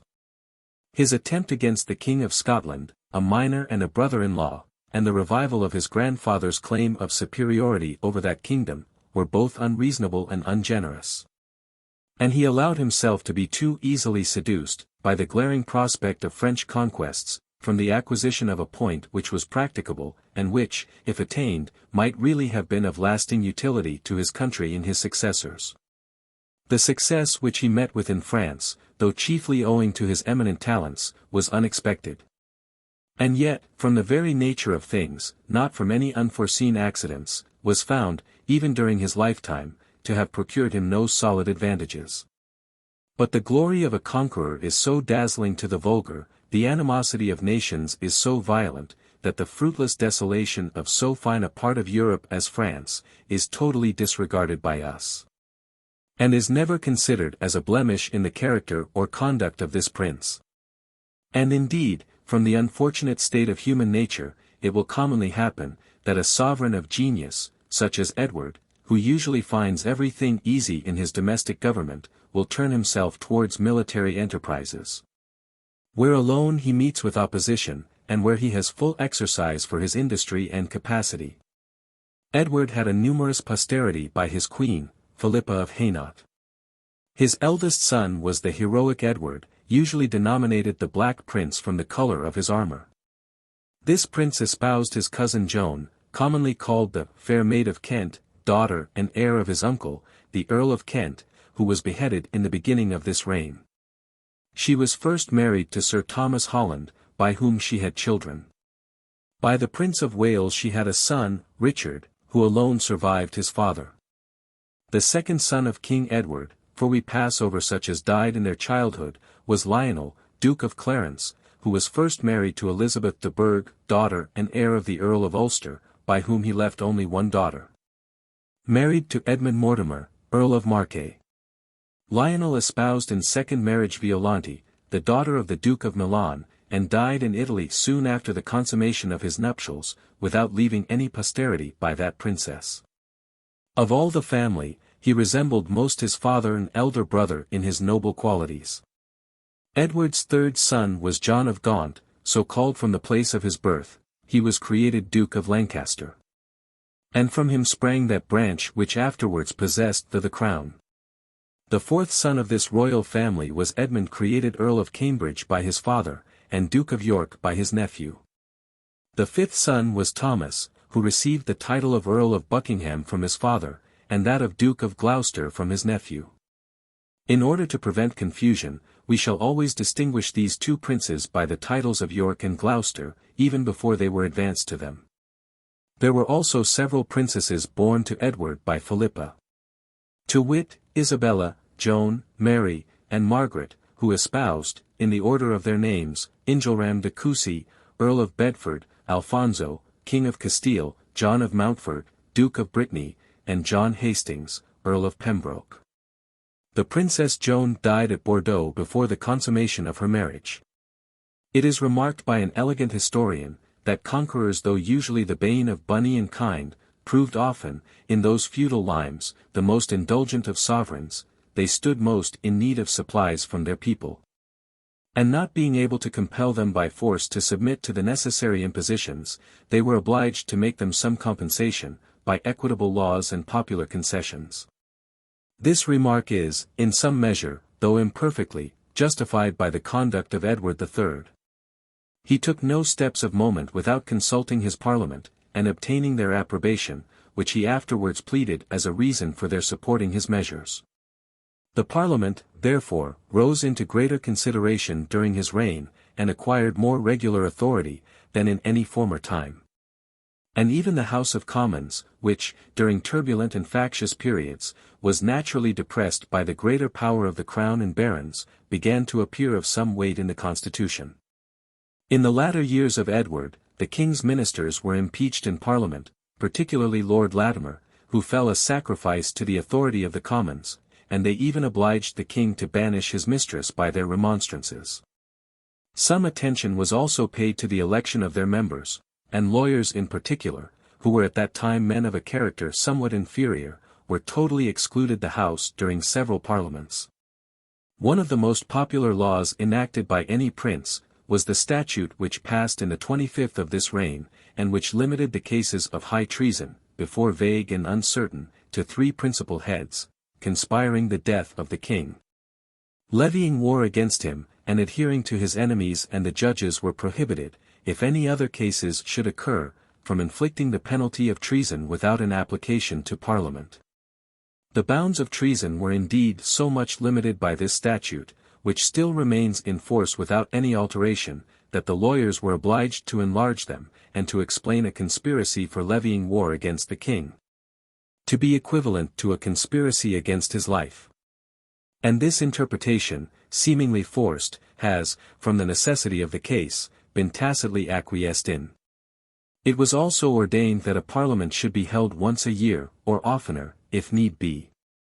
A law which, like many others, was never observed and lost its authority by disuse. Edward granted above 20 parliamentary confirmations of the Great Charter. And these concessions are commonly appealed to as proofs of his great indulgence to the people, and his tender regard for their liberties. But the contrary presumption is more natural. If the maxims of Edward's reign had not been in general somewhat arbitrary, and if the Great Charter had not been frequently violated, the Parliament would never have applied for these frequent confirmations, which could add no force to a deed regularly observed, and which could serve to no other purpose, than to prevent the contrary precedents from turning into a rule, and acquiring authority. It was indeed the effect of the irregular government during those ages, that a statute which had been enacted some years, instead of acquiring, was imagined to lose force by time, and needed to be often renewed by recent statutes of the same sense and tenor. Hence likewise that general clause, so frequent in old Acts of Parliament, that the statutes, enacted by the king's progenitors, should be observed. A precaution which, if we do not consider the circumstances of the times, might appear absurd and ridiculous. The frequent confirmations in general terms of the privileges of the Church proceeded from the same cause. It is a clause in one of Edward's statutes, that no man, of what estate or condition soever, shall be put out of land or tenement, nor taken, nor imprisoned, nor disherited, nor put to death, without being brought in answer by due process of the law.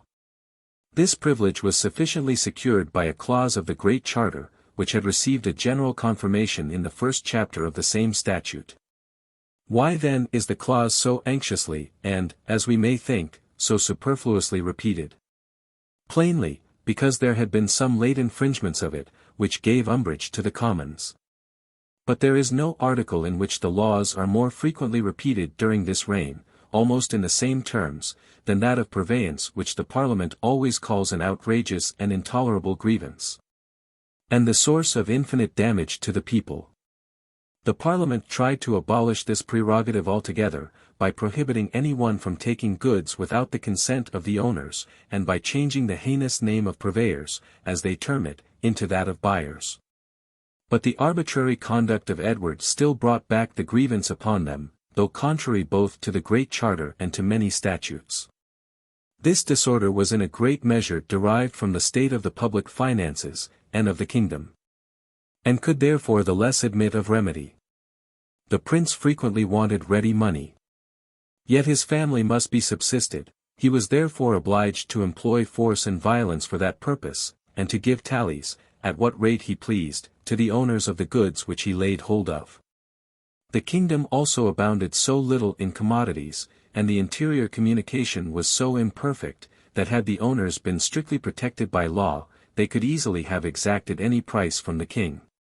Especially in his frequent progresses, when he came to distant and poor places, where the court did not usually reside, and where a regular plan for supplying it could not be easily established.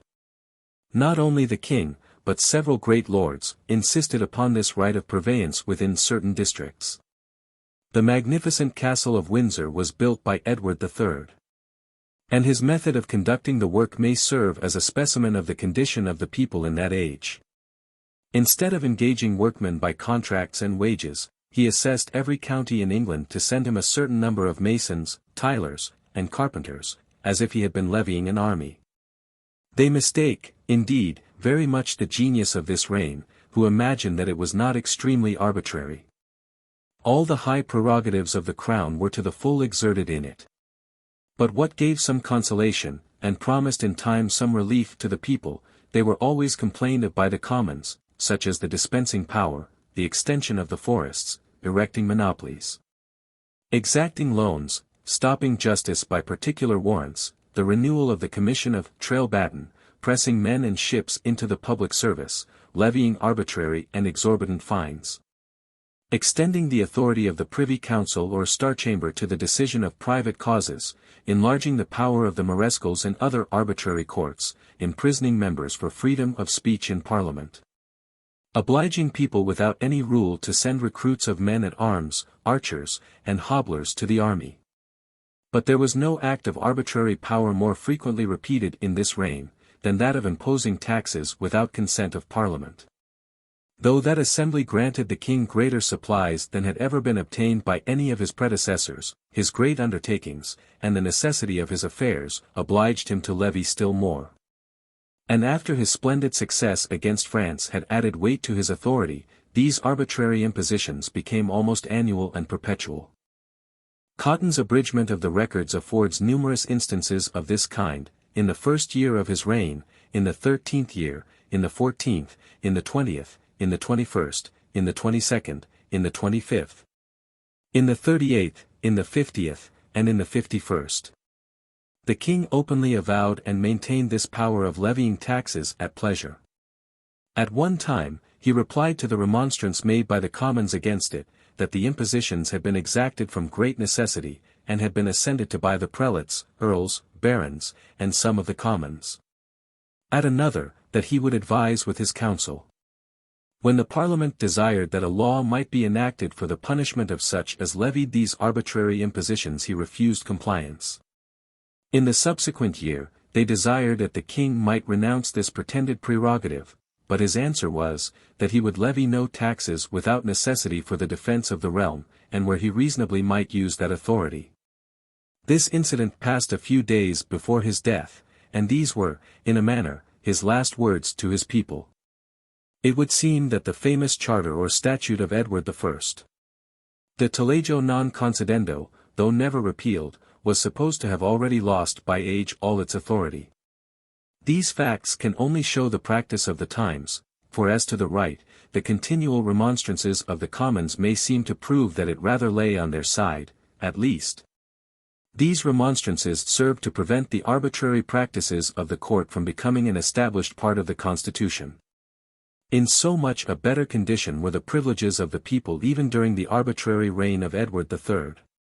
Than during some subsequent ones, particularly those of the Tudors, where no tyranny or abuse of power ever met with any check or opposition, or so much as a remonstrance, from Parliament. In this reign, we find, according to the sentiments of an ingenious and learned author, the first strongly marked and probably contested distinction between a proclamation by the king and his privy council, and a law which had received the assent of the Lords and Commons. It is easy to imagine, that a prince of so much sense and spirit as Edward, would be no slave to the court of Rome. Though the old tribute was paid during some years of his minority, he afterwards withheld it. And when the Pope, in 1367, threatened to cite him to the court of Rome for default of payment, he laid the matter before his Parliament. That assembly unanimously declared, that King John could not, without a national consent, subject his kingdom to a foreign power, and that they were therefore determined to support their sovereign against this unjust pretension. During this reign, the Statute of Provisors was enacted, rendering it penal to procure any presentations to benefices from the court of Rome, and securing the rights of all patrons and electors, which had been extremely encroached on by the Pope. By a subsequent statute, every person was outlawed who carried any cause by appeal to the court of Rome. The laity at this time seem to have been extremely prejudiced against the papal power, and even somewhat against their own clergy, because of their connections with the Roman pontiff. The Parliament pretended, that the usurpations of the Pope were the cause of all the plagues, injuries, famine, and poverty of the realm, were more destructive to it than all the wars, and were the reason why it contained not a third of the inhabitants and commodities which it formerly possessed, that the taxes levied by him exceeded 5 times those which were paid to the king, that everything was venal in that sinful city of Rome, and that even the patrons in England had thence learned to practice simony without shame or remorse. At another time, they petitioned the king to employ no churchman in any office of state. And they even speak in plain terms of expelling by force the papal authority, and thereby providing a remedy against oppressions, which they neither could, nor would, any longer endure. Men who talked in this strain, were not far from the Reformation, but Edward did not think proper to second all this zeal. Though he passed the Statute of Provisors, he took little care of its execution. And the Parliament made frequent complaints of his negligence on this head. He was content with having reduced such of the Romish ecclesiastics as possessed revenues in England, to depend entirely upon him by means of that statute.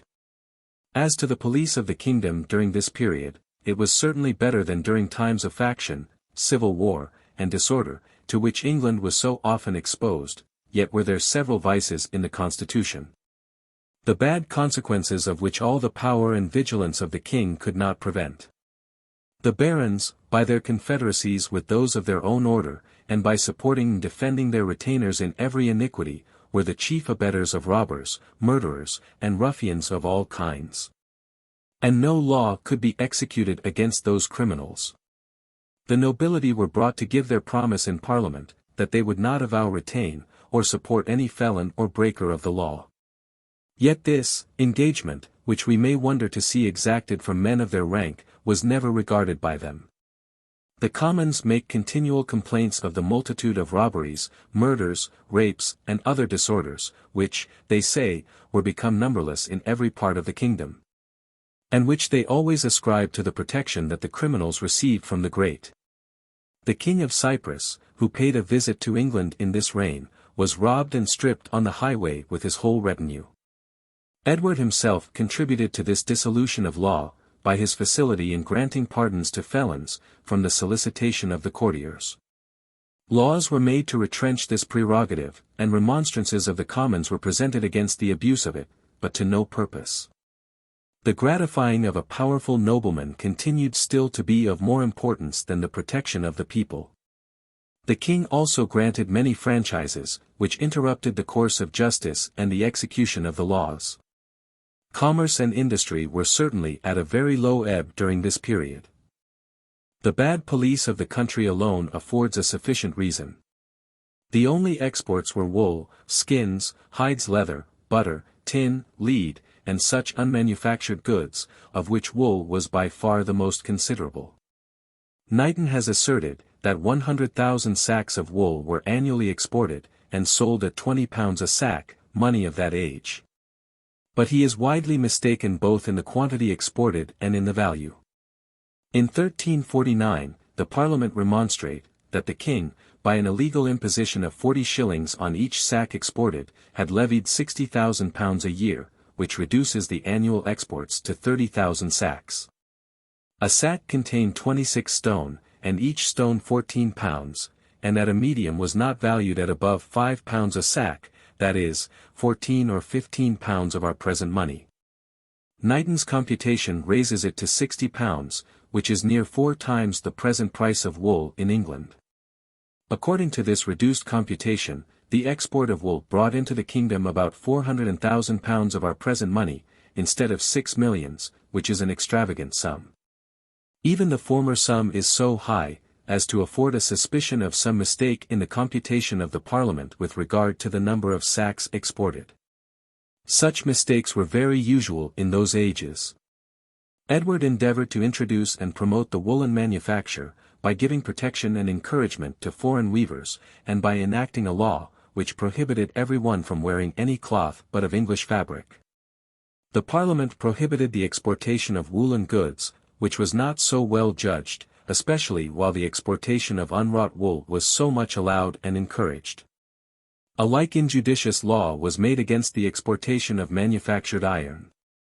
It appears from a record in the Exchequer, that in 1354 the exports of England amounted to £294,184 17 shillings and twopence. The imports to £38,970 3 shillings and sixpence, money of that time. This is a great balance, considering that it arose wholly from the exportation of raw wool and other rough materials. The import was chiefly linen and fine cloth, and some wine.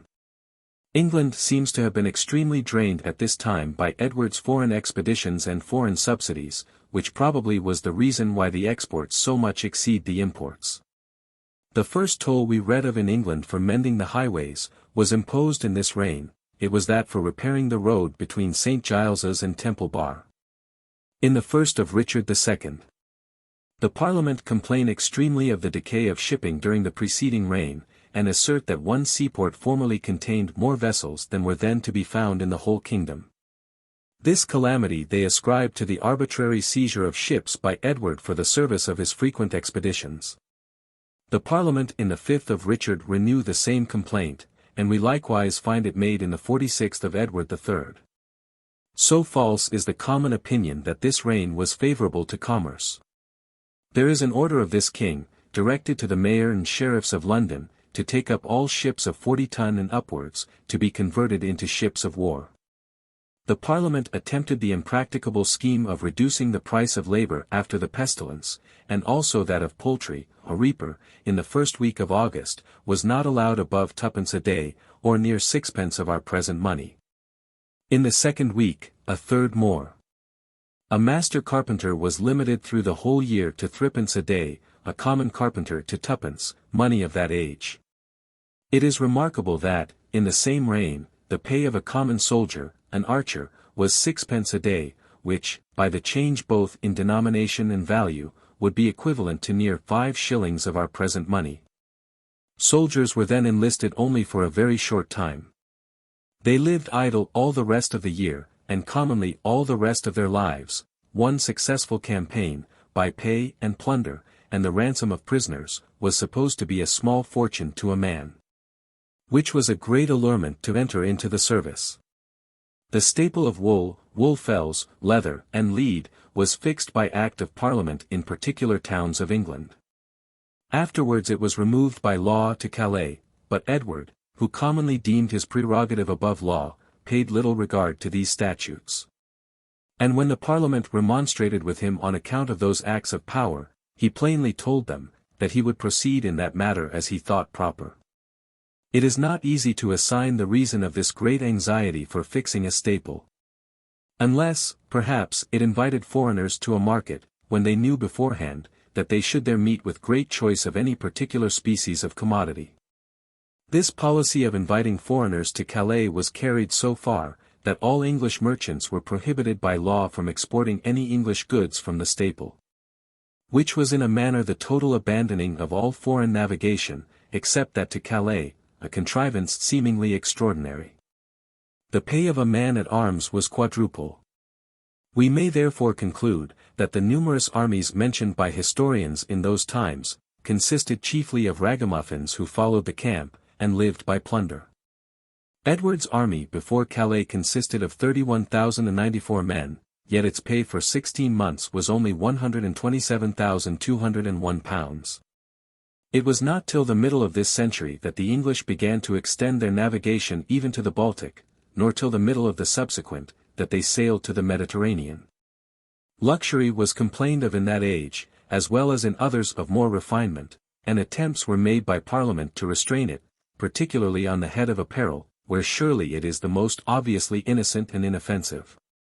No man under 100 a year was allowed to wear gold, silver, or silk in his clothes. Servants, also, were prohibited from eating flesh meat, or fish, above once a day. By another law it was ordained, that no one should be allowed, either for dinner or supper, above 3 dishes in each course, and not above 2 courses, and it is likewise expressly declared that soused meat is to count as one of these dishes. It was easy to foresee that such ridiculous laws must prove ineffectual, and could never be executed. The use of the French language, in pleadings and public deeds, was abolished. It may appear strange, that the nation should so long have worn this badge of conquest, but the king and nobility seem never to have become thoroughly English, or to have forgotten their French extraction. Till Edward's wars with France gave them an antipathy to that nation. Yet still it was long before the use of the English tongue came into fashion. The first English paper which we meet with in Rymer is in the year 1386, during the reign of Richard II. There are Spanish papers in that collection of more ancient date, and the use of the Latin and French still continued. We may judge of the ignorance of this age in geography, from a story told by Robert of Avesbury. Pope Clement VI having, in 1344, created Louis of Spain Prince of the Fortunate Islands, meaning the Canaries, then newly discovered, the English ambassador at Rome and his retinue were seized with an alarm that Louis had been created King of England. And they immediately hurried home, in order to convey this important intelligence. Yet such was the ardor for study at this time, that Speed in his Chronicle informs us, there were then 30,000 students in the University of Oxford alone. What was the occupation of all these young men?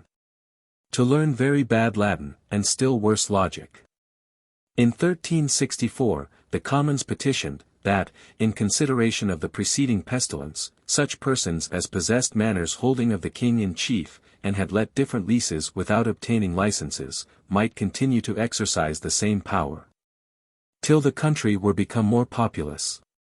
The Commons were sensible, that this security of possession was a good means for rendering the kingdom prosperous and flourishing, yet durst not apply, all at once, for a greater relaxation of their chains. There is not a reign among those of the ancient English monarchs, which deserves more to be studied than that of Edward III. Nor one where the domestic transactions will better discover the true genius of that kind of mixed government, which was then established in England. The struggles with regard to the validity and authority of the Great Charter were now over, the king was acknowledged to lie under some limitations, Edward himself was a prince of great capacity, not governed by favourites, nor led astray by any unruly passion, sensible that nothing could be more essential to his interests than to keep on good terms with his people, yet, on the whole, it appears that the government at best was only a barbarous monarchy, not regulated by any fixed maxims, or bounded by any certain undisputed rights, which in practice were regularly observed. The king conducted himself by one set of principles, the barons by another, the commons by a third, the clergy by a fourth. All these systems of government were opposite and incompatible, each of them prevailed in its turn, as incidents were favorable to it, a great prince rendered the monarchical power predominant, the weakness of a king gave reins to the aristocracy. A superstitious age saw the clergy triumphant, the people, for whom chiefly government was instituted, and who chiefly deserve consideration, were the weakest of the whole. But the commons, little obnoxious to any other order, though they sunk under the violence of tempests, silently reared their head in more peaceable times.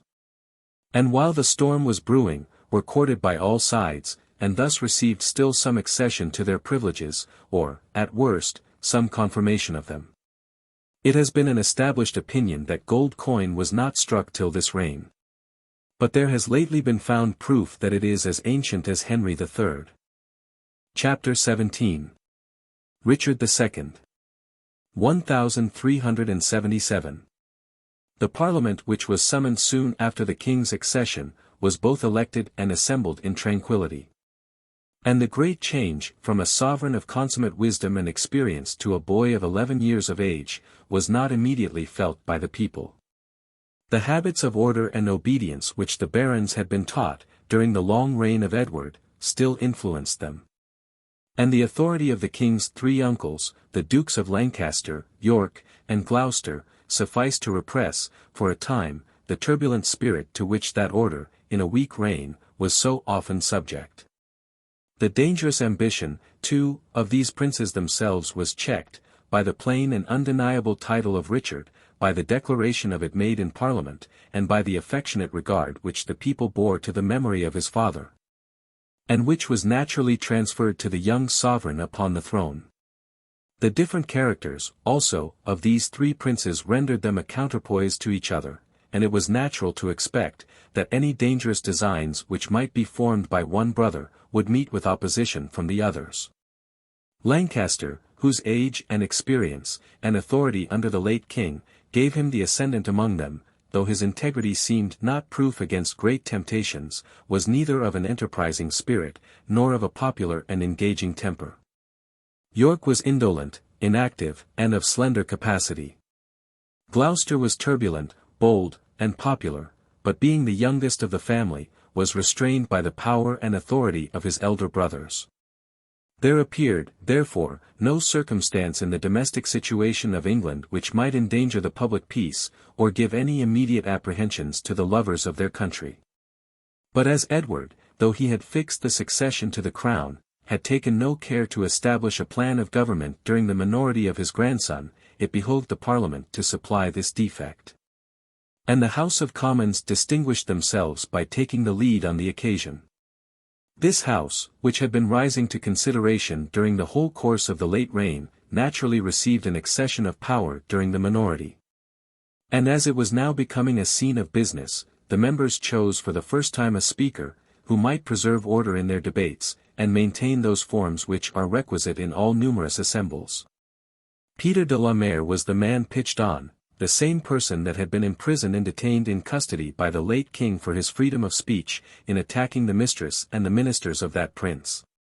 But though this election discovered a spirit of liberty in the Commons, and was followed by further attacks, both on these ministers and on Alice Pearce, they were still too sensible of their great inferiority to assume at first any immediate share in the administration of government, or the care of the king's person. They were content to apply by petition to the Lords for that purpose, and desire them both to appoint a council of 9, who might direct the public business, and to choose men of virtuous life and conversation, who might inspect the conduct and education of the young prince. The Lords complied with the first part of this request, and elected the Bishops of London, Carlisle, and Salisbury, the Earls of Marche and Stafford, Sir Richard de Stafford, Sir Henry Le Scrope, Sir John Devereux, and Sir Hugh Segrave, to whom they gave authority for a year to conduct the ordinary course of business.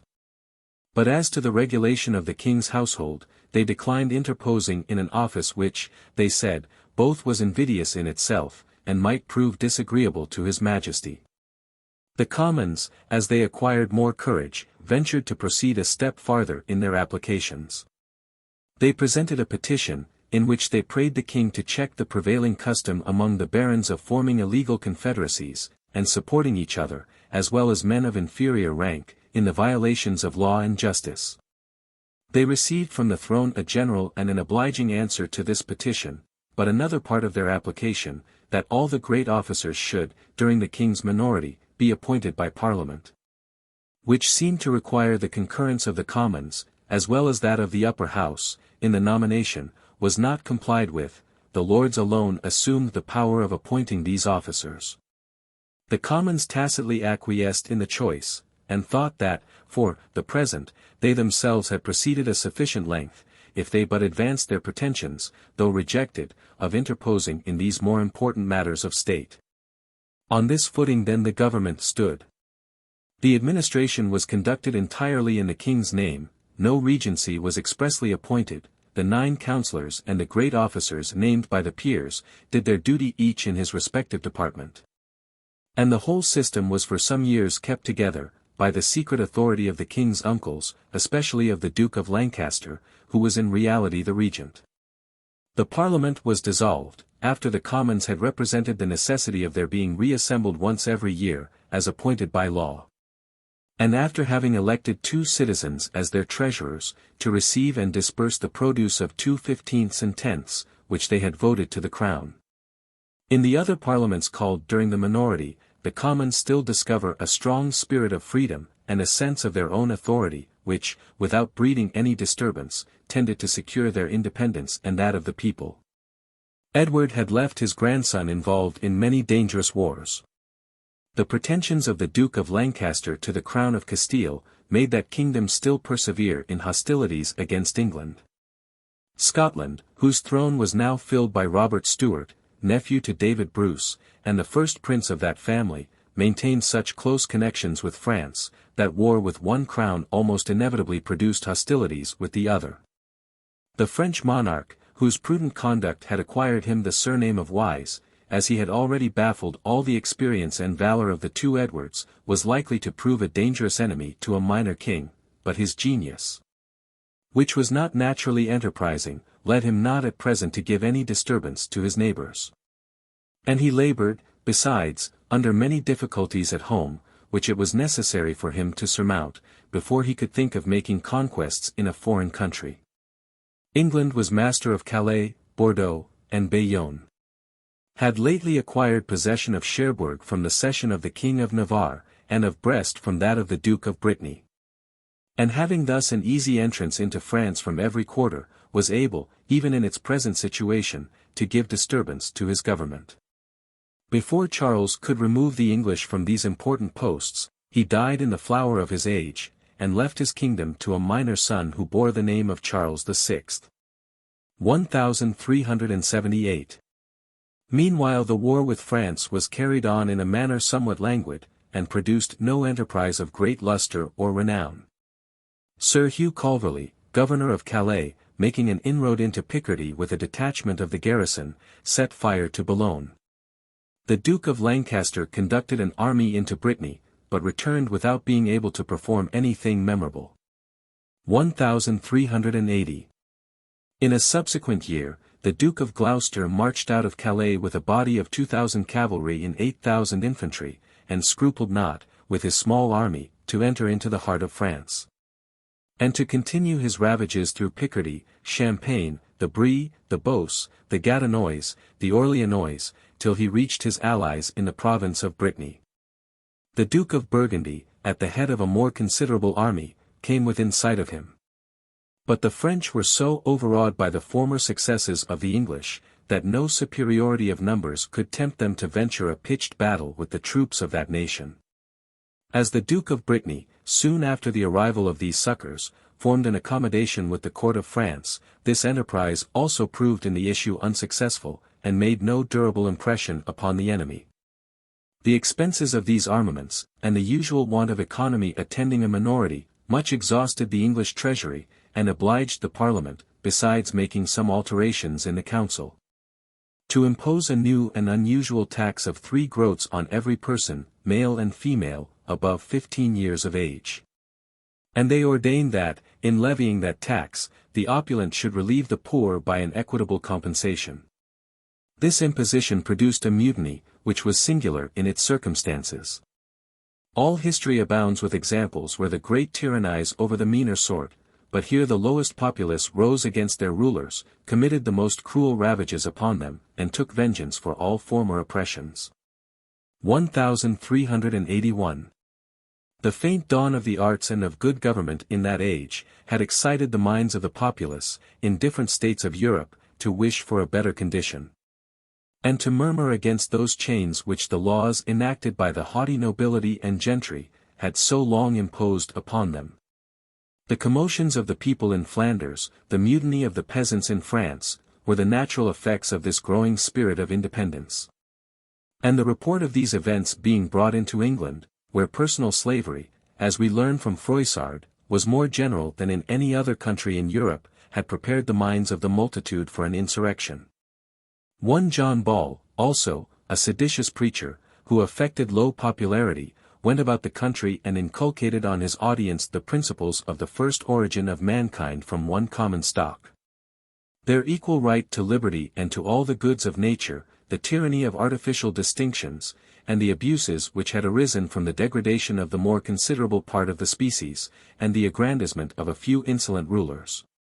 These doctrines, so agreeable to the populace, and so conformable to the ideas of primitive equality which are engraven in the hearts of all men, were greedily received by the multitude. And scattered the sparks of that sedition which the present tax raised into a conflagration. The imposition of 3 groats a head had been farmed out to tax-gatherers in each county, who levied the money on the people with rigor. And the clause, of making the rich ease their poorer neighbors of some share of the burden, being so vague and undeterminate, had doubtless occasioned many partialities. And made the people more sensible of the unequal lot which fortune had assigned them in the distribution of her favours. The first disorder was raised by a blacksmith in a village of Essex. The tax-gatherers came to this man's shop while he was at work, and they demanded payment for his daughter, whom he asserted to be below the age assigned by the statute. One of these fellows offered to produce a very indecent proof to the contrary, and at the same time laid hold of the maid, which the father resenting, immediately knocked out the ruffian's brains with his hammer. The bystanders applauded the action, and exclaimed, that it was full time for the people to take vengeance on their tyrants, and to vindicate their native liberty. They immediately flew to arms, the whole neighborhood joined in the sedition, the flame spread in an instant over the county, it soon propagated itself into that of Kent, of Hertford, Surrey, Sussex, Suffolk, Norfolk, Cambridge, and Lincoln. Before the government had the least warning of the danger, the disorder had grown beyond control or opposition, the populace had shaken off all regard to their former masters. And being headed by the most audacious and criminal of their associates, who assumed the feigned names of Wat Tyler, Jack Straw, Hob Carter, and Tom Miller, by which they were fond of denoting their mean origin. They committed everywhere the most outrageous violence on such of the gentry or nobility as had the misfortune to fall into their hands. The mutinous populace, amounting to 100,000 men, assembled on Blackheath under their leaders, Tyler and Straw. And as the Princess of Wales, the king's mother, returning from a pilgrimage to Canterbury, passed through the midst of them, they insulted her attendants, and some of the most insolent among them, to show their purpose of levelling all mankind. Forced kisses from her. But they allowed her to continue her journey, without attempting any further injury. They sent a message to the king, who had taken shelter in the Tower, and they desired a conference with him. Richard sailed down the river in a barge for that purpose, but on his approaching the shore, he saw such symptoms of tumult and insolence, that he put back and returned to that fortress. The seditious peasants, meanwhile, favoured by the populace of London, had broken into the city, had burned the Duke of Lancaster's palace of the Savoy, cut off the heads of all the gentlemen whom they laid hold of, expressed a particular animosity against the lawyers and attorneys, and pillaged the warehouses of the rich merchants. A great body of them quartered themselves at Mile End. And the king, finding no defence in the Tower, which was weakly garrisoned and ill supplied with provisions, was obliged to go out to them and ask their demands. They required a general pardon, the abolition of slavery, freedom of commerce in market towns without toll or impost, and a fixed rent on lands, instead of the services due by villanage. These requests, which, though extremely reasonable in themselves, the nation was not sufficiently prepared to receive, and which it was dangerous to have extorted by violence, were, however, complied with, charters to that purpose were granted them. And this body immediately dispersed, and returned to their several homes. During this transaction, another body of the rebels had broken into the Tower, had murdered Simon Sudbury, the primate and chancellor, with Sir Robert Hales, the treasurer, and some other persons of distinction, and continued their ravages in the city. The king, passing along Smithfield, very slenderly guarded, met with Wat Tyler at the head of these rioters, and entered into a conference with him. Tyler, having ordered his companions to retire till he should give them a signal, after which they were to murder all the company except the king himself, whom they were to detain prisoner, feared not to come into the midst of the royal retinue. He there behaved himself in such a manner, that Walworth, the mayor of London, not able to bear his insolence, drew his sword, and struck him so violent a blow as brought him to the ground, where he was instantly dispatched by others of the king's attendants. The mutineers, seeing their leader fall, prepared themselves for revenge. And this whole company, with the king himself, had undoubtedly perished on the spot, had it not been for an extraordinary presence of mind which Richard discovered on the occasion. He ordered his company to stop. He advanced alone towards the enraged multitude, and accosting them with an affable and intrepid countenance, he asked them, "What is the meaning of this disorder, my good people? Are ye angry that ye have lost your leader? I am your king, I will be your leader." The populace, overawed by his presence, implicitly followed him. He led them into the fields, to prevent any disorder which might have arisen by their continuing in the city. Being there joined by Sir Robert Knowles, and a body of well-armed veteran soldiers, who had been secretly drawn together, he strictly prohibited that officer from falling on the rioters, and committing an undistinguished slaughter upon them. And he peaceably dismissed them with the same charters which had been granted to their fellows. Soon after, the nobility and gentry, hearing of the king's danger, in which they were all involved, flocked to London, with their adherents and retainers, and Richard took the field at the head of an army 40,000 strong. It then behoved all the rebels to submit, the charters of enfranchisement and pardon were revoked by Parliament, the low people were reduced to the same slavish condition as before. And several of the ringleaders were severely punished for the late disorders. Some were even executed without process or form of law. It was pretended, that the intentions of the mutineers had been to seize the king's person, to carry him through England at their head, to murder all the nobility, gentry, and lawyers, and even all the bishops and priests, except the mendicant friars, to dispatch afterwards the king himself, and, having thus reduced all to a level, to order the kingdom at their pleasure. It is not impossible but many of them, in the delirium of their first success, might have formed such projects, but of all the evils incident to human society, the insurrections of the populace, when not raised and supported by persons of higher quality, are the least to be dreaded. The mischiefs consequent to an abolition of all rank and distinction become so great, that they are immediately felt, and soon bring affairs back to their former order and arrangement. A youth of 16, which was at this time the king's age, who had discovered so much courage, presence of mind, and address, and had so dexterously eluded the violence of this tumult, raised great expectations in the nation. And it was natural to hope that he would, in the course of his life, equal the glories which had so uniformly attended his father and his grandfather in all their undertakings. 1385. But in proportion as Richard advanced in years, these hopes vanished, and his want of capacity, at least of solid judgment, appeared in every enterprise which he attempted. The Scots, sensible of their own deficiency in cavalry, had applied to the regency of Charles VI. And John de Vienne, Admiral of France, had been sent over with a body of 1,500 men at arms, to support them in their incursions against the English. The danger was now deemed by the king's uncles somewhat serious.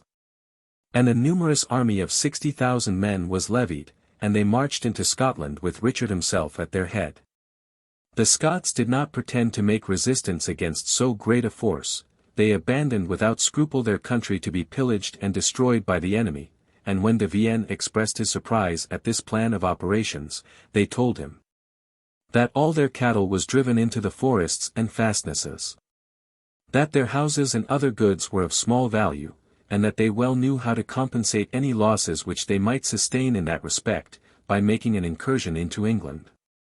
Accordingly, when Richard entered Scotland by Berwick and the east coast, the Scots, to the number of 30,000 men, attended by the French, entered the borders of England by the west, and carrying their ravages through Cumberland, Westmoreland, and Lancashire, collected a rich booty, and then returned in tranquility to their own country.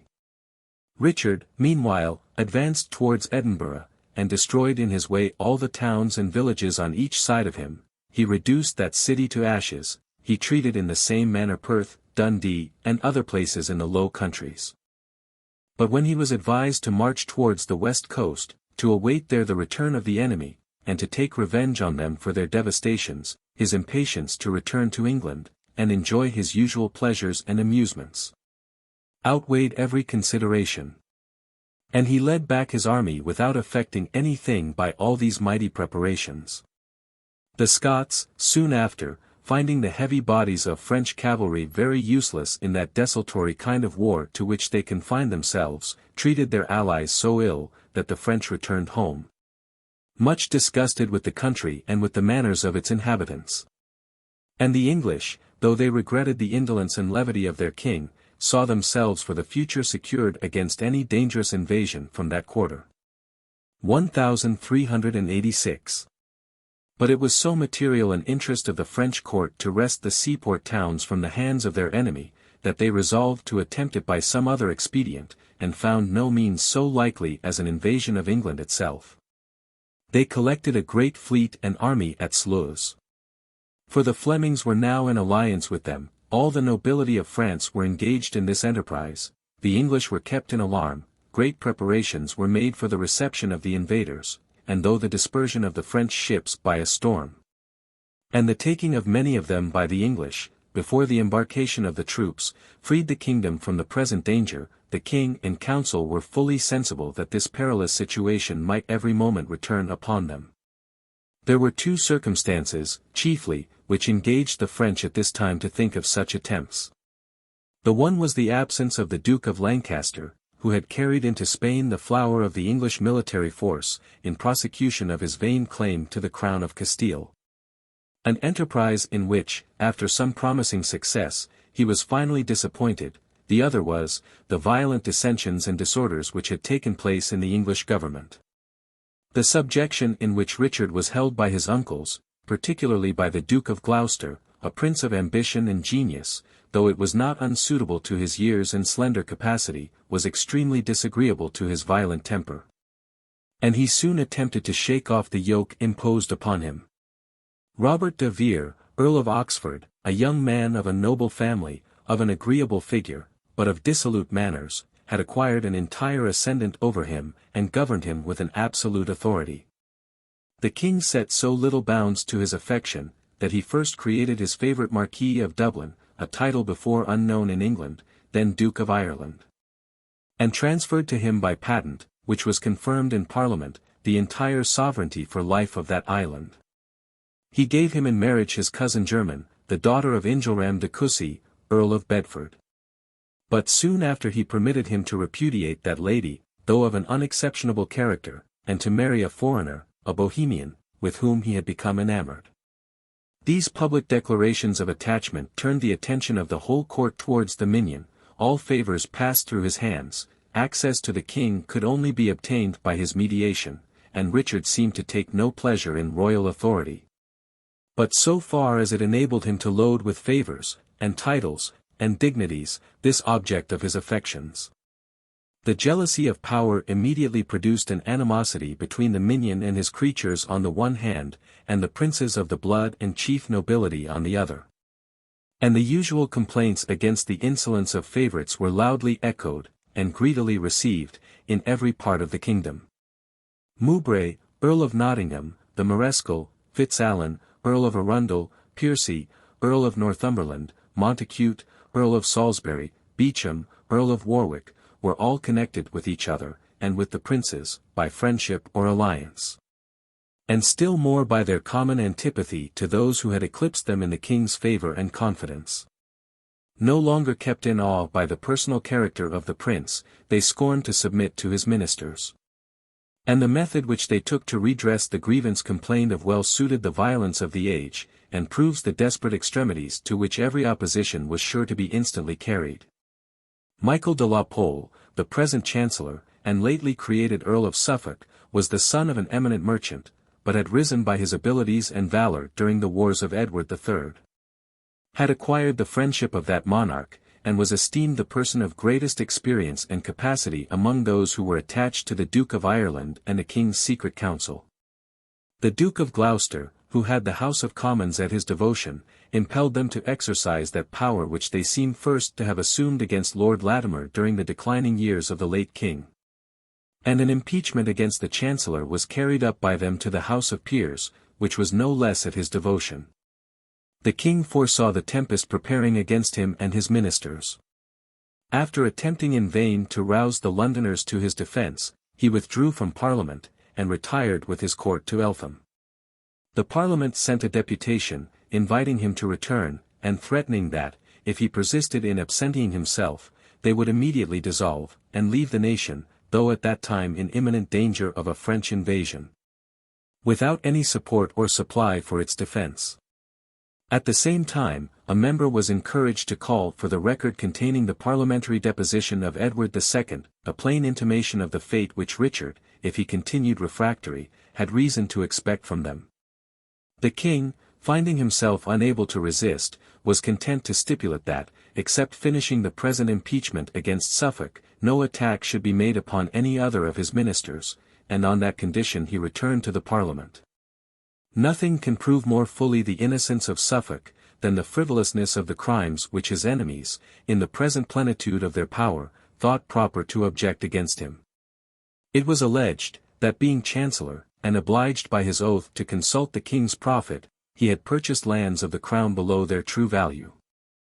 That he had exchanged with the King a perpetual annuity of 400 marks a year, which he inherited from his father, and which was assigned upon the customs of the port of Hull, for lands of an equal income. That having obtained for his son the priory of St. Anthony, which was formerly possessed by a Frenchman, an enemy and a schismatic, and a new prior being at the same time named by the Pope, he had refused to admit this person, whose title was not legal, till he made a composition with his son, and agreed to pay him £100 a year from the income of the benefice. That he had purchased, from one Tideman, of Limborch, an old and forfeited annuity of £50 a year upon the Crown, and had engaged the King to admit that bad debt. And that, when created Earl of Suffolk, he had obtained a grant of £500 a year to support the dignity of that title. We may even the proof of these articles, frivolous as they are, was found very deficient upon the trial. It appeared that Suffolk had made no purchase from the Crown while he was Chancellor, and that all his bargains of that kind were made before he was advanced to that dignity. It is almost needless to add, that he was condemned, notwithstanding his defence, and that he was deprived of his office. Gloucester and his associates observed their stipulation with the King, and attacked no more of his ministers, but they immediately attacked himself and his royal dignity, and framed a commission after the model of those which had been attempted almost in every reign since that of Richard I, and which had always been attended with extreme confusion. By this commission, which was ratified by Parliament, a council of 14 persons was appointed, all of Gloucester's faction, except Neville, Archbishop of York. The sovereign power was transferred to these men for a 12-month. The King, who had now reached the 21st year of his age, was in reality dethroned. The aristocracy was rendered supreme, and though the term of the commission was limited, it was easy to foresee that the intentions of the party were to render it perpetual, and that power would with great difficulty be wrested from those grasping hands to which it was once committed. Richard, however, was obliged to submit. He signed the commission which violence had extorted from him. He took an oath never to infringe it. And though at the end of the session he publicly entered a protest, that the prerogatives of the Crown, notwithstanding his late concession, should still be deemed entire and unimpaired, the new commissioners, without regarding this declaration, proceeded to the exercise of their authority. 1887. The King, thus dispossessed of royal power, was soon sensible of the contempt into which he was fallen. His favourites and ministers, who were as yet allowed to remain about his person, failed not to aggravate the injury which without any demerit on his part, had been offered to him. And his eager temper was of itself sufficiently inclined to remark that the Dukes of Gloucester and York, though vastly rich, received at the same time each of them £1,000 a year top support their dignity and to seek the means, both of recovering his authority, and of revenging himself on those who had invaded it. As the House of Commons appeared now of weight in the constitution, he secretly tried some expedients for procuring a favourable election. He sounded some of the sheriffs, who, being at that time both the returning officers and magistrates of great power in the counties, had naturally considerable influence in elections. But as most of them had been appointed by his uncles, either during his minority or during the course of the present commission, he found them in general averse to his enterprise. The sentiments and inclinations of the judges were more favourable to him. He met at Nottingham Sir Robert Tressilian, Chief Justice of the King's Bench, Sir Robert Belknap, Chief Justice of the Common Pleas, Sir John Gary, Chief Baron of the Exchequer, Holt, Fulthorpe, and Borg, inferior justices, and Lockton, Sergeant at Law. And he proposed to them some queries, which these lawyers, either from the influence of his authority or of reason, made no scruple of answering in the way he desired. They declared that the late commission was derogatory to the royalty and prerogative of the king, that those who procured it, or advised the king to consent to it, were punishable with death. That those who necessitated and compelled him were guilty of treason, that those were equally criminal who should persevere in maintaining it, that the king has the right of dissolving parliaments at pleasure. That the parliament, while it sits, must first proceed upon the king's business, and that this assembly cannot without his consent impeach any of his ministers and judges. Even according to our present strict maxims with regard to law and the royal prerogative, all these determinations, except the two last, appear justifiable, and as the great privileges of the Commons, particularly that of impeachment, were hitherto new and supported by few precedents, there want not plausible reasons to justify these opinions of the judges. They obliged the king to summon a parliament, which was entirely at their devotion. They had full power, by observing a few legal forms, to take vengeance on all their enemies. 5 great peers, men whose combined power was able at any time to shake the throne, the Duke of Gloucester, the king's uncle, the Earl of Derby, son of the Duke of Lancaster, the Earl of Arundel, the Earl of Warwick, and the Earl of Nottingham, Mareschal of England, entered before the Parliament an accusation, or appeal, as it was called, against the 5 councillors whom they had already accused before the king. The Parliament, who ought to have been judges, were not ashamed to impose an oath on all their members, by which they bound themselves to live and die with the Lords appellants, and to defend them against all opposition with their lives and fortunes. The Duke of Gloucester and his adherents soon got intelligence of this secret consultation, and were naturally very much alarmed at it. They saw the king's intentions, and they determined to prevent the execution of them. As soon as he came to London, which they knew was well disposed to their party, they secretly assembled their forces, and appeared in arms at Haringey Park, near Highgate, with a power which Richard and his ministers were not able to resist. They sent him a message by the Archbishop of Canterbury, and the Lords Lovell Cobham, and Devereux, and demanded that the persons who had seduced him by their pernicious counsel, and were traitors both to him and to the kingdom, should be delivered up to them. A few days after, they appeared in his presence, armed, and attended with armed followers. And they accused by name the Archbishop of York, the Duke of Ireland, the Earl of Suffolk, Sir Robert Tressilian, and Sir Nicholas Brember, as public and dangerous enemies to the state. They threw down their gauntlets before the king, and fiercely offered to maintain the truth of their charge by duel. The persons accused, and all the other obnoxious ministers, had withdrawn or had concealed themselves. The Duke of Ireland fled to Cheshire, and levied some forces, with which he advanced to relieve the king from the violence of the nobles. Gloucester encountered him in Oxfordshire with much superior forces, routed him, dispersed his followers, and obliged him to fly into the Low Countries, where he died in exile a few years after. The other proceedings were well suited to the violence and iniquity of the times. A charge consisting of 39 articles, was delivered in by the appellants, and as none of the accused councillors, except Sir Nicholas Brember, was in custody, the rest were cited to appear.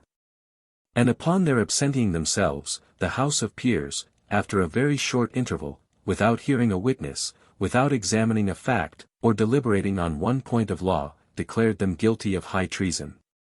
Sir Nicholas Brember, who was produced in court, had the appearance, and but the appearance, of a trial, the peers, though they were not by law his proper judges, pronounced, in a very summary manner, sentence of death upon him.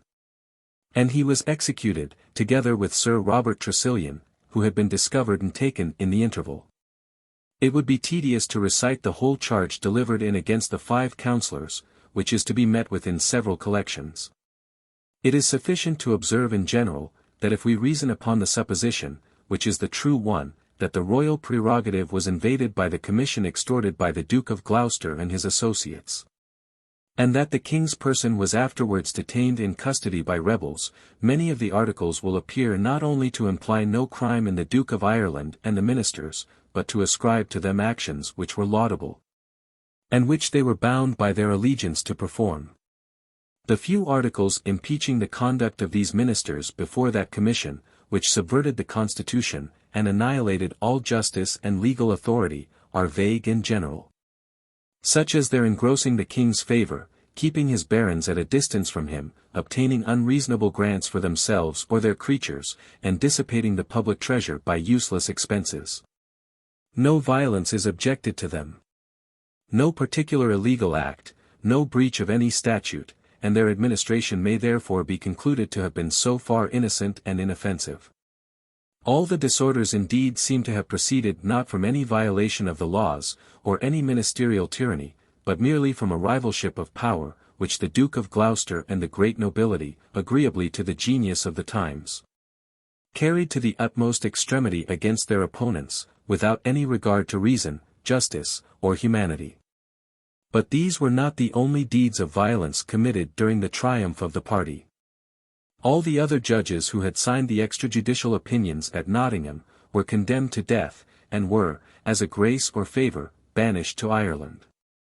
Though they pleaded the fear of their lives, and the menaces of the king's ministers as their excuse. Lord Beauchamp of Holt, Sir James Berners, and John Salisbury, were also tried and condemned for high treason, merely because they had attempted to defeat the late commission, but the life of the latter was spared. The fate of Sir Simon Burley was more severe. This gentleman was much beloved for his personal merit, had distinguished himself by many honourable actions, was created Knight of the Garter, and had been appointed governor to Richard. By the choice of the late king and of the Black Prince, he had attended his master from the earliest infancy of that prince, and had ever remained extremely attached to him. Yet all these considerations could not save him from falling a victim to Gloucester's vengeance. This execution, more than all the others, made a deep impression on the mind of Richard. His queen too, for he was already married to the sister of the Emperor Wenceslaus, King of Bohemia, interested herself in behalf of Burley. She remained 3 hours on her knees before the Duke of Gloucester, pleading for that gentleman's life. But though she was become extremely popular by her amiable qualities, which had acquired her the appellation of the good Queen Anne, her petition was sternly rejected by the inexorable tyrant. The Parliament concluded this violent scene by a declaration, that none of the articles decided on these trials to be treason, should ever afterwards be drawn into precedent by the judges, who were still to consider the statute of the 25th of Edward as the rule of their decisions.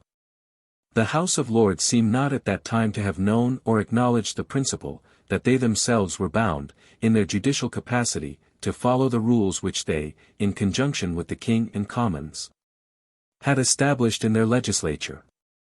It was also enacted, that every one should swear to the perpetual maintenance and support of the forfeitures and attainders, and of all the other acts passed during this Parliament. The Archbishop of Canterbury added the penalty of excommunication, as a further security to these violent transactions. 1389. It might naturally be expected, that the king, being reduced to such slavery by the combination of the princes and chief nobility, and having appeared so unable to defend his servants from the cruel effects of their resentment, would long remain in subjection to them, and never would recover the royal power, without the most violent struggles and convulsions, but the event proved contrary. In less than a 12-month, Richard, who was in his 23rd year, declared in council, that, as he had now attained the full age which entitled him to govern by his own authority his kingdom and household, he resolved to exercise his right of sovereignty. And when no one ventured to contradict so reasonable an intention, he deprived Fitzalan, Archbishop of Canterbury, of the dignity of Chancellor, and bestowed that high office on William of Wykeham, Bishop of Winchester. The Bishop of Hereford was displaced from the office of Treasurer, the Earl of Arundel from that of Admiral. Even the Duke of Gloucester and the Earl of Warwick were removed for a time from the council, and no opposition was made to these great changes. The history of this reign is imperfect, and little to be depended on, except where it is supported by public records, and it is not easy for us to assign the reason of this unexpected event. Perhaps some secret animosities, naturally to be expected in that situation, had crept in among the great men, and had enabled the king to recover his authority. Perhaps the violence of their former proceedings had lost them the affections of the people, who soon repent of any cruel extremities to which they are carried by their leaders. However this may be, Richard exercised with moderation the authority which he had resumed. He seemed to be entirely reconciled to his uncles and the other great men, of whom he had so much reason to complain. He never attempted to recall from banishment the Duke of Ireland, whom he found so obnoxious to them. He confirmed by proclamation the general pardon which the Parliament had passed for all offences. And he courted the affections of the people, by voluntarily remitting some subsidies which had been granted him, a remarkable, and almost singular instance of such generosity.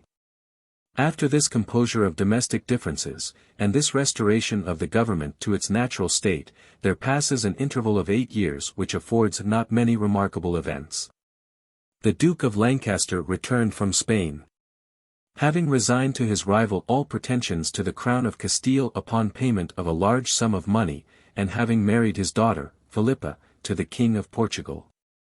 The authority of this prince served to counterbalance that of the Duke of Gloucester, and secured the power of Richard, who paid great court to his eldest uncle, by whom he had never been offended, and whom he found more moderate in his temper than the younger. He made a cession to him for life of the Duchy of Guienne, which the inclinations and changeable humour of the Gascons had restored to the English government. But as they remonstrated loudly against this deed, it was finally, with the Duke's consent, revoked by Richard.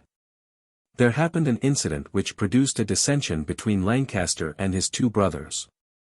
After the death of the Spanish princess, he espoused Catherine Swynford, daughter of a private knight of Hainaut, by whose alliance York and Gloucester thought the dignity of their family much injured. But the king gratified his uncle by passing in Parliament a charter of legitimation to the children whom that lady had borne him before marriage, and by creating the eldest Earl of Somerset. The wars, meanwhile, which Richard had inherited with his crown, still continued, though interrupted by frequent truces, according to the practice of that age, and conducted with little vigour, by reason of the weakness of all parties. The French war was scarcely heard of. The tranquillity of the northern borders was only interrupted by one inroad of the Scots, which proceeded more from a rivalship between the two martial families of Piercy and Douglas than from any national quarrel. A fierce battle or skirmish was fought at Otterbourne, in which young Piercy, surnamed Hotspur, from his impetuous valour, was taken prisoner, and Douglas slain. And the victory remained undecided. Some insurrections of the Irish obliged the king to make an expedition into that country, which he reduced to obedience. And he recovered, in some degree, by this enterprise, his character of courage, which had suffered a little by the inactivity of his reign. 1396. At last, the English and French courts began to think in earnest of a lasting peace, but found it so difficult to adjust their opposite pretensions, that they were content to establish a truce of 25 years. Brest and Cherbourg were restored, the former to the Duke of Brittany, the latter to the King of Navarre. Both parties were left in possession of all the other places which they held at the time of concluding the truce. And to render the amity between the two crowns more durable, Richard, who was now a widower, was affianced to Isabella, the daughter of Charles. This princess was only 7 years of age. But the king agreed to so unequal a match, chiefly that he might fortify himself by this alliance against the enterprises of his uncles, and the incurable turbulence, as well as inconstancy, of his barons. The administration of the king, though it was not in this interval sullied by any unpopular act, except the seizing of the Charter of London which was soon after restored, tended not much to corroborate his authority. And his personal character brought him into contempt, even while his public government appeared in a good measure unexceptionable. Indolent, profuse, addicted to low pleasures, he spent his whole time in feasting and jollity, and dissipated, in idle show, or in bounties to favourites of no reputation. That revenue which the people expected to see him employ in enterprises directed to public honour and advantage. He forgot his rank by admitting all men to his familiarity, and he was not sensible, that their acquaintance with the qualities of his mind was not able to impress them with the respect which he neglected to preserve from his birth and station. The Earls of Kent and Huntingdon, his half-brothers, were his chief confidants and favourites. And though he never devoted himself to them with so profuse an affection as that with which he had formerly been attached to the Duke of Ireland, it was easy for men to see, that every grace passed through their hands, and that the king had rendered himself a mere cipher in the government. The small regard which the public bore to his person, disposed them to murmur against his administration, and to receive with greedy ears every complaint which the discontented or ambitious grandees suggested to them. 1397. Gloucester soon perceived the advantages which this dissolute conduct gave him. And finding that both resentment and jealousy on the part of his nephew still prevented him from acquiring any ascendant over that prince, he determined to cultivate his popularity with the nation, and to revenge himself on those who eclipsed him in favour and authority. He seldom appeared at court or in council, he never declared his opinion but in order to disapprove of the measures embraced by the king and his favourites. And he courted the friendship of every man whom disappointment or private resentment had rendered an enemy to the administration. The long truce with France was unpopular with the English, who breathed nothing but war against that hostile nation. And Gloucester took care to encourage all the vulgar prejudices which prevailed on this subject. Forgetting the misfortunes which attended the English arms during the later years of Edward, he made an invidious comparison between the glories of that reign and the inactivity of the present. And he lamented that Richard should have degenerated so much from the heroic virtues by which his father and his grandfather were distinguished. The military men were inflamed with a desire of war when they heard him talk of the signal victories formerly obtained, and of the easy prey which might be made of French riches by the superior valour of the English. The populace readily embraced the same sentiments, and all men exclaimed, that this prince, whose counsels were so much neglected, was the true support of English honour and alone able to raise the nation to its former power and splendour. His great abilities, his popular manners, his princely extraction, his immense riches, his high office of constable. All these advantages, not a little assisted by his want of court favour, gave him a mighty authority in the kingdom, and rendered him formidable to Richard and his ministers.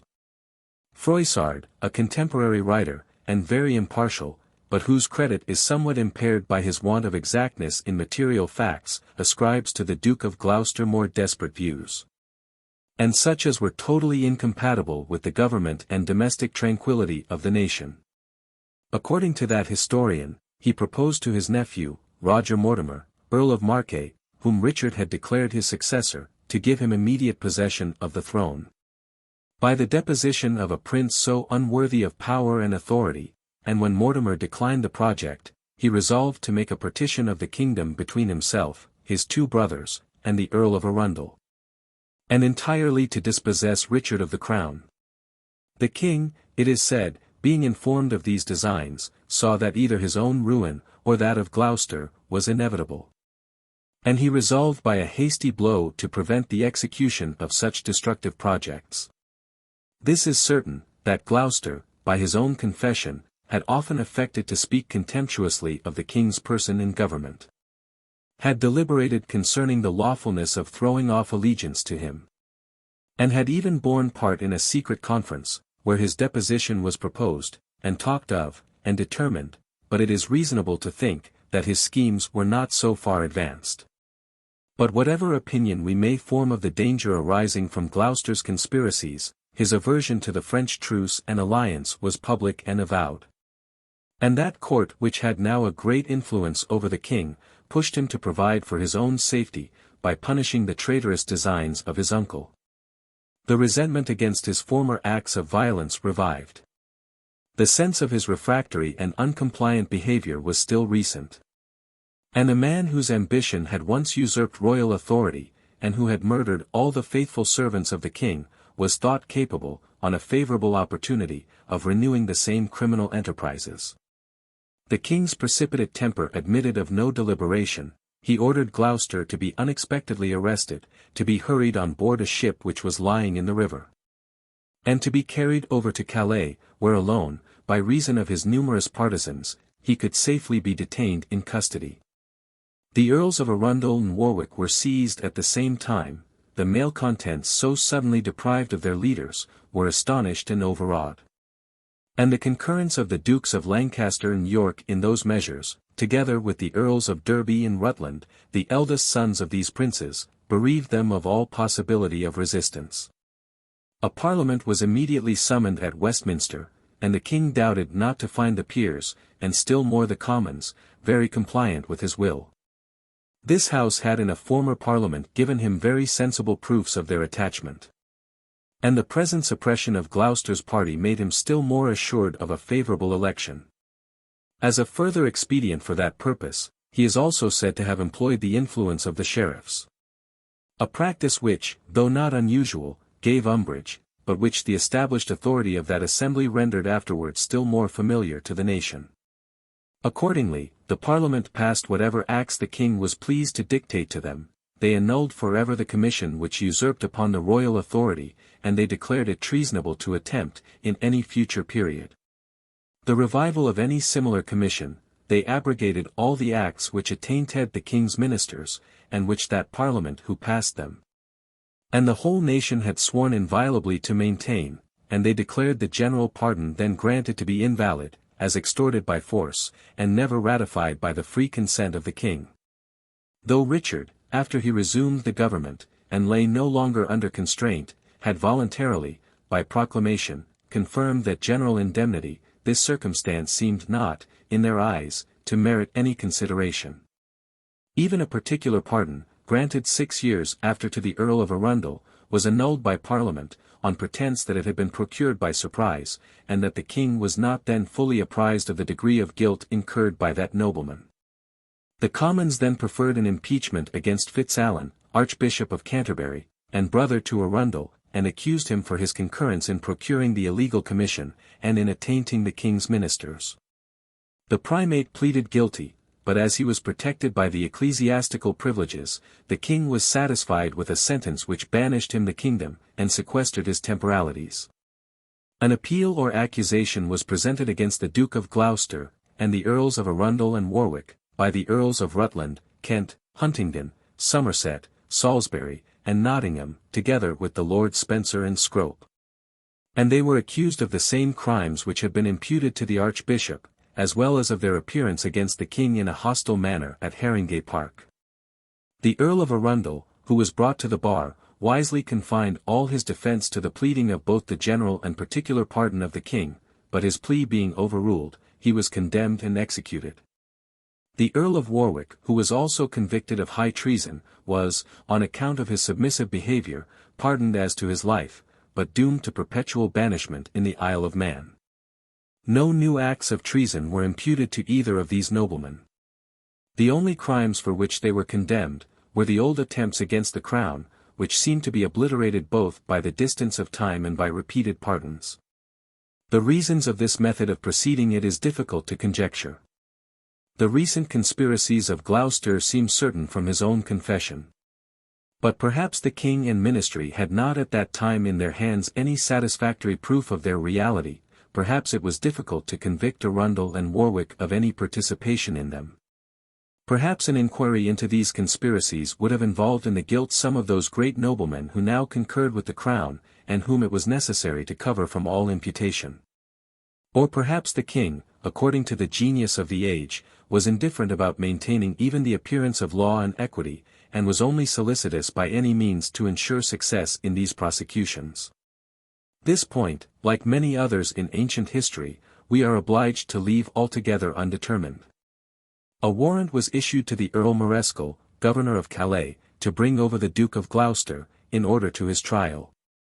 But the governor returned for answer, that the Duke had died suddenly of an apoplexy in that fortress.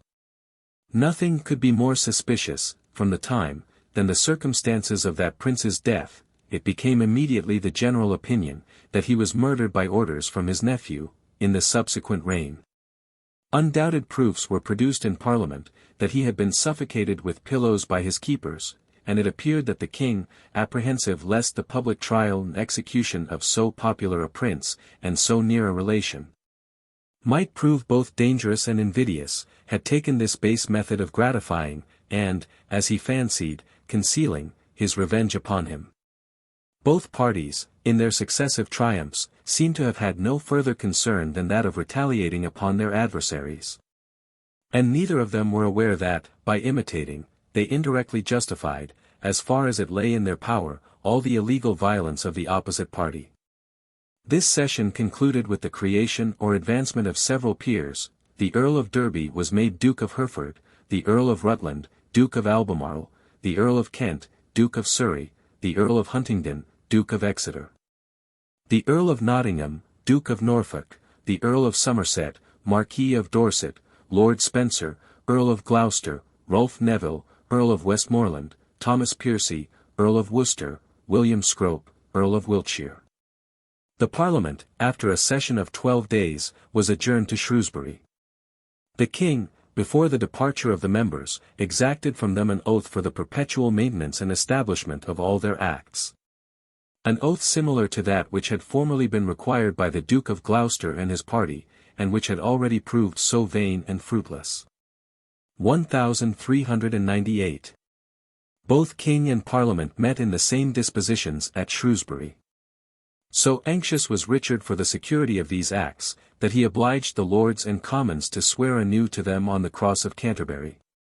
And he soon after procured a bull from the Pope, by which they were, as he imagined, perpetually secured and established.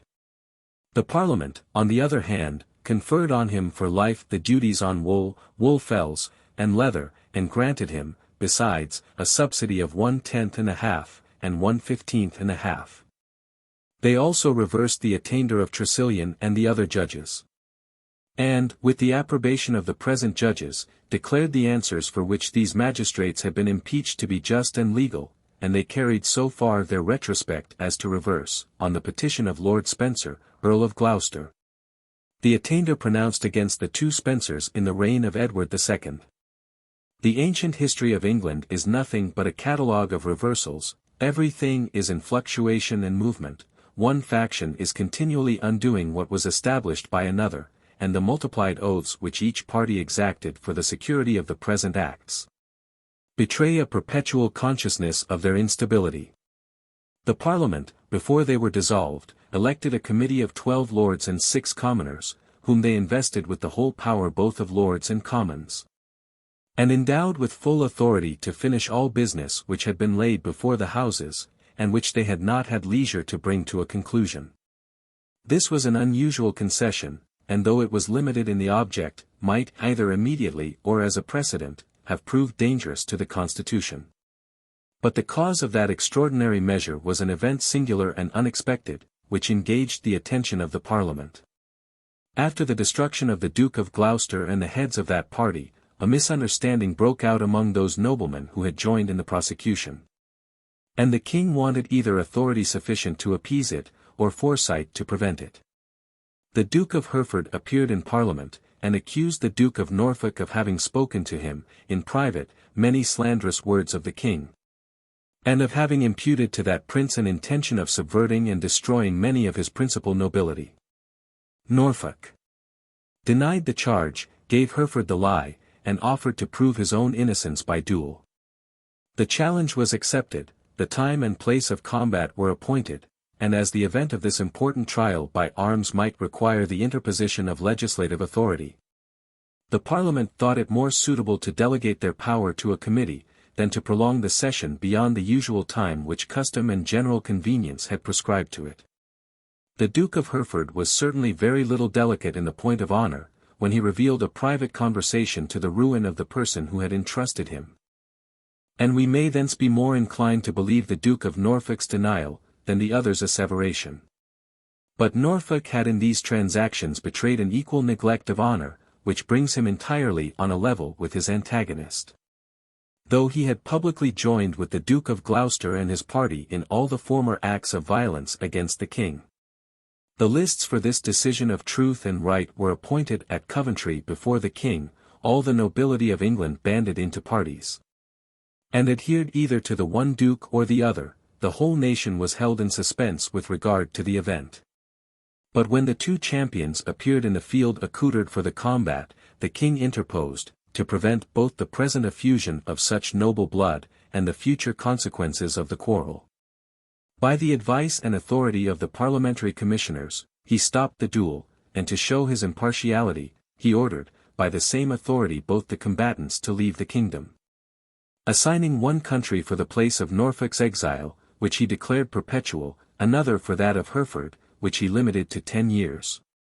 Hereford was a man of great prudence and command of temper, and he behaved himself with so much submission in these delicate circumstances, that the king, before his departure, promised to shorten the term of his exile 4 years.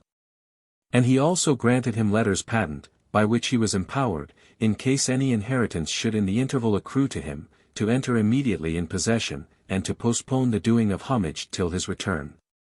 The weakness and fluctuation of Richard's counsels appear nowhere more evident than in the conduct of this affair. No sooner had Hereford left the kingdom, than the king's jealousy of the power and riches of that prince's family revived. And he was sensible that by Gloucester's death he had only removed a counterpoise to the Lancastrian interest which was now become formidable to his crown and kingdom. Being informed that Hereford had entered into a treaty of marriage with the daughter of the Duke of Berry, uncle to the French king, he determined to prevent the finishing of an alliance which would so much extend the interest of his cousin in foreign countries. And he sent over the Earl of Salisbury to Paris with a commission for that purpose. 1399. The death of the Duke of Lancaster, which happened soon after, called upon him to take new resolutions with regard to that opulent succession. The present Duke, in consequence of the king's patent, desired to be put in possession of the estate and jurisdictions of his father. But Richard, afraid of strengthening the hands of a man whom he had already so much offended, applied to the parliamentary commissioners, and persuaded them that this affair was but an appendage to that business which the Parliament had delegated to them. By their authority he revoked his letters patent, and retained possession of the estate of Lancaster. And by the same authority he seized and tried the Duke's attorney, who had procured and insisted on the letters, and he had him condemned as a traitor for faithfully executing that trust to his master, an extravagant act of power. Even though the king changed, in favor of the attorney, the penalty of death into that of banishment. Henry, the new Duke of Lancaster, had acquired by his conduct and abilities the esteem of the public. And having served with distinction against the infidels in Lithuania, he had joined to his other praises those of piety and valor, virtues which have at all times a great influence over mankind, and were, during those ages, the qualities chiefly held in estimation. He was connected with most of the principal nobility by blood, alliance, or friendship. And as the injury done him by the king might in its consequences affect all of them, he easily brought them, by a sense of common interest, to take part in his resentment. The people, who must have an object of affection, who found nothing in the king's person which they could love or revere, and who were even disgusted with many parts of his conduct, easily transferred to Henry that attachment which the death of the Duke of Gloucester had left.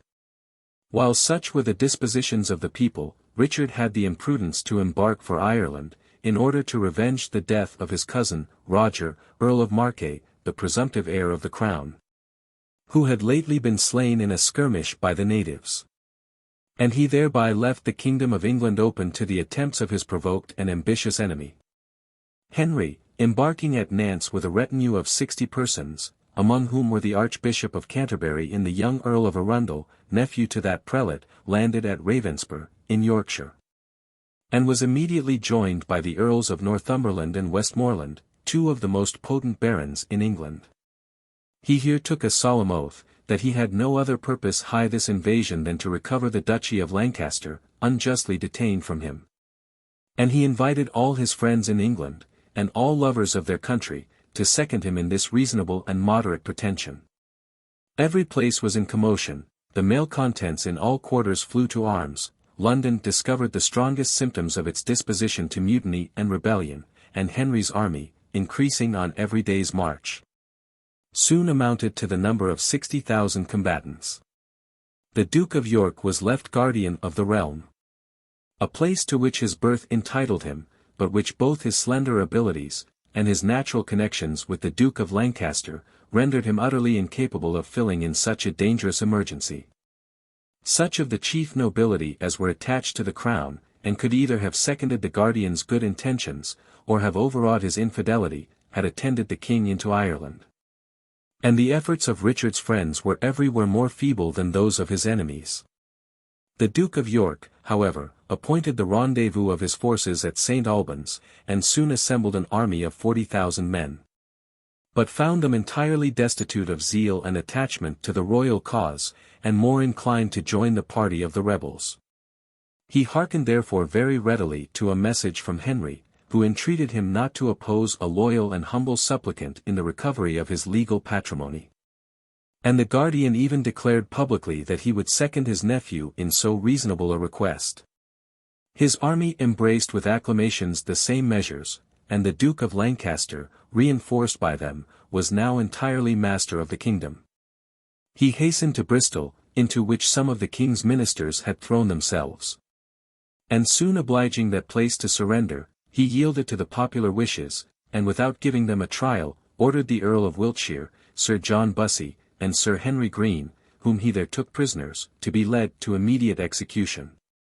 The king, receiving intelligence of this invasion and insurrection, hastened over from Ireland, and landed in Milford Haven with a body of 20,000 men, but even this army, so much inferior to the enemy, was either overawed by the general combination of the kingdom, or seized with the same spirit of disaffection. And they gradually deserted him, till he found that he had not above 6,000 men who followed his standard. It appeared, therefore, necessary to retire secretly from this small body, which served only to expose him to danger. And he fled to the Isle of Anglesey, where he purposed to embark either for Ireland or France, and there await the favourable opportunities which the return of his subjects to a sense of duty, or their future discontents against the Duke of Lancaster, would probably afford him. Henry, sensible of the danger, sent to him the Earl of Northumberland, with the strongest professions of loyalty and submission. And that nobleman, by treachery and false oaths, made himself master of the king's person, and carried him to his enemy at Flint Castle.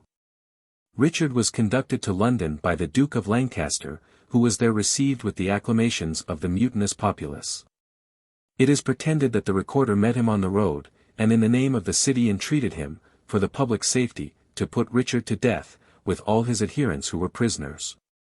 But the Duke prudently determined to make many others participate in his guilt, before he would proceed to these extremities. For this purpose he issued writs of election in the king's name, and appointed the immediate meeting of a parliament at Westminster.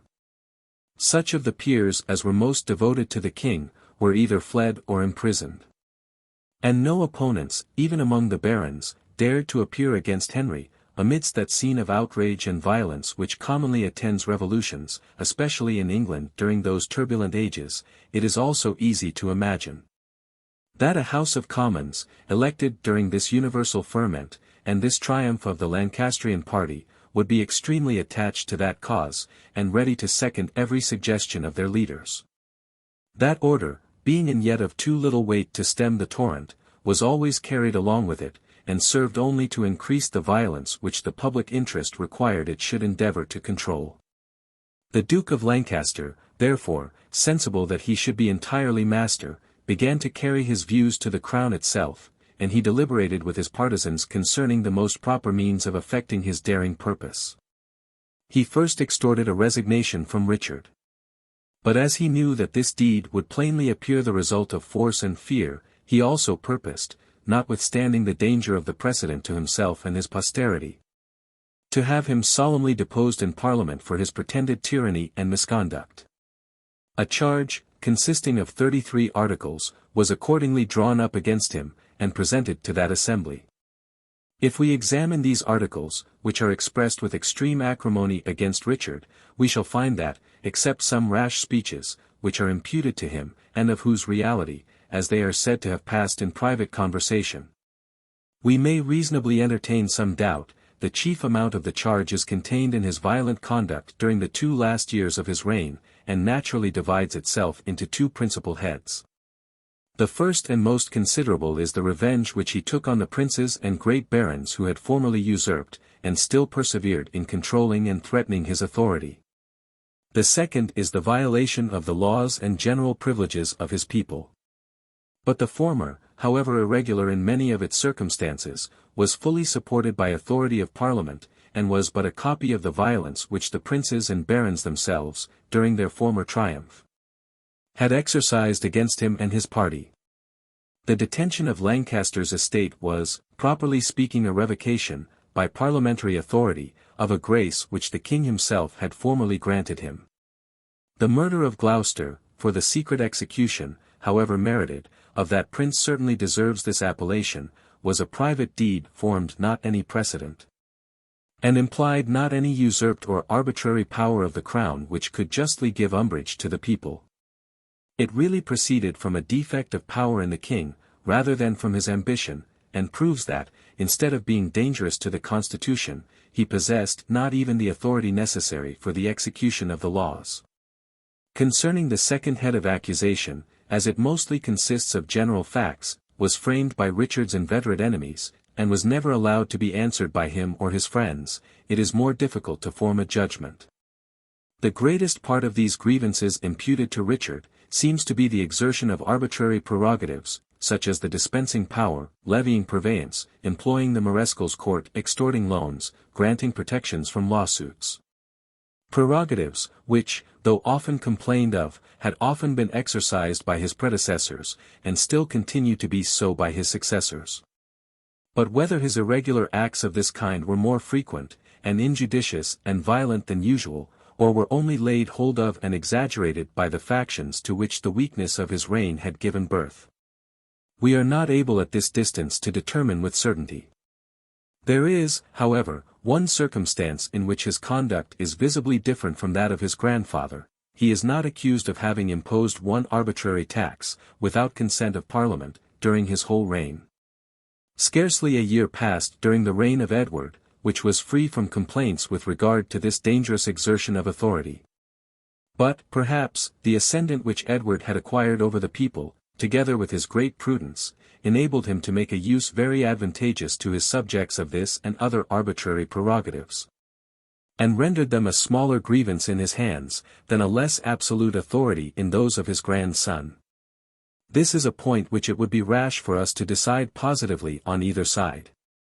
But it is certain, that a charge drawn up by the Duke of Lancaster, and assented to by a Parliament, situated in those circumstances, forms no manner of presumption with regard to the unusual irregularity or violence of the king's conduct in this particular. When the charge against Richard was presented to the Parliament, though it was liable, almost in every article, to objections, it was not canvassed, nor examined, nor disputed in either house, and seemed to be received with universal approbation. One man alone, the Bishop of Carlisle, had the courage, amidst this general disloyalty and violence, to appear in defence of his unhappy master, and to plead his cause against all the power of the prevailing party. Though some topics employed by that virtuous prelate may seem to favour too much the doctrine of passive obedience, and to make too large a sacrifice of the rights of mankind, he was naturally pushed into that extreme by his abhorrence of the present licentious factions. And such intrepidity, as well as disinterestedness of behaviour, proves that, whatever his speculative principles were, his heart was elevated far above the meanness and abject submission of a slave. He represented to the Parliament, that all the abuses of government which could justly be imputed to Richard, instead of amounting to tyranny, were merely the result of error, youth, or misguided counsel, and admitted of a remedy more easy and salutary than a total subversion of the constitution. That even had they been much more violent and dangerous than they really were, they had chiefly proceeded from former examples of resistance, which, making the prince sensible of his precarious situation, had obliged him to establish his throne by irregular and arbitrary expedients. That a rebellious disposition in subjects was the principal cause of tyranny in kings, laws could never secure the subject, which did not give security to the sovereign. And if the maxim of inviolable loyalty, which formed the basis of the English government, were once rejected, the privileges belonging to the several orders of the state, instead of being fortified by that licentiousness, would thereby lose the surest foundation of their force and stability. That the parliamentary deposition of Edward II, far from making a precedent which could control this maxim, was only an example of successful violence. And it was sufficiently to be lamented, that crimes were so often committed in the world, without establishing principles which might justify and authorize them. That even that precedent, false and dangerous as it was, could never warrant the present excesses, which were so much greater, and which would entail distraction and misery on the nation, to the latest posterity. That the succession, at least, of the crown, was then preserved inviolate, the lineal heir was placed on the throne. And the people had an opportunity, by their legal obedience to him, of making atonement for the violence which they had committed against his predecessor. That a descendant of Lionel, Duke of Clarence, the elder brother of the late Duke of Lancaster, had been declared in Parliament successor to the crown, he had left posterity. And their title, however it might be overpowered by present force and faction, could never be obliterated from the minds of the people. That if the turbulent disposition alone of the nation had overturned the well-established throne of so good a prince as Richard, what bloody commotions must ensue, when the same cause was united to the motive of restoring the legal and undoubted heir to his authority? That the new government intended to be established, would stand on no principle, and would scarcely retain any pretence by which it could challenge the obedience of men of sense and virtue. That the claim of lineal descent was so gross, as scarcely to deceive the most ignorant of the populace, conquest could never be pleaded by a rebel against his sovereign. The consent of the people had no authority in a monarchy not derived from consent, but established by hereditary right. And however the nation might be justified in deposing the misguided Richard, it could never have any reason for setting aside his lawful heir and successor, who was plainly innocent.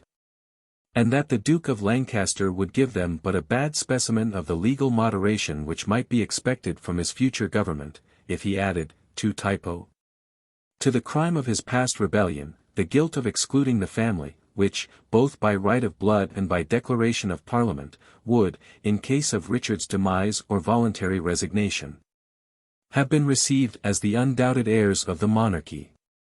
All the circumstances of this event, compared to those which attended the late revolution in 1688, show the difference between a great and civilized nation, deliberately vindicating its established privileges, and a turbulent and barbarous aristocracy, plunging headlong from the extremes of one faction into those of another.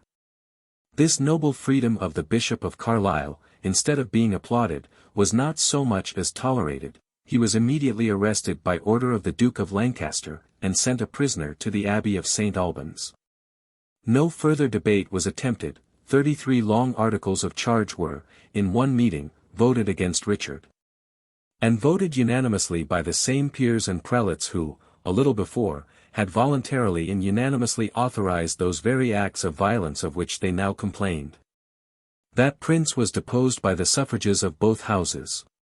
And the throne being now vacant, the Duke of Lancaster stepped forth, and having crossed himself on the forehead and on the breast, and called upon the name of Christ, he pronounced these words, which we shall give in the original language, because of their singularity. In the name of Father, Son, and Holy Ghost, I Henry of Lancaster, challenge this realm of England, and the crown with all the members, and the appurtenances. ALSI that am descended by right line of the blood, coming fro the good King Henry III, and throge that right that God of his grace hath sent me, with help of KYN, and of my friends to recover it. The which realm was in point to be ondoen by default of governance, and ondoing of the good laws. In order to understand this speech, it must be observed, that there was a silly story, received among some of the lowest vulgar, that Edmund, Earl of Lancaster, son of Henry III, was really the elder brother of Edward I. But that, by reason of some deformity in his person, he had been postponed in the succession, and his younger brother imposed on the nation in his stead. As the present Duke of Lancaster inherited from Edmund by his mother, this genealogy made him the true heir of the monarchy, And it is therefore insinuated in Henry's speech, but the absurdity was too gross to be openly avowed either by him or by the Parliament. The case is the same with regard to his right of conquest. He was a subject who rebelled against his sovereign. He entered the kingdom with a retinue of no more than 60 persons. The subsequent events discover the same headlong violence of conduct, and the same rude notions of civil government. The deposition of Richard dissolved the Parliament. It was necessary to summon a new one, and Henry, in 6 days after, called together, without any new election, the same members, and this assembly he denominated a new Parliament. They were employed in the usual task of reversing every deed of the opposite party. All the acts upon the last Parliament of Richard, which had been confirmed by their oaths, and by a papal bull, were abrogated. All the acts which had passed in the Parliament where Gloucester prevailed, which had also been confirmed by their oaths, but which had been abrogated by Richard, were anew established. The answers of Tressilian and the other judges, which a Parliament had annulled, but which a new Parliament and new judges had approved, here received a second condemnation. The peers who had accused Gloucester, Arundel, and Warwick, and who had received higher titles for that piece of service, were all of them degraded from their new dignities.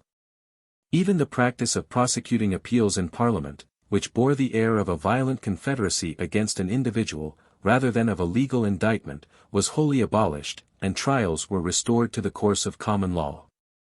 The natural effect of this conduct was, to render the people giddy with such rapid and perpetual changes, and to make them lose all notions of right and wrong in the measures of government. The Earl of Northumberland made a motion, in the House of Peers, with regard to the unhappy prince whom they had deposed. He asked them, what advice they would give the king for the future treatment of him, since Henry was resolved to spare his life. They unanimously replied, that he should be imprisoned under a secure guard, in some secret place, and should be deprived of all commerce with any of his friends or partisans. It was easy to foresee, that he would not long remain alive in the hands of such barbarous and sanguinary enemies. Historians differ with regard to the manner in which he was murdered. It was long the prevailing opinion, that Sir Piers Exton, and others of his guards, fell upon him in the castle of Pomfret, where he was confined, and dispatched him with their halberts. But it is more probable that he was starved to death in prison, and after all sustenance was denied him, he prolonged his unhappy life, it is said, for a fortnight, before he reached the end of his miseries. This account is more consistent with the story, that his body was exposed in public, and that no marks of violence were observed upon it. He died in the 34th year of his age, and the 23rd of his reign. He left no posterity, either legitimate or illegitimate. All the writers who have transmitted to us the history of Richard, lived during the reigns of the Lancastrian princes, and candour requires, that we should not give entire credit to the reproaches which they have thrown upon his memory. But after making all proper allowances, he still appears to have been a weak prince, and unfit for government, less for want of natural parts and capacity, than of solid judgment and a good education. He was violent in his temper, profuse in his expenses, fond of idle show and magnificence, devoted to favourites, and addicted to pleasure. Passions, all of them the most inconsistent with a prudent economy, and consequently dangerous in a limited and mixed government. Had he possessed the talents of gaining, and still more those of overawing, his great barons, he might have escaped all the misfortunes of his reign, and been allowed to carry much further his oppressions over the people. If he really was guilty of any, without their daring to rebel, or even to murmur against him. But when the grandees were tempted, by his want of prudence and of vigour, to resist his authority, and execute the most violent enterprises upon him, he was naturally led to seek an opportunity of retaliation. Justice was neglected. The lives of the chief nobility were sacrificed, and all these enormities seem to have proceeded less from a settled design of establishing arbitrary power, than from the insolence of victory, and the necessities of the king's situation. The manners indeed of the age were the chief source of such violence. Laws, which were feebly executed in peaceable times, lost all their authority during public convulsions. Both parties were alike guilty, or, if any difference may be remarked between them, we shall find, that the authority of the crown, being more legal, was commonly carried, when it prevailed, to less desperate extremities, than was that of the aristocracy. On comparing the conduct and events of this reign with those of the preceding, we shall find equal reason to admire Edward and to blame Richard. But the circumstance of opposition, surely, will not lie in the strict regard paid by the former to national privileges, and the neglect of them by the latter.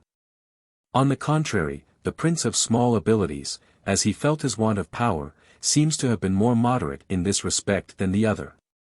Every parliament assembled during the reign of Edward, remonstrates against the exertion of some arbitrary prerogative or other. We hear not any complaints of that kind during the reign of Richard, till the assembling of his last parliament, which was summoned by his inveterate enemies, which dethroned him, which framed their complaints during the time of the most furious convulsions, and whose testimony must therefore have, on that account, much less authority with every equitable judge. Both these princes experienced the encroachments of the great upon their authority. Edward, reduced to necessities, was obliged to make an express bargain with his parliament and to sell some of his prerogatives for present supply. But as they were acquainted with his genius and capacity, they ventured not to demand any exorbitant concessions, or such as were incompatible with regal and sovereign power. The weakness of Richard tempted the parliament to extort a commission, which, in a manner, dethroned the prince, and transferred the sceptre into the hands of the nobility. The events of these encroachments were also suitable to the character of each. Edward had no sooner gotten the supply, than he departed from the engagements which had induced the parliament to grant it. He openly told his people, that he had but dissembled with them when he seemed to make them these concessions, and he resumed and retained all his prerogatives. But Richard, because he was detected in consulting and deliberating with the judges on the lawfulness of restoring the constitution, found his barons immediately in arms against him, was deprived of his liberty, saw his favorites, his ministers, his tutor, butchered before his face, or banished and attainted, and was obliged to give way to all this violence. There cannot be a more remarkable contrast between the fortunes of two princes. It were happy for society, did this contrast always depend on the justice or injustice of the measures which men embrace, and not rather on the different degrees of prudence and vigor with which those measures are supported. There was a sensible decay of ecclesiastical authority during this period. The disgust which the laity had received from the numerous usurpations both of the court of Rome and of their own clergy, had very much weaned the kingdom from superstition. And strong symptoms appeared, from time to time, of a general desire to shake off the bondage of the Romish Church. In the Committee of 18, to whom Richard's last parliament delegated their whole power, there is not the name of one ecclesiastic to be found, a neglect which is almost without example, while the Catholic religion subsisted in England. The aversion entertained against the established Church soon found principles, and tenets, and reasonings, by which it could justify and support itself. John Wycliffe, a secular priest, educated at Oxford, began in the latter end of Edward III to spread the doctrine of Reformation by his discourses, sermons, and writings, and he made many disciples among men of all ranks and stations. He seems to have been a man of parts and learning, and has the honor of being the first person in Europe that publicly called in question those principles which had universally passed for certain and undisputed during so many ages. Wycliffe himself, as well as his disciples, who received the name of Wycliffites, or Lollards, was distinguished by a great austerity of life and manners, a circumstance common to almost all those who dogmatize in any new way. Both because men who draw to them the attention of the public, and expose themselves to the odium of great multitudes, are obliged to be very guarded in their conduct, and because few who have a strong propensity to pleasure or business will enter upon so difficult and laborious an undertaking. The doctrines of Wycliffe being derived from his search into the Scriptures and into ecclesiastical antiquity, were nearly the same with those which were propagated by the Reformers in the 16th century. He only carried some of them farther than was done by the more sober part of these reformers. He denied the doctrine of the real presence, the supremacy of the Church of Rome, the merit of monastic vows. He maintained that the Scriptures were the sole rule of faith, that the Church was dependent on the state, and should be reformed by it. That the clergy ought to possess no estates, that the begging friars were a nuisance, and ought not to be supported. That the numerous ceremonies of the church were hurtful to true piety, he asserted that oaths were unlawful, that dominion was founded in grace, that everything was subject to fate and destiny, and that all men were preordained either to eternal salvation or reprobation. From the whole of his doctrines, Wycliffe appears to have been strongly tinctured with enthusiasm, and to have been thereby the better qualified to oppose a church whose chief characteristic is superstition. The propagation of these principles gave great alarm to the clergy, and a bull was issued by Pope Gregory XI. For taking Wycliffe into custody, and examining into the scope of his opinions. Courtney, Bishop of London, cited him before his tribunal, but the reformer had now acquired powerful protectors, who screened him from the ecclesiastical jurisdiction. The Duke of Lancaster, who then governed the kingdom, encouraged the principles of Wycliffe.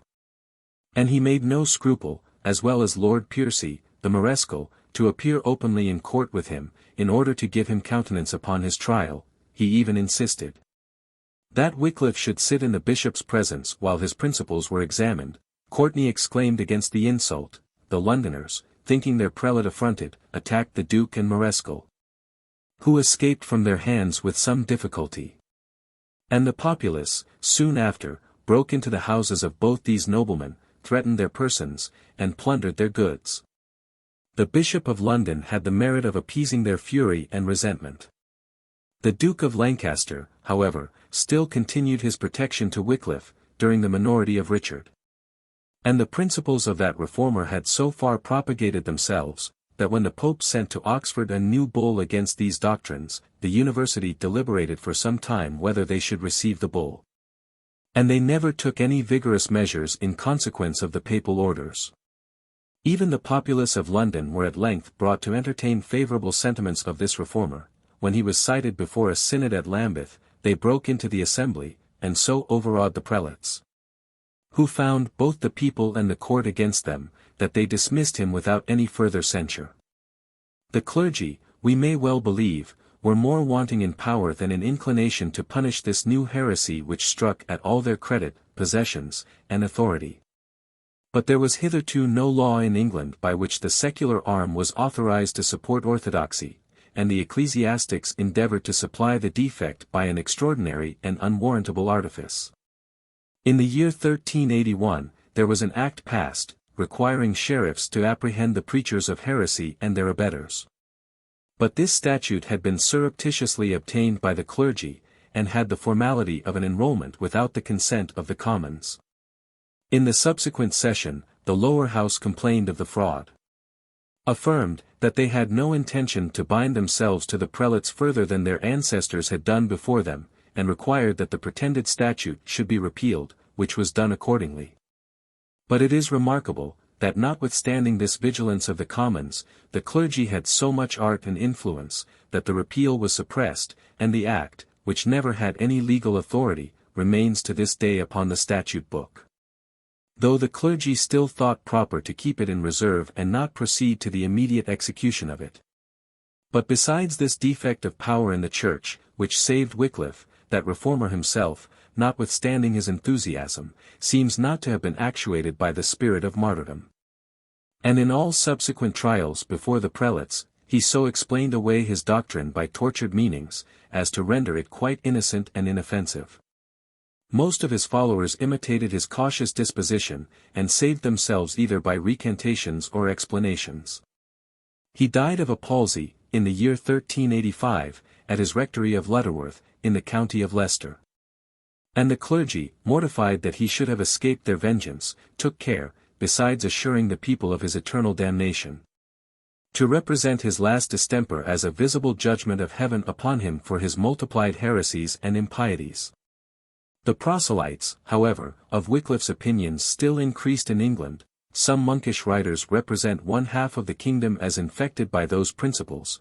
They were carried over to Bohemia by some youth of that nation, who studied at Oxford, but though the age seemed strongly disposed to receive them, affairs were not yet fully ripe for this great revolution. And the finishing blow to ecclesiastical power was reserved to a period of more curiosity, literature, and inclination for novelties. Meanwhile the English Parliament continued to check the clergy and the court of Rome, by more sober and more legal expedients. They enacted anew the statute of provisors, and affixed higher penalties to the transgression of it, which, in some instances, was even made capital. The court of Rome had fallen upon a new device, which increased their authority over the prelates, the Pope, who found that the expedient of arbitrarily depriving them was violent, and liable to opposition. Attained the same end by transferring such of them as were obnoxious to poorer sees, and even to nominal sees, in partibus infidelium. It was thus that the Archbishop of York, and the bishops of Durham and Chichester, the king's ministers, had been treated. After the prevalence of Gloucester's faction, the Bishop of Carlisle met with the same fate after the accession of Henry IV. For the Pope always joined with the prevailing powers, when they did not thwart his pretensions. The Parliament, in the reign of Richard, enacted a law against this abuse, and the king made a general remonstrance to the court of Rome against all those usurpations, which he calls horrible excesses, of that court.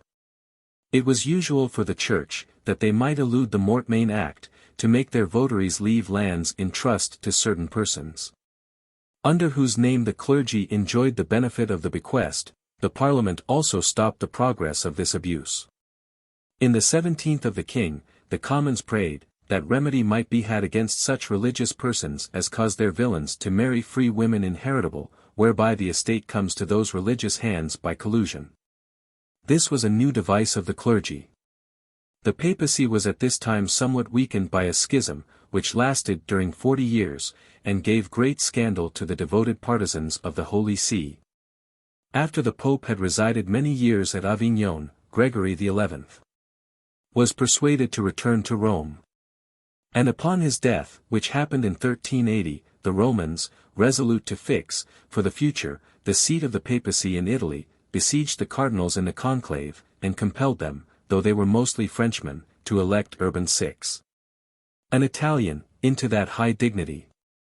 The French cardinals, as soon as they recovered their liberty, fled from Rome, and protesting against the forced election, chose Robert, son of the Count of Geneva, who took the name of Clement VII, and resided at Avignon. All the kingdoms of Christendom, according to their several interests and inclinations, were divided between these two pontiffs.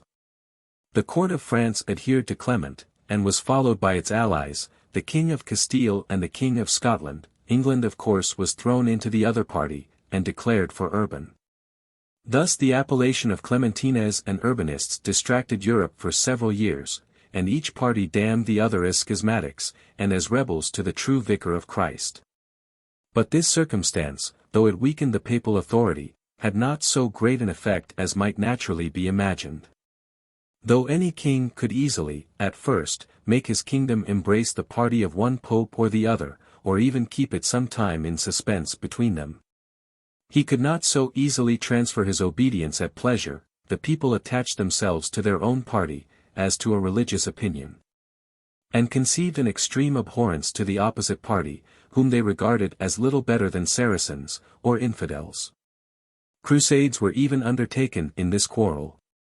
And the zealous Bishop of Norwich, in particular, led over, in 1382 near 60,000 bigots into Flanders against the Clementines, but after losing a great part of his followers, he returned with disgrace into England. Each pope, sensible, from this prevailing spirit among the people, that the kingdom which once embraced his cause would always adhere to him, boldly maintained all the pretensions of his see, and stood not much more in awe of the temporal sovereigns, than if his authority had not been endangered by a rival. We meet with this preamble to a law enacted at the very beginning of this reign, whereas divers persons of small garrison of land or other possessions do make great retinue of people, as well of esquires as of others, in many parts of the realm, giving to them hats and other livery of one suit by year, taking again towards them the value of the same livery, or per case the double value, by such covenant and assurance, that every of them shall maintain other in all quarrels, be they reasonable or unreasonable, to the great mischief and oppression of the people, etc. This preamble contains a true picture of the state of the kingdom. The laws had been so feebly executed, even during the long, active, and vigilant reign of Edward III, that no subject could trust to their protection. Men openly associated themselves, under the patronage of some great baron, for their mutual defense. They wore public badges, by which their confederacy was distinguished. They supported each other in all quarrels, iniquities, extortions, murders, robberies, and other crimes. Their chief was more their sovereign than the king himself, and their own band was more connected with them than their country. Hence the perpetual turbulence, disorders, factions, and civil wars of those times, hence the small regard paid to a character, or the opinion of the public, hence the large discretionary prerogatives of the crown. And the danger which might have ensued from the too great limitation of them. If the king had possessed no arbitrary powers, while all the nobles assumed and exercised them, there must have ensued an absolute anarchy in the state. One great mischief attending these confederacies was, the extorting from the king pardons for the most enormous crimes. The Parliament often endeavoured, in the last reign, to deprive the prince of this prerogative. But, in the present, they were content with an abridgment of it. They enacted, that no pardon for rapes, or for murder from malice prepense, should be valid, unless the crime were particularly specified in it. There were also some other circumstances required for passing any pardon of this kind, an excellent law, but ill observed, like most laws that thwart the manners of the people, and the prevailing customs of the times. It is easy to observe, from these voluntary associations among the people, that the whole force of the feudal system was in a manner dissolved, and that the English had nearly returned, in that particular, to the same situation in which they stood before the Norman conquest. It was, indeed, impossible that that system could long subsist under the perpetual revolutions to which landed property is everywhere subject. When the great feudal baronies were first erected, the lord lived in opulence in the midst of his vassals, he was in a situation to protect and cherish and defend them. The quality of patron naturally united itself to that of superior, and these two principles of authority mutually supported each other. But when by the various divisions and mixtures of property, a man superior came to live at a distance from him, and could no longer give him shelter or countenance, the tie gradually became more fictitious than real, new connections from vicinity or other causes were formed, protection was sought by voluntary services and attachment, the appearance of valor, spirit, abilities in any great man extended his interest very far, and if the sovereign were deficient in these qualities, he was no less, if not more exposed to the usurpations of the aristocracy, than even during the vigor of the feudal system. The greatest novelty introduced into the civil government during this reign was the creation of peers by patent. Lord Beauchamp, of Holt, was the first peer that was advanced to the House of Lords in this manner. The practice of levying benevolences is also first mentioned in the present reign. This prince lived in a more magnificent manner than perhaps any of his predecessors or successors. His household consisted of 10,000 persons, he had 300 in his kitchen, and all the other offices were furnished in proportion. It must be remarked, that this enormous train had tables supplied them at the king's expense, according to the mode of that age. Such prodigality was probably the source of many exactions by purveyors, and was one chief reason of the public discontents. Chapter 18. Henry IV. 1399. The English had so long been familiarized to the hereditary succession of their monarchs, the instances of departure from it had always borne such strong symptoms of injustice and violence, and so little of a national choice or election.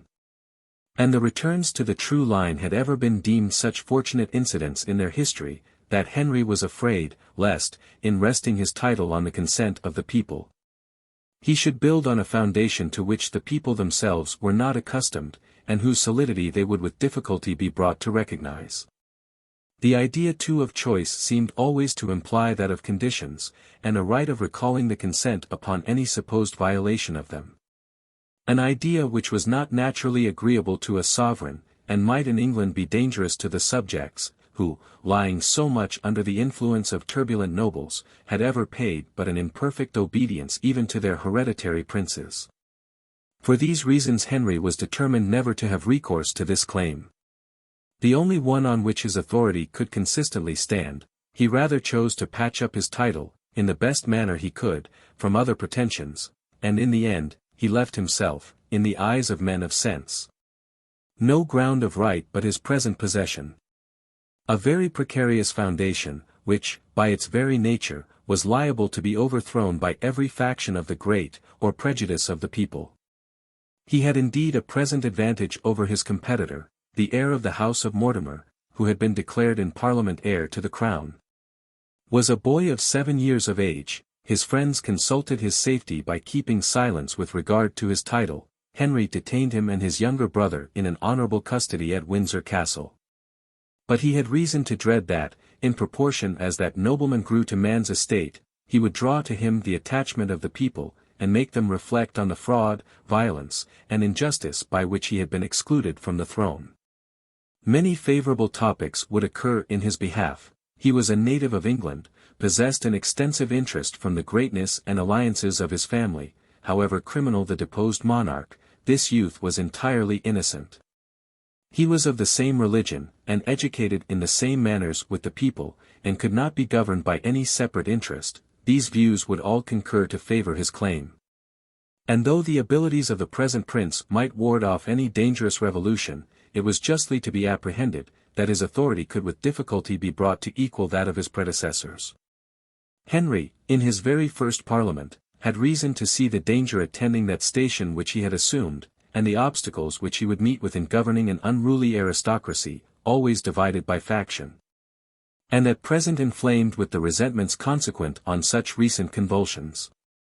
The peers, on their assembling, broke out into violent animosities against each other. 40 gauntlets, the pledges of furious battle, were thrown on the floor of the house by noblemen who gave mutual challenges. And liar and traitor resounded from all quarters. The king had so much authority with these doughty champions, as to prevent all the combats which they threatened. But he was not able to bring them to a proper composure, or to an amicable disposition towards each other. 1400. It was not long before these passions broke into action. The Earls of Rutland, Kent, and Huntingdon, and Lord Spencer, who were now degraded from the respective titles of Albemarle, Surrey, Exeter, and Gloucester, conferred on them by Richard, entered into a conspiracy, together with the Earl of Salisbury and Lord Lumley, for raising an insurrection, and for seizing the king's person at Windsor. But the treachery of Rutland gave him warning of the danger. He suddenly withdrew to London. And the conspirators, who came to Windsor with a body of 500 horse, found that they had missed this blow, on which all the success of their enterprise depended. Henry appeared, next day, at Kingston upon Thames, at the head of 20,000 men, mostly drawn from the city. And his enemies, unable to resist his power, dispersed themselves, with a view of raising their followers in the several counties which were the seat of their interest. But the adherents of the king were hot in the pursuit, and everywhere opposed themselves to their progress. The Earls of Kent and Salisbury were seized at Cirencester by the citizens, and were next day beheaded without further ceremony, according to the custom of the times. The citizens of Bristol treated Spencer and Lumley in the same manner.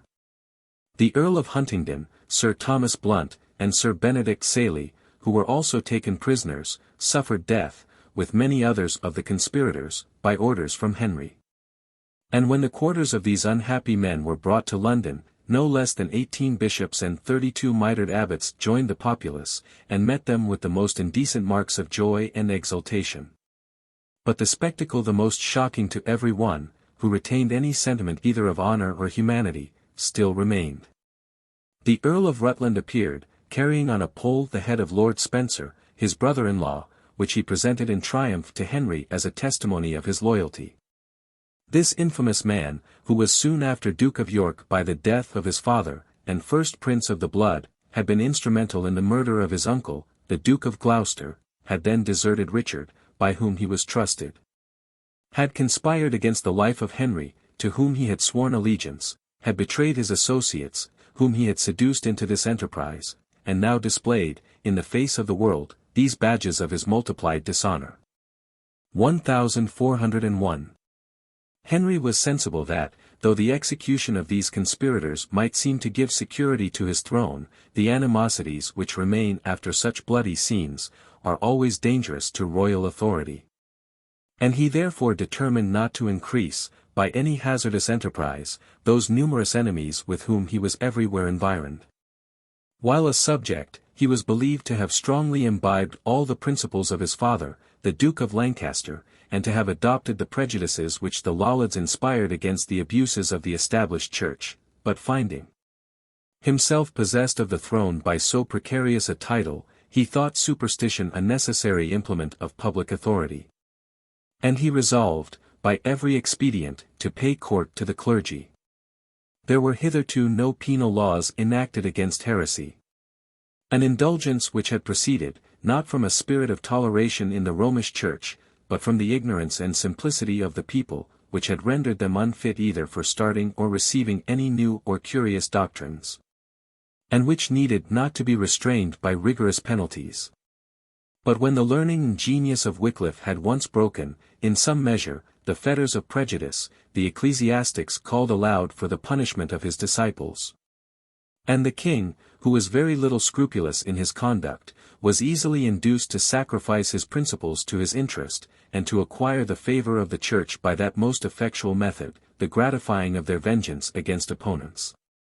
He engaged the Parliament to pass a law for that purpose. It was enacted, that when any heretic, who relapsed, or refused to abjure his opinions, was delivered over to the secular arm by the bishop or his commissaries, he should be committed to the flames by the civil magistrate before the whole people. This weapon did not long remain unemployed in the hands of the clergy. William Sauter, rector of St. Osyth's in London, had been condemned by the Convocation of Canterbury. His sentence was ratified by the House of Peers. The king issued his writ for the execution, and the unhappy man atoned for his erroneous opinions by the penalty of fire. This is the first instance of that kind in England. And thus one horror more was added to those dismal scenes which at that time were already but too familiar to the people. But the utmost precaution and prudence of Henry could not shield him from those numerous inquietudes which assailed him from every quarter. The connections of Richard with the royal family of France made that court exert its activity to recover his authority or revenge his death. But though the confusions in England tempted the French to engage in some enterprise by which they might distress their ancient enemy, the greater confusions which they experienced at home obliged them quickly to accommodate matters. And Charles, content with recovering his daughter from Henry's hands, laid aside his preparations, and renewed the truce between the kingdoms. The attack of Guienne was also an inviting attempt, which the present factions that prevailed among the French obliged them to neglect. The Gascons, affectionate to the memory of Richard, who was born among them, refused to swear allegiance to a prince that had dethroned and murdered him. And the appearance of a French army on their frontiers would probably have tempted them to change masters. But the Earl of Worcester, arriving with some English troops, gave countenance to the partisans of Henry, and overawed their opponents. Religion too was here found a cement to their union with England. The Gascons had been engaged by Richard's authority to acknowledge the Pope of Rome. And they were sensible that, if they submitted to France, it would be necessary for them to pay obedience to the Pope of Avignon, whom they had been taught to detest as a schismatic. Their principles on this head were too fast rooted to admit of any sudden or violent alteration. The revolution in England proved likewise the occasion of an insurrection in Wales.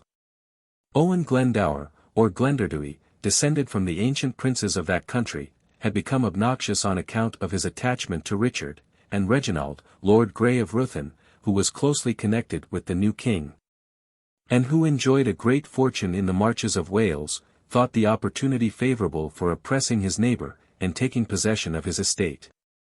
Glendower, provoked at the injustice, and still more at the indignity, recovered possession by the sword. Henry sent assistance to Grey.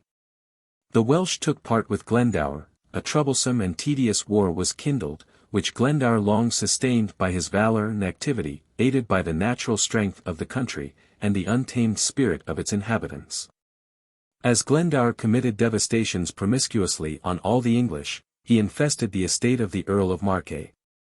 And Sir Edmund Mortimer, uncle to that nobleman, led out the retainers of the family, and gave battle to the Welsh chieftain. His troops were routed, and he was taken prisoner. At the same time, the Earl himself, who had been allowed to retire to his castle of Wigmore, and who, though a mere boy, took the field with his followers, fell also into Glendower's hands, and was carried by him into Wales. As Henry dreaded and hated all the family of Marquet, he allowed the Earl to remain in captivity. And though that young nobleman was nearly allied to the Piercies, to whose assistance he himself had owed his crown, he refused to the Earl of Northumberland permission to treat of his ransom with Glendower. The uncertainty in which Henry's affairs stood during a long time with France, as well as the confusions incident to all great changes in government, tempted the Scots to make incursions into England. And Henry, desirous of taking revenge upon them, but afraid of rendering his new government unpopular by requiring great supplies from his subjects, summoned at Westminster a council of the peers, without the commons, and laid before them the state of his affairs. The military part of the feudal constitution was now much decayed, there remained only so much of that fabric as affected the civil rights and properties of men, and the peers here undertook, but voluntarily, to attend the king in an expedition against Scotland, each of them at the head of a certain number of his retainers. Henry conducted this army to Edinburgh, of which he easily made himself master, and he there summoned Robert III. to do homage to him for his crown. But finding that the Scots would neither submit nor give him battle, he returned in 3 weeks, after making this useless bravado, and he disbanded his army. 1402. In the subsequent season, Archibald, Earl of Douglas, at the head of 12,000 men, and attended by many of the principal nobility of Scotland, made an irruption into England, and committed devastations on the northern counties. On his return home, he was overtaken by the Piercies, at Homeldom, on the borders of England, and a fierce battle ensued, where the Scots were totally routed. Douglas himself was taken prisoner, as was Mordack, Earl of Fife, son of the Duke of Albany, and nephew of the Scottish king, with the Earls of Angus, Murray, and Orkney, and many others of the gentry and nobility. When Henry received intelligence of this victory, he sent the Earl of Northumberland orders not to ransom his prisoners, which that nobleman regarded as his right by the laws of war received in that age. The king intended to detain them, that he might be able by their means to make an advantageous peace with Scotland, but by this policy he gave a fresh disgust to the family of Piercy. 1403. The obligations which Henry had owed to Northumberland, were of a kind the most likely to produce ingratitude on the one side, and discontent on the other. The sovereign naturally became jealous of that power which had advanced him to the throne. And the subject was not easily satisfied in the returns which he thought so great a favour had merited. Though Henry, on his accession, had bestowed the office of constable on Northumberland for life, and conferred other gifts on that family, these favours were regarded as their due, the refusal of any other request was deemed an injury. The impatient spirit of Harry Piercy, and the factious disposition of the Earl of Worcester, younger brother of Northumberland, inflamed the discontents of that nobleman.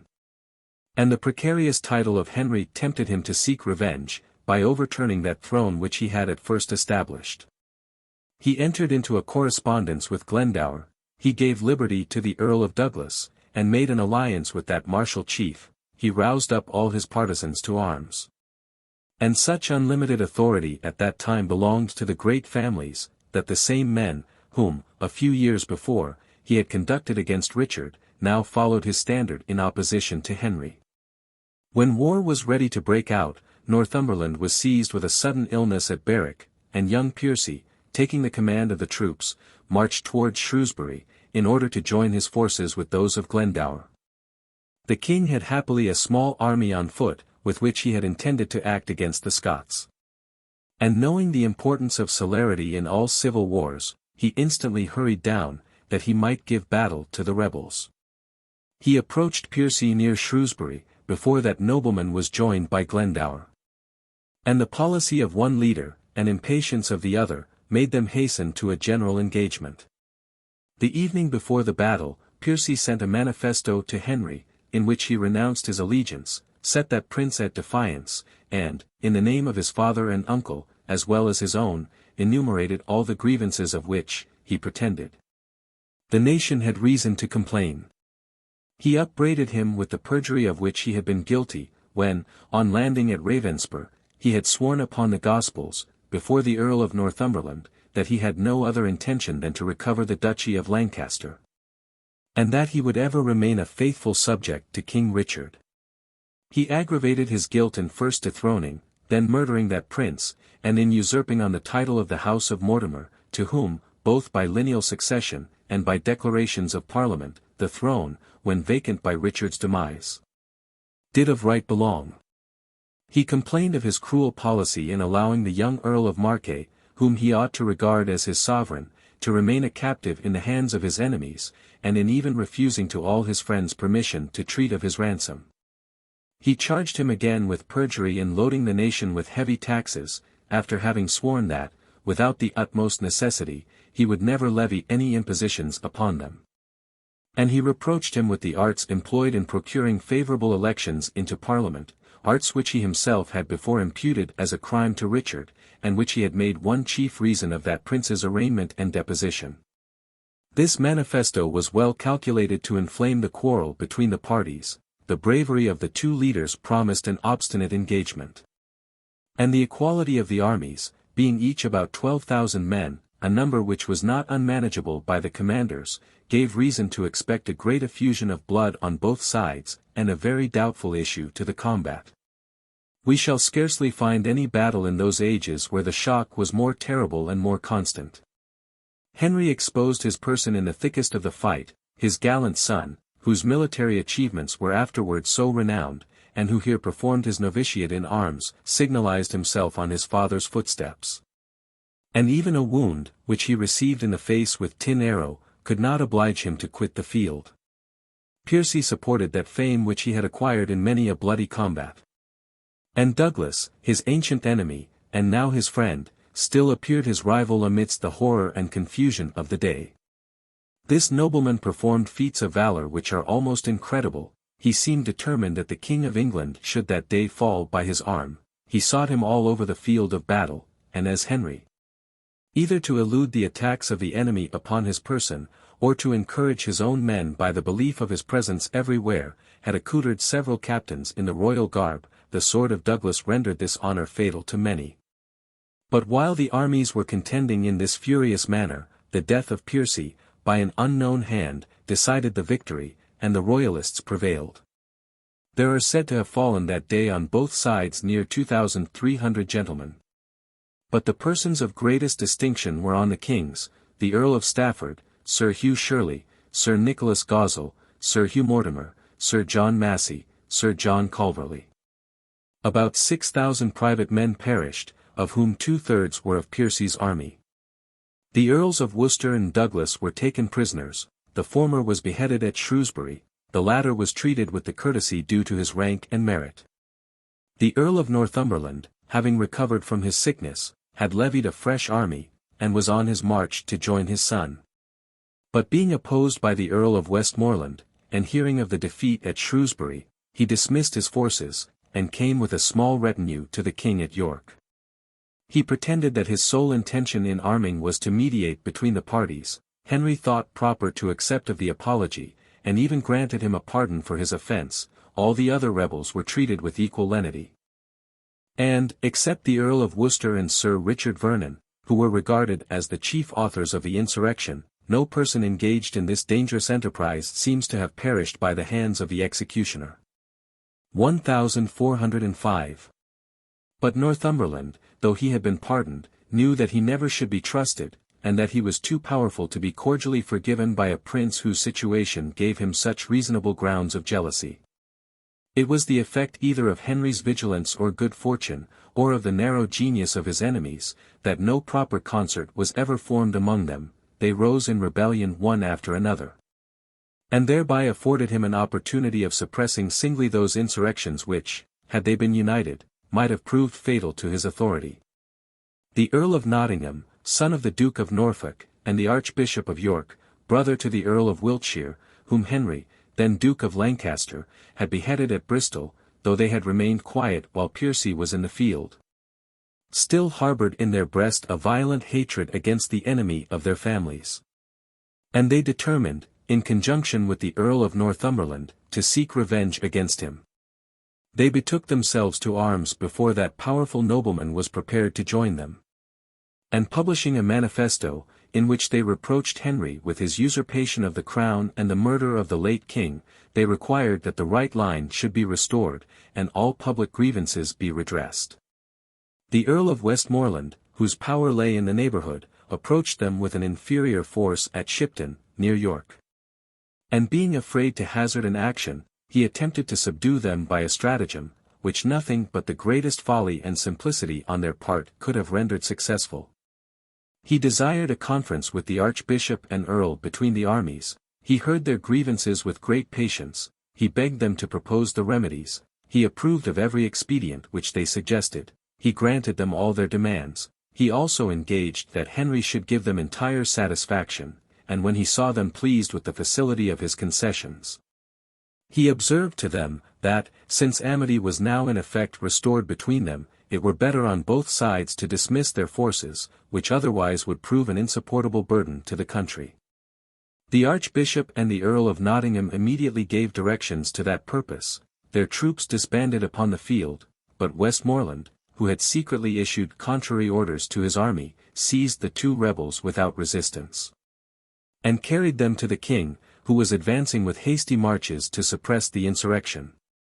The trial and punishment of an archbishop might have proved a troublesome and dangerous undertaking, had Henry proceeded regularly, and allowed time for an opposition to form itself against that unusual measure. The celerity of the execution alone could here render it safe and prudent. Finding that Sir William Gascoigne, the Chief Justice, made some scruple of acting on this occasion, he appointed Sir William Fulthorpe for judge, who, without any indictment, trial, or defence pronounced sentence of death upon the prelate, which was presently executed.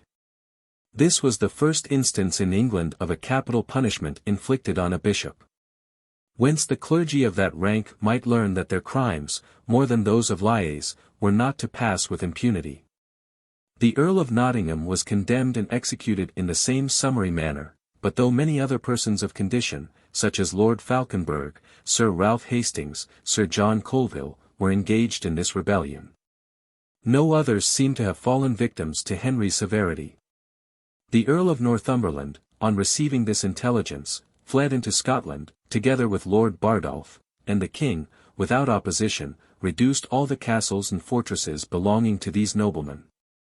He thence turned his arms against Glendower, over whom his son, the Prince of Wales, had attained some advantages. But that enemy, more troublesome than dangerous, still found means of defending himself in his fastnesses, and of eluding, though not resisting, all the force of England. 1407. In a subsequent season, the Earl of Northumberland and Lord Bardolph, impatient of their exile, entered the north, in hopes of raising the people to arms, but found the country in such a posture as rendered all their attempts unsuccessful. Sir Thomas Rokesby, Sheriff of Yorkshire, levied some forces, attacked the invaders at Bramham, and gained a victory, in which both Northumberland and Bardolph were slain. To this prosperous event, joined to the death of Glendower, which happened soon after, freed Henry from all his domestic enemies. And this prince, who had mounted the throne by such unjustifiable means, and held it by such an exceptionable title, had yet, by his valour, prudence, and address, accustomed the people to the yoke, and had obtained a greater ascendant over his haughty barons, than the law alone, not supported by these active qualities, was ever able to confer. About the same time, fortune gave Henry an advantage over that neighbour, who, by his situation, was most enabled to disturb his government.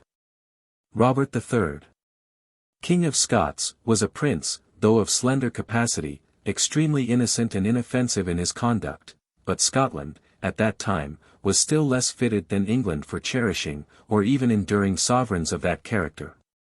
The Duke of Albany, Robert's brother, a prince of more abilities, at least of a more boisterous and violent disposition, had assumed the government of the state.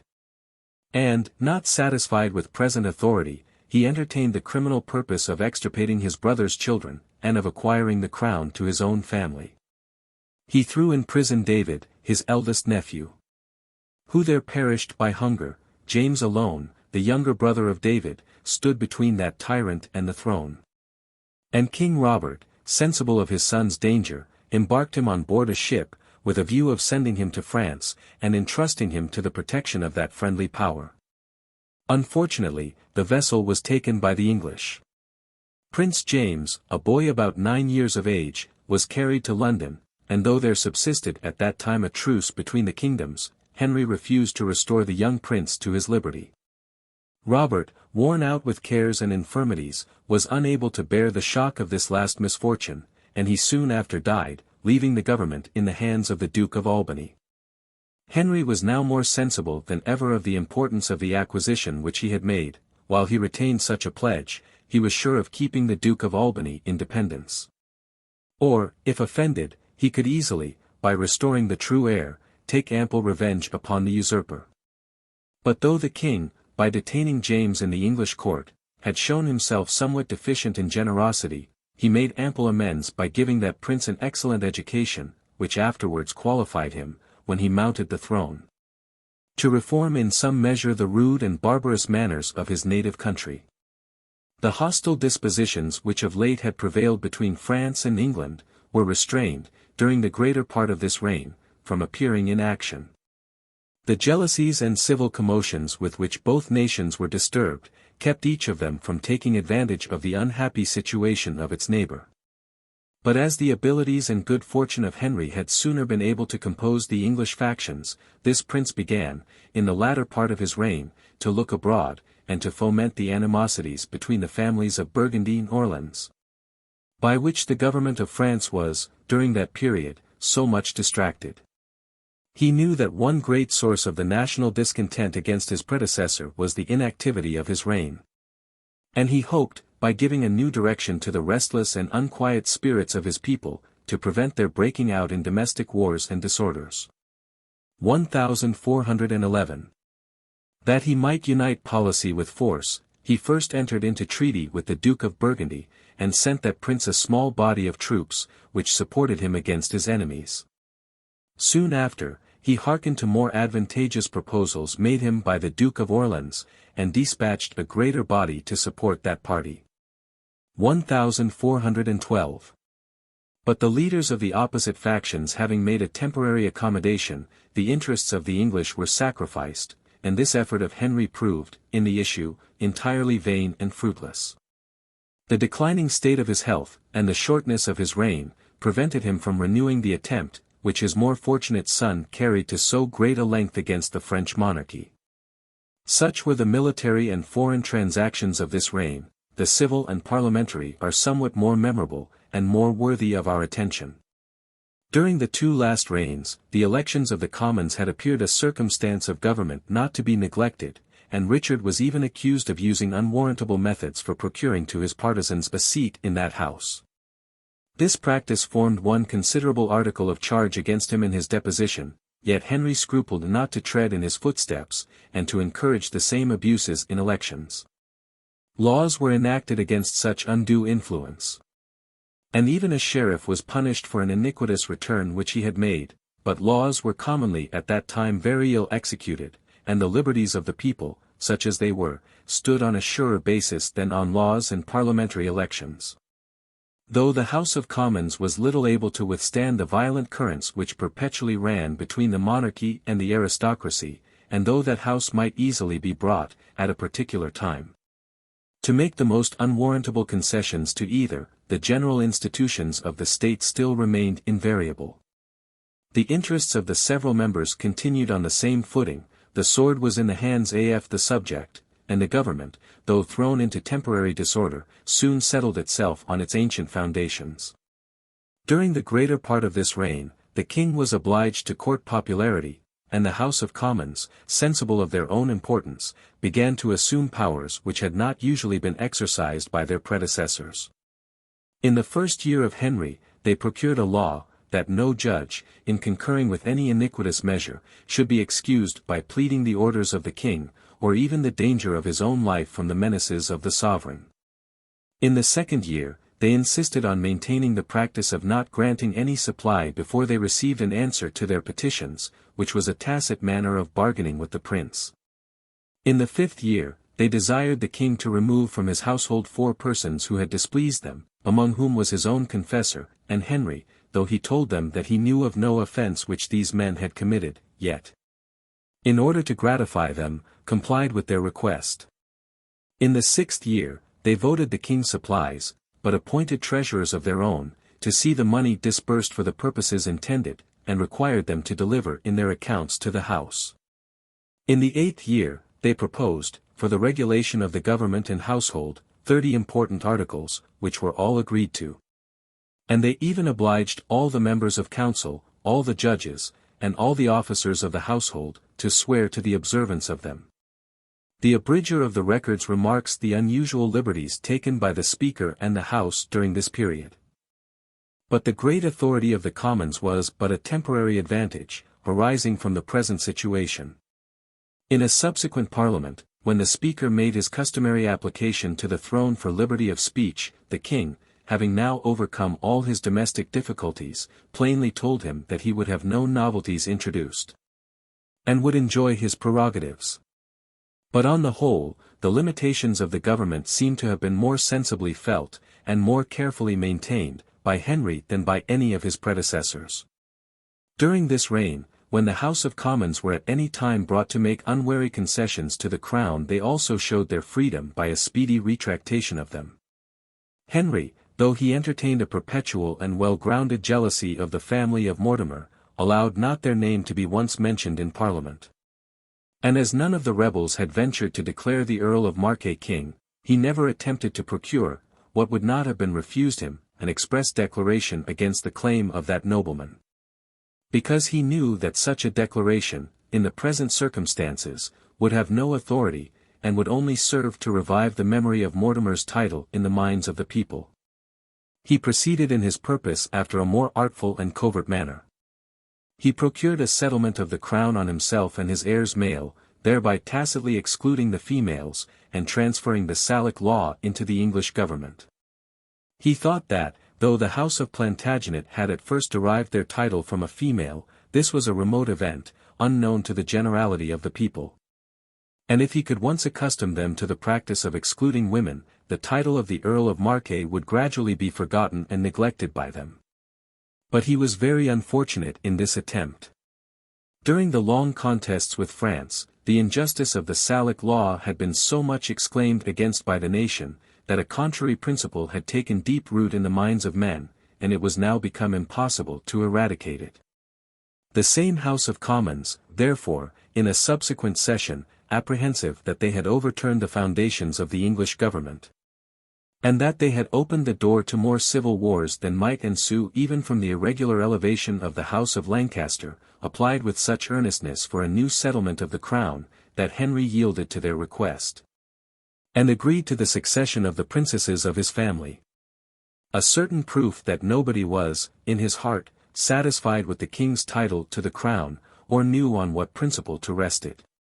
But though the Commons, during this reign, showed a laudable zeal for liberty in their transactions with the crown, their efforts against the church were still more extraordinary, and seemed to anticipate very much the spirit which became so general in little more than a century afterwards. I know that the credit of these passages rests entirely on one ancient historian. But that historian was contemporary, was a clergyman, and it was contrary to the interests of his order to preserve the memory of such transactions, much more to forge precedents which posterity might sometime be tempted to imitate. This is a truth so evident, that the most likely way of accounting for the silence of the records on this head, is by supposing that the authority of some churchman was so great as to procure a razur, with regard to these circumstances, which the indiscretion of one of that order has happily preserved to us. In the 6th of Henry, the Commons, who had been required to grant supplies, proposed in plain terms to the king, that he should seize all the temporalities of the church, and employ them as a perpetual fund to serve the exigencies of the state. They insisted that the clergy possessed a third of the lands of the kingdom, that they contributed nothing to the public burdens, and that their riches tended only to disqualify them from performing their ministerial functions with proper zeal and attention. When this address was presented, the Archbishop of Canterbury, who then attended the king, objected that the clergy, though they went not in person to the wars, sent their vassals and tenants in all cases of necessity. While at the same time they themselves, who stayed at home, were employed night and day in offering up their prayers for the happiness and prosperity of the state. The speaker smiled, and answered without reserve, that he thought the prayers of the Church but a very slender supply. The Archbishop, however, prevailed in the dispute. The king discouraged the application of the Commons. And the Lords rejected the bill which the lower house had framed for stripping the Church of her revenues.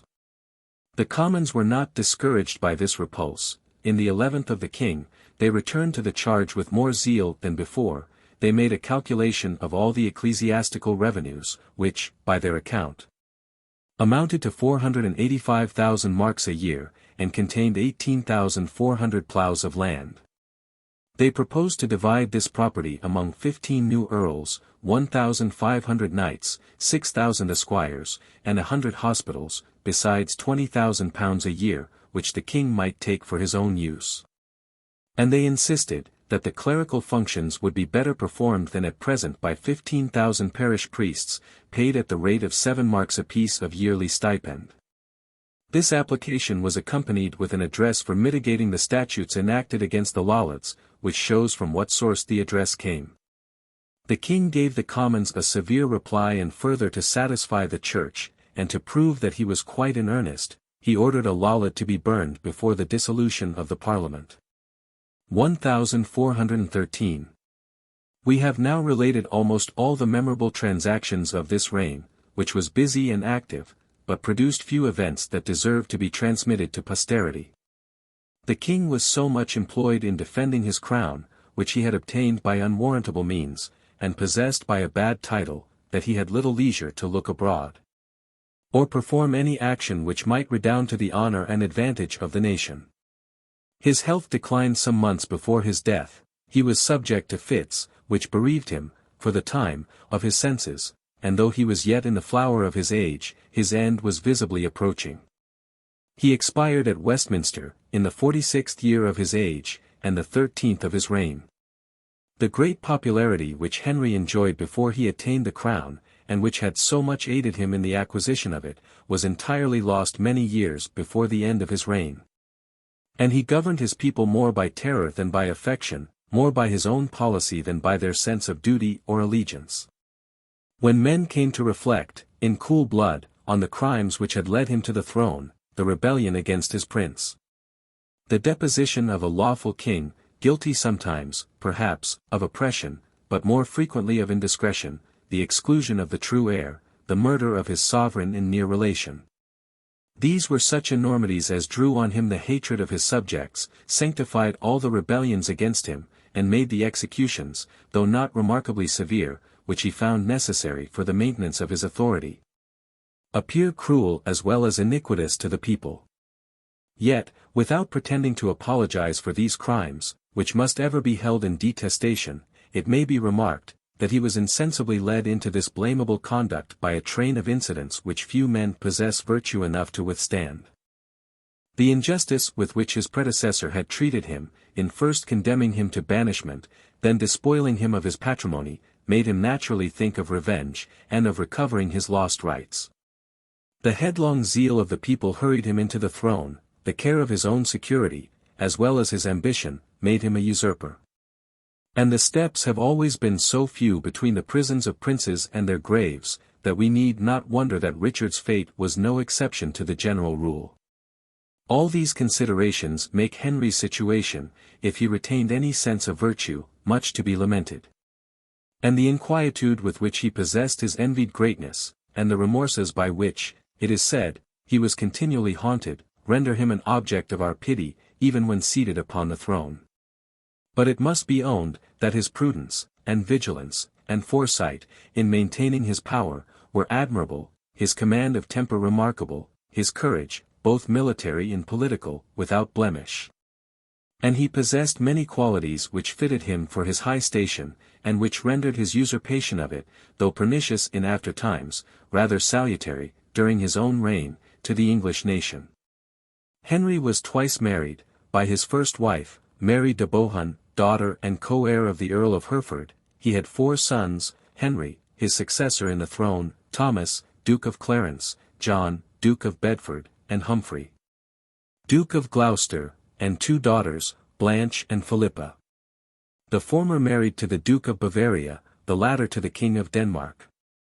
His second wife, Jane, whom he married after he was king, and who was daughter of the King of Navarre, and widow of the Duke of Brittany, brought him no issue.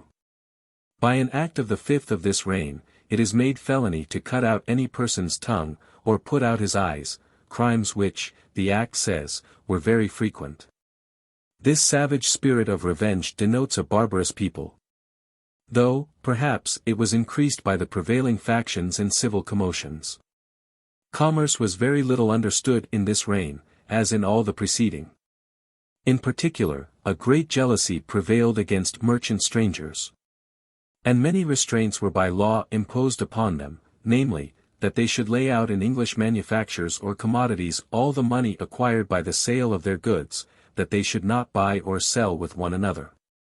And that all their goods should be disposed of 3 months after importation. This last clause was found so inconvenient, that it was soon after repealed by Parliament.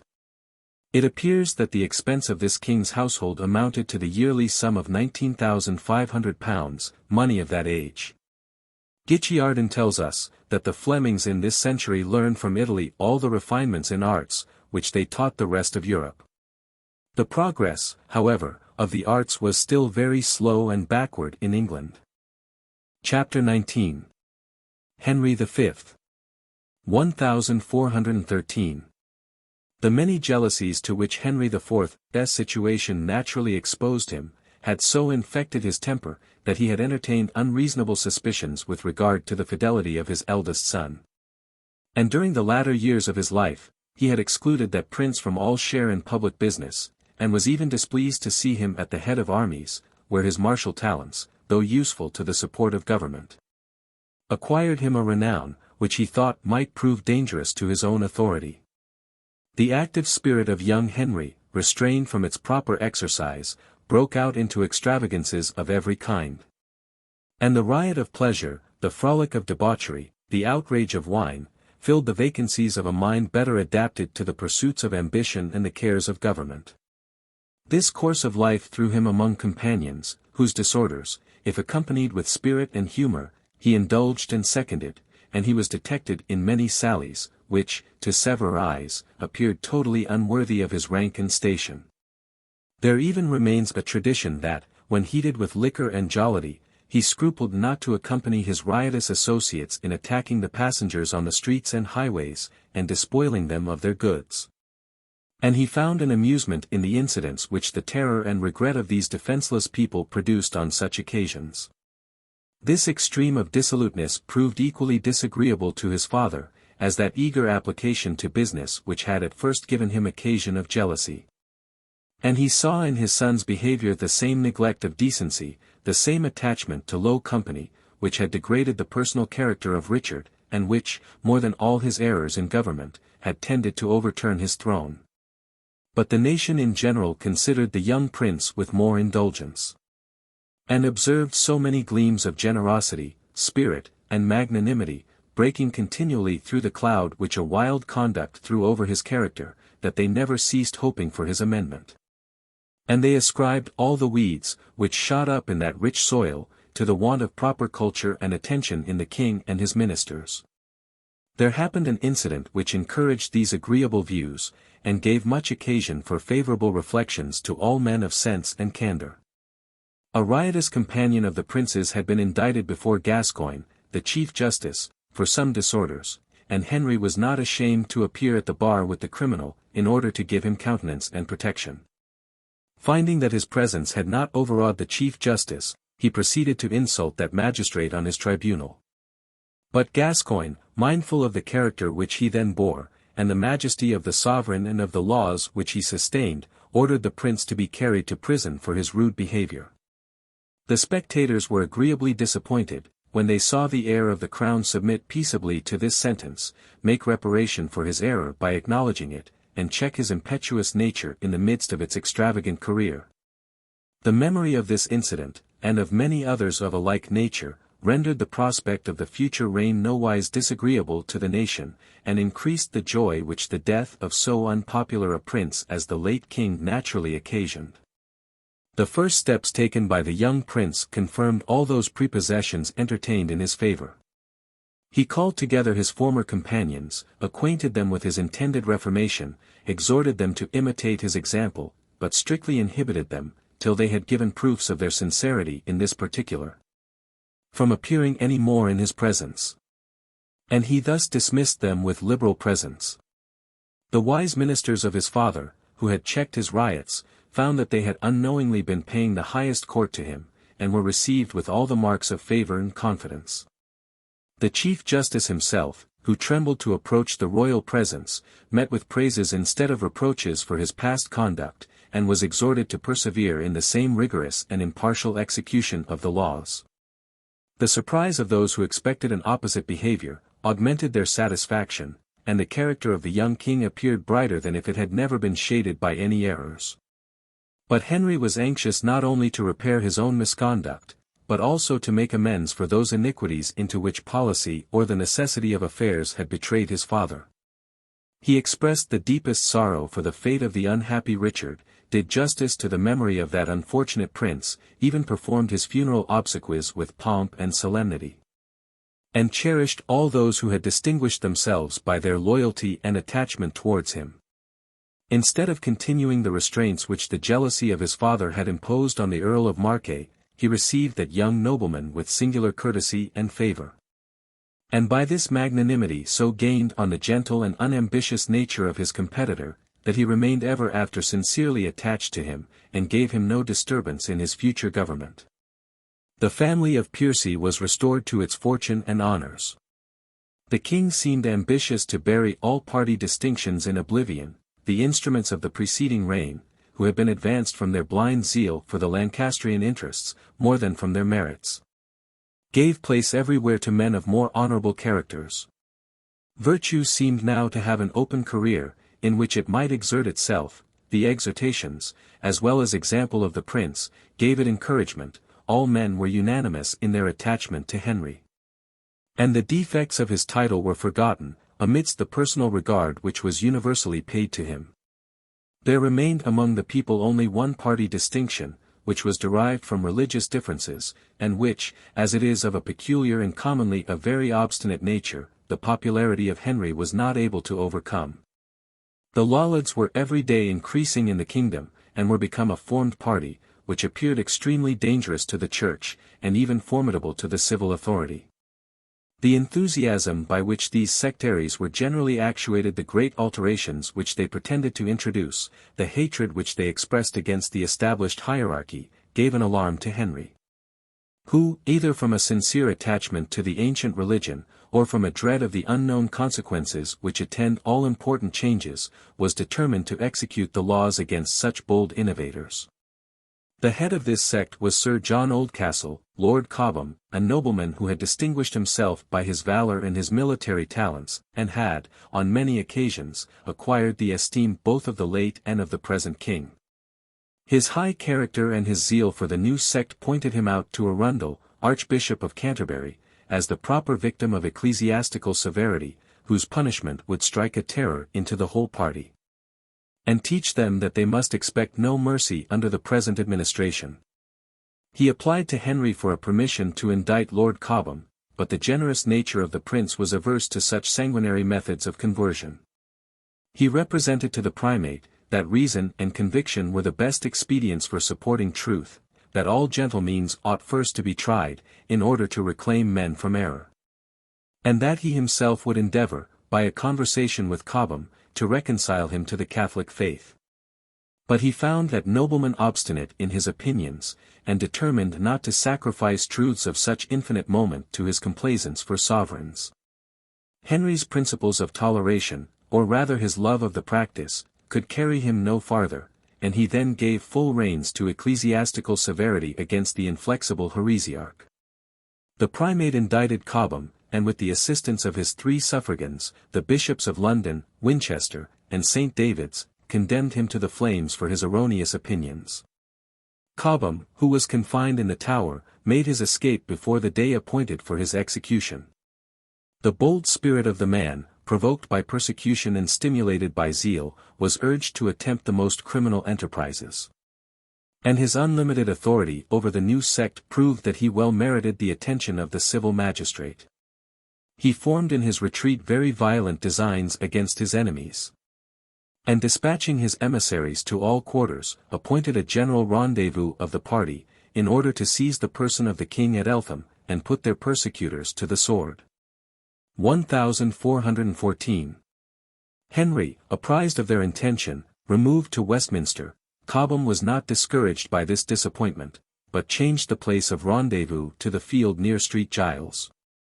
The king, having shut the gates of the city, to prevent any reinforcement to the Lollards from that quarter, came into the field in the night time, seized such of the conspirators as appeared, and afterwards laid hold of the several parties who were hastening to the place appointed.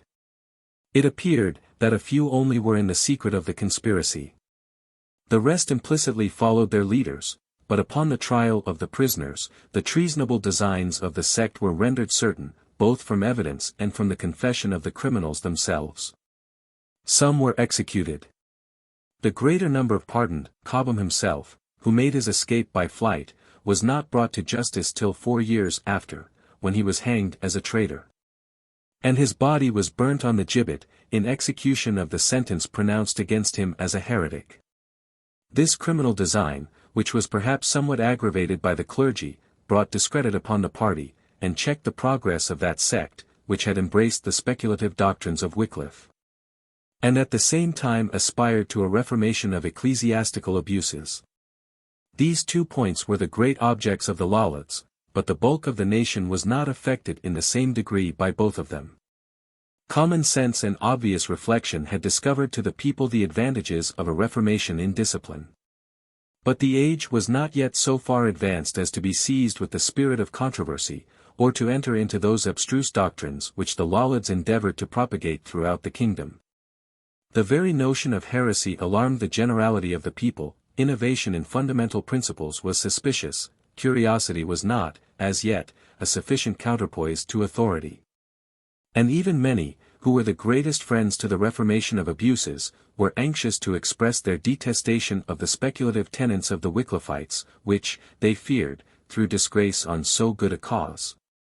This turn of thought appears evidently in the proceedings of the Parliament which was summoned immediately after the detection of Cobham's conspiracy. That assembly passed severe laws against the new heretics. They enacted, that whoever was convicted of lollity before the ordinary besides suffering capital punishment according to the laws formerly established, should also forfeit his lands and goods to the king. And that the chancellor, treasurer, justices of the 2 benches, sheriffs, justices of the peace, and all the chief magistrates in every city and borough, should take an oath to use their utmost endeavours for the extirpation of heresy. Yet this very Parliament, when the king demanded supply, renewed the offer formerly pressed upon his father, and entreated him to seize all the ecclesiastical revenues, and convert them to the use of the crown. The clergy were alarmed. They could offer the king no bribe which was equivalent.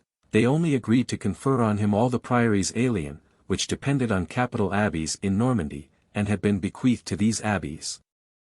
When that province remained united to England, and Chichele, now Archbishop of Canterbury, endeavoured to divert the blow by giving occupation to the king, and by persuading him to undertake a war against France, in order to recover his lost rights to that kingdom. It was the dying injunction of the late king to his son, not to allow the English to remain long in peace, which was apt to breed intestine commotions, but to employ them in foreign expeditions, by which the prince might acquire honour.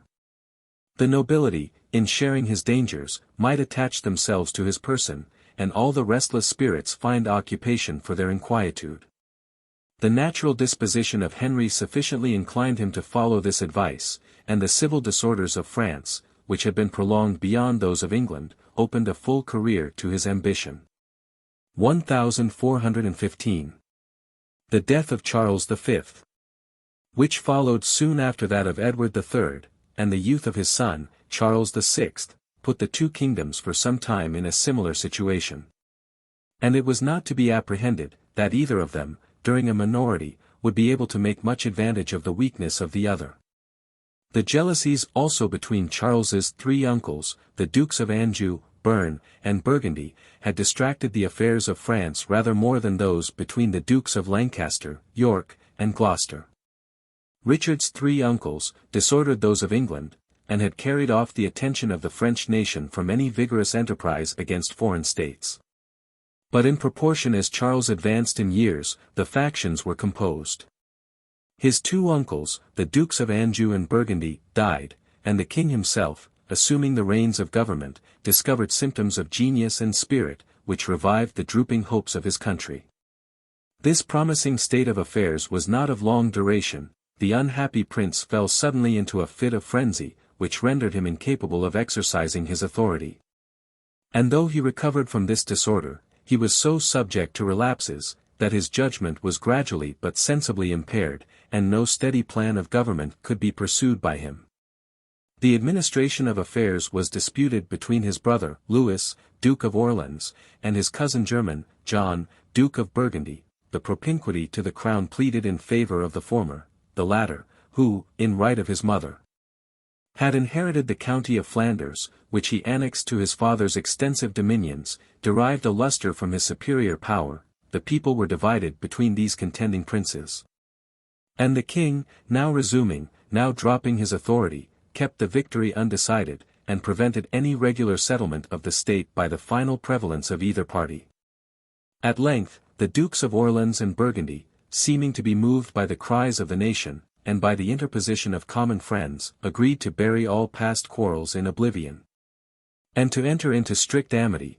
They swore before the altar the sincerity of their friendship. The priest administered the sacrament to both of them.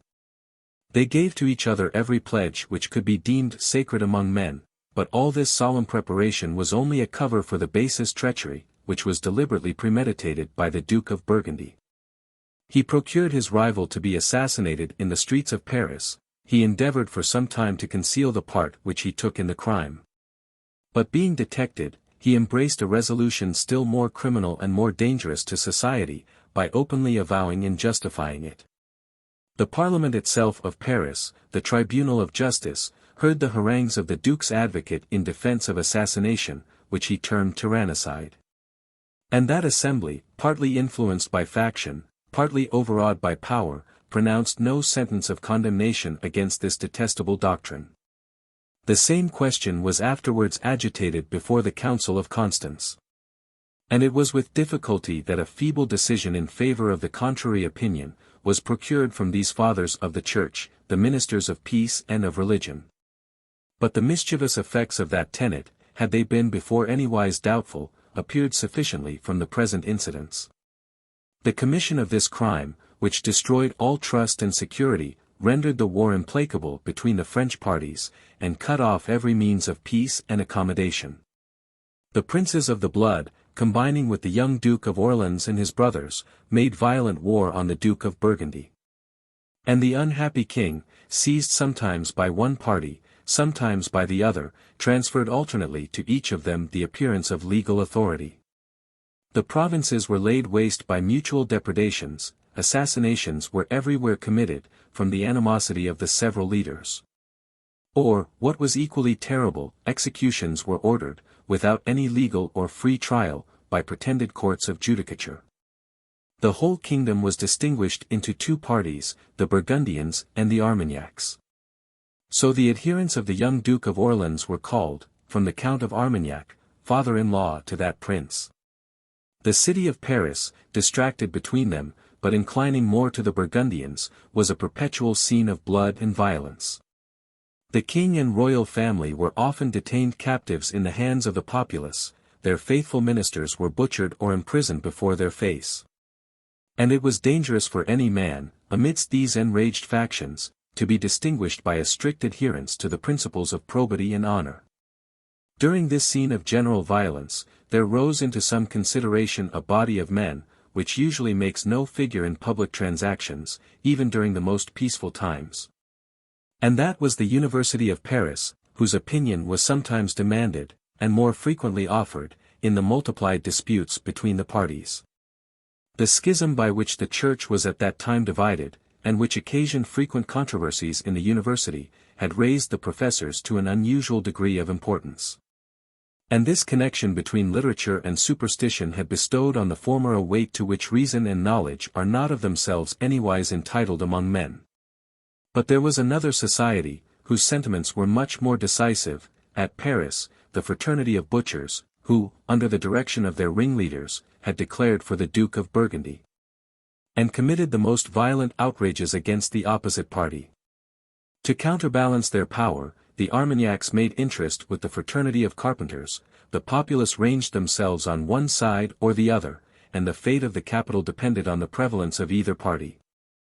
The advantage which might be made of these confusions was easily perceived in England, and, according to the maxims which usually prevail among nations, it was determined to lay hold of the favourable opportunity. The late king, who was courted by both the French parties, fomented the quarrel, by alternately sending assistance to each. But the present sovereign, impelled by the vigour of youth and the ardour of ambition, determined to push his advantages to a greater length, and to carry violent war into that distracted kingdom. But while he was making preparations for this end, he tried to effect his purpose by negotiation, and he sent over ambassadors to Paris, offering a perpetual peace and alliance, but demanding Catherine, the French king's daughter, in marriage, 2 millions of crowns as her portion, 1,600,000 as the arrears of King John's ransom, and the immediate possession and full sovereignty of Normandy, and of all the other provinces which had been ravished from England by the arms of Philip Augustus, together with the superiority of Brittany and Flanders. Such exorbitant demands show that he was sensible of the present miserable condition of France. And the terms offered by the French court, though much inferior, discover their consciousness of the same melancholy truth. They were willing to give him the princess in marriage, to pay him 800,000 crowns, to resign the entire sovereignty of Guyenne, and to annex to that province the country of Périgord, Rouergue-Saintonge, the Angoumois, and other territories. It is reported by some historians, see Historical Croyle, Comte page 500, that the Dauphin, in derision of Henry's claims and dissolute character, sent him a box of tennis balls, intimating that these implements of play were better adapted to him than the instruments of war. But this story is by no means credible. Rejected these conditions, and scarcely hoped that his own demands would be complied with, he never intermitted a moment his preparations for war. And having assembled a great fleet and army at Southampton, having invited all the nobility and military men of the kingdom to attend him by the hopes of glory and of conquest, he came to the seaside with a purpose of embarking on his expedition. But while Henry was meditating conquests upon his neighbours, he unexpectedly found himself in danger from a conspiracy at home, which was happily detected in its infancy. The Earl of Cambridge, second son of the late Duke of York, having espoused the sister of the Earl of Marche, had zealously embraced the interests of that family, and had held some conferences with Lord Scrope of Massam, and Sir Thomas Grey of Heaton, about the means of recovering to that nobleman his right to the crown of England. The conspirators, as soon as detected, acknowledged their guilt to the king, and Henry proceeded without delay to their trial and condemnation. The utmost that could be expected of the best king in those ages, was, that he would so far observe the essentials of justice, as not to make an innocent person a victim to his severity. But as to the formalities of law, which are often as material as the essentials themselves, they were sacrificed without scruple to the least interest or convenience. A jury of commoners was summoned, the 3 conspirators were indicted before them. The constable of Southampton Castle swore that they had separately confessed their guilt to him. Without other evidence, Sir Thomas Grey was condemned and executed. But as the Earl of Cambridge and Lord Scrope pleaded the privilege of their peerage, Henry thought proper to summon a court of 18 barons, in which the Duke of Clarence presided. The evidence given before the jury was read to them, the prisoners, though one of them was a prince of the blood, were not examined, nor produced in court, nor heard in their own defense, but received sentence of death upon this proof, which was every way irregular and unsatisfactory, and the sentence was soon after executed. The Earl of Marche was accused of having given his approbation to the conspiracy, and received a general pardon from the great offers made by the court of France show that they had already entertained a just idea of Henry's character, as well as of their own situation. The successes which the arms of England have, in different ages, obtained over those of France, have been much owing to the favourable situation of the former kingdom. The English, happily seated in an island, could make advantage of every misfortune which attended their neighbours, and were little exposed to the danger of reprisals. They never left their own country but when they were conducted by a king of extraordinary genius, or found their enemy divided by intestine factions, or were supported by a powerful alliance on the continent. And as all these circumstances concurred at present to favour their enterprise, they had reason to expect from it proportionable success. The Duke of Burgundy, expelled France by a combination of the princes, had been secretly soliciting the alliance of England. And Henry knew that this prince, though he scrupled at first to join the inveterate enemy of his country, would willingly, if he saw any probability of success, both assist him with his Flemish subjects, and draw over to the same side all his numerous partisans in France. Trusting, therefore, to this circumstance, but without establishing any concert with the Duke, he put to sea, and landed near Harfleur, at the head of an army of 6,000 men at arms, and 24,000 foot, mostly archers. He immediately began the siege of that place, which was valiantly defended by de Studeville, and under him by de Guétry, de Gaucourt, and others of the French nobility. But as the garrison was weak, and the fortifications in bad repair, the governor was at last obliged to capitulate, and he promised to surrender the place, if he received no succour before the 18th of September. The day came, and there was no appearance of a French army to relieve him. Henry, taking possession of the town, placed a garrison in it, and expelled all the French inhabitants, with an intention of peopling it anew with English. The fatigues of this siege, and the unusual heat of the season, had so wasted the English army, that Henry could enter on no further enterprise, and was obliged to think of returning into England. He had dismissed his transports, which could not anchor in an open road upon the enemy's coasts, and he lay under a necessity of marching by land to Calais, before he could reach a place of safety. A numerous French army of 14,000 men at arms and 40,000 foot, was by this time assembled in Normandy under the Constable d'Albret. A force which, if prudently conducted, was sufficient either to trample down the English in the open field, or to harass and reduce to nothing their small army, before they could finish so long and difficult a march. Henry, therefore, cautiously offered to sacrifice his conquest of Harfleur for a safe passage to Calais, but his proposal being rejected, he determined to make his way by valour and conduct through all the opposition of the enemy. That he might not discourage his army by the appearance of flight, or expose them to those hazards which naturally attend precipitate marches, he made slow and deliberate journeys, till he reached the Somme, which he purposed to pass at the ford of Blanquetague, the same place where Edward, in a like situation, had before escaped from Philip de Valois. But he found the ford rendered impassable by the precaution of the French general, and guarded by a strong body on the opposite bank, and he was obliged to march higher up the river, in order to seek for a safe passage. He was continually harassed on his march by flying parties of the enemy, saw bodies of troops on the other side ready to oppose every attempt, his provisions were cut off, his soldiers languished with sickness and fatigue, and his affairs seemed to be reduced to a desperate situation, when he was so dexterous or so fortunate as to seize, by surprise, a passage near St. Quentin, which had not been sufficiently guarded, and he safely carried over his army. Henry then bent his march northwards to Calais, but he was still exposed to great and imminent danger from the enemy, who had also passed the Somme, and threw themselves full in his way, with a purpose of intercepting his retreat. After he had passed the small river of Ternois at Blangy, he was surprised to observe from the heights the whole French army drawn up in the plains of Azincourt, and so posted that it was impossible for him to proceed on his march without coming to an engagement. Nothing in appearance could be more unequal than the battle upon which his safety and all his fortunes now depended. The English army was little, more than half the number which had disembarked at Harfleur. And they labored under every discouragement and necessity. The enemy was 4 times more numerous, was headed by the Dauphin and all the princes of the blood, and was plentifully supplied with provisions of every kind. Henry's situation was exactly similar to that of Edward at Crécy, and that of the Black Prince at Poitiers. And the memory of these great events, inspiring the English with courage, made them hope for a like deliverance from their present difficulties. The king likewise observed the same prudent conduct which had been followed by these great commanders. He drew up his army on a narrow ground between 2 woods, which guarded each flank. And he patiently expected in that posture the attack of the enemy.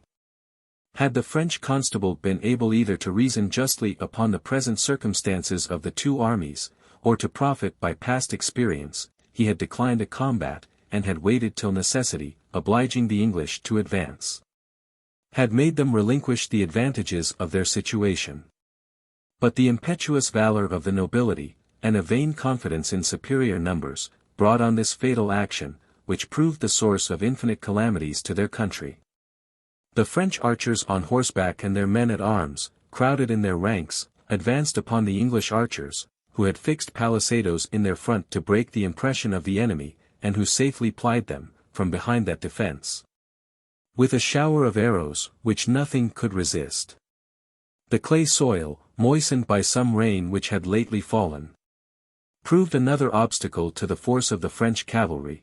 The wounded men and horses discomposed their ranks, the narrow compass in which they were pent hindered them from recovering any order. The whole army was a scene of confusion, terror, and dismay, and Henry, perceiving his advantage, ordered the English archers, who were light and unencumbered, to advance upon the enemy, and seize the moment of victory. They fell with their battle-axes upon the French, who, in their present posture, were incapable either of flying or of making defence.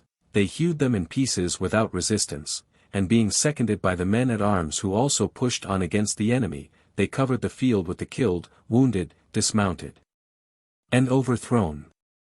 After all appearance of opposition was over, the English had leisure to make prisoners.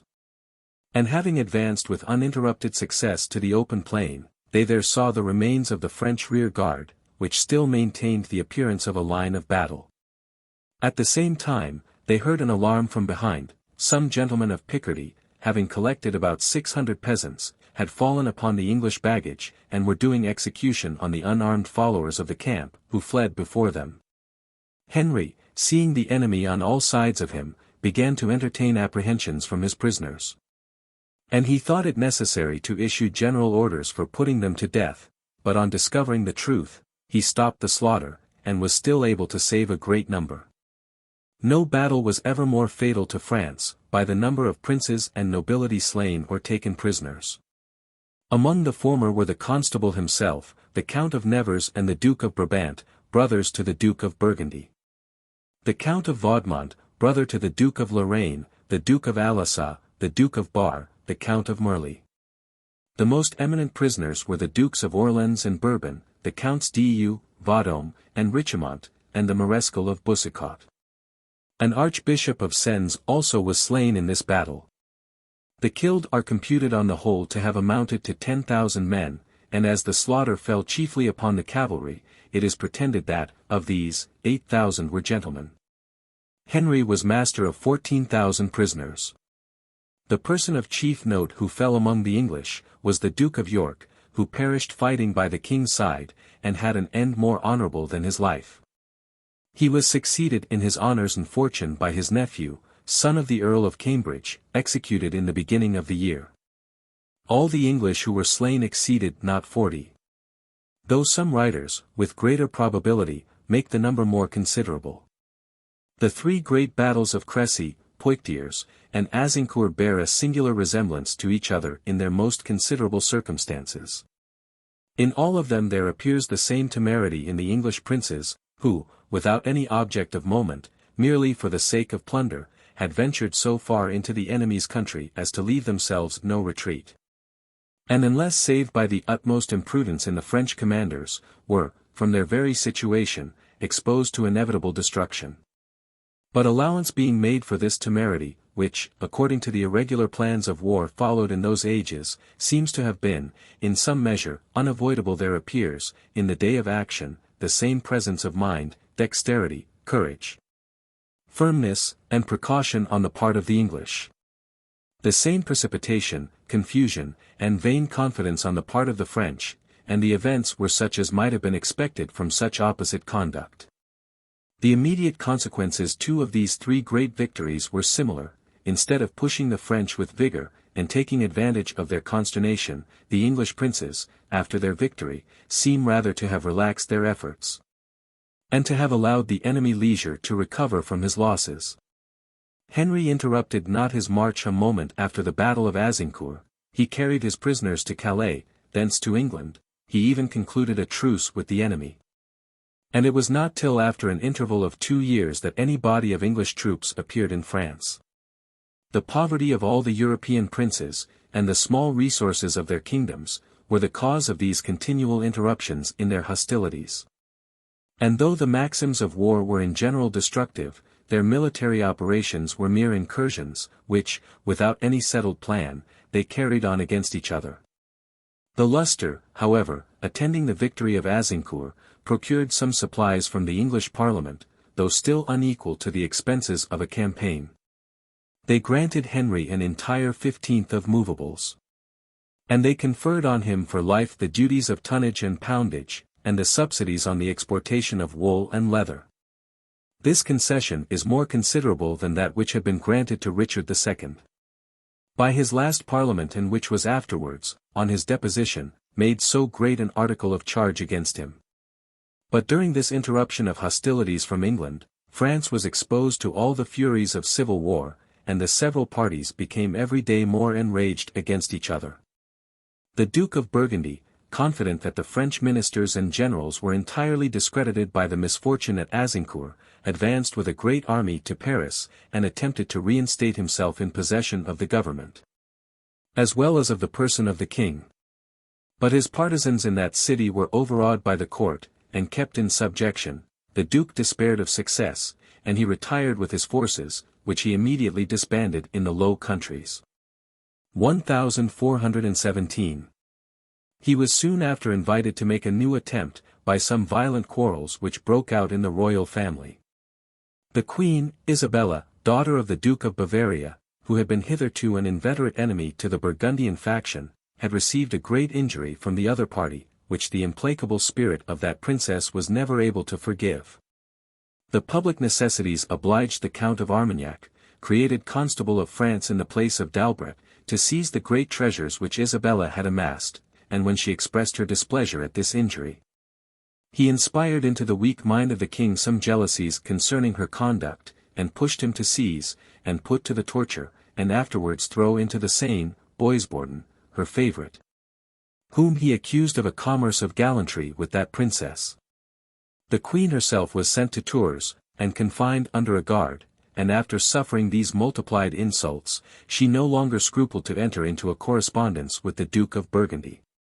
As her son, the Dauphin Charles, a youth of 16, was entirely governed by the faction of Armagnac, she extended her animosity to him, and sought his destruction with the most unrelenting hatred.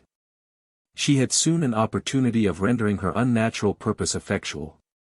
The Duke of Burgundy, in concert with her, entered France at the head of a great army. He made himself master of Amiens, Abbeville, Darlens, Montreuil, and other towns in Picardy. Senlis, Reims, Chalons, Troyes, and Auxerre declared themselves of his party. He got possession of Beaumont, Pontoise, Vernon, Meulant, Montlhéry, towns in the neighborhood of Paris. And carrying further his progress towards the west, he seized Étampes, Chartres, and other fortresses.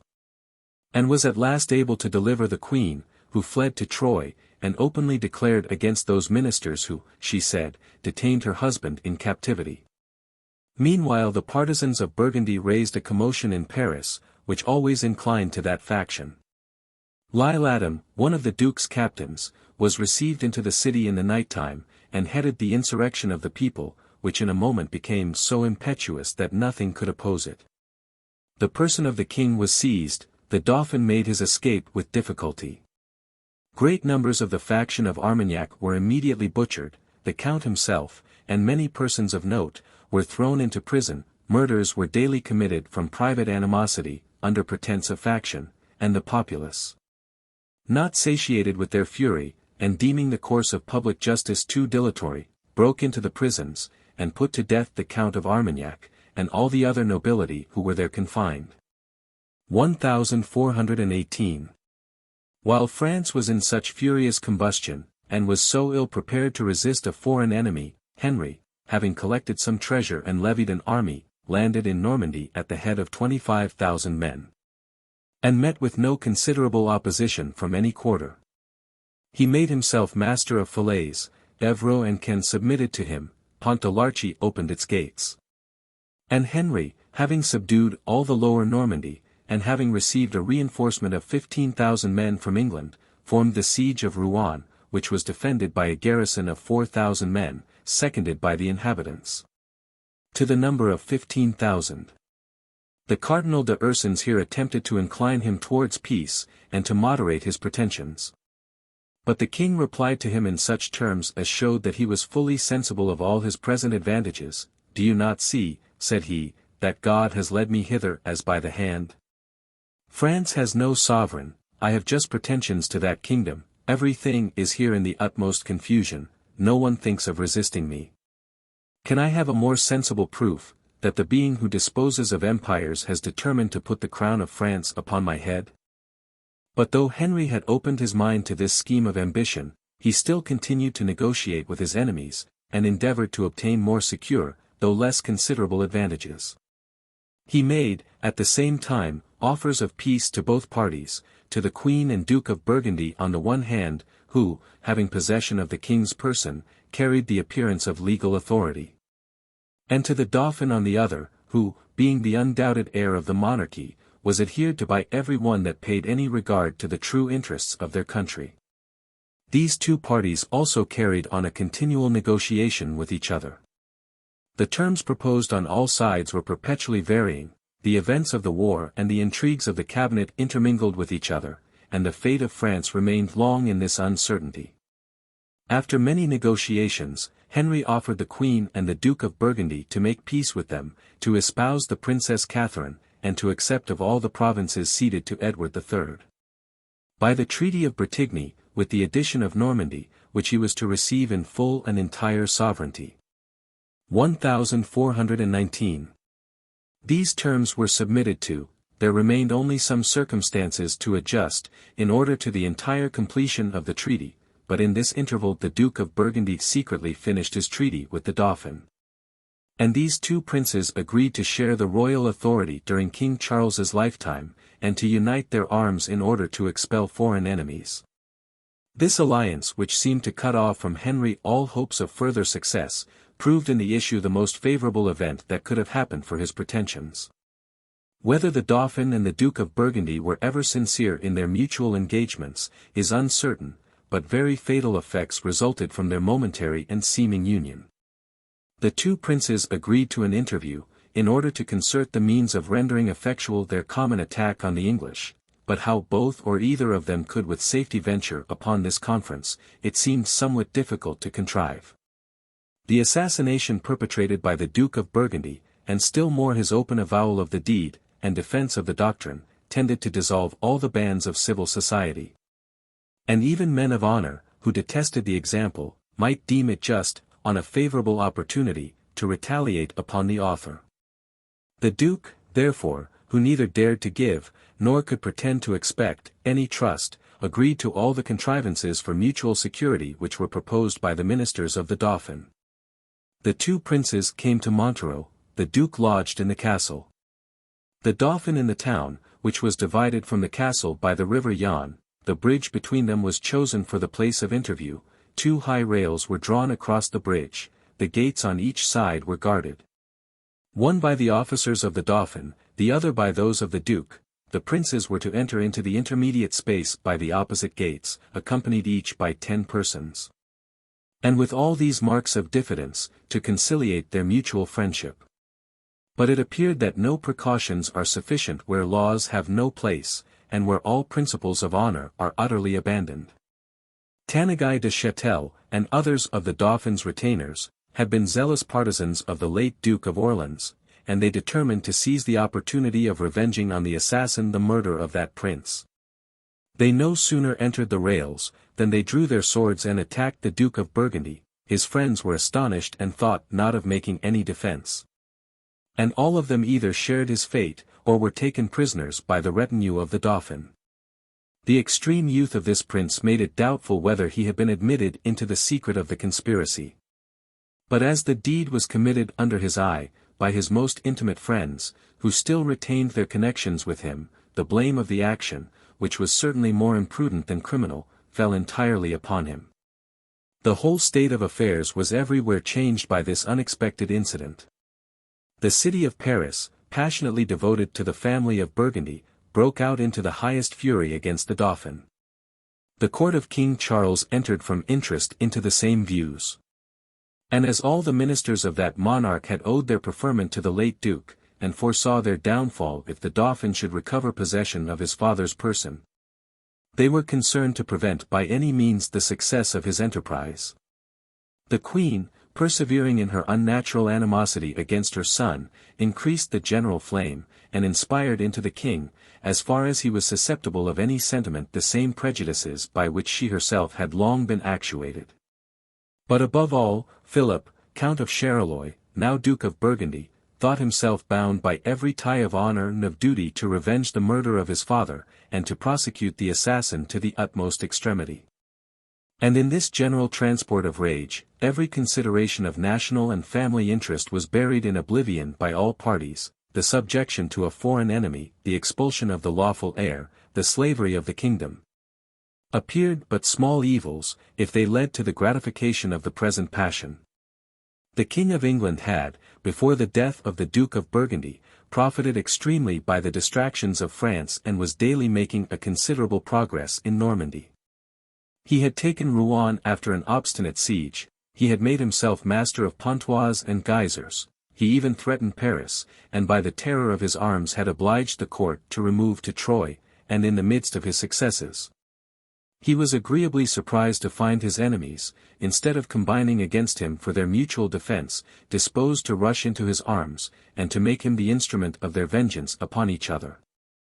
A league was immediately concluded at Arras between him and the Duke of Burgundy. This prince, without stipulating anything for himself, except the prosecution of his father's murder, and the marriage of the Duke of Bedford with his sister, was willing to sacrifice the kingdom to Henry's ambition. And he agreed to every demand made by that monarch. 1420. In order to finish this astonishing treaty, which was to transfer the crown of France to a stranger, Henry went to Troyes, accompanied by his brothers, the Dukes of Clarence and Gloucester, and was there met by the Duke of Burgundy.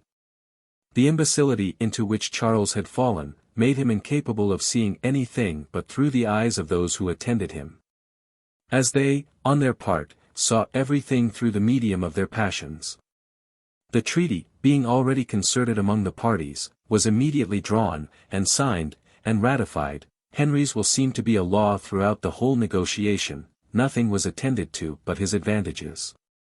The principal articles of the treaty were, that Henry should espouse the Princess Catherine, that King Charles, during his lifetime, should enjoy the title and dignity of King of France, that Henry should be declared an acknowledged heir of the monarchy, and be entrusted with the present administration of the government, that kingdom should pass to his heirs general, that France and England should forever be united under one king, but should still retain their several usages, customs, and privileges, that all the princes, peers, vassals, and communities of France should swear, that they would both adhere to the future succession of Henry, and pay him present obedience as regent, that this prince should unite his arms to those of King Charles and the Duke of Burgundy, in order to subdue the adherents of Charles, the pretended Dauphin, and that these three princes should make no peace or truce with him but by common consent and agreement. Such was the tenor of this famous treaty, a treaty which, as nothing but the most violent animosity could dictate it, so nothing but the power of the sword could carry into execution. It is hard to say whether its consequences, had it taken effect, would have proved more pernicious to England or to France. It must have reduced the former kingdom to the rank of a province, it would have entirely disjointed the succession of the latter, and have brought on the destruction of every descendant of the royal family. As the houses of Orleans, Anjou, Alsace, Brittany, Bourbon, and of Burgundy itself, whose titles were preferable to that of the English princes, would on that account have been exposed to perpetual jealousy and persecution from the sovereign. There was even a palpable deficiency in Henry's claim, which no art could palliate. For, besides the insuperable objections to which Edward III's pretensions were exposed, he was not heir to that monarch. If female succession were admitted, the right had devolved on the house of Mortimer, allowing that Richard II was a tyrant, and that Henry IV's merits in deposing him were so great towards the English, as to justify that nation in placing him on the throne. Richard had nowise offended France, and his rival had merited nothing of that kingdom. It could not possibly be pretended that the crown of France was become an appendage to that of England, and that a prince, who by any means got possession of the latter, was, without further question, entitled to the former. So that, on the whole, it must be allowed that Henry's claim to France was, if possible, still more unintelligible than the title by which his father had mounted the throne of England. But though all these considerations were overlooked, amidst the hurry of passion by which the courts of France and Burgundy were actuated, they would necessarily revive during times of more tranquillity. And it behoved Henry to push his present advantages, and allow men no leisure for reason or reflection. In a few days after, he espoused the Princess Catherine, he carried his father-in-law to Paris, and put himself in possession of that capital. He obtained from the Parliament and the Three Estates a ratification of the Treaty of Troyes. He supported the Duke of Burgundy in procuring a sentence against the murderers of his father, and he immediately turned his arms with success against the adherents of the Dauphin, who, as soon as he heard of the Treaty of Troyes, took on him the style and authority of regent, and appealed to God and his sword for the maintenance of his title. The first place that Henry subdued was Sens, which opened its gates after a slight resistance. With the same facility he made himself master of Montereau. The defense of Melun was more obstinate. Barbazan, the governor, held out for the space of 4 months against the besiegers, and it was famine alone which obliged him to capitulate. Henry stipulated to spare the lives of all the garrison, except such as were accomplices in the murder of the Duke of Burgundy. And as Barbazan himself was suspected to be of the number, his punishment was demanded by Philip, but the king had the generosity to intercede for him, and to prevent his execution. 1421. The necessity of providing supplies both of men and money, obliged Henry to go over to England, and he left the Duke of Exeter, his uncle, governor of Paris during his absence. The authority which naturally attends success, procured from the English Parliament a subsidy of a 15th, but, if we may judge by the scantiness of the supply, the nation was nowise sanguine on their king's victories. And in proportion as the prospect of their union with France became nearer, they began to open their eyes, and to see the dangerous consequences with which that event must necessarily be attended. It was fortunate for Henry that he had other resources, besides pecuniary supplies from his native subjects. The provinces which he had already conquered maintained his troops. And the hopes of further advantages allured to his standard all men of ambitious spirits in England, who desired to signalize themselves by arms. He levied a new army of 24,000 archers and 4,000 horsemen, and marched them to Dover, the place of rendezvous. Everything had remained in tranquillity at Paris under the Duke of Exeter, but there had happened, in another quarter of the kingdom, a misfortune which hastened the king's embarkation. The detention of the young King of Scots in England had hitherto proved advantageous to Henry, and by keeping the regent in awe, had preserved, during the whole course of the French war, the northern frontier in tranquillity. But when intelligence arrived in Scotland of the progress made by Henry, and the near prospect of his succession to the crown of France, the nation was alarmed, and foresaw their own inevitable ruin. If the subjection of their ally left them to combat alone a victorious enemy, who was already so much superior in power and riches, The regent entered into the same views. And though he declined an open rupture with England, he permitted a body of 7,000 Scots, under the command of the Earl of Buchan, his second son, to be transported into France for the service of the Dauphin.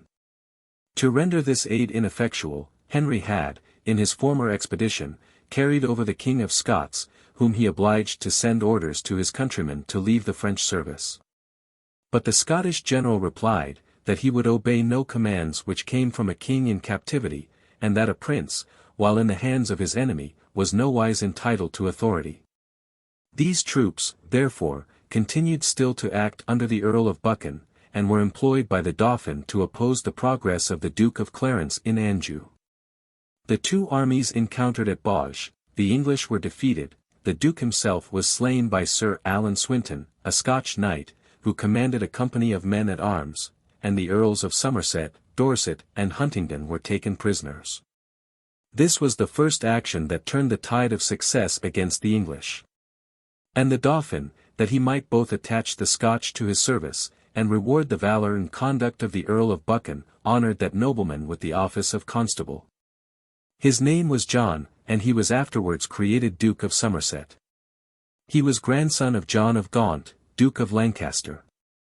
The Earl of Dorset was brother to Somerset, and succeeded him in that title.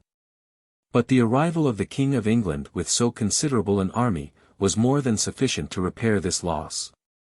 Henry was received at Paris with great expressions of joy, so obstinate were the prejudices of the people, and he immediately conducted his army to Chartres, which had long been besieged by the Dauphin. That prince raised the siege on the approach of the English, and being resolved to decline a battle, he retired with his army.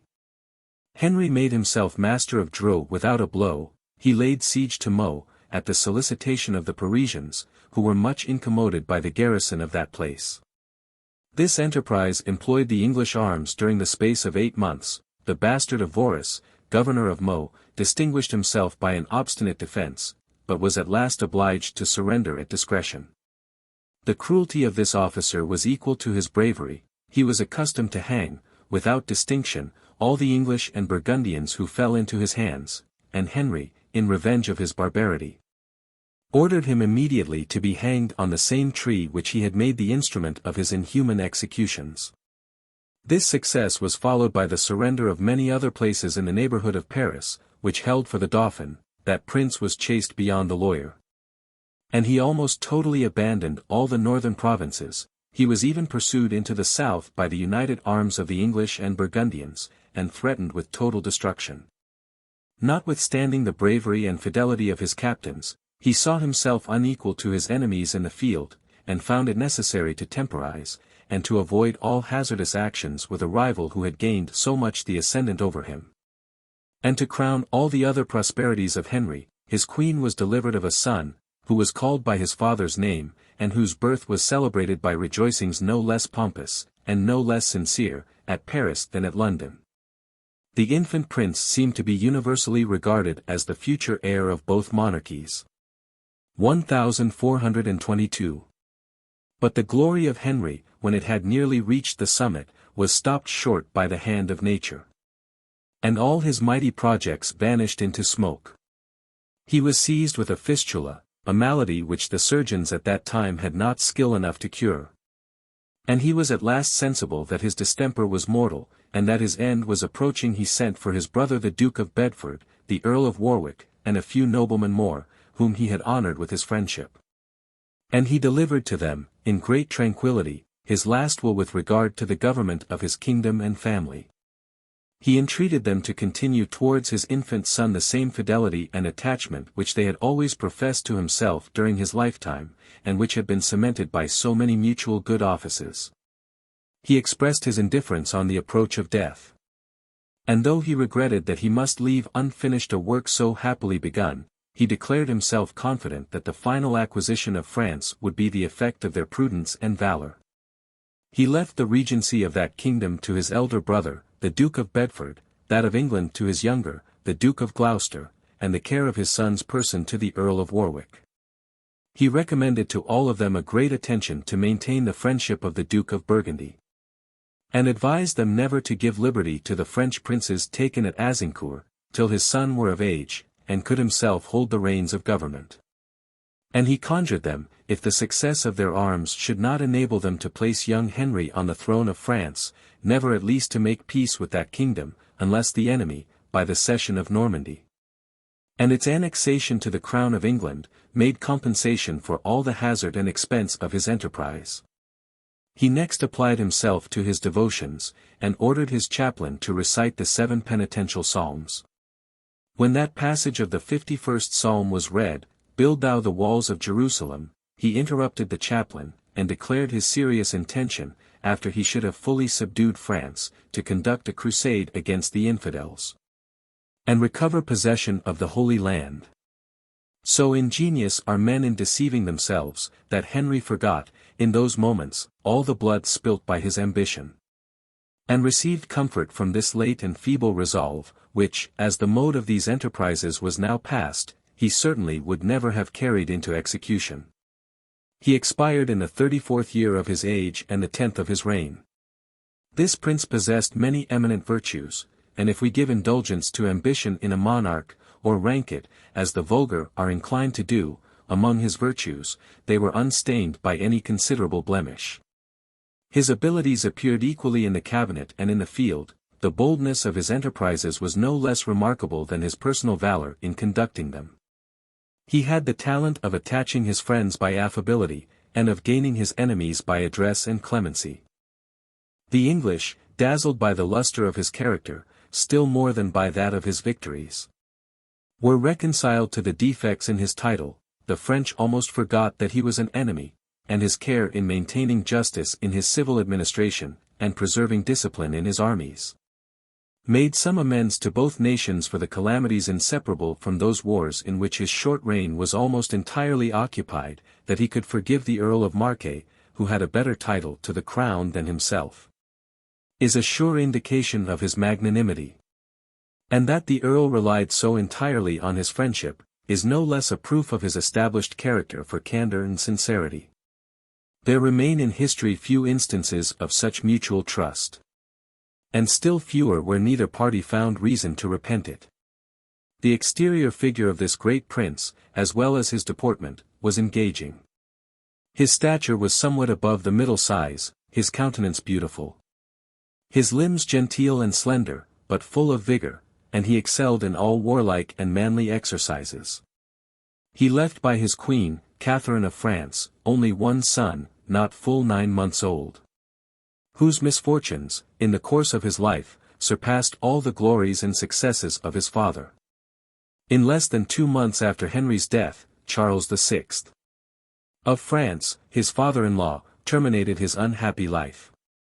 He had for several years possessed only the appearance of royal authority, yet was this mere appearance of considerable advantage to the English, and divided the duty and affections of the French between them and the Dauphin. This prince was proclaimed and crowned King of France at Poitiers, by the name of Charles VII. Reims, the place where this ceremony is usually performed, was at that time in the hands of his enemies. Catherine of France, Henry's widow, married, soon after his death, a Welsh gentleman, Sir Owen Tudor, said to be descended from the ancient princes of that country. She bore him 2 sons, Edmund and Jasper, of whom the eldest was created Earl of Richmond. The second Earl of Pembroke, the family of Tudor, first raised to distinction by this alliance, mounted afterwards the throne of England. The long schism, which had divided the Latin Church for near 40 years, was finally terminated in this reign by the Council of Constance, which deposed the Pope, John XXI, for his crimes, and elected Martin V. in his place, who was acknowledged by almost all the kingdoms of Europe. This great and unusual act of authority in the council, gave the Roman pontiffs ever after a mortal antipathy to those assemblies. The same jealousy which had long prevailed in most European countries, between the civil aristocracy and monarchy, now also took place between these powers in the ecclesiastical body. But the great separation of the bishops in the several states, and the difficulty of assembling them, gave the Pope a mighty advantage, and made it more easy for him to center all the powers of the hierarchy in his own person.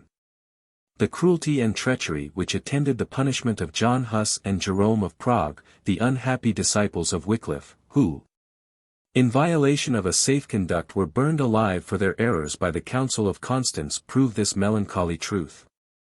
That toleration is none of the virtues of priests in any form of ecclesiastical government, but as the English nation had little or no concern in these great transactions, we are here the more concise in relating them. The first commission of array which we meet with, was issued in this reign. The military part of the feudal system, which was the most essential circumstance of it, was entirely dissolved, and could no longer serve for the defense of the kingdom. Henry, therefore, when he went to France, in 1415, empowered certain commissioners to take in each county a review of all the freemen able to bear arms, to divide them into companies, and to keep them in readiness for resisting an enemy. This was the era when the feudal militia in England gave place to one which was perhaps still less orderly and regular. We have an authentic and exact account of the ordinary revenue of the crown during this reign. And it amounts only to £55,714 10 shillings and 10 pence a year.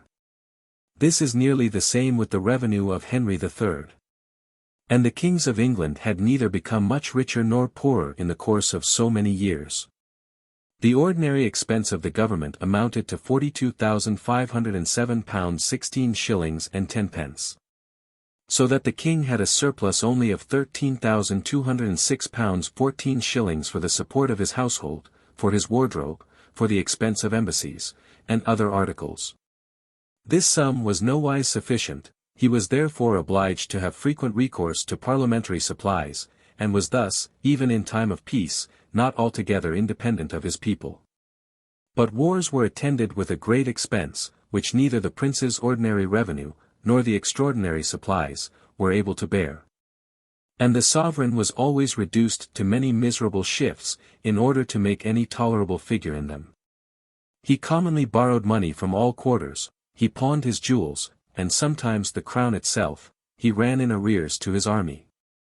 And he was often obliged, notwithstanding all these expedients, to stop in the midst of his career of victory, and to grant truces to the enemy. The high pay which was given to soldiers agreed very ill with this low income. All the extraordinary supplies, granted by Parliament to Henry during the course of his reign, were only 7/10 and 15ths, about £203,000. It is easy to compute how soon this money must be exhausted by armies of 24,000 archers and 6,000 horse, when each archer had 6 pence a day, and each horseman 2 shillings. The most splendid successes proved commonly fruitless when supported by so poor a revenue, and the debts and difficulties which the king thereby incurred, made him pay dear for his victories. The civil administration, likewise, even in time of peace, could never be very regular, where the government was so ill enabled to support itself. Henry, till within a year of his death, owed debts which he had contracted when Prince of Wales. It was in vain that the Parliament pretended to restrain him from arbitrary practices, when he was reduced to such necessities. Though the right of levying purveyance, for instance, had been expressly guarded against by the Great Charter itself, and was frequently complained of by the Commons, it was found absolutely impracticable to abolish it. And the Parliament at length, submitting to it as a legal prerogative, contented themselves with enacting laws to limit and confine it. The Duke of Gloucester, in the reign of Richard II, possessed a revenue of 60,000 crowns, about £30,000 a year of our present money, as we learn from Froissart, and was consequently richer than the king himself, if all circumstances be duly considered. It is remarkable, that the city of Calais alone was an annual expense to the crown of £19,119, that is, above a third of the common charge of the government in time of peace. This fortress was of no use to the defence of England, and only gave that kingdom an inlet to annoy France. Ireland cost £2,000 a year, over and above its own revenue, which was certainly very low. Everything conspires to give us a very mean idea of the state of Europe in those ages. From the most early times till the reign of Edward III, the denomination of money had never been altered, a pound sterling was still a pound Troy. That is, about £3 of our present money. That conqueror was the first that innovated in this important article. In the 20th of his reign, he coined 22 shillings from a pound Troy. In his 27th year, he coined 25 shillings. But Henry V, who was also a conqueror, raised still farther the denomination, and counted 30 shillings from a pound troy. His revenue therefore must have been about £110,000 of our present money. And by the cheapness of provisions, was equivalent to above £330,000. None of the princes of the House of Lancaster ventured to impose taxes without consent of Parliament. Their doubtful or bad title became so far of advantage to the Constitution. The rule was then fixed, and could not safely be broken afterwards, even by more absolute princes.